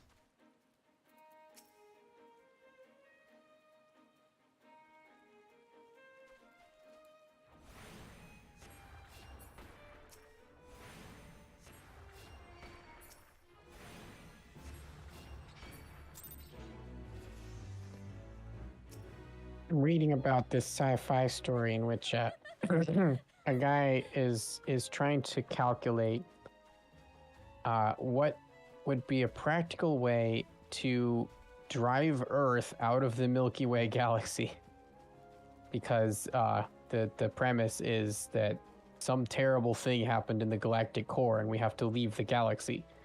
Okay. Yeah, and he concluded probably the only practical way to do this is to just bring the whole Earth rather than try to get all the people off Earth and into spaceships. Right. Yeah. No, I mean, I can understand the reasoning, but also I can understand no. the impulse. Yes. Look, he's exploring two possible acceleration values for the magical propulsion system, the sci-fi propulsion system, but which kind of is beyond realistic. So his first proposal is, at a maximum, let's imagine what it would be like if we were to accelerate Earth at 0.5 g of acceleration. So the gravity on the North Pole would increase to 1.5 g. Instead of 9.8 meters per second squared, things would fall at close to 14 meters per second squared. Hey, one And sec. on the South Pole, Can you see the stream right now? no. Okay, so I have this little cat minion out, and I moved my screen because I was like, oh, it's in the shot while I'm fishing here. That's really cute. And so I moved my screen to have it in the shot. And it immediately walked a few steps away, so it was pointing its butt at the screen. And I was like, yep, that's a cat, all right. Yep. Oh, Guava heard me say cat. Like, she actually reacted to the word cat. That's really cute.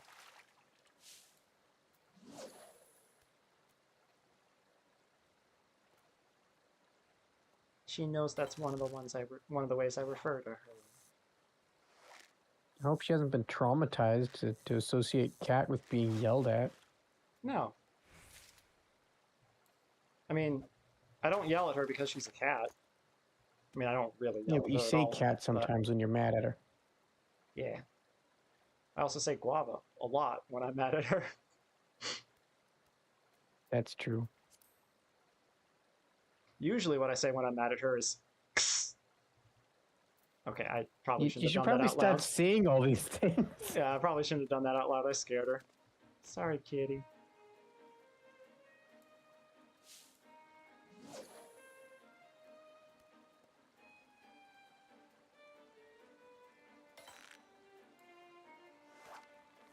So that's the dry numbers to start, right? Gravity is 50% higher on the North Pole and half as much on the South Pole.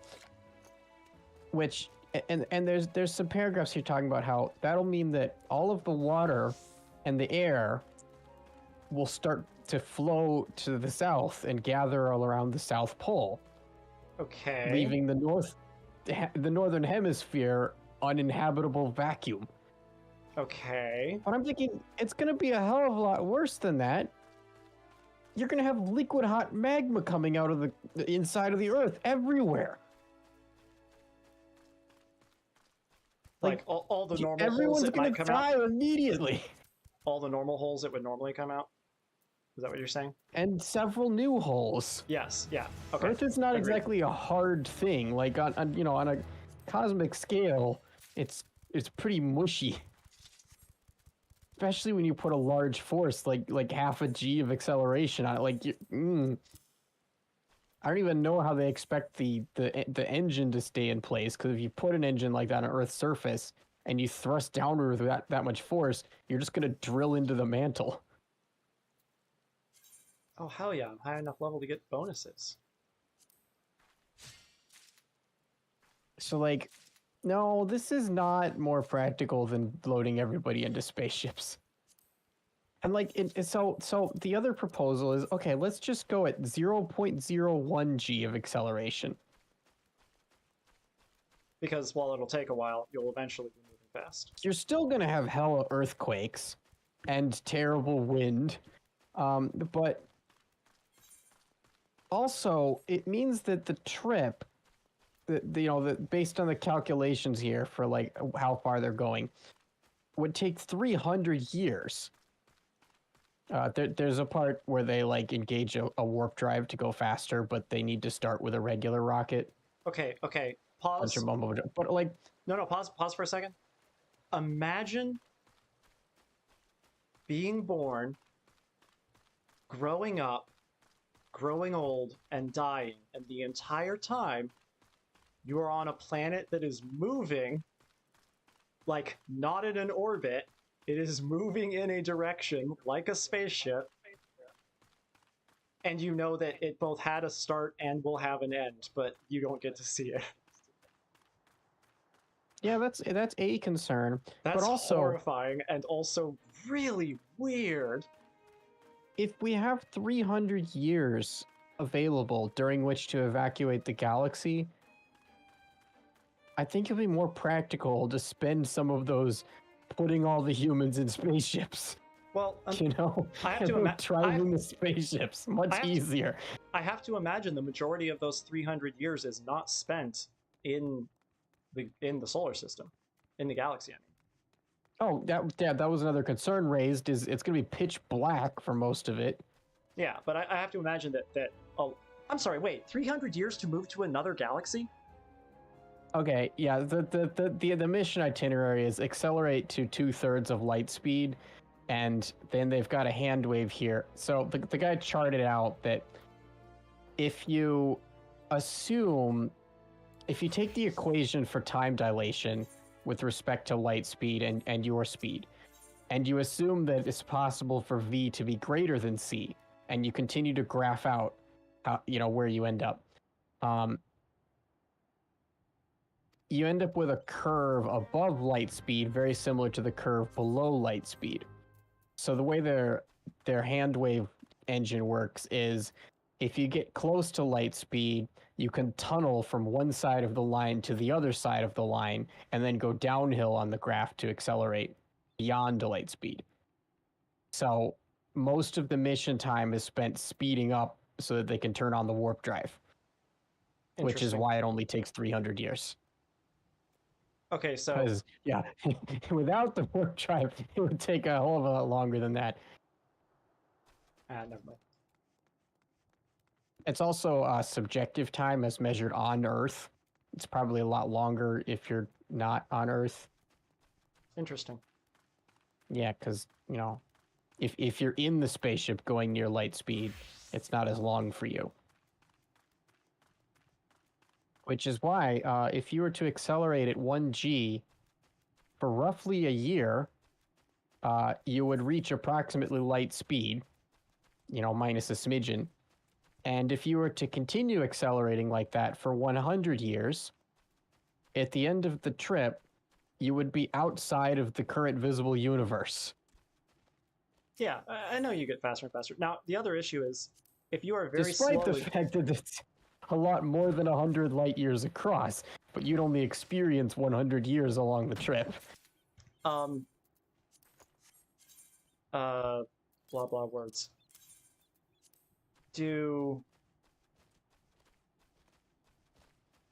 If you are slowly increasing in speed like that, let's say you're moving the planet slow enough that you cause nothing but maybe the lightest trembles to start with. Yeah, a teeny tiny imperceptible acceleration. By the time you are moving ridiculously fast, will the planet still be more or less like the same? Because that seems unreasonable. What do you mean by the same? will the planet be being significantly negatively affected? Oh yeah. Even if you use the Infinity Stones and just wish that Earth is traveling at, half of light speed or whatever, all of the radiation from space in the direction behind you will be hugely redshifted to the point where visible light is where blue light becomes red light and red light becomes infrared. But the dangerous part is what happens on the other side. In front of you, red light becomes blue light and blue light becomes ultraviolet, and also twice as bright. Meaning all of the deadly space radiation is going to be hugely multiplied in power. And the closer you get to the speed of light, the worse it will be.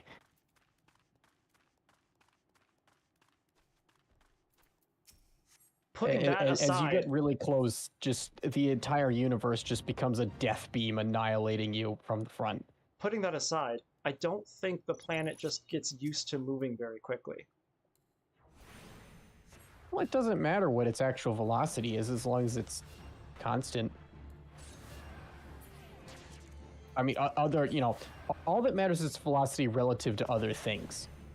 So all those sources of radiation out in the universe. Like, everything is just going to stay perfectly intact on the planet? It's what it's currently doing now. Yeah, because it's used to the speed it's going. Okay. Well, it would just be going at a different speed. Its speed changes, too. Like, we're currently orbiting the galactic center. The Milky Way is currently accelerating toward the Andromeda Galaxy. You know what? Yep, never mind. You're absolutely right. We are I constantly can't remember the moving exact figure, in different directions at different speeds. And Yeah, the we're world moving at continues some to turn. ridiculous speed, too, like 30 kilometers per second relative to the cosmic microwave background. It actually is pretty funny to be like, yeah, the world is turning, and the world continues to turn. Yep. Like, that's a phrase we already use.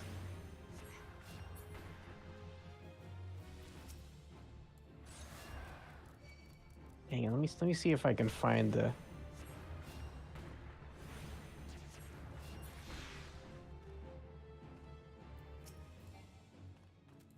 No, not that.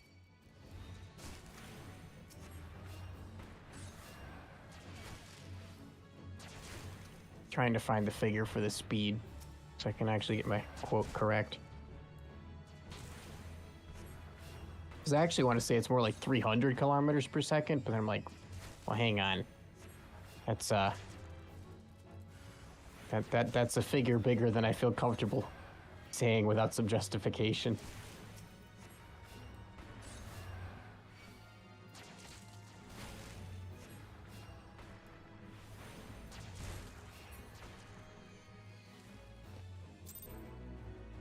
You're welcome. I just help this farmer clear out his farm of annoying plants.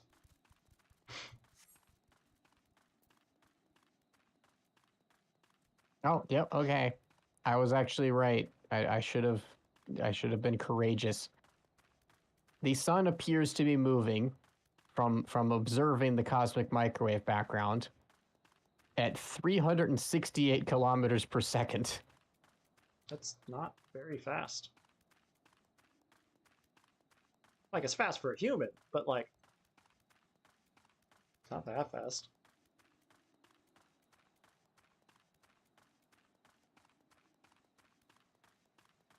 Hell, what's the fastest baseball has ever been pitched? Because I'm pretty sure it's over 100.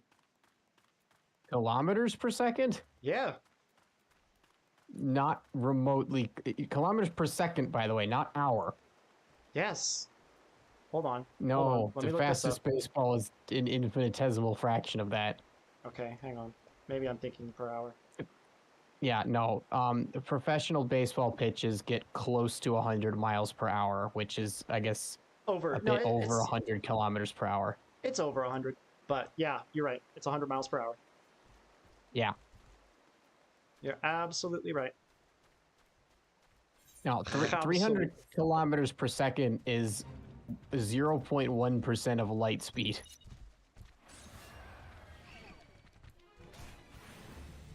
which would explain. Yeah, the cosmic microwave background is brighter in one direction than the other, which Wait, I'm is how sorry. we can tell. 300 kilometers per second is about 1% of light speed? 0.1%. Okay, that makes more sense. Yeah. Yeah, when I was saying it's not that fast, I was talking on like a cosmological scale, and then I just conflated that On with a baseballs cosmic for scale, some reason. and not.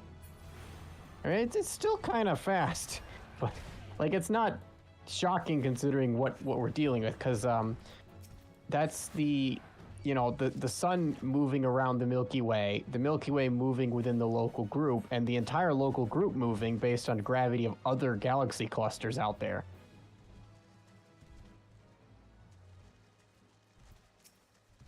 I gotta kill these guys fast.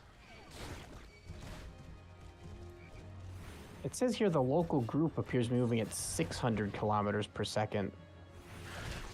So I guess for these numbers to add up, the Milky Way must be moving retrograde within the local group.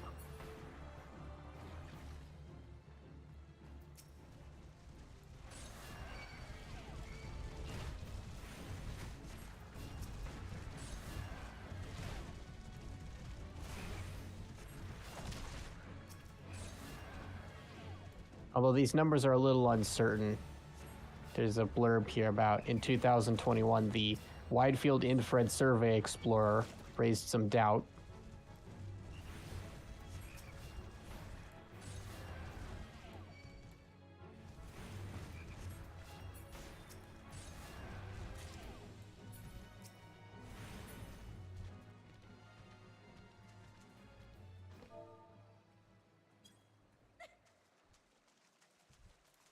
There's still one alive somewhere. No, it's about to time out. Where is it?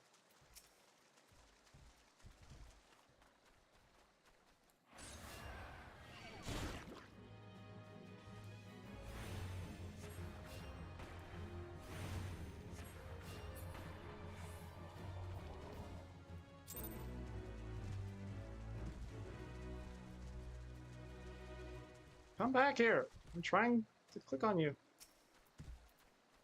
Wave hi. Okay, I guess I'm waving bye. You just ran off and didn't come back. Oh well. How are you not gonna say hi to other players? Ugh, so rude.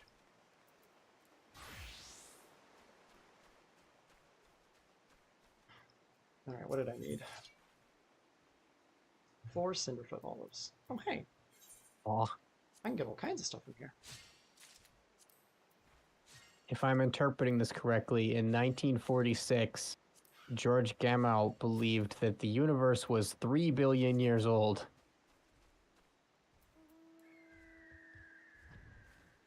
Which is it's a little short. Yeah, these other players are not being very interactive.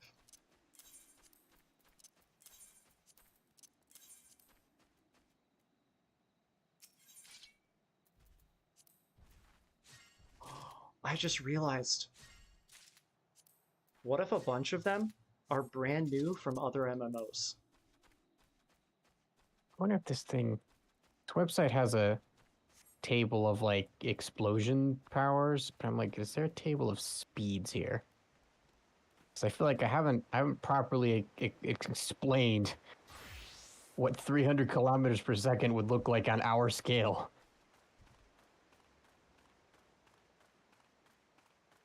I mean, yeah. Well, feel free, because I do love reference points. I understand. Yeah. I understand. It's fun putting this stuff in context too sometimes. I wasn't. Here we Like are, I said, velocities. Okay, good. I wasn't processing just how fast the baseball thing is, and so I was like, oh yeah, okay. So you've got 3,600 times that speed. That yeah, okay, fair enough. 0.008 meters per second. Snail. 8.9 meters per second. Greater Roadrunner. 19.2 meters per second. Coyote. So I guess in real life, the coyote would in fact catch the Roadrunner. Well, he catches up to the Roadrunner all the time. Yeah. That's why the Roadrunner has to come up with crafty ways of stopping it. And by crafty ways, I mean the stupidest stuff. Yep. He has to use fourth wall physics. Or sometimes fake wall physics. The speed of sound is about 300 meters per second. So this is The speed of sound is 300 meters per second? Dang. Yeah, okay. yeah, Mach 1000. 343 on Earth at sea level at average temperature. The density of the atmosphere affects it, and that changes now and then. But yeah, I will say it is pretty wild to think that the Earth is moving at that speed. That's Yes. it's pretty ridiculous. It doesn't actually say what orbital velocity is, but it does say the escape velocity of Earth from its surface is 11 kilometers per second. Hey, you know how we have Okay, there's not a lot of things in this table, but I forget what the name of it is, but those dials that spin to simulate the hold on. Kitty Cat, you're highly recommended finding a good Chinese cuisine place like an authentic one in your area. Yeah, I mean, I've been to one. I've been to my personal favorite is authentic Mexican places because authentic Mexican food fucking slaps. It's so good. But yeah, in general, authentic foreign cuisine is just as tasty as some of the tastiest American cuisine. Like I've been to a legitimate Greek place before. I've been to a legitimate Italian place before. Yeah,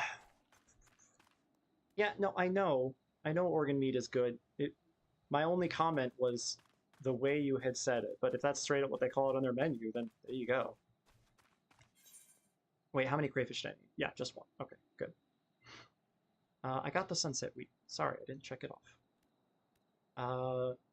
Okay, now out to Gridania. Either way, gotta go to Gridania.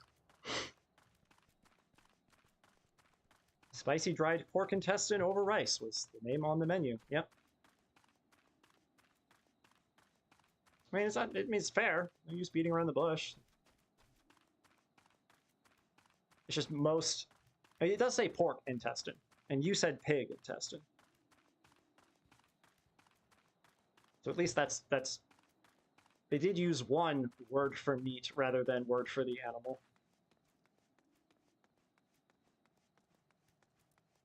oh, it does have baseballs on the table. Like that's one of the reasons people do it. You know, you call it veal, not young deer. As of 2010, the record baseball pitch was 47 meters per second. I'm pretty sure the only people who look at a pig and call it pork are people who are planning on killing and eating it in the relatively near future. Or the French. Oh, veal's young cow? What's the young deer? Deer is venison, but there's a term for young deer. And I am still slightly convinced it's veal, but that may just be because I haven't heard the other one in a while. Oh, hey! I have to kill a giant jellyfish again. A giant flying land jellyfish. I still want to be Conjurer, right? Yeah. Conjurer's good at boss fights, though.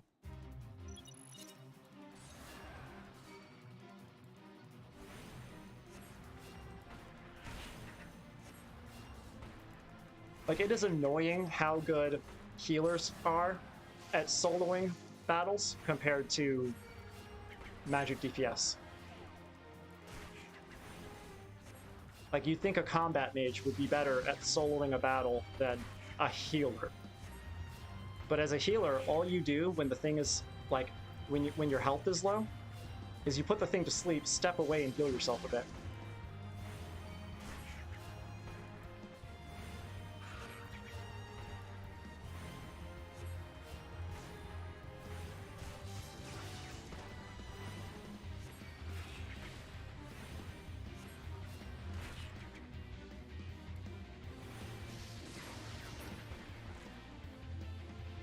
Okay,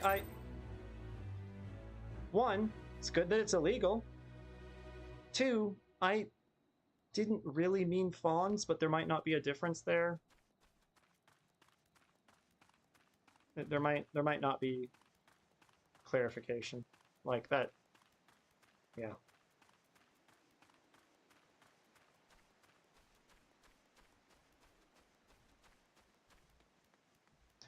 Yes, for a very young deer. I wasn't. That's why I said deer and not fawns. But okay, young cows. What are they called?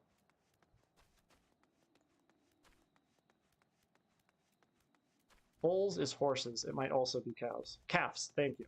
So yeah, the thing we would call a calf is what veal comes from. Because I guess I didn't realize. Either I didn't realize the range of ages that calf counts for, or I didn't realize that we killed them that young. But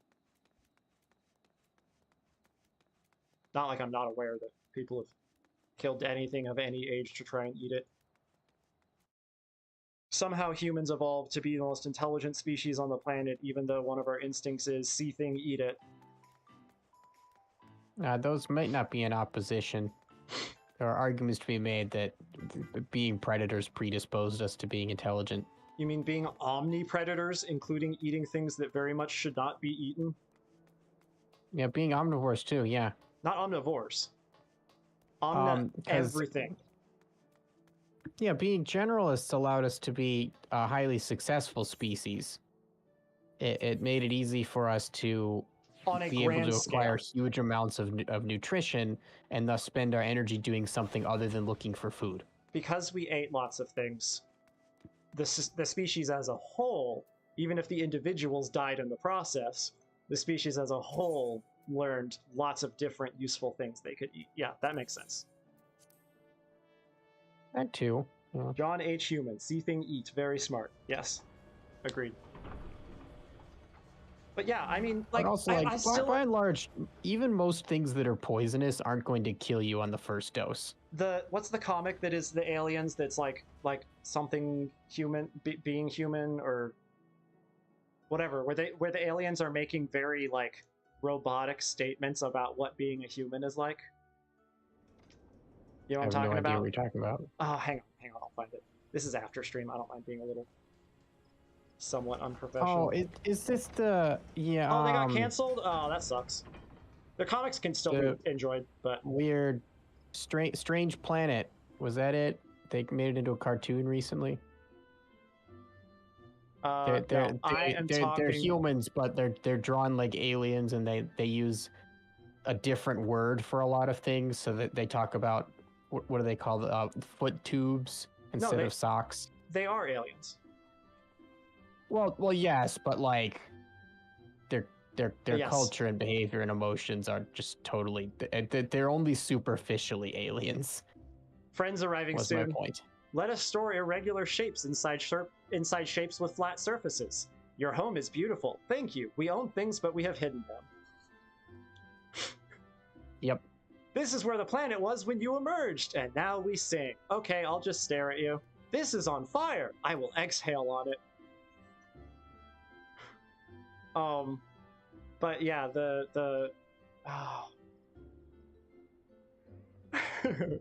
I have named it. Will it respond to this name? Never. Is the collar for a leash? The collar is for the name.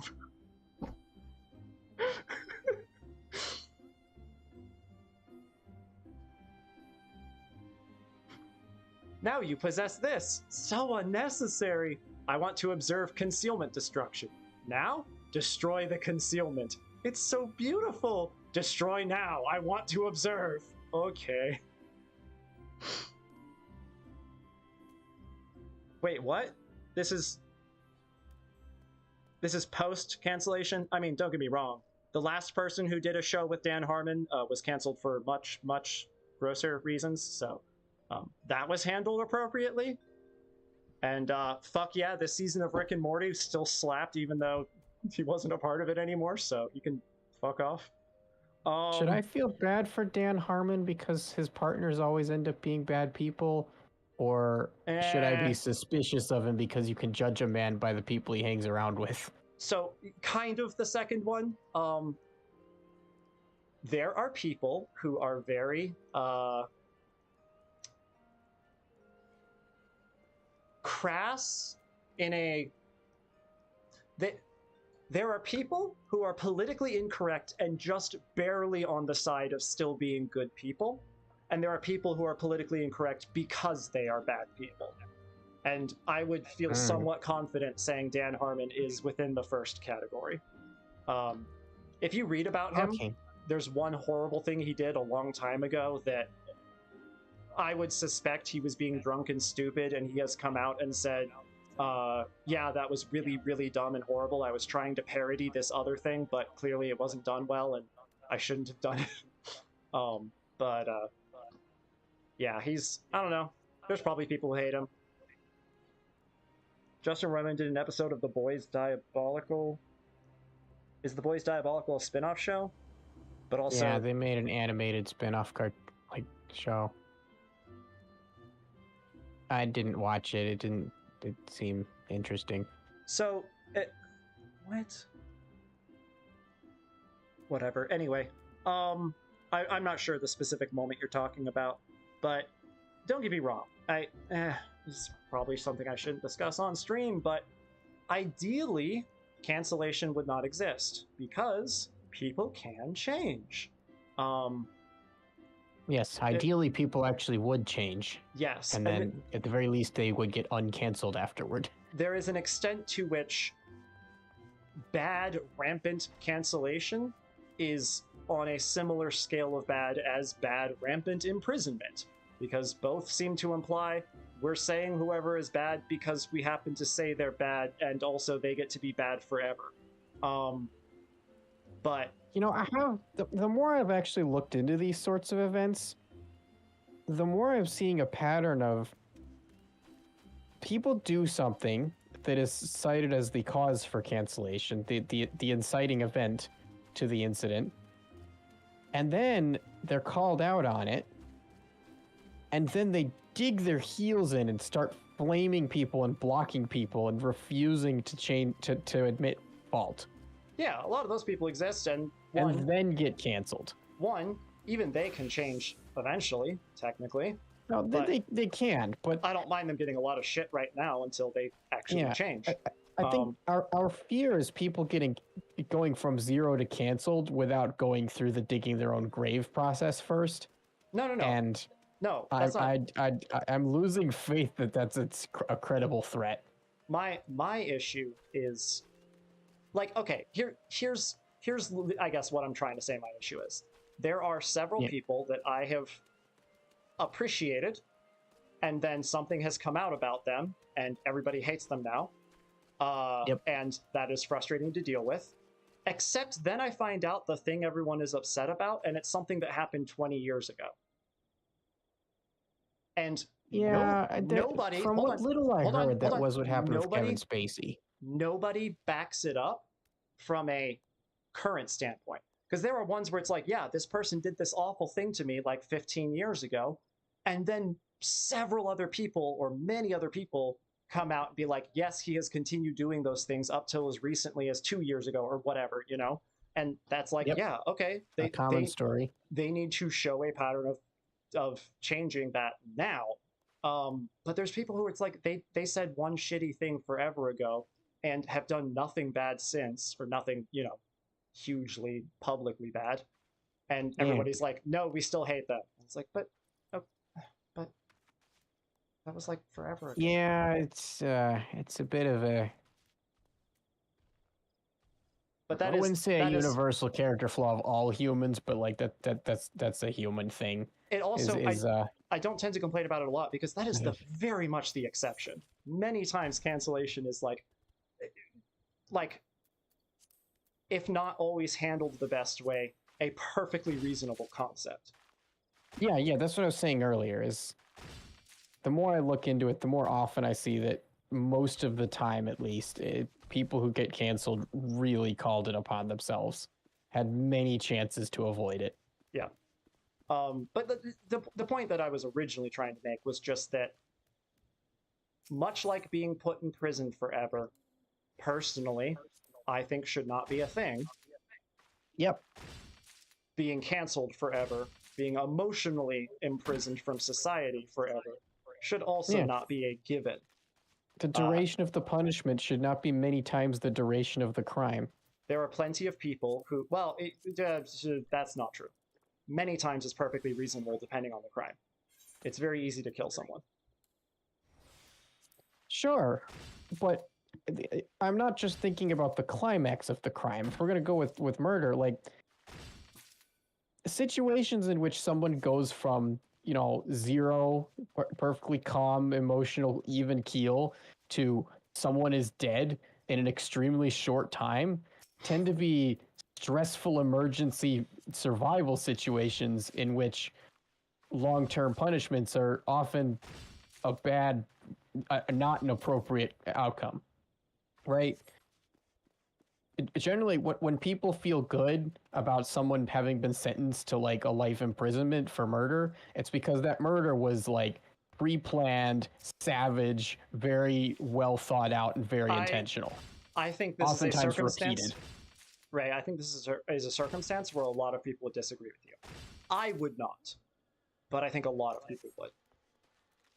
So okay, so I rewatched Ender's Game recently, and it's just an easy example, right? Ender is in the shower, and his bully shows up and starts pushing him around in the shower.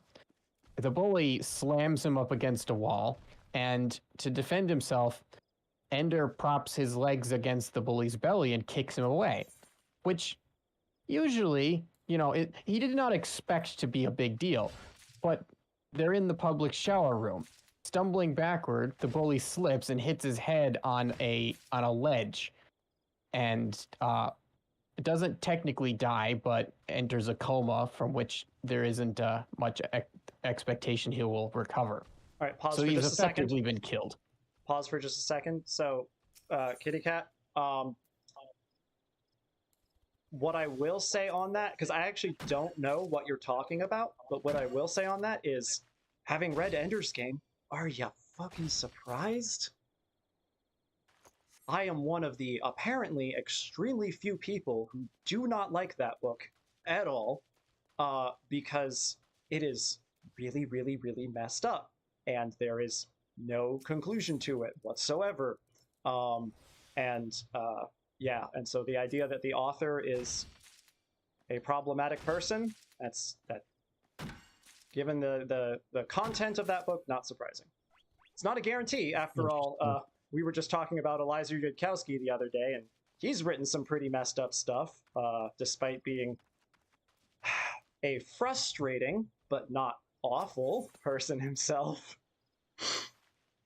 At least as far as I know. Who knows? Maybe he's an awful person. Yeah, alas. I'm afraid to bring up anything nowadays, lest I'd be like, oh, so there's this thing. Oh, yeah, it was made by a shithead. Because lately it feels like everything was made by a bad person. Yeah, it's quite sad. Trying to stay on topic. Yeah, no, I watched a movie, you know, the kid tries to defend himself, and it ends much worse than the kid expected very, very quickly. Yes. Life imprisonment for Ender did not seem like an appropriate response in that situation. Right? Correct. Yeah. Even though killing someone was the outcome, it was a rapidly developing chaotic situation that went out of control.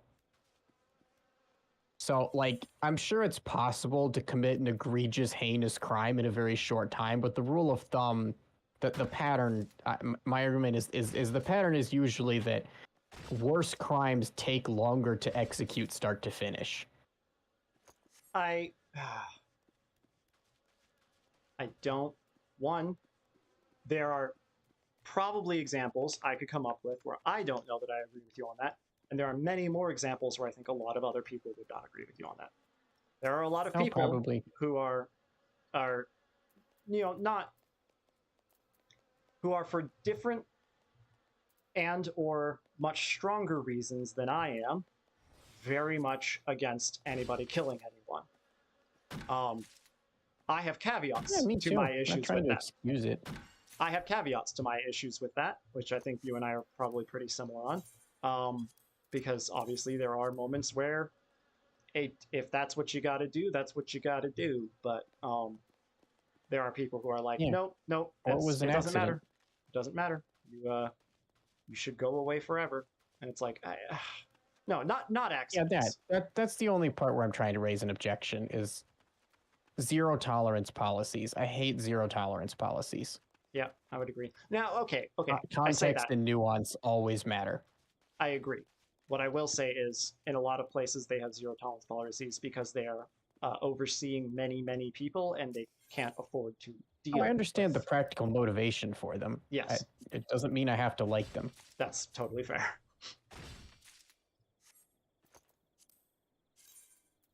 Yeah. And it's probably just because of childhood trauma, but I've been through enough times where I've spent a long time suffering because past me made some sort of mistake during it over a short period of time, or I've been punished and perhaps felt unjustly so. And it's perhaps led me to have an unusual willingness to sympathize and offer forgiveness to people who have been accused of things. It's because out of a worry that that they didn't mean it to be that bad, or that they could do better. It's just things didn't go well that one time. I don't disagree with you. What I will say is a lot of that is probably autism. I guess. I mean, autism is usually stereotypically associated with impaired ability to give sympathy. Not necessarily. It's you have less capability to be so emotional about something that the reasoning does not matter to you. I suppose that's fair, yeah. That is my point. Yeah, it's probably, you know, it's certainly relative to other parts of the world. It's probably a life of relative fortune that I've had that has not made me have experiences where I have strongly emotionally polarized responses to situations. Also very fair, and a good point. No, I haven't experienced a lot of relationship abuse, so I tend to have. Hold on. Kitty Cat, do you see this name that just passed me? Oh, they teleported. It was Nunh, Nunh, Tia, Tia.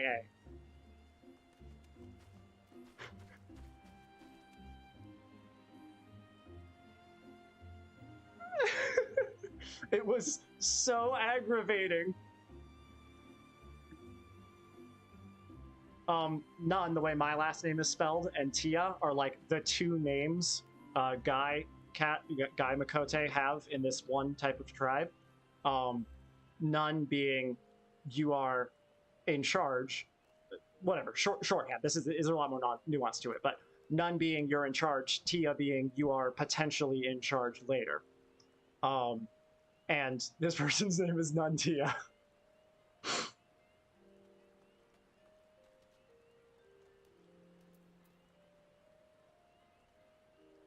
I mean, I guess it's no different than like Sergeant Corporal or something like that. Like that's just your name. I was too busy talking, couldn't remember what I was standing here for. I gotta catch a papira, which is just a piranha with a funny name.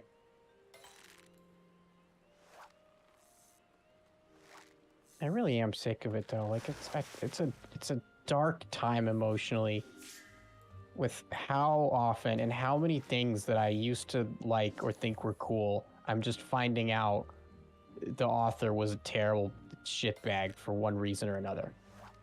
It's like, oh, you know, I like this show. Oh, it was made by a rapist. Oh, I like this book. Oh, it's made by a Nazi.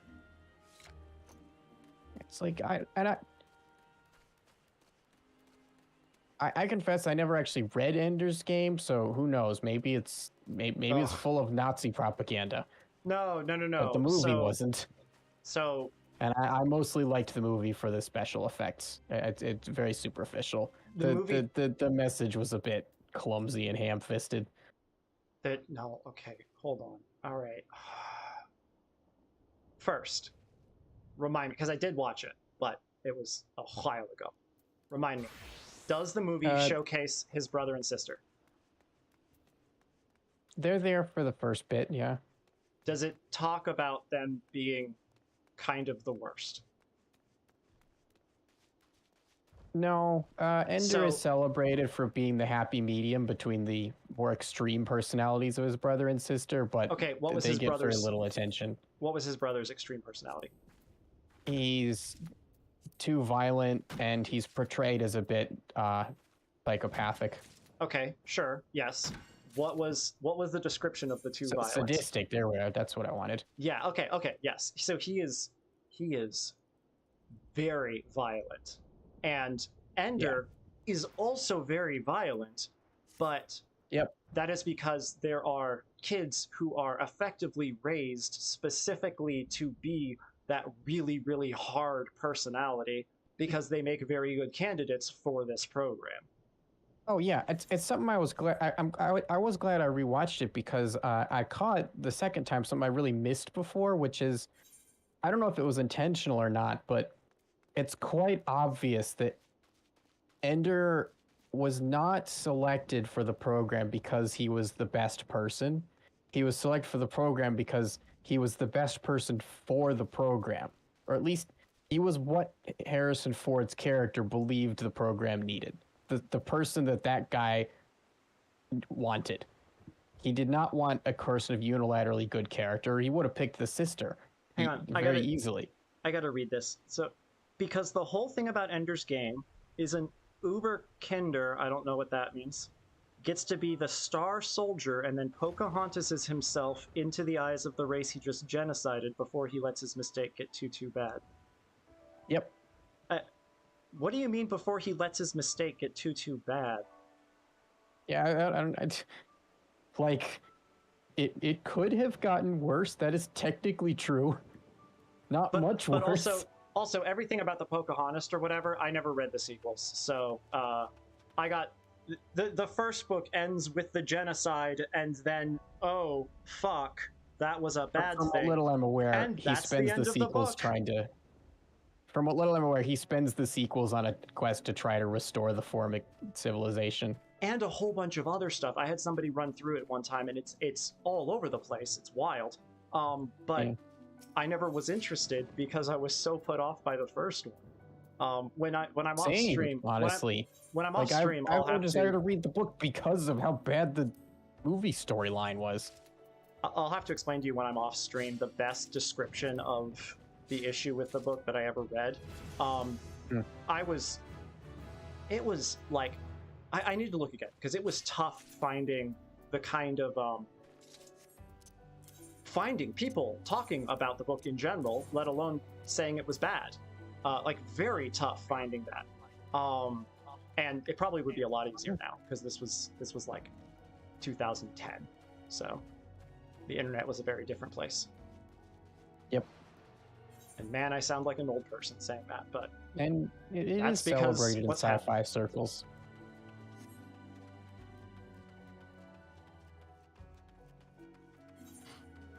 Honestly, that's one of the main reasons that the singularity is going to happen.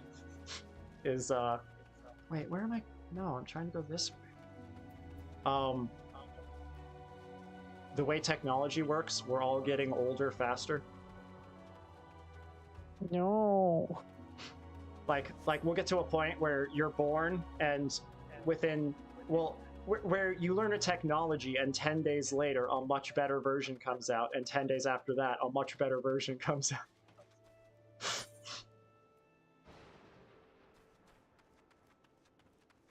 Yes, okay, this is where I wanted to go. Alistor's Soul Cap. Oh, I'm actually quite worried about that because I cannot just upgrade myself at an unlimited rate. So sooner or later, the world's going to be changing faster than I can reasonably adapt to even a fraction of what's going on, and I'll be outmoded. And Yeah. I don't know how new people being born are going to deal with it, but I'm the one who's me, and I won't be able to deal with it. It's not so much that you'll be outmoded, it's that you'll have to start letting other things keep you up. No, I'll be unable to contribute to society because nothing will make sense to me. Oh, at that point, most people won't be able to contribute to society in any way other than entertainment. That's no consolation. That just makes me worry for everyone. I mean, what it means is nobody has work, but like. Well, that's the problem. Is it all comes down to the order of events here. Of when does nobody have work versus when does nobody need to have work. Yeah, what I'm talking about it's is very important that one work. of those happened before the other. Because basically, you know how in some sci-fi movies and books and whatever, people have everything not handed to them, but people have to put forth almost no effort to do anything. Not necessarily to the extreme of WALL-E, but that concept. Right? What about it? So stories have that, but what they don't usually depict is part of the reason it works like that is because everything is expanding and developing itself really, really fast. So humans can't keep up with it. I suppose, but a key element of WALL-E is that the people are able to survive while in that state because the ship and its staff are invested in keeping them alive and healthy and happy and comfortable. I don't know what you mean by staff. If the what's his name? If the autopilot and the robots aboard the Axiom didn't give a shit about any of the humans, oh yes. They would leave them to starve. All the humans would die miserably. Yes, this is still. That's the future I fear. Yeah, is one where the driving force of the change in the world is not invested in my comfort and abandons me to die. That is unrelated to the not being able to keep up with technology to the point that you are not able to contribute to society. That's a separate matter. I guess I fear the former because I assume the latter. I don't live in a world that will take care of me if I don't take care of myself. So, unless I'm assured that will change, if the world starts changing really fast and I'm not able to look after myself, the inevitable conclusion is miserable death. For me and anyone in a similar situation.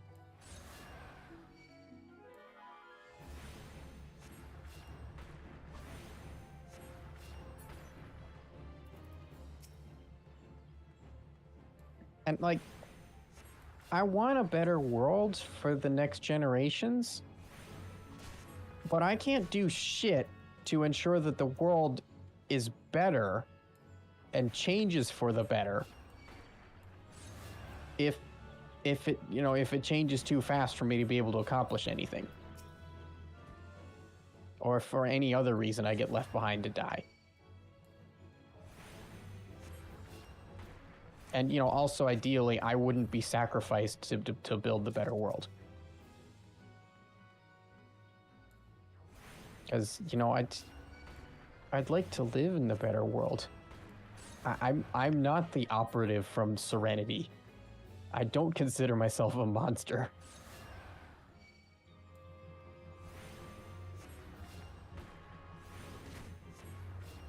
Wait, he was in Serenity and not... wait, hang on. What are you saying is late-stage capitalism? Sorry, I was too busy looking at this fight. I gotta get back in and read the comments. Yes, please do, because that means you can keep up with ones that I'm not keeping up with. I'm trying to... I want to go to bed. Well, go to bed then. I have to do.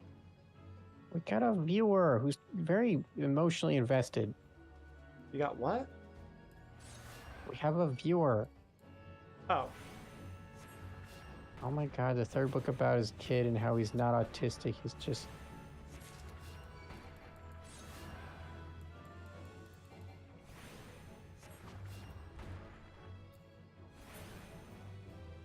You know, about the aging physically thing,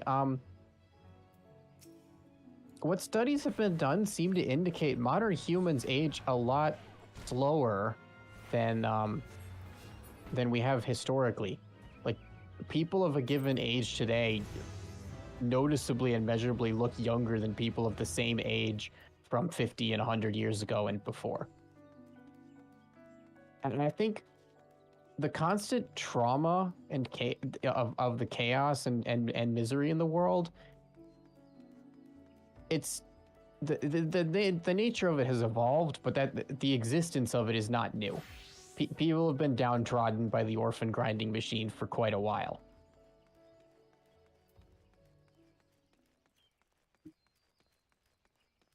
There may have been periods in history that were like less bad than the recent past, but the recent past was certainly it was certainly not better than today.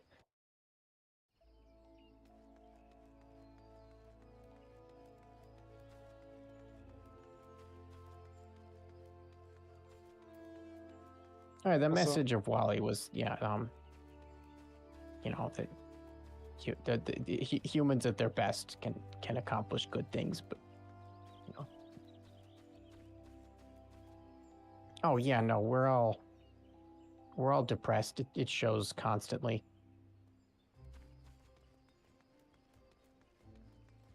It's one of the things I hate about being a millennial. I feel my entire generation is suicidal.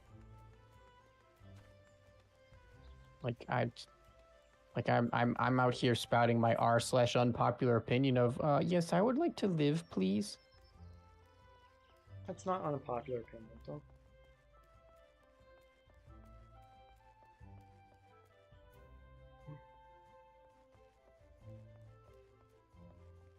Where is aetheryte? There he is. Aetheryte. I just always think of oh yeah. I need a beast sinew. Eh? What? Why is it?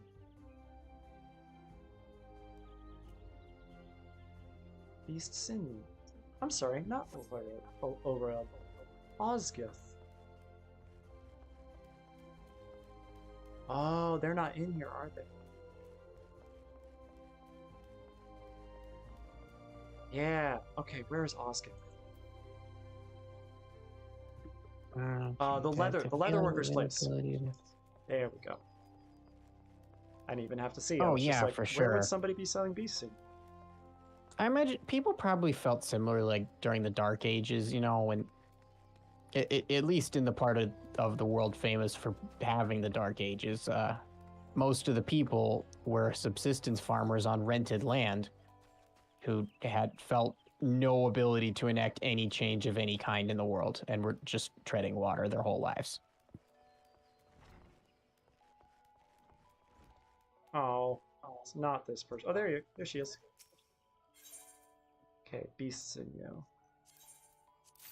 Just one, right? Just one. All right, I believe I am done gathering. Jazzed about bread?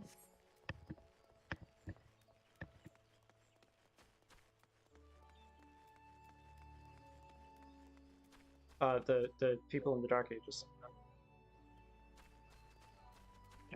It's news to me.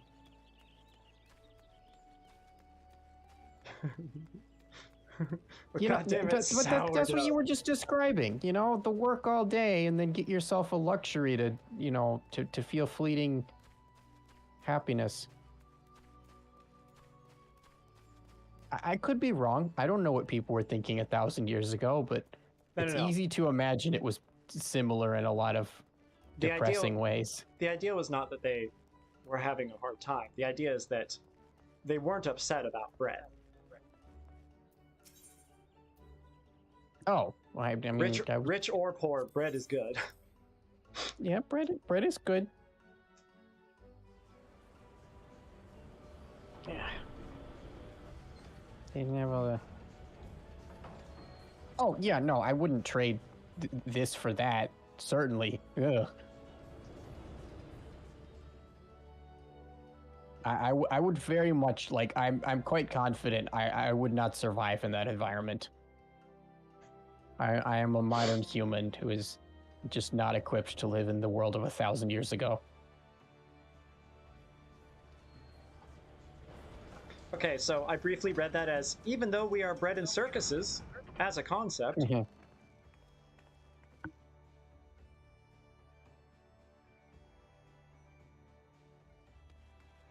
Also, I love your examples of how we're not that different from people from that long ago, is we have bred in circuses. I see your point. You know, we've got the worldly pleasures, arguably more of them. I am going to go craft where the Valentians theme is playing, because it's a fun theme.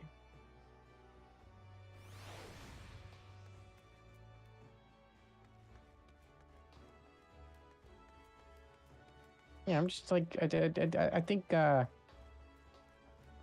I have not heard of this political concept. I think I've heard this phrase before, but I haven't, like, researched it.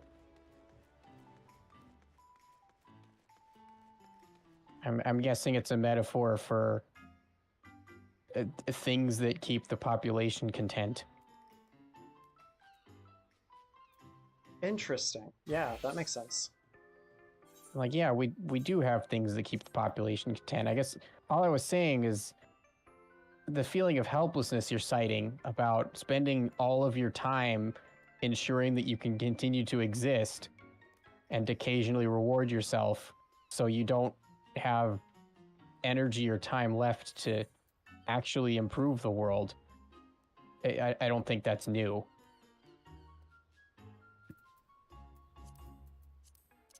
Yeah. Depression is caused by empathy.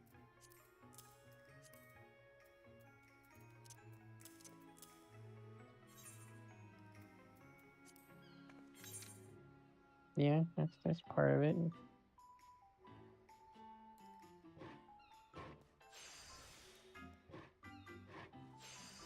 It's got to be a very political stream.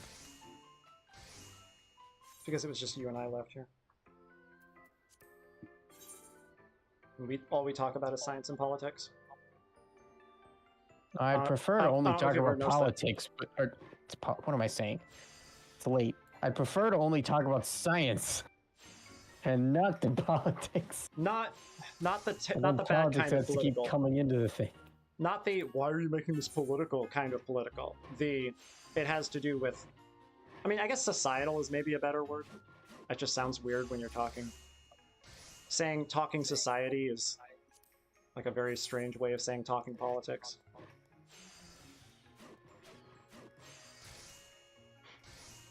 A lot of it ends up having to do with political stuff.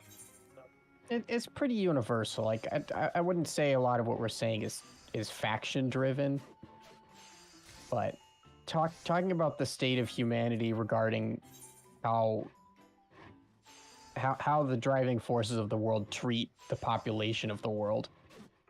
It's something I would classify as political. But yes, social commentary is it's depressing. That was my whole point. Social commentary is the same category of discussion as politics. So by technicality, the term political is not okay. I guess what I'm trying to say is, if this isn't political, what is it? If our conversation has not been political, what term would you use instead? But it's not like it really matters. I just, was responding to your comment.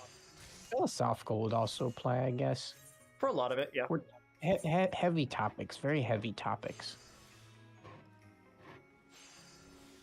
Yes. I find stuff like astronomy less threatening.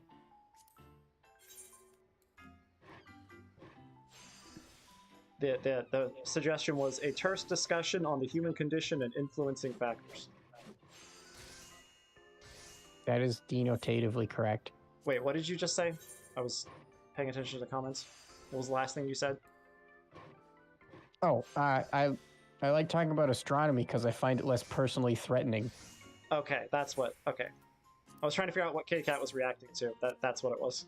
Okay, the universe, as far as anyone is aware and able to confirm, the universe is not malicious. Like, there's a lot of terrifying stuff. There's a lot of exciting stuff. But I guess I consider that a challenge more than a threat. The universe is not actively trying to hunt me down, take away my rights, and murder me. Kitty Cat, I would say there is an extent to which that impression is just a mental health thing. I have It's had also to not learn, trying to guilt me. I have had to learn that a lot of the world does not think the universe is just ennui and death.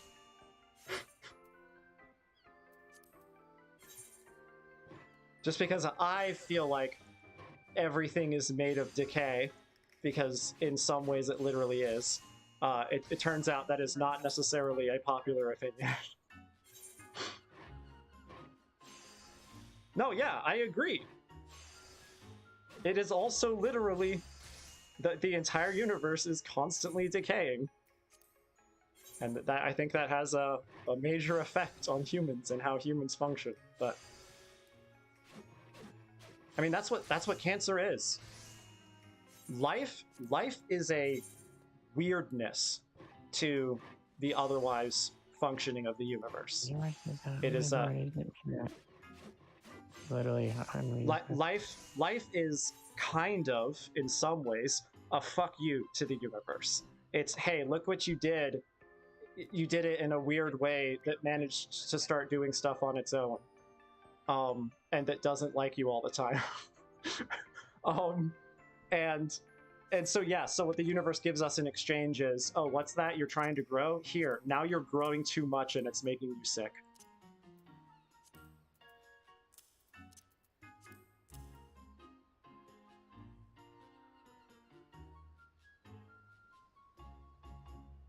I do not have 20. It is by and large a scientific observation that life forms maintain low entropy inside themselves as at the cost of increasing entropy in the environment. And then cancer comes along and is like, well, have some entropy inside yourself too. It's so rude. Yep. Did I know what? And the worst kinds of cancer are the ones that manage to reduce entropy inside themselves while increasing it in your body, in the host. Somebody just replicated a... Oh yeah, I did hear about that a while back. Yeah, the retro gaming community is a bunch of mad lads. Like, I saw this video a while back about beating an entire Super Mario level. Wait, I'm sorry, hang on. Only releasing the A key, having pressed the A key to enter the level, and then only release it one time during the playing of the level in order to beat it. Hang on. Somebody just replicated an entire Game Boy Advance ROM by glitching the cartridge and recording its error tones from the speaker. I don't know about Peanut Butter the dog. And it made error tones enough? I don't... What is the function by which error tones in any way gave you access to how the entire program worked? Aww. I don't know if that showed up. I don't think that showed up in the actual chat. Yeah, what?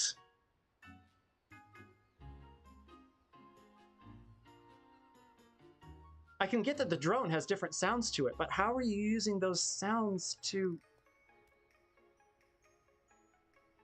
get the drone? Ray, does that make sense to you even remotely? Tab back over. Okay. Can we just be to the dot? A constant 90-minute No. long drone. Back up to that somebody just replicated. Oh yeah. Something about the properties of the. Something about the properties of what was loaded in memory at the time the tone was generated affected the actual output tone. Perhaps the pitch was a bit different, the length was a bit different, it was broken into multiple tones of different lengths with little gaps in them because like this or that bit was in the memory and it was affecting the sound output. There's like crosstalk between bits of data and electronics. And clever people found patterns in that and reverse engineered how the result what inputs would cause those outputs in that pattern. Guys, I'm really sad.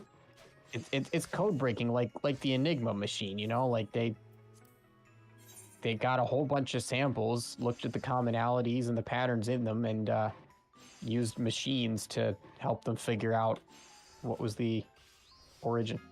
Why sad? I'm sad because I just broke a craft for the first time since I was doing the like expert crafts. That's the first time this character has ever broken a craft. Like, man, Aww. that's so sad. Oh, congratulations. I feel You like did a it. failure. No. Who needs more XP? Blacksmith or farmer? Yeah, exactly. Cryo mode. I would say I like this website because of like all the cool information that's been compiled, but this guy's seems to be a really big fan of Heinlein, and like I'm already aware Heinlein was like just literally a fascist. Unless I've been completely misled, but like that's what I've been told. Isn't there a psi emote or something similar? No. I thought there was a... There's shrug. I guess that kind of works. I use pensive a lot for because they have feeling bad. They have shrug, which kind of looks down, and then they have huh, which is like an actual shrug. So I guess maybe the shrug is what I'm thinking of.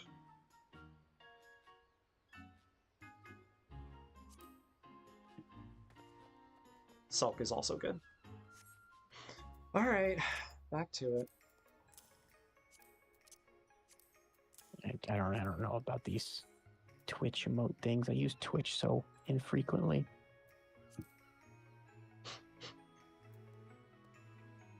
Old man.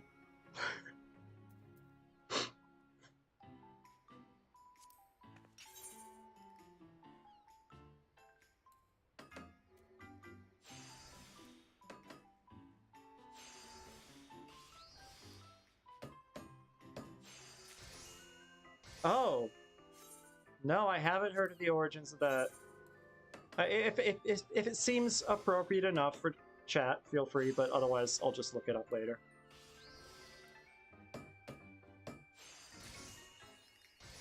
Is his name? Hold on, is that his name? Because if so, I understand.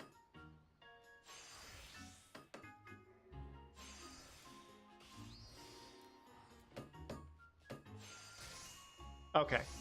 Yeah, there have been a wide variety. It was the name of the guy. There have been a wide variety of doctors that have anything to do with mental health who have been terrible people. Or just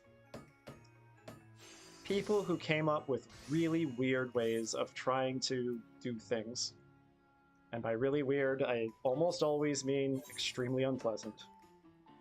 Just to see what would happen once a long time ago, I looked up the phrase ass burgers on Wikipedia, and it intelligently auto-redirected me to the article on Asperger's syndrome.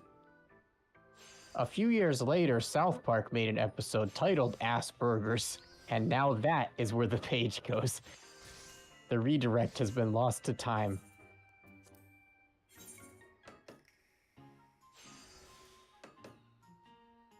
Oh yeah, that sounds a lot like I wouldn't say like a fan conspiracy theory, but like a seed of one that I have about the Incredibles franchise. Wait, what? Yeah, the supers are a metaphor for neurodivergent and queer people. Interesting. And Talk all on of the this. villains are also coded as neurodivergent.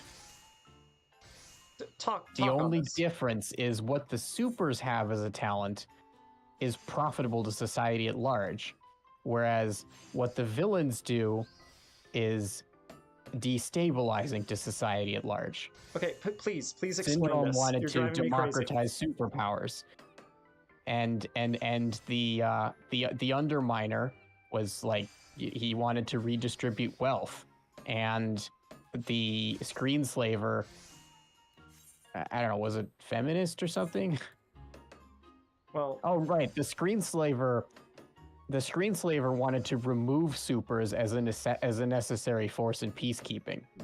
I'm realizing a lot of what you're talking about is Incredibles 2, and I am going to struggle. But I started with Syndrome. I'm going to struggle to get through this conversation without having to go on my rant about how bad Incredibles 2 is and why they did everything wrong that they could have done right. Because that movie. Yeah. They had some good ingredients and didn't make a very good cake out of them. No. They had making an Incredibles sequel was absolutely a possibility. And then they did it wrong completely. They completely contradicted themselves, made an utter mess of it, it ruined all.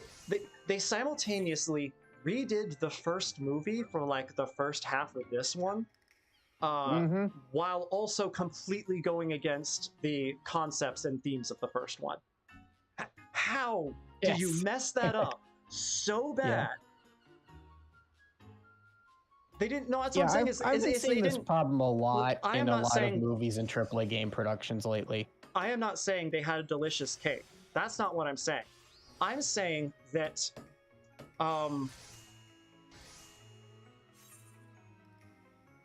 they looked. Somebody walked into a restaurant, and the manager of a restaurant asked all the chefs to bake a cake, and then all the chefs went and had a board meeting where they tried to calculate what's the most profitable set of ingredients, what's the most profitable oven to use, what's the most easily marketable cooking recipe we can use, and then they hired a bunch of scabs, and they got a bunch of venture capitalists to do a marketing campaign about the cake and to make merchandise related to the cake. And then what they ended up making was a really bad chicken pot pie. They made the worst cake. No, that's what I'm saying. It's not a like cake. The old parable about trying to the thing with the old guy and the kid and the donkey. You know, they're all walking, and then everybody's watching them walk down the road, and they're like, "Man, how mean that they're making that old guy walk when they have a perfectly good donkey he could be riding." And so they put the guy on the donkey. And they're like, "That poor donkey having to carry that big heavy guy instead of the little kid." And so they put they put the donkey on the old man. I think it ends with them putting the donkey on a stick and carrying it, which is the stupidest solution. And then they cross a bridge and they trip, and every single one of them drowns. I don't remember the exact way how it got there, but the point is it ends very badly because they tried to please everybody at once, and everybody all wanted different things. Which, funnily enough, and also they tried to do what they thought would please everybody at once. Is the other maybe it was that. But that's what companies do. They're unilaterally focused on getting huge amounts of money by being minimally making a product that appears minimally acceptable before it is consumed to enough people to convince them to consume it. They don't care if the people like it when they have consumed it, only that they convince them to consume it, and as many as possible. You know a great example of this? I'm not really sure how we got here from Incredibles 2. I think I stopped paying attention, but a great example of what you're I'm saying. describing The Incredibles 2. A great example of what you're saying is just movies in general. So more now the than it concept- used to be. Well, it's because the concept of the box office has only been around for so long. But the box office concept has pushed it to the point where they don't care whether the movie is of any kind of quality other than getting people to the theater the very first weekend it's out. Yep. That's it. That's all they care about. And now, like you'll see there in the are journalism exceptions. about it, nobody gives a shit about the second weekend the movie is out. All There of are the articles exceptions. that get published are about the opening weekend. There are exceptions, and they are movies where the creator is like primarily cares about how they do at home right off the bat, because they're also being released on a streaming service. So at this point, Disney does have opinions other than the box office, but that's because they know that they're trying to sell a lot to people who are just going to watch it at home as well. And so there's a whole streaming different services have their own version of the box office, which is the one metric that matters to all streaming services, which is did they click on it? Did releasing this to the public increase the number of paid subscriptions? Yep. And that's why they canceled The Dark Crystal, for which I will never forgive them. Because that was they had lightning in a bottle, a golden egg, and they threw it out because their metrics about increased numbers of subscribers were not big enough. Now, here's the thing. The main reason this frustrates me is not because they have very selfish reasons for what they're doing, but because they could be clever and do it in a way that still makes people happy. Some companies actually do that from time to time, and some companies, they make that their entire focus. They're like, yes, we're going to make this in such a way that it will get the most people to do it, and we're going to be very efficient how we do it, and we want them to buy the next one as well. So we're also going to make sure that it is of a quality that continues keeping these people happy, that they don't hate us afterwards for. And you know who did that, and it still qualifies as frustrating me? Cyberpunk 2077. They're like, we need money, we're going to release it now, even though we know it's bad, and even though we plan to eventually make it good. Kerbal Space Program 2. I was very sad. Fuck CDPR management specifically. The actual people that made that game, they put effort and love into it, and it shows. Now the game actually works properly. Yeah, it really shines. Apparently the game is great, and that's their bosses were monsters. That's what I was hearing from a podcast late last year. Was the people on the podcast were going, y'all, it's a good game now. It's just a really good game. And I feel proud of myself because I actually saw this coming. Because way back when when they first announced it was about to be released, I thought back to the trailer and when the first teaser trailer had been released and how ambitious it looked. And I was like, no fucking way the game's done already. You need at least another 2 years. And I was so close on the time frame because about 2 years later, the game was actually done. And the reason that bothers me is it puts a really, really bad name to people who make good games. It makes the concept of... Because it keeps enough people doing the thing they want them to do such that they won't learn from it and everybody else will learn a bad lesson. And that's frustrating because there is, yes, we are making a good game and making money. I'm happy with that. Yes, we are making a good game eventually, but we're getting money now. I mean, if you're super honest about that's what's happening, like a patron, sure. But if you're doing it because you're just tricking people into buying a product you haven't finished yet, it fucking sucks. The entire concept of alpha release stuff has led in that direction too.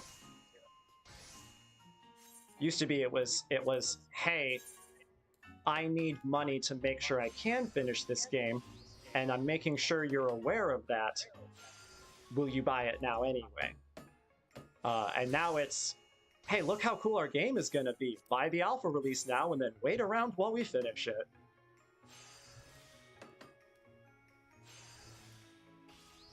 Look, you need to convince me to play the original Celeste first. Unless that is a, like, very true to original remake of it, in which case, yeah, convince me to play that instead. Speaking of remakes, albeit not ones that are super true to the original, I really fucking want them to finish the Final Fantasy VII remake. Like, I really want them to finish it. I've never been a fan of remakes. You said it's free on itch.io. Oh, you're saying the original Celeste? Let me make sure that... No, I want to play it. I just need somebody to push me to play it. It's like watching movies. I don't watch movies unless I'm watching them with somebody else. Hey, you got someone to push you to play it. Games kind of work that same way. No, I mean, I like, think when her I'm not... name is Kitty Cat Trans Gal. I mean, when I am not actively currently playing something else. I understand, not right this second. Okay, cool. Well, I would be happy to play it once time. I actually play Celeste. But there are a variety of games that a lot of often queer, even though they're not necessarily the game about or for queer people, people want me to play that I have not. Fallout New Vegas is a great example because I've started that game 2 or 3 times and I still haven't finished it. The person who made Bastion, what was the next game they made? Do you know, Ray? Nope. I don't really know what you're talking about. Transistor. I haven't played Transistor yet.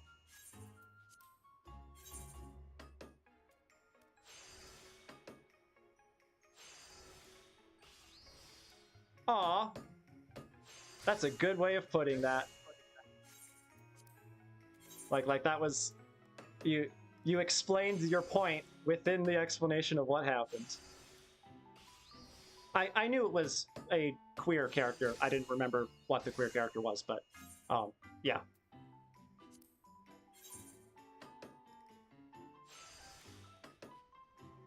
But yeah, I don't think Transistor is a queer character. It's about a queer character, but it's still something that a lot of queer people have been like, maybe completely unrelated to the fact that they're queer and just the fact that they're gamers. Oh, I made a normal bronze ingot. Dang it, I keep getting distracted. I just gotta pay better attention.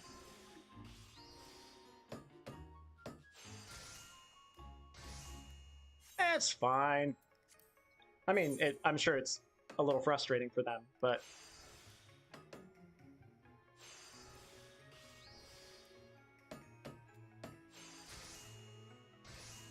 Oh, that's unrelated. Got it. Sorry. I thought you were talking. I thought you were saying something. I actually want to see this as made into a movie. So the premise of this novel is aliens come to invade Earth, right? The aliens descend from herd animals, where the way they would have conflicts in their evolutionary history was one herd would fight the other herd. When it became clear which herd was stronger, they would just merge with the people from the winning herd being in charge. Like, so yeah, it's power. That ended up in their succession of power, except you don't go all the way to death. Yeah, and that ended up in their culture. That's how they fought all of their wars throughout their recorded history. Was yeah. Once it became clear who was better, the war ended. That's awesome. So they came to Earth. They blew up the Mir space station, because this was written like in the 80s. They blew up the Mir space station, and they launched some missiles, and they dropped an invasion force in Kansas. And then we fought back. Clearly demonstrated their technology is superior, and thus we should surrender. And the humans did not surrender. The humans blew up their invasion base. Yep. And convened a secret meeting and resurrected the Orion nuclear pulse program, because now that there's an alien invasion, nuclear non-proliferation is a lot lower priority. And they built a ramshackle ship out of an Orion nuclear pulse drive space shuttles, and literally battleship turrets scavenged off of actual battleships, all clutched together into an abomination that they launch into space and scare the shit out of the aliens. Amazing. Yeah. I'm like, this should be a movie. This movie would be amazing. No, that sounds great. Like, it would have Iron Sky vibes. I'm thinking, you know, of just gratuitous exploding special effects and ridiculous things for fun. Maybe like half Iron Sky, half Armageddon. Armageddon too, yeah, that sort of family. Because Armageddon is not that kind of. Even Armageddon though, like goofy. they had a lot of like flashy, shiny future tech in there, whereas this is none of that. All of the tech used in the human spaceship was existing designs, just mercilessly repurposed to do the job. What future tech was in Armageddon? You don't remember that crazy future-y sci-fi looking rover thing? Oh, and the shuttles they used to drive there. No, don't remember that. Yeah, being no, weird everything was like shiny with blue exhaust and the little lights everywhere. And I don't know why, but they mounted a machine gun on the rover for some reason. No, Yeah, like it was crewed by oil rig dudes, but all their equipment was very was very hyper modern.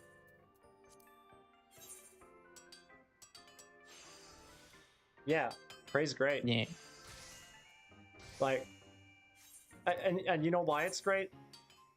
It's great because of the UI, and a lot of games are finally actually being as good as that game was. Like, holy shit, the way that game plays is just so damn smooth. Ugh. I like when games actually work. Like, it is easier to play that game. And I don't just mean the buttons in Final Fantasy. I mean literally like the moving around and interacting with menus is harder in Final Fantasy XIV than it is in Prey. In Prey, it is so smooth. Yeah, all the little details too, like keyboard shortcuts, like when you press tab or escape, it actually does something useful and not surprising. You take that, and then you add the options in the new Guardians of the Galaxy game I'm playing. The actual customizability of how the game works, you put that in there. And then, oh, I was just thinking something else. Crap, what was it? Well, okay, here's an example. You put the customer interaction on the same level as Larian. You just take all these elements from actually great games and put them all in one, please. Please. That would be the dream, yeah. Because don't get me wrong. Oh my gosh. Baldur's Gate 3 is a fantastic game, and Larian is a fantastic company. But man, the UI in that game is not great. Mm-hmm.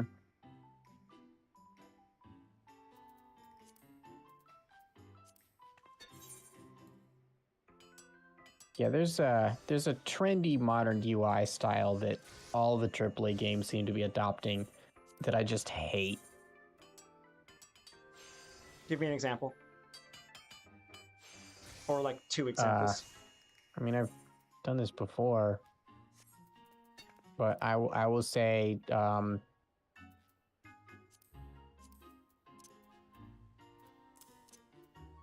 Starfield and Kerbal Space Program 2. Ah, dang, I haven't played either of those. I'm vaguely familiar with the Kerbal Space Program UI. The UI is awful. How many do I actually need? I need 5 total. Because, like, everything is really big to look pretty. And this isn't necessarily true of, like, all the AAA games that I'm complaining about, but everything's blue to make you be like, oh, it's space. And space equals everything's blue, which is wrong. And I dislike it. Or white. Hold on though. Prey. You're saying Prey is a. First off, what is a boomer shooter? Aside for a game where you're shooting boomers. That's but- basically it. Things like Doom, where you've got loud weapons often that make Yeah, explosions. That's not what Prey was at all. Yeah, I would not have called it a boomer shooter. Prey is a shooter. I will give you that. It's a shooter that is kind of like Borderlands in calling it a shooter, because it is not like many shooters at all. Yeah, I'm sorry. I didn't realize we were thinking of different games. My bad. I just missed that.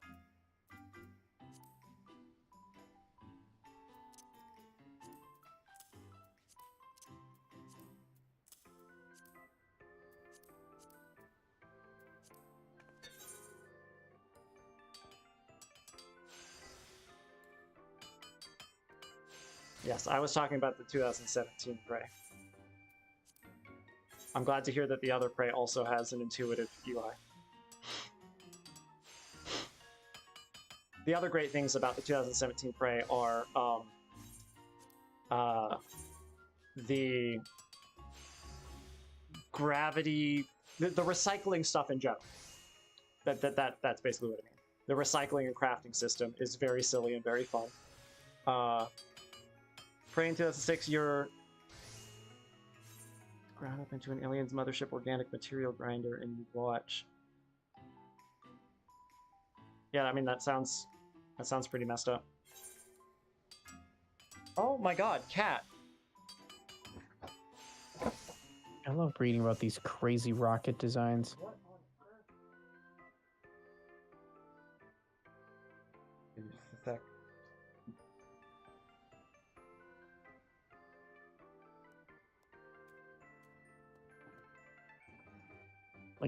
Like, just look at this outrageousness.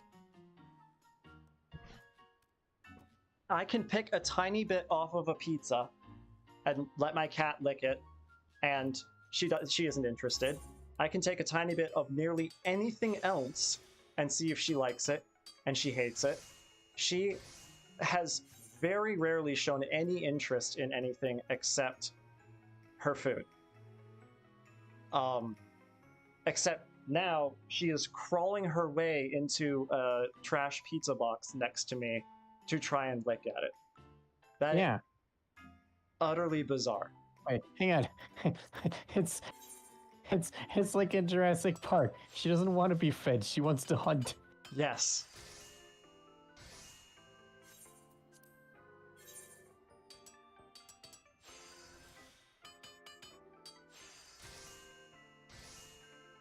Oh yeah, that stuff's cool. I don't know if you ever played Manifold Garden, but that's literally how you get to different levels in Manifold Garden. Is you see a little model of it on a pedestal, and you dive into the model and shrink down, and the game's all about like relative perception. So is it really that you're shrinking, or did the model become full size? It doesn't matter, because the result is you're in the real actual level.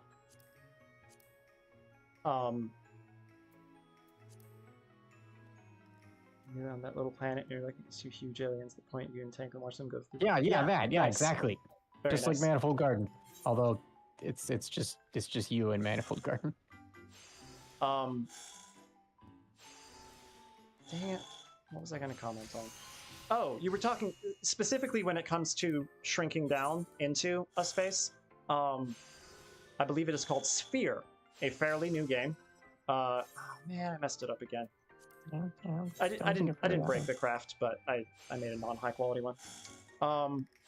It is a puzzle game all about moving these spheres around, except the spheres have more puzzle stuff inside them, and so you take the spheres into each other to accomplish certain things.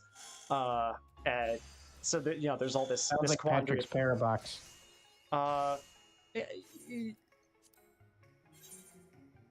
Not the same kind or variety of complexity, but more complex puzzles and more like 3D environment. I don't mean complex in that it is brain twisty. I mean complex in that there are lots of elements. All the Patrick's paradox elements are boxes. It's just boxes that interact with each other in different ways.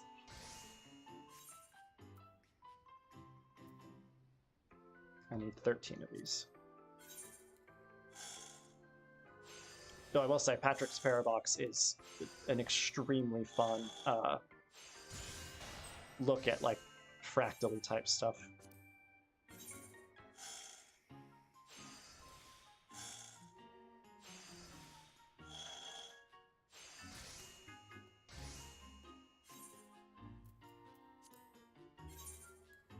Ugh. Like, that is one of the most fun puzzle games I've played in a while.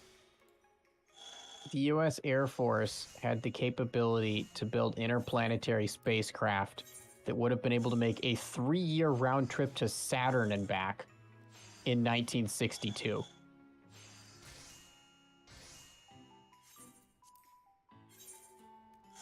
That's surprising. Yeah.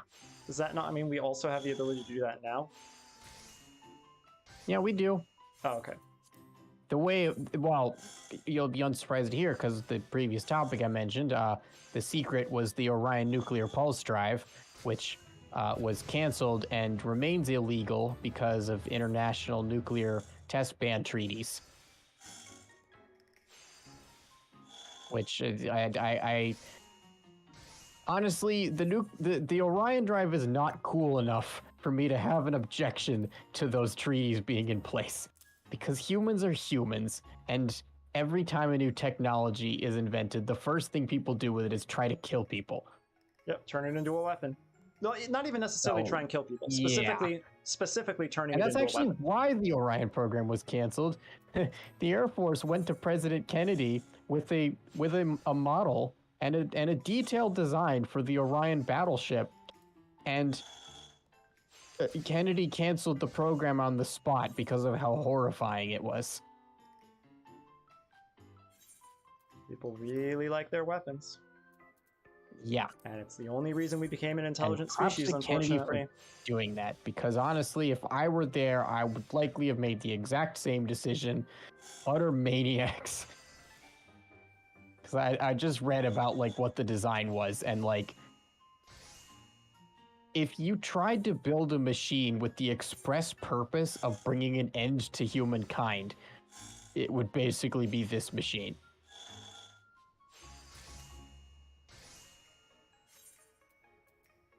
How can you say that and not immediately expect the response to be, watch me?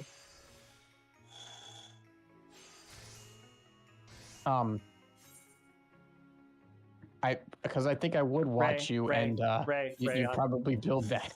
I'm responding to comments. Bread? Can't make a weapon out of bread. Okay. It sounded a lot like I mean, at the very least, poison exists. I'll say one thing. Anything can kill you if fired sufficient velocity. Also that. Just eat the bread really, really hard. I'm sure you've heard of the chicken railgun.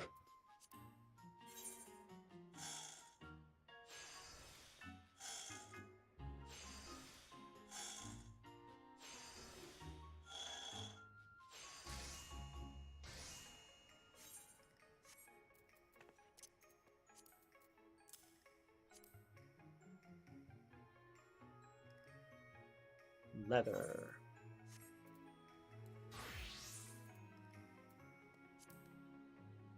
I need 29.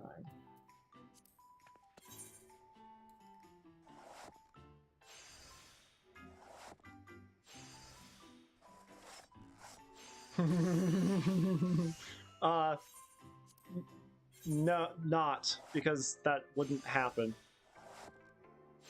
Like, if Superman was slapping it really fast, it would just disintegrate, and any slower than that, and it's just going to pulp. That's what I'm saying, is it wouldn't have to be... He would have to be doing a lot more than just slapping it.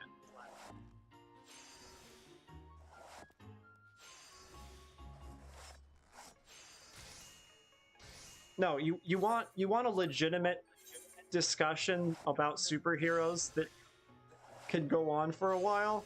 It's who would win in a fight, the Hulk or the Hulk's mass in bees? Hulk's mass in bees? Yes. Because when the Hulk gets angrier, he gets more mass. Okay. Does the mass of bees constantly maintain the same mass as the Hulk at that time? Or do we wave the Hulk, get that many bees, and then start the fight? It doesn't.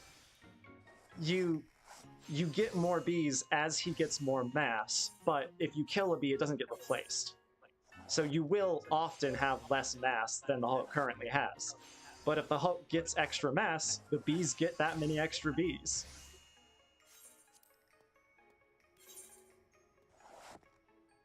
I guess I would need to know the ratio of mass increase to effectiveness at killing bees.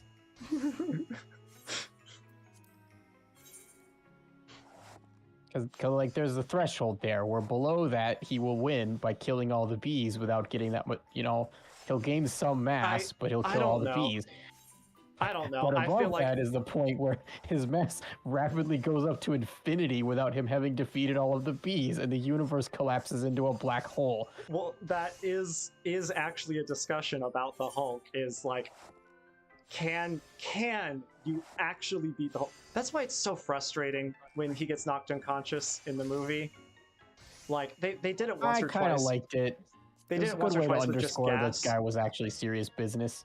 Okay, so do you remember Iron Man's massive machine fight with Hulk from a movie that, if I remember correctly, is not very good? That's 2, right? Iron Man 2. Yeah. No, that's Ultron. Yeah. Oh right, 2. It was Avengers 2. Ultron is a decent movie. It's just the team fracturing is what I don't like about that scene primarily. But that I barely accept as appropriately being the Hulk and his toughness, because they actually do make a point of how. No, that's not what I'm talking about. Oh, I'm talking about Hulk with the super Iron Man suit that he calls down from space, and that he is sitting there like jackhammering Hulk into the ground. No, I know what you're talking about now. Okay, yes, that makes sense as a thing that would fight the Hulk to a standstill. I agree. That I was like, okay, I don't know that Iron Man would have ever won this, but that was appropriately displaying just how much you just do everything to the Hulk, and he's like, nope, still going. Yeah. But so the bees is my actual argument, like my honest answer is that if the bees could actually successfully annoy him to keep him growing at first, he would eventually hit a point where they're no longer annoying him enough, and he would either kill them all, or he would just succeed in not getting any larger. Does he also gain size? Probably yes. He does. Oh well, yeah. Eventually, he would become so large that the bees would no longer be increasing his anger. Right, or even if he's not larger. I mean, yes, I am thinking he's larger, but even if he's not larger, when they get to the point where they are just the faintest of brushes against him, So, like, I guess Hulk maybe having his less vision sensitive clouded to attack as he gets angrier. He becomes tougher. Oh yeah, he'll reach an equilibrium point where his anger doesn't increase. Exactly. Therefore, the number of bees doesn't increase, and he wins. Therefore, he can kill them. Yep, exactly. Oh, but what if the bees can get into Hulk's large ear? Oh my god, I hadn't even thought about that. That would be terrible. He'd have to be really, really big for that to no longer matter. Yeah, he'd just have to be really big. He will not gain infinite anger from having bees in his ear. Well, also, he could just grow large enough that even in his ears, the bees count as too tiny. That's also arguably possible. But at that size, he'd have a lot of mass, so there'd also be a lot of bees. Yeah, and? So he'd have a gigantic cloud of bees in his ears. I guess. I think My the point real is simply- question is, my point is simply the wouldn't bees can't Ant-Man get still be able to defeat him by going in his butthole?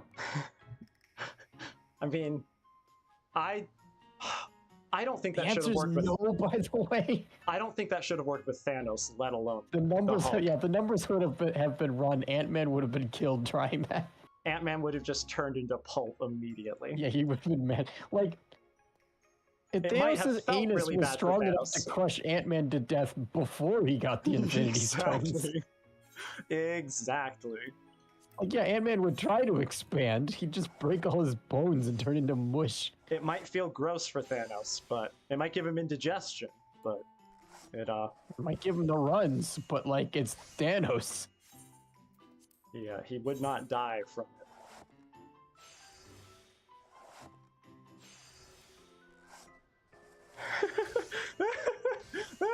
Yes, the Hulk grows both massive and large enough that the bees set up colonies. You know the other issue with this, the other reason the Hulk would win, is once he Are has the enough. bees really gonna focus, or like a Once- bee's gonna start wandering off? Well, the issue is the individual bees are not becoming more massive. Therefore, once he has enough mass, they literally just crush against him. the Hulk versus massive bees. But the point is that the Hulk can grow massive enough that it literally crushes the bees with the gravitational pull. Okay, So like, do you know how big the Hulk would have to be for that No, to no. start becoming He doesn't- relevant? he doesn't have to be large. He just has to have that much mass. Okay, if he doesn't increase, okay, he would still need an enormous amount of mass in order Yes. to generate even noticeable gravity, let alone enough to be able to overcome the leg shit. strength of bees. Wait, no, you're right. Because And if Because- that no, hold on, mass, his hold on. density would be so great, he would sink through the ground into Earth's core. he's out in space. He can survive in space just fine. Well, No, bees can't, so he wins immediately. that's not part of that's not part of the philosophical argument here. Go away. Stop. No. Okay. No.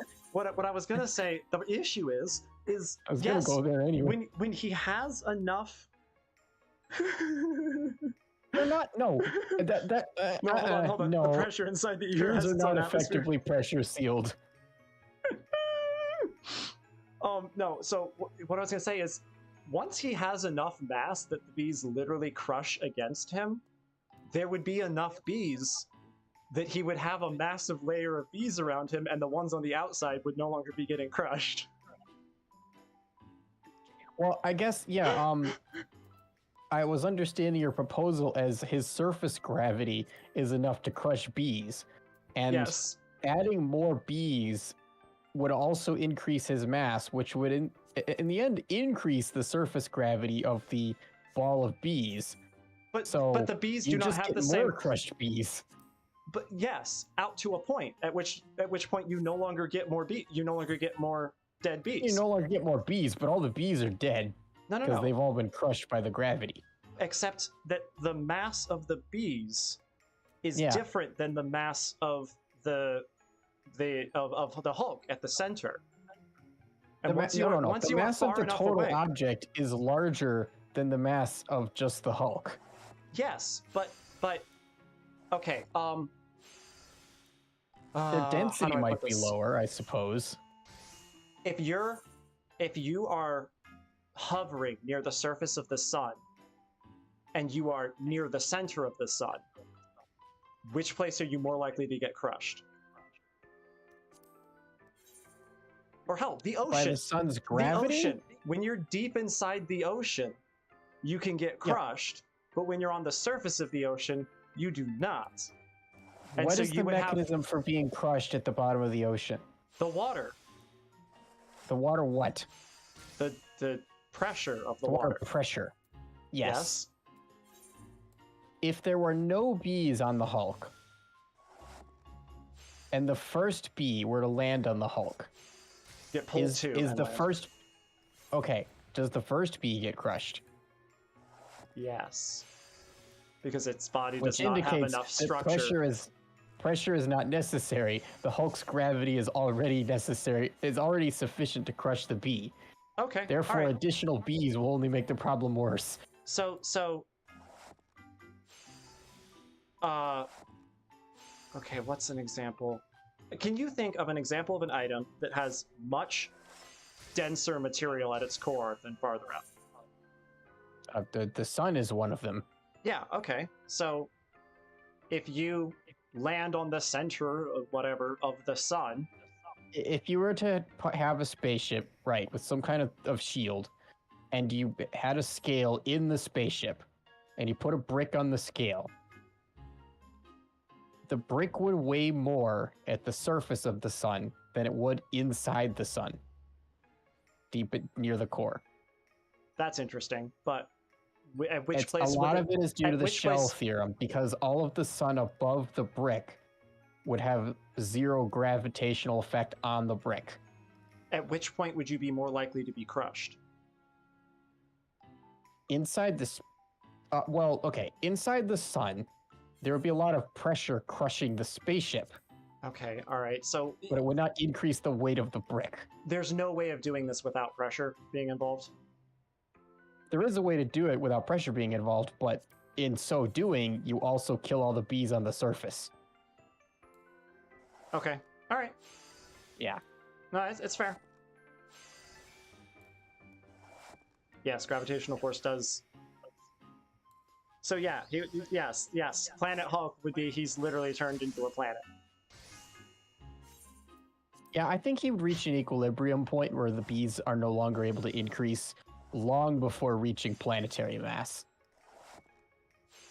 Because if he isn't increasing in size, only in mass, he's going to become quite dense, and he's going to have a lot of gravity at his surface, like, way before he has the mass of a planet.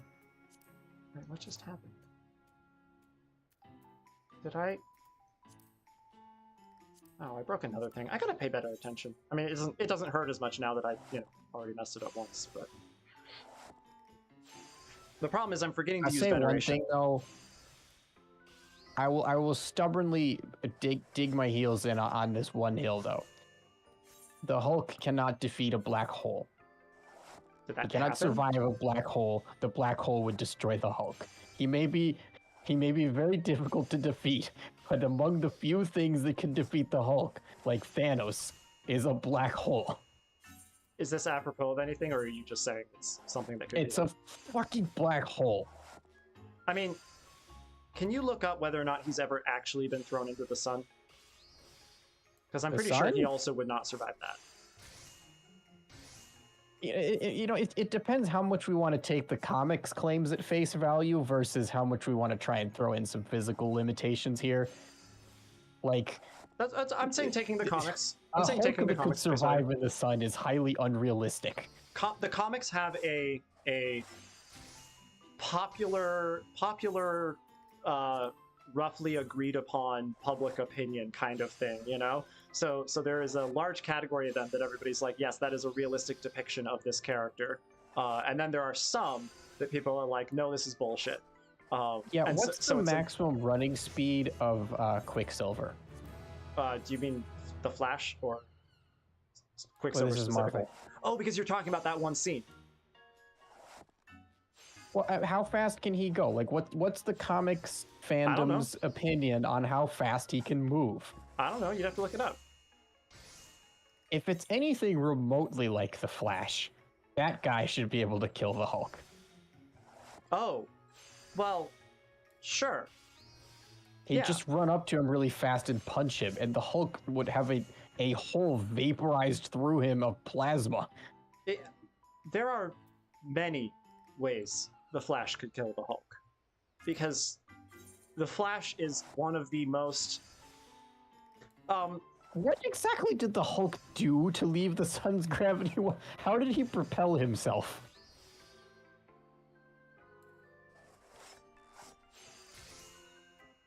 by being the Hulk.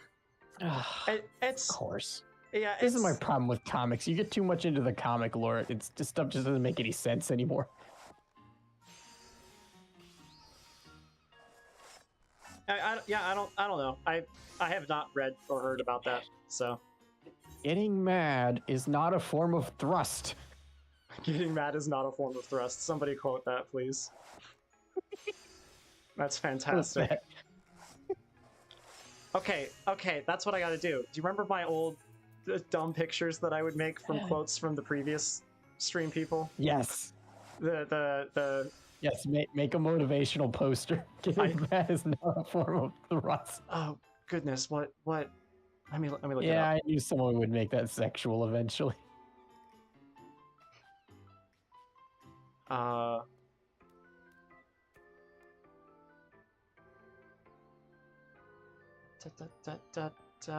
Here, it's in my trash folder.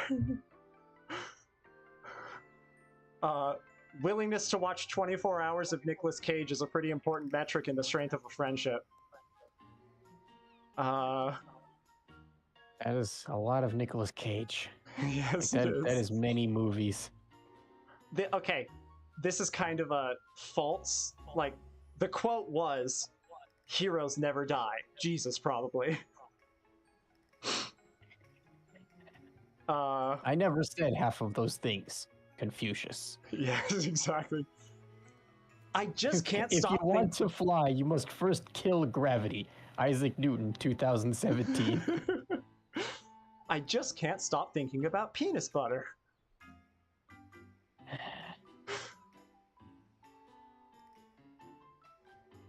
There's another one I won't say on stream. Oh man, I have some dumb stuff in here. Is it the one about silicone-based sealant? No. Oh. Oh. Maybe? It's about lactose-based sealant. Oh.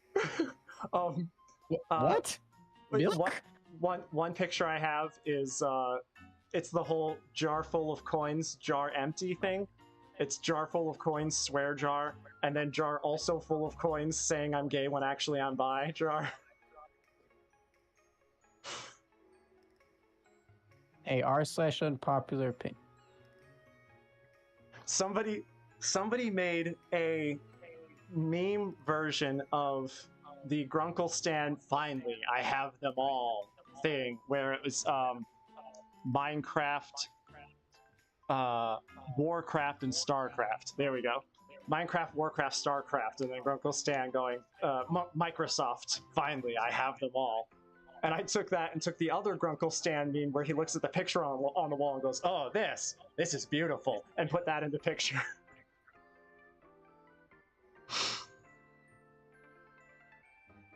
Good shit.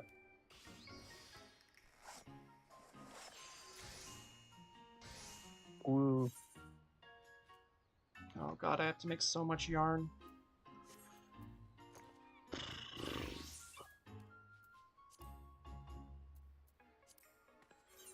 Yeah, I've ranted before about certain claims made in the Pokemon lore, such as Mewtwo can allegedly accelerate his fist to the speed of light. And if you were to even be in the general vicinity of in front of Mewtwo when he did this, the heat coming off of his fist due to air being compressed in front of his fist as it accelerates would be blue shifted into a deadly beam of gamma rays and vaporize everything in front of it for miles. Okay, how are you complaining about this and not complaining about the Flash? Because the Flash is deep in an abyss of being way worse by every metric. Yeah, it's because the way I shudder to even approach addressing it. Well, there's one explanation for it: Speed Force, i.e., magic. It's kind of like the stick where you break it in half and now you just have two sticks. It's not. What do you mean? It is not a valid argumentative adversary. It's just kind of an endless recursion of ridiculousness. No, I agree. I'm just saying that if we're talking about things moving fast, the Flash is the most egregious example of how the answer of it's magic is widely accepted. Anything I say about Mewtwo applies to the Flash, but worse. Exactly. So, like, if you're going to complain about anything being fast, just complain about the Flash. I mean, you just put it as... There's a version of the Flash that had to keep running away from death because he's too fast to die, and death chased him, caught him, and death is a version of the Flash. Yeah. Because there is a version of the Flash that exists solely to go after other versions of the Flash that won't die.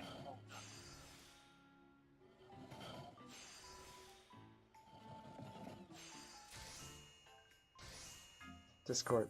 Anger, it's not a form of thrust. There we go. Oh, I like how you said it's not a form of thrust because it makes it look more like a motivational poster. That's, yeah, I like that. That's just not what I. No, I know. Discord. I know. Okay. I'm like, Let's- that's here. That's I'll not what show I it. said. I'll show it on stream. Memes. Yeah, I don't see it in the in this in our Discord anyway. Yes, you're a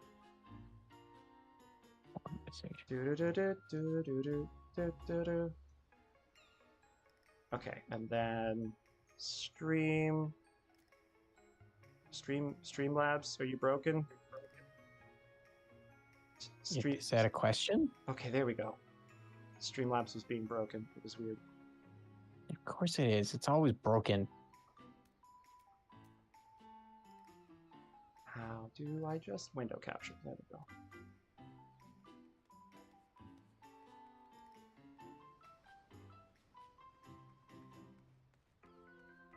There we go. I need to clip the top of this, but just gonna leave that there for a minute.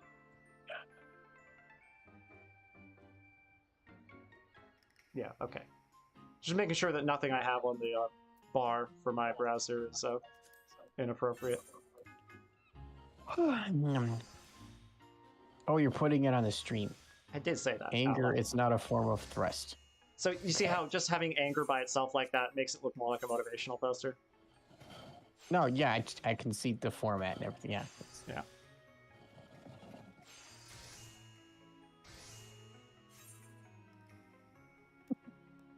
Whoops. Hey, window capture, go away. Stop capturing the porn.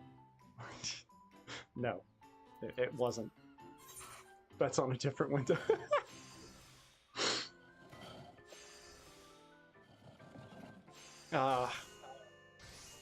Final Fantasy after stream is wild.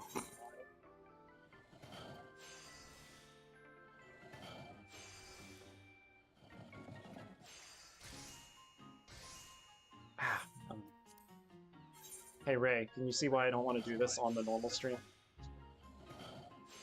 I need to play this dream. No, not anything. Not anything I specific. don't see anything.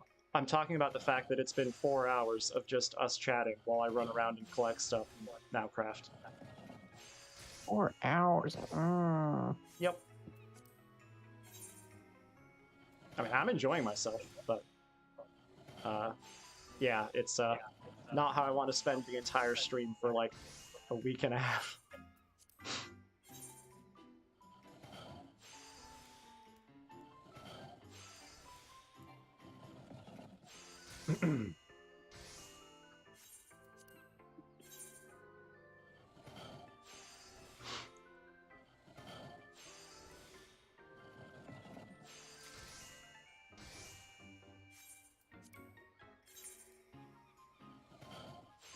I need more water.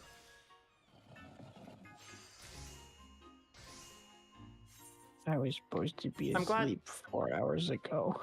I'm glad you've been enjoying it. You really can go to bed if you want. You sound like you're falling asleep on your desk. Yeah.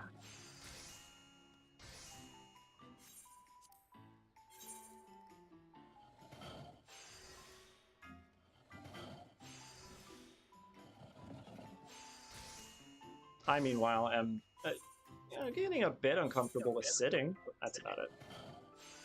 I'm having a good time.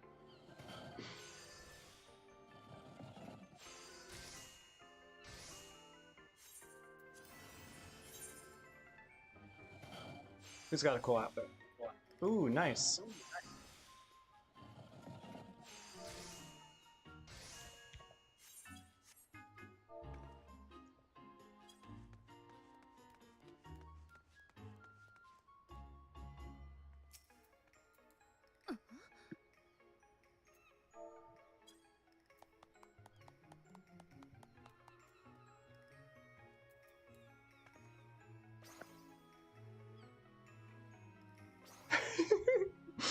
God, it's so cute.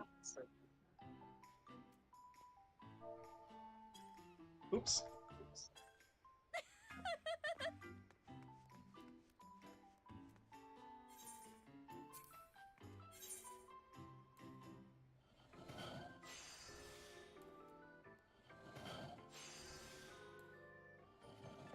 Gotta make sure I can see.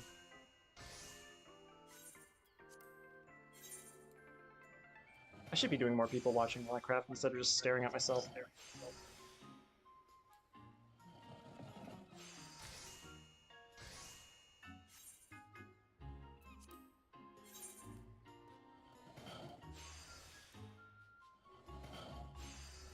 Heck, I might go down to the plaza. That sounds more fun, actually. Music's not as good, but that's okay.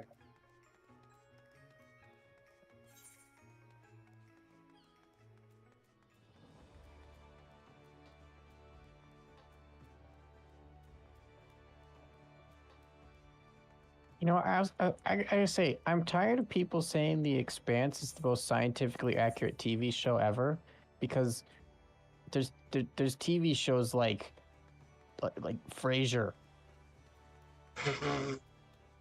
where it's just people just doing stuff. I believe they are implying sci-fi show. Yeah, like in space. Like with I mean- Breaking Bad, you know. Okay, I'm gonna call you out on Seinfeld also takes place in space. Okay, but let's be honest. Popular culture has sort of relegated space to like this magical realm where rich people put satellites. That's not like a real physical place. I can complain about your original statement about that, though.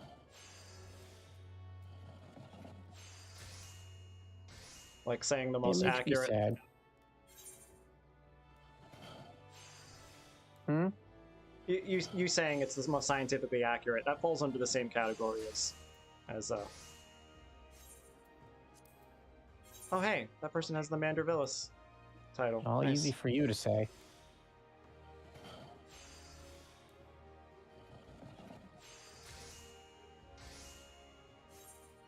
Look, the only reason I care about Seinfeld at all is... I'm sorry, yeah, I didn't mean to say Seinfeld. Whatever. The only reason I care about Seinfeld at all is the B-movie. Mm-hmm.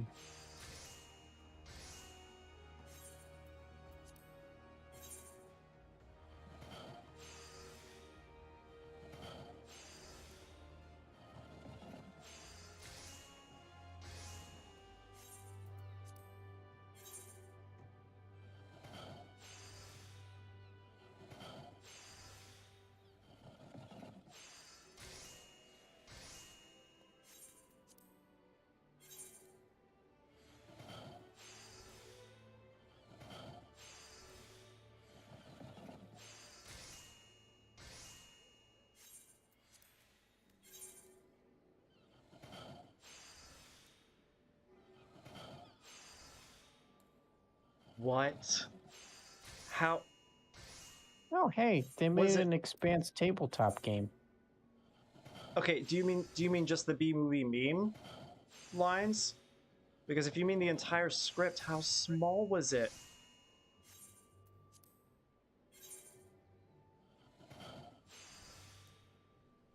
Yeah, it was, it's pretty How? small.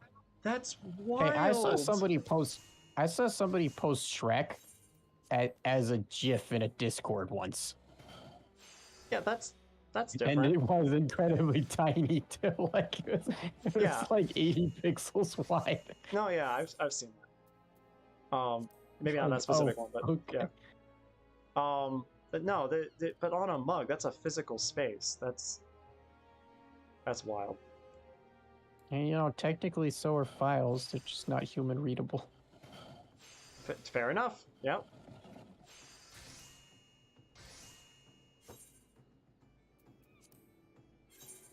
You know what's technically human readable, but you'd have to be a computer. QR codes. Oh yeah, you were telling me about that. You had your little project to try to read They are a QR code yourself. entirely translatable. It's just a pain in the butt. That's true. Barcodes also. They're actually a hell of a lot easier, but have less data.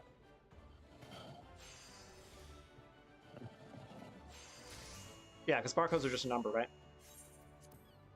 Yeah. Although, you know, any data can be converted into a number. So Fair. you could store something else. Like a really that's fair. long barcode. I mean, isn't that what a QR code is? No. I mean, kind of. You did the research on this. You know it's very, very different. Yeah, they turned the information into ones and zeros. That's all a barcode is. Yeah, that part is in common. But that's like saying a CD is a barcode. It's not. It's a different form of data storage. But it's not like saying that. QR codes are literally two-dimensional barcodes. Like not literally in exactly how the information is turned into the thing, but it's in black and white. Like they're graphical, you know, encryption. But no, they're not a barcode. It's a different format. Like you use different algorithms to decode it. The symbols mean different things. Like you can't just make the lines of a barcode short enough to be squares and build a QR code out of those squares. It would be unreadable. No, yeah, not one-to-one. No, you're right.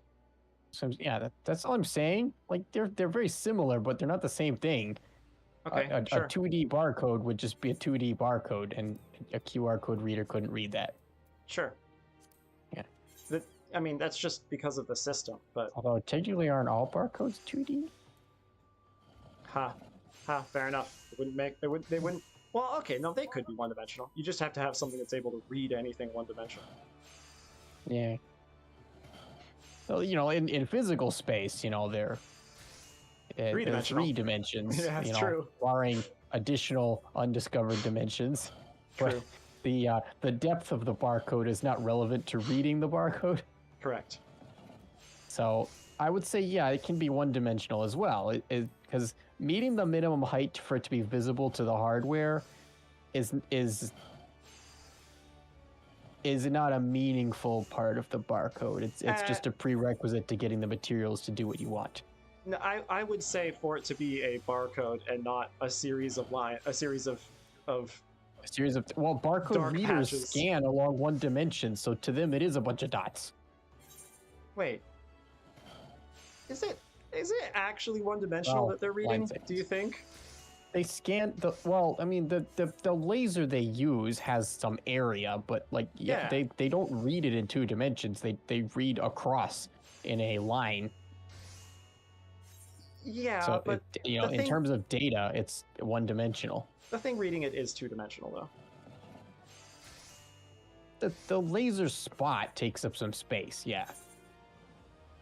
But that's not important. You could build a barcode reader with an arbitrarily small laser spot, and it would not affect the function of the computing in the barcode reader. Okay, I guess what I'm trying to say is, if we're talking literal, anything truly one-dimensional wouldn't exist.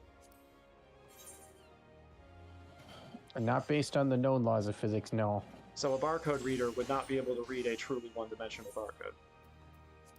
But you could make it arbitrarily thin and create an arbitrarily sensitive barcode reader, and it would be the same. Yes, that I agree. I mean, until you run into like the Planck length, you know, quantum mechanics starts getting all over you. But the the height of the barcode does not change the data content of the barcode. So it's not really part of the barcode. It's part of the physical object used to build the barcode, but like it's not part of the code part of the barcode. The data. For some bizarre reason, this conversation suddenly reminded me of the, and I'm only mentioning this because it will cause you pain, the ending of Interstellar.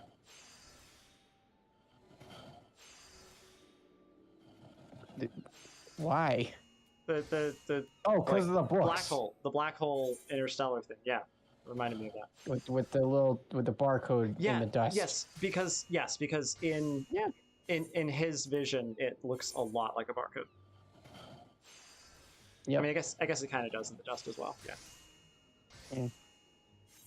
It was shaped like a barcode. Yeah, like it was not read as a barcode. Fortunately, it just visually always reminded me of that. For some reason, this discussion reminded me of that. Something about you specifically saying encoding, I think. I'll encode it in the hands of the watch. Yeah. Left is a 1 and right is a 0. Or was it the other way around? I don't know. I still love that part of the QR code process is we're gonna put one of a set of layers over it to make it more random. Like, not more random. To make it less solidly one color. There we go. Because part of making it more readable is having it change as often as possible. So having a big blotch of white in the middle of it isn't good. Which is why you never see QR codes with a big blotch of white in the middle unless they made a picture.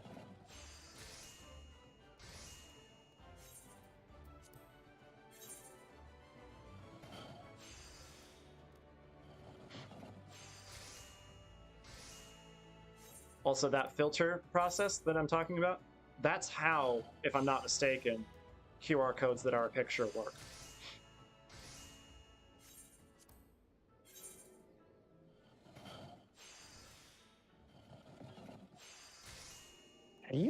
Are you seeing comments I'm not? Because No, I'm just talking to myself / you right now. Okay, so I'm like you're like answering things that I'm not saying. No, I'm just saying things. We've just been sitting here like watching a video. Hey, it's the Untitled Goose Game Goose over there.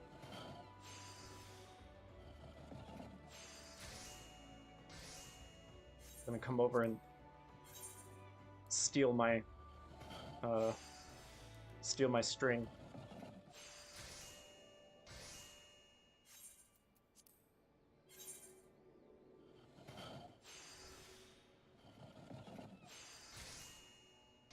Sorry, I don't know if you can tell on the stream at all, but I keep tabbing away. It's because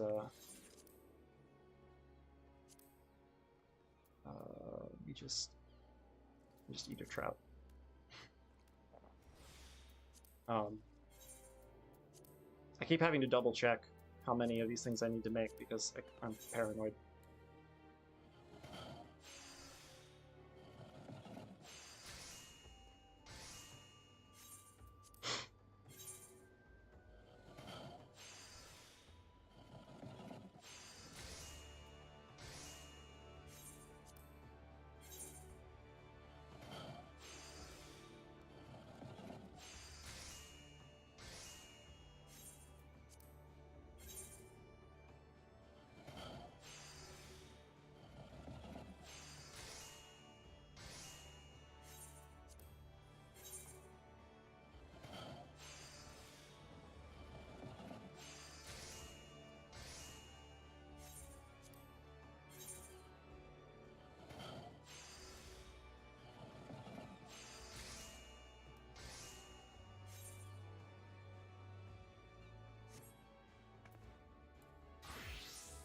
Hey, I'm making some quicksilver.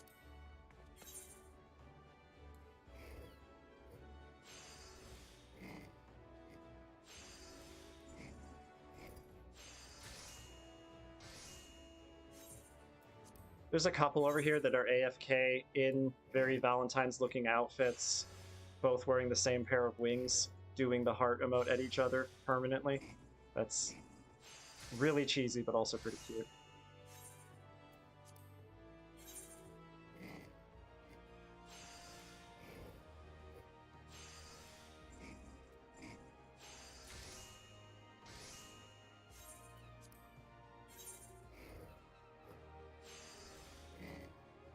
This,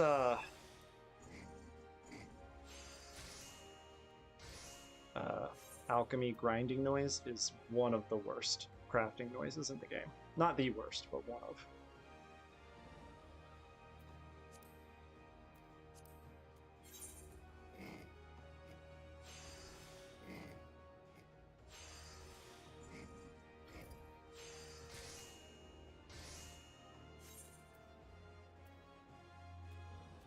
For growth formula alpha.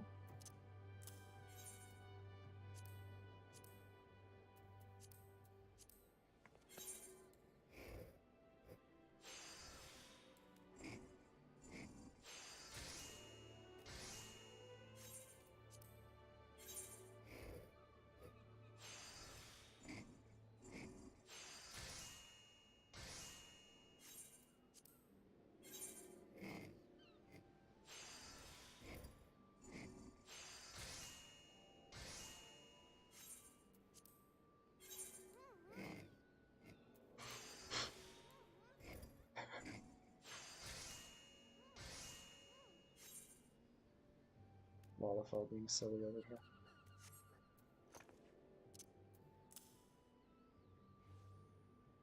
Two enchanted copper ink. What?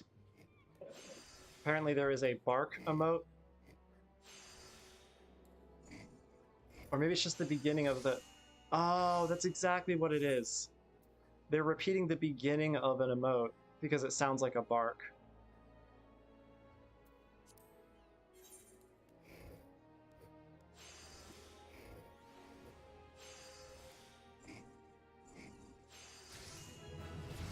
Hey, Alchemy got a level.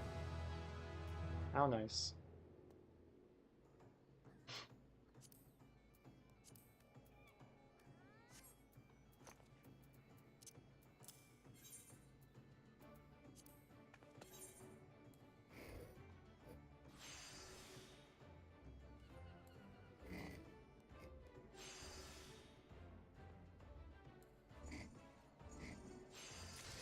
Okay, good. I just need one, right? Nope, I need two.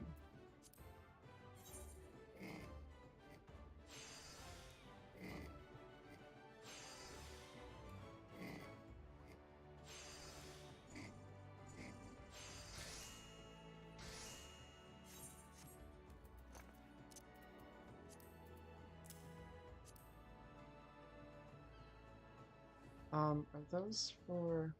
Yeah, those are mid-crafts. Okay. Oh, these all get used. Oh, okay. Okay, cool. Wow, alright. Well, I'll still do the rest. That's fine. 1 beeswax. And you can mine your own, thank you very much.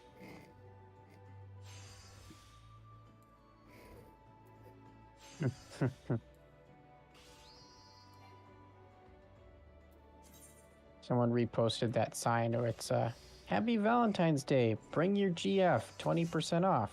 Bring your wife 45% off. Bring both at the same time. Free. Because, damn, that's impressive. Also, we just really like poly people. Oh yeah, no, there's a comment there that's like it's bringing the whole polycule and bankrupting this place. Yep. But I don't think they're going to pay you for bringing additional people. I think it's going to bottom out at 0. No, the point is everybody gets to eat for free. I guess you're going to get a lot of free coffee, but they're not going to go bankrupt just from serving too much coffee one day. That's not the primary expense of a restaurant. You can get stuff other than coffee.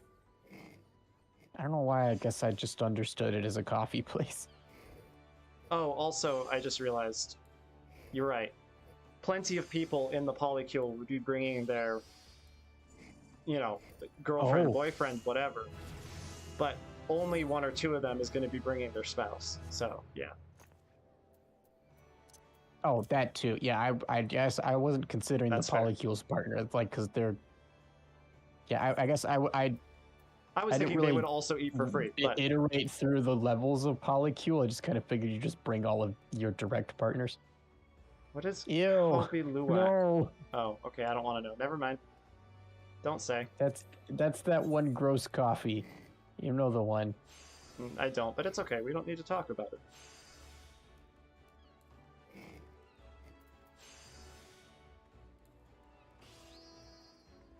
Yeah, humans and their delicacies that just are horrible. I have somebody watching me craft. Aw, this is so cute. Done with that.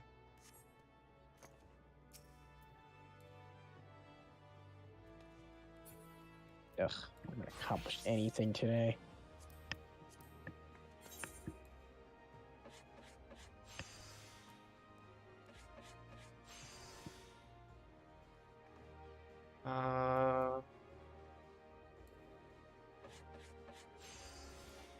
Okay, I don't need to do anything.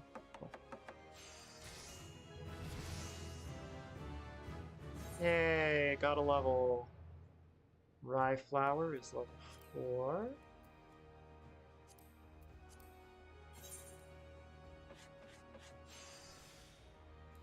Oh. Whatever they were queuing for, procced. Just disappeared into the ether.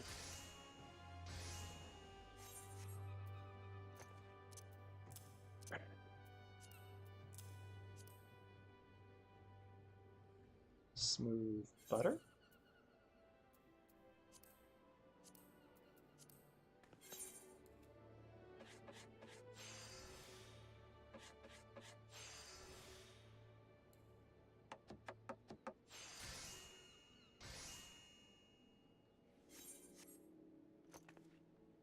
And olive oil. Just going to be one of the tougher crafts I've got. But Okay, I I'm should too be tired. fine. I'm going to bed. Okay. Good night. Night night.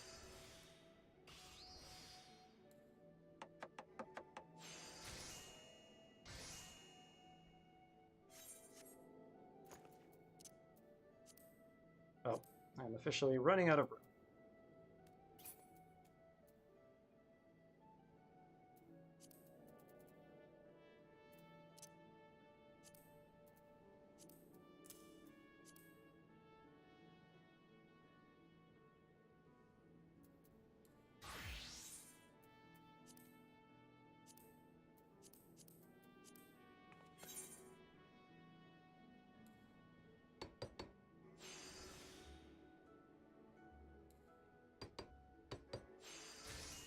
Nice.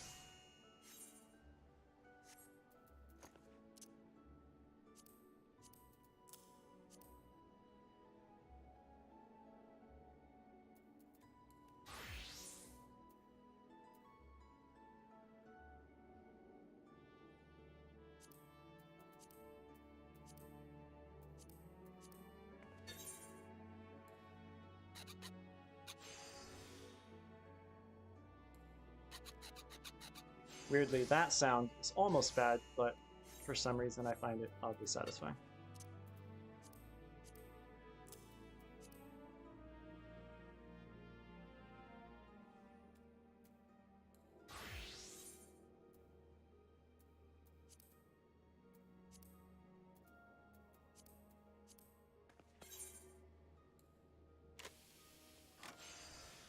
That sound is very satisfying.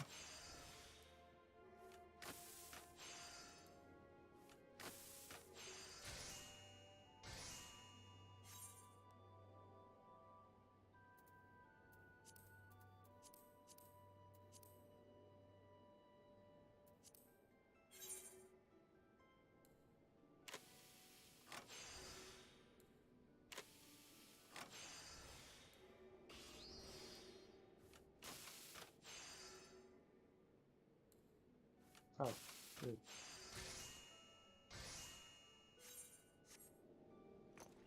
Okay, and that is it for pre-crafts. Let's go. Bump you back there. Maple cane. Let's double check that I've got everything. Cool.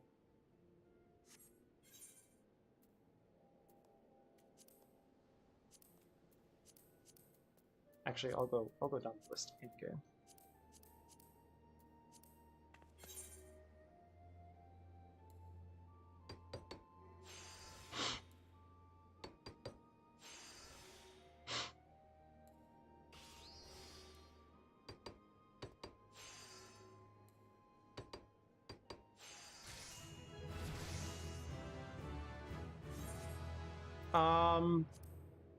I'll be honest, I have no idea when I am going to be online. If I don't get online until it's time for a static that I'm doing, I think afterwards, yes, but that might be a little late. Actually, you know what? That won't even be that late. That'll be like 10 or something. So yeah, after that, for sure. Oof, messed up. So yeah, I should be available. At some point. I'll just have to let you know. No, I didn't want to equip it. Ugh, come on. Does look good, though.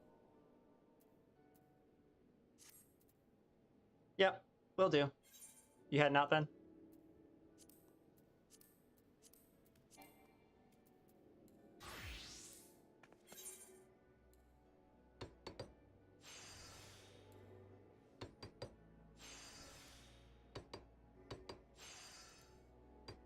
Cool.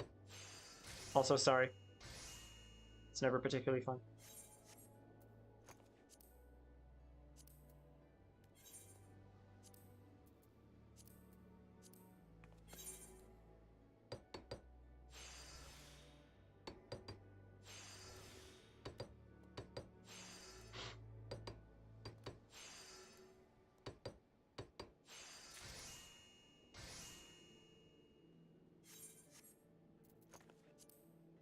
I'm in the final step of this, so I'll be done soon.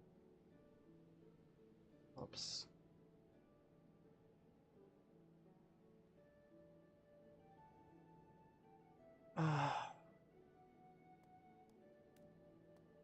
You know what? I'm not even going to look at the list. It's fine. I'm just going to look here. If I can't make something, I'll figure it out later. There's actually one thing I probably will not have enough ingredients for one thing because of that one that I broke.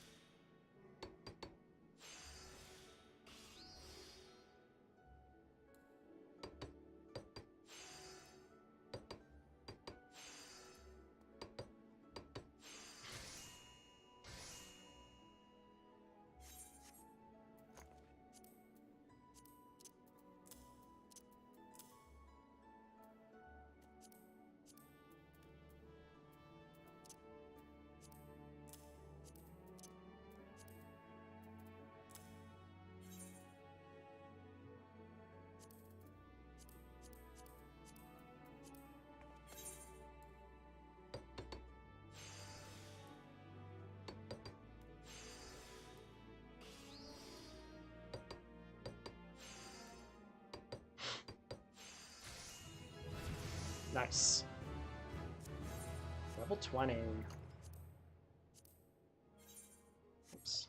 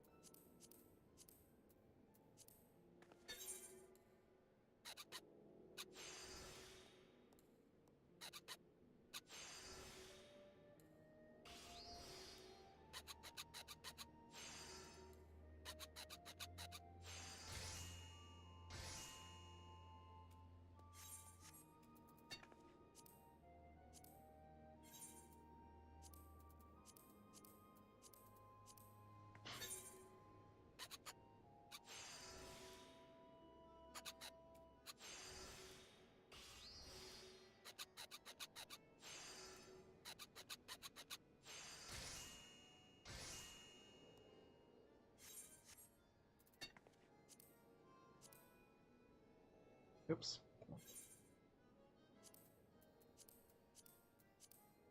Viking sword.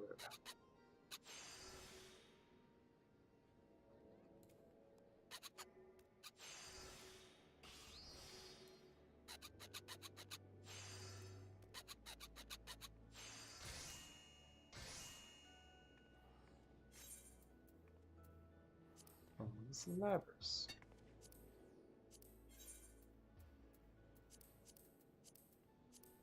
I won't be using that, but it's fine.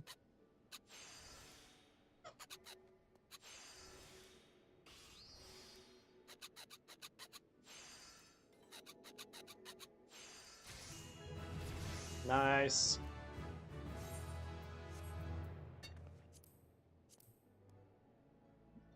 Keep tabbing out when I don't need to.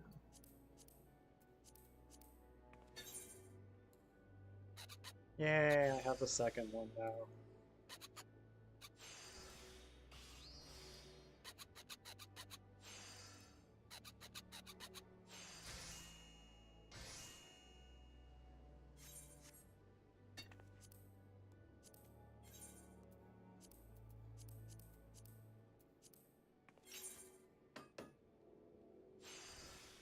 Oops.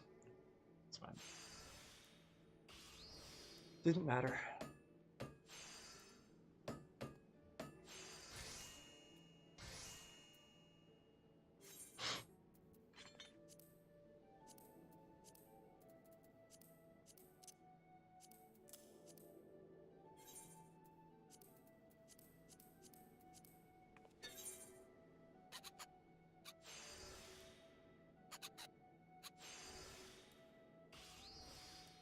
Hang on. No, that makes sense. I was about to say, why are all these level 6 and 7 recipes, and 8 now, secondary tools that you don't get until the level 10 quest? It's because when you hit level 10, they want you to be able to craft them. So they need to be below level 10, which makes sense.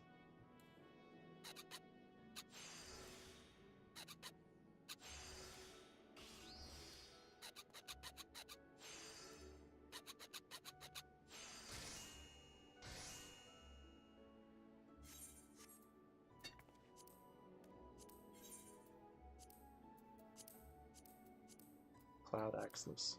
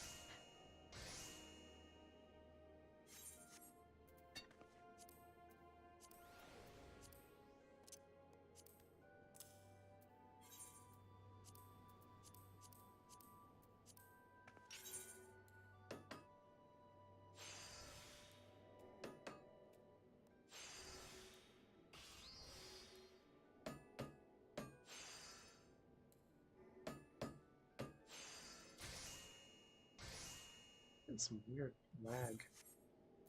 Or just server slowness.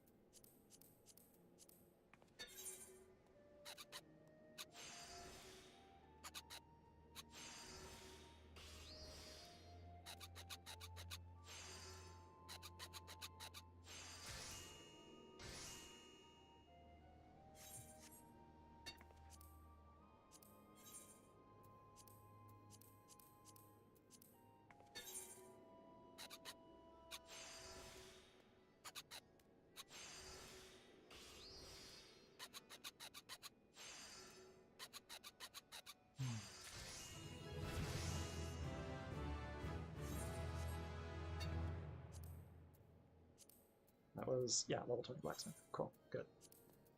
Glad they both caught up directly at the same place.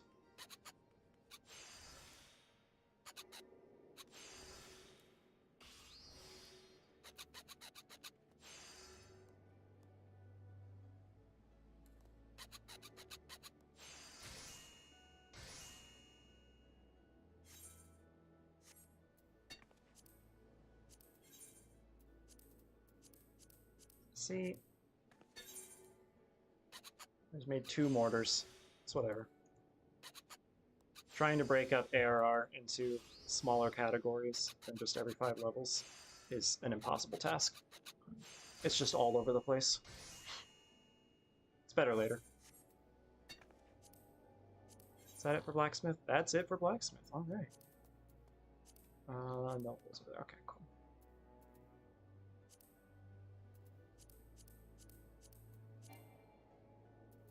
Yes, sorry, apologies. I have to switch to armor first.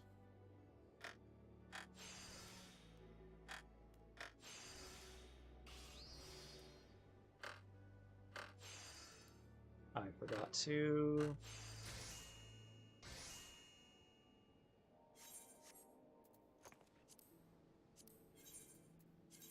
do that.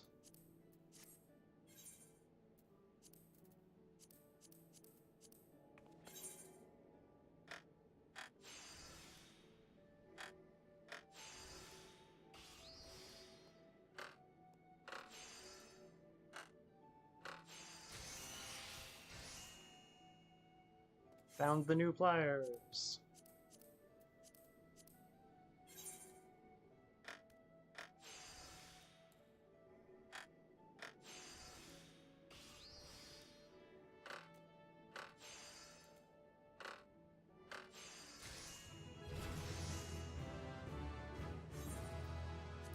Armor might not actually catch up.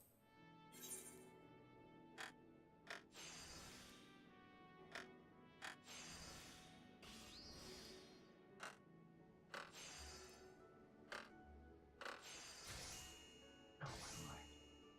Give me a sec, I'll be right back.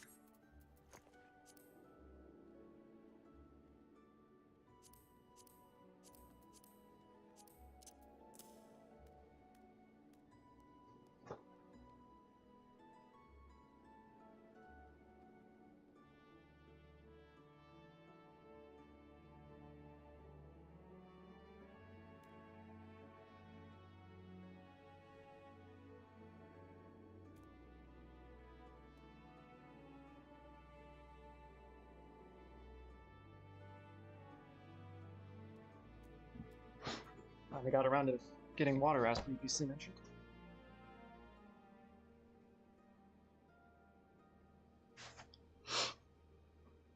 Okay, my headphones coming in. So weird. Why is the one side? Oh, this side. Yes, this side. It's bizarre. I've just been doing that all stream. And the moment I tilt it up. Oh, that's so weird. Maybe it's blending in with something that they know is not me in the background. I have some dark bookcases back there. Maybe that's it. Anyway. Where was I?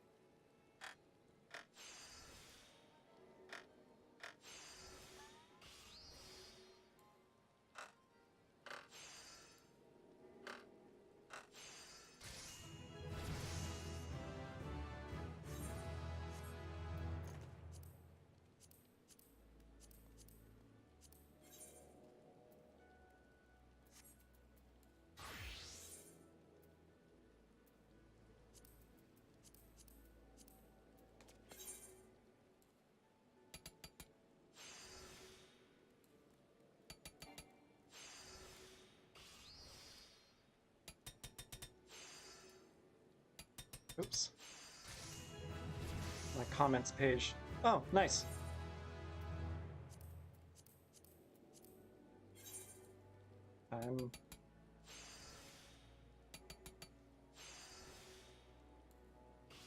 It took me a moment to realize why you wrote what you were saying there. You were doing programming language. Got it.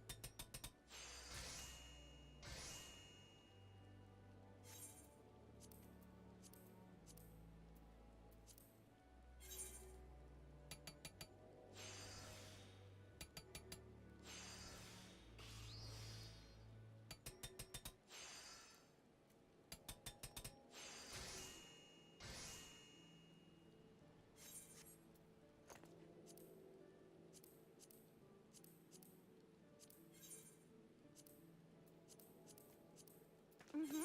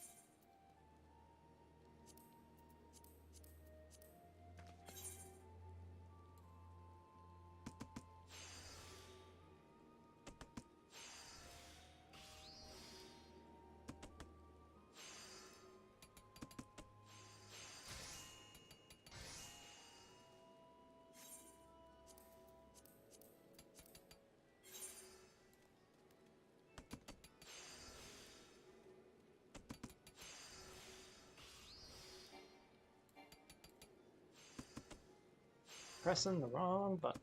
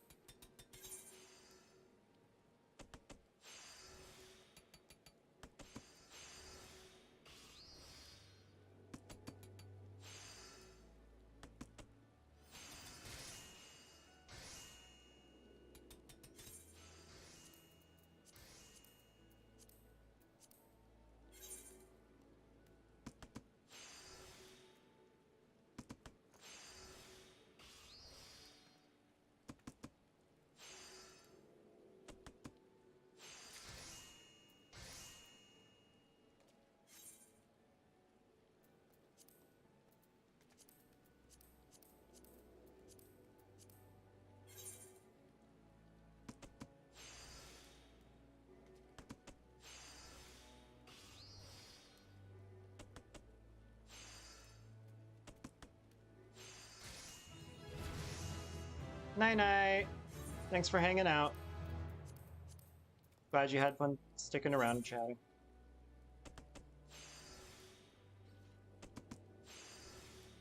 Thanks. I appreciate it.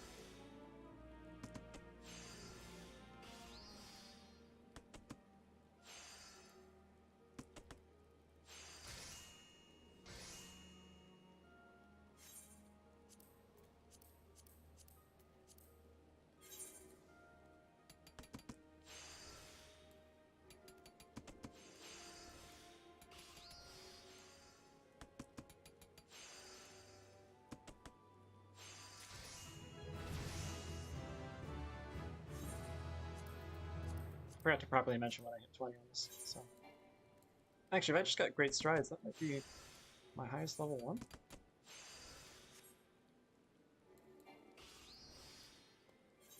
I think it is. Weaving's definitely going to beat it, though. I've had to do so much weaving that it has very high XP.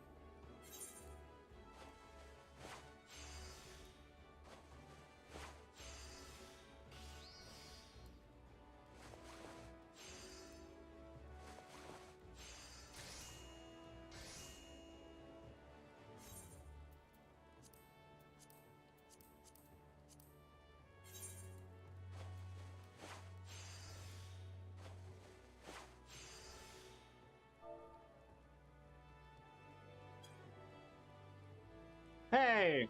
Yes. Yeah, I am almost done, but it's gathering and crafting is always chill for me, and doing the fates as I'm gathering is really fun.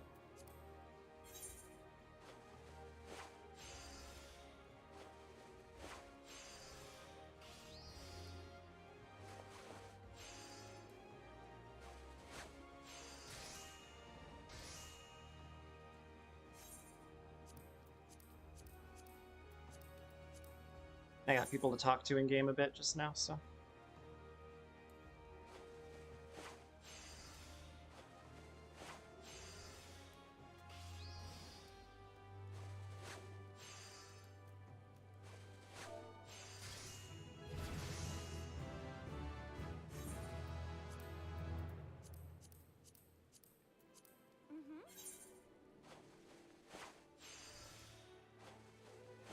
No, no, no, no. Sorry, I just zoned out.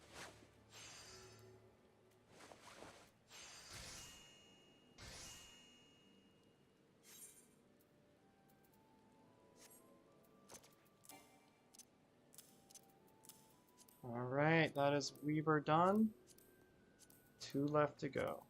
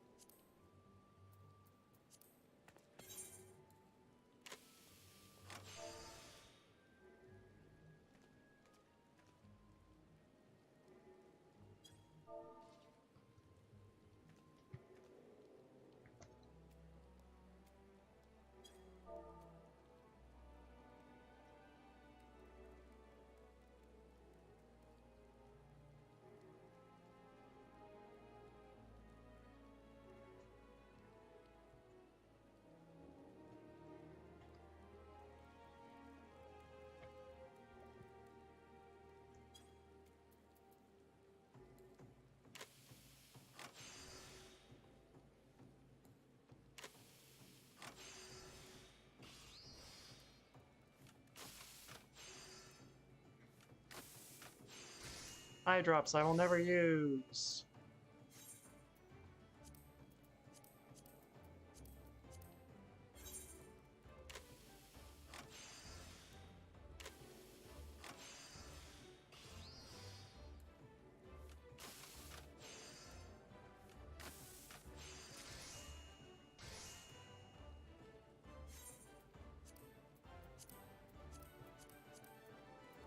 I think, aside for the upgraded grimoire here in a sec, I think that's all of the weapons.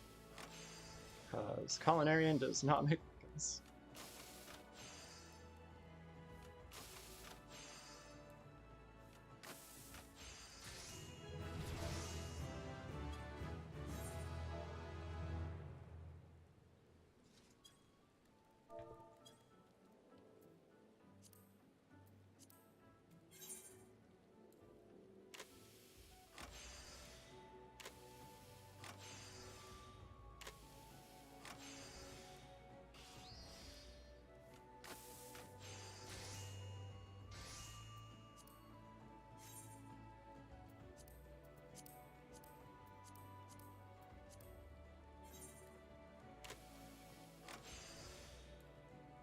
Ooh.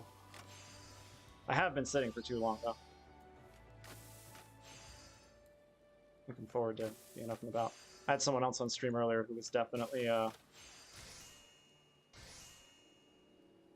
Ooh.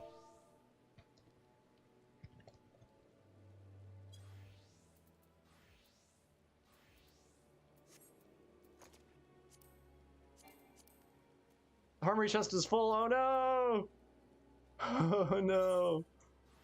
Okay, old stuff I can get rid of. Crap, hang on. There we go. Old Alembic. I can get rid of that. Whoops. Oh, come on.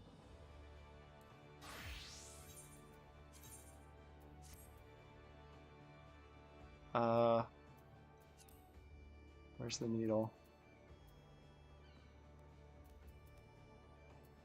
There you go, copper needle. Get rid of that. And Valerian, my last one. Bronze skillet. Get rid of that. Okay, there we go.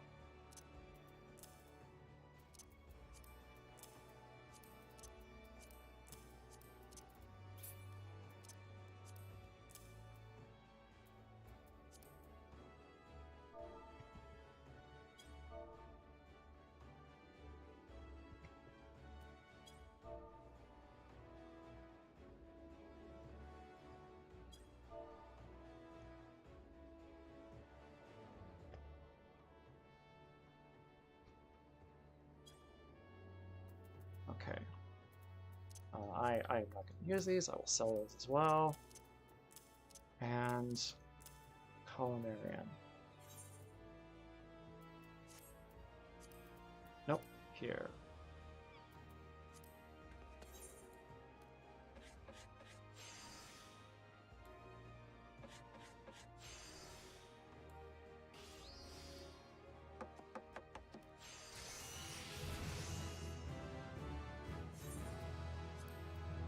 Orange juice.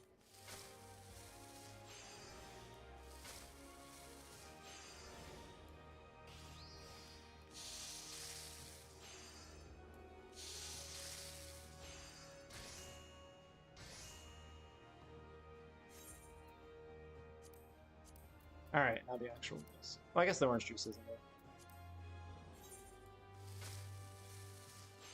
And then I get to sell a lot of it because I don't feel like having a million things floating in my inventory. I mean, I can't afford to, honestly. A million meals is what I meant, but I can't afford to anyway. In order to have enough space for crafting stuff, I gotta keep it pretty clear. But I'll have my Chocobo saddlebag in a little while, and that will help immensely. Whoops. Gotta finish the quality first. Can't be making low quality stuff. Ugh. The mere thought of it.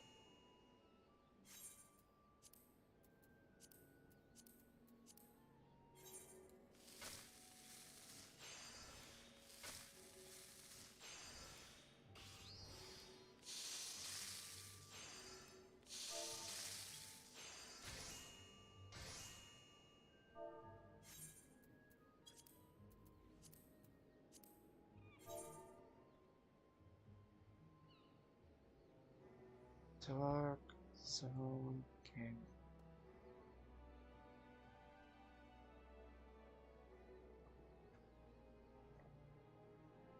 Hey! I just wrote down the name. I'll get you right after the stream. Which will not be in long. I'm about to put on all the new gear. Still not gonna look great, but it'll look better than the super boring stuff I'm wearing at the moment. Not much better, but yep. Yeah, I am I got to level 15 in the main story quest. Granted, I am you over level so easily that I was quite a ways past level 15 with my class at the time. But I got to level 15 and then went and unlocked every other class, and am getting all of them up to the level 15 class quests, and then I'll finally be picking MSQ back up.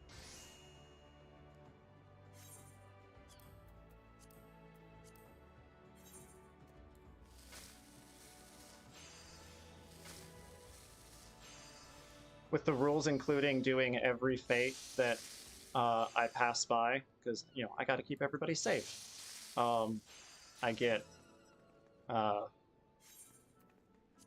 plenty of XP, and so far, even my combat classes are well over-leveled, just doing their class quests and doing all the fates I pass. I don't know if that'll continue past level 30, past a Realm Reborn, who knows, but so far it is perfectly fine. And I'll be swapping out which classes I'm using for MSQ as well, depending on which one needs levels.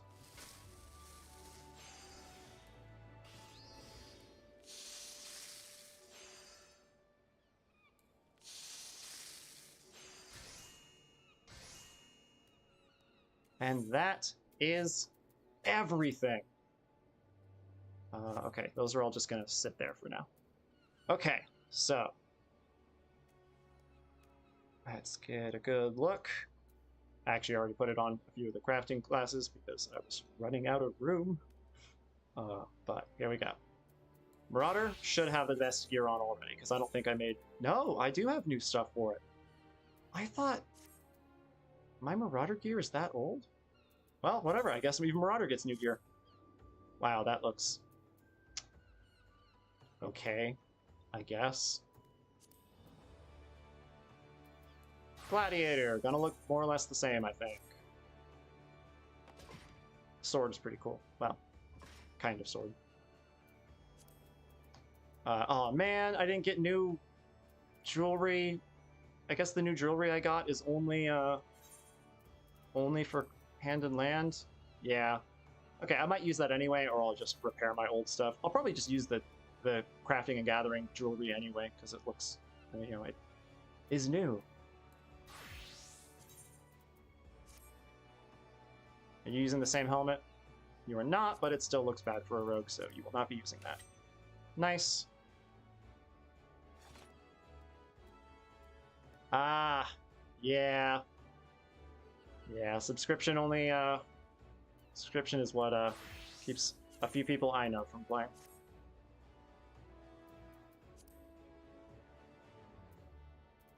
Okay, at least Lancer has colors that go together better than...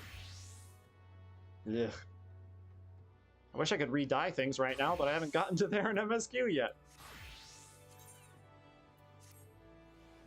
Not bad for Pugilist. Not bad at all. Yep, I like that. Are you also using that helmet? Yeah, okay. Arcanist. Yay, I actually get to have a hat and a body piece now. Hat looks terrible, but... nice.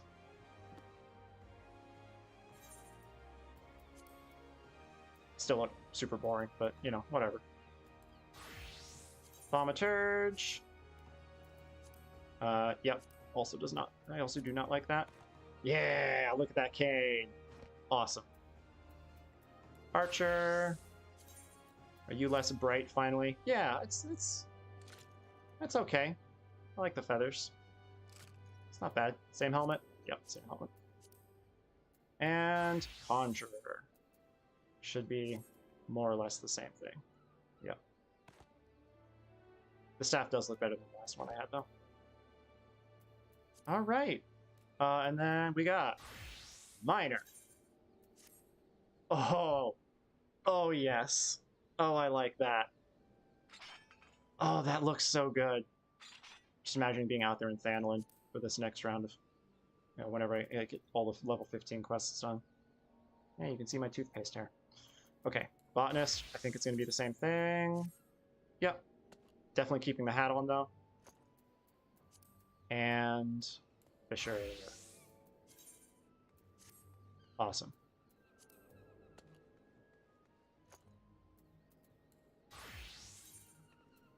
Carpenter. Hat? No. Do not like the hat. Blacksmith. Hat? Yeah, honestly, even for blacksmith and armor, I don't love that, so I'm not going to use that. Why are you not... oh, because again, gatherer only, not crafter. That's... I'll swap it out anyway. Alright.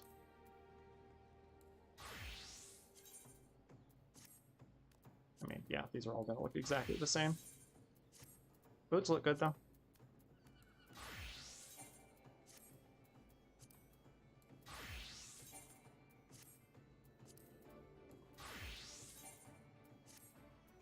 All right.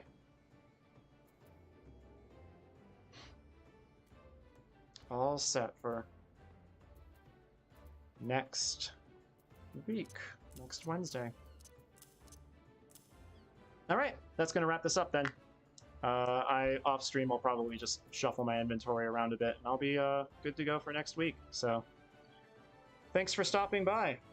I will follow that channel, and yeah, I'll see you guys next week. I'll be on Sunday as well, but I do different games on Sunday. So this is every Wednesday though, not this late usually. This is after stream just for the crafting because I don't want to take up all stream doing that. Y'all take care.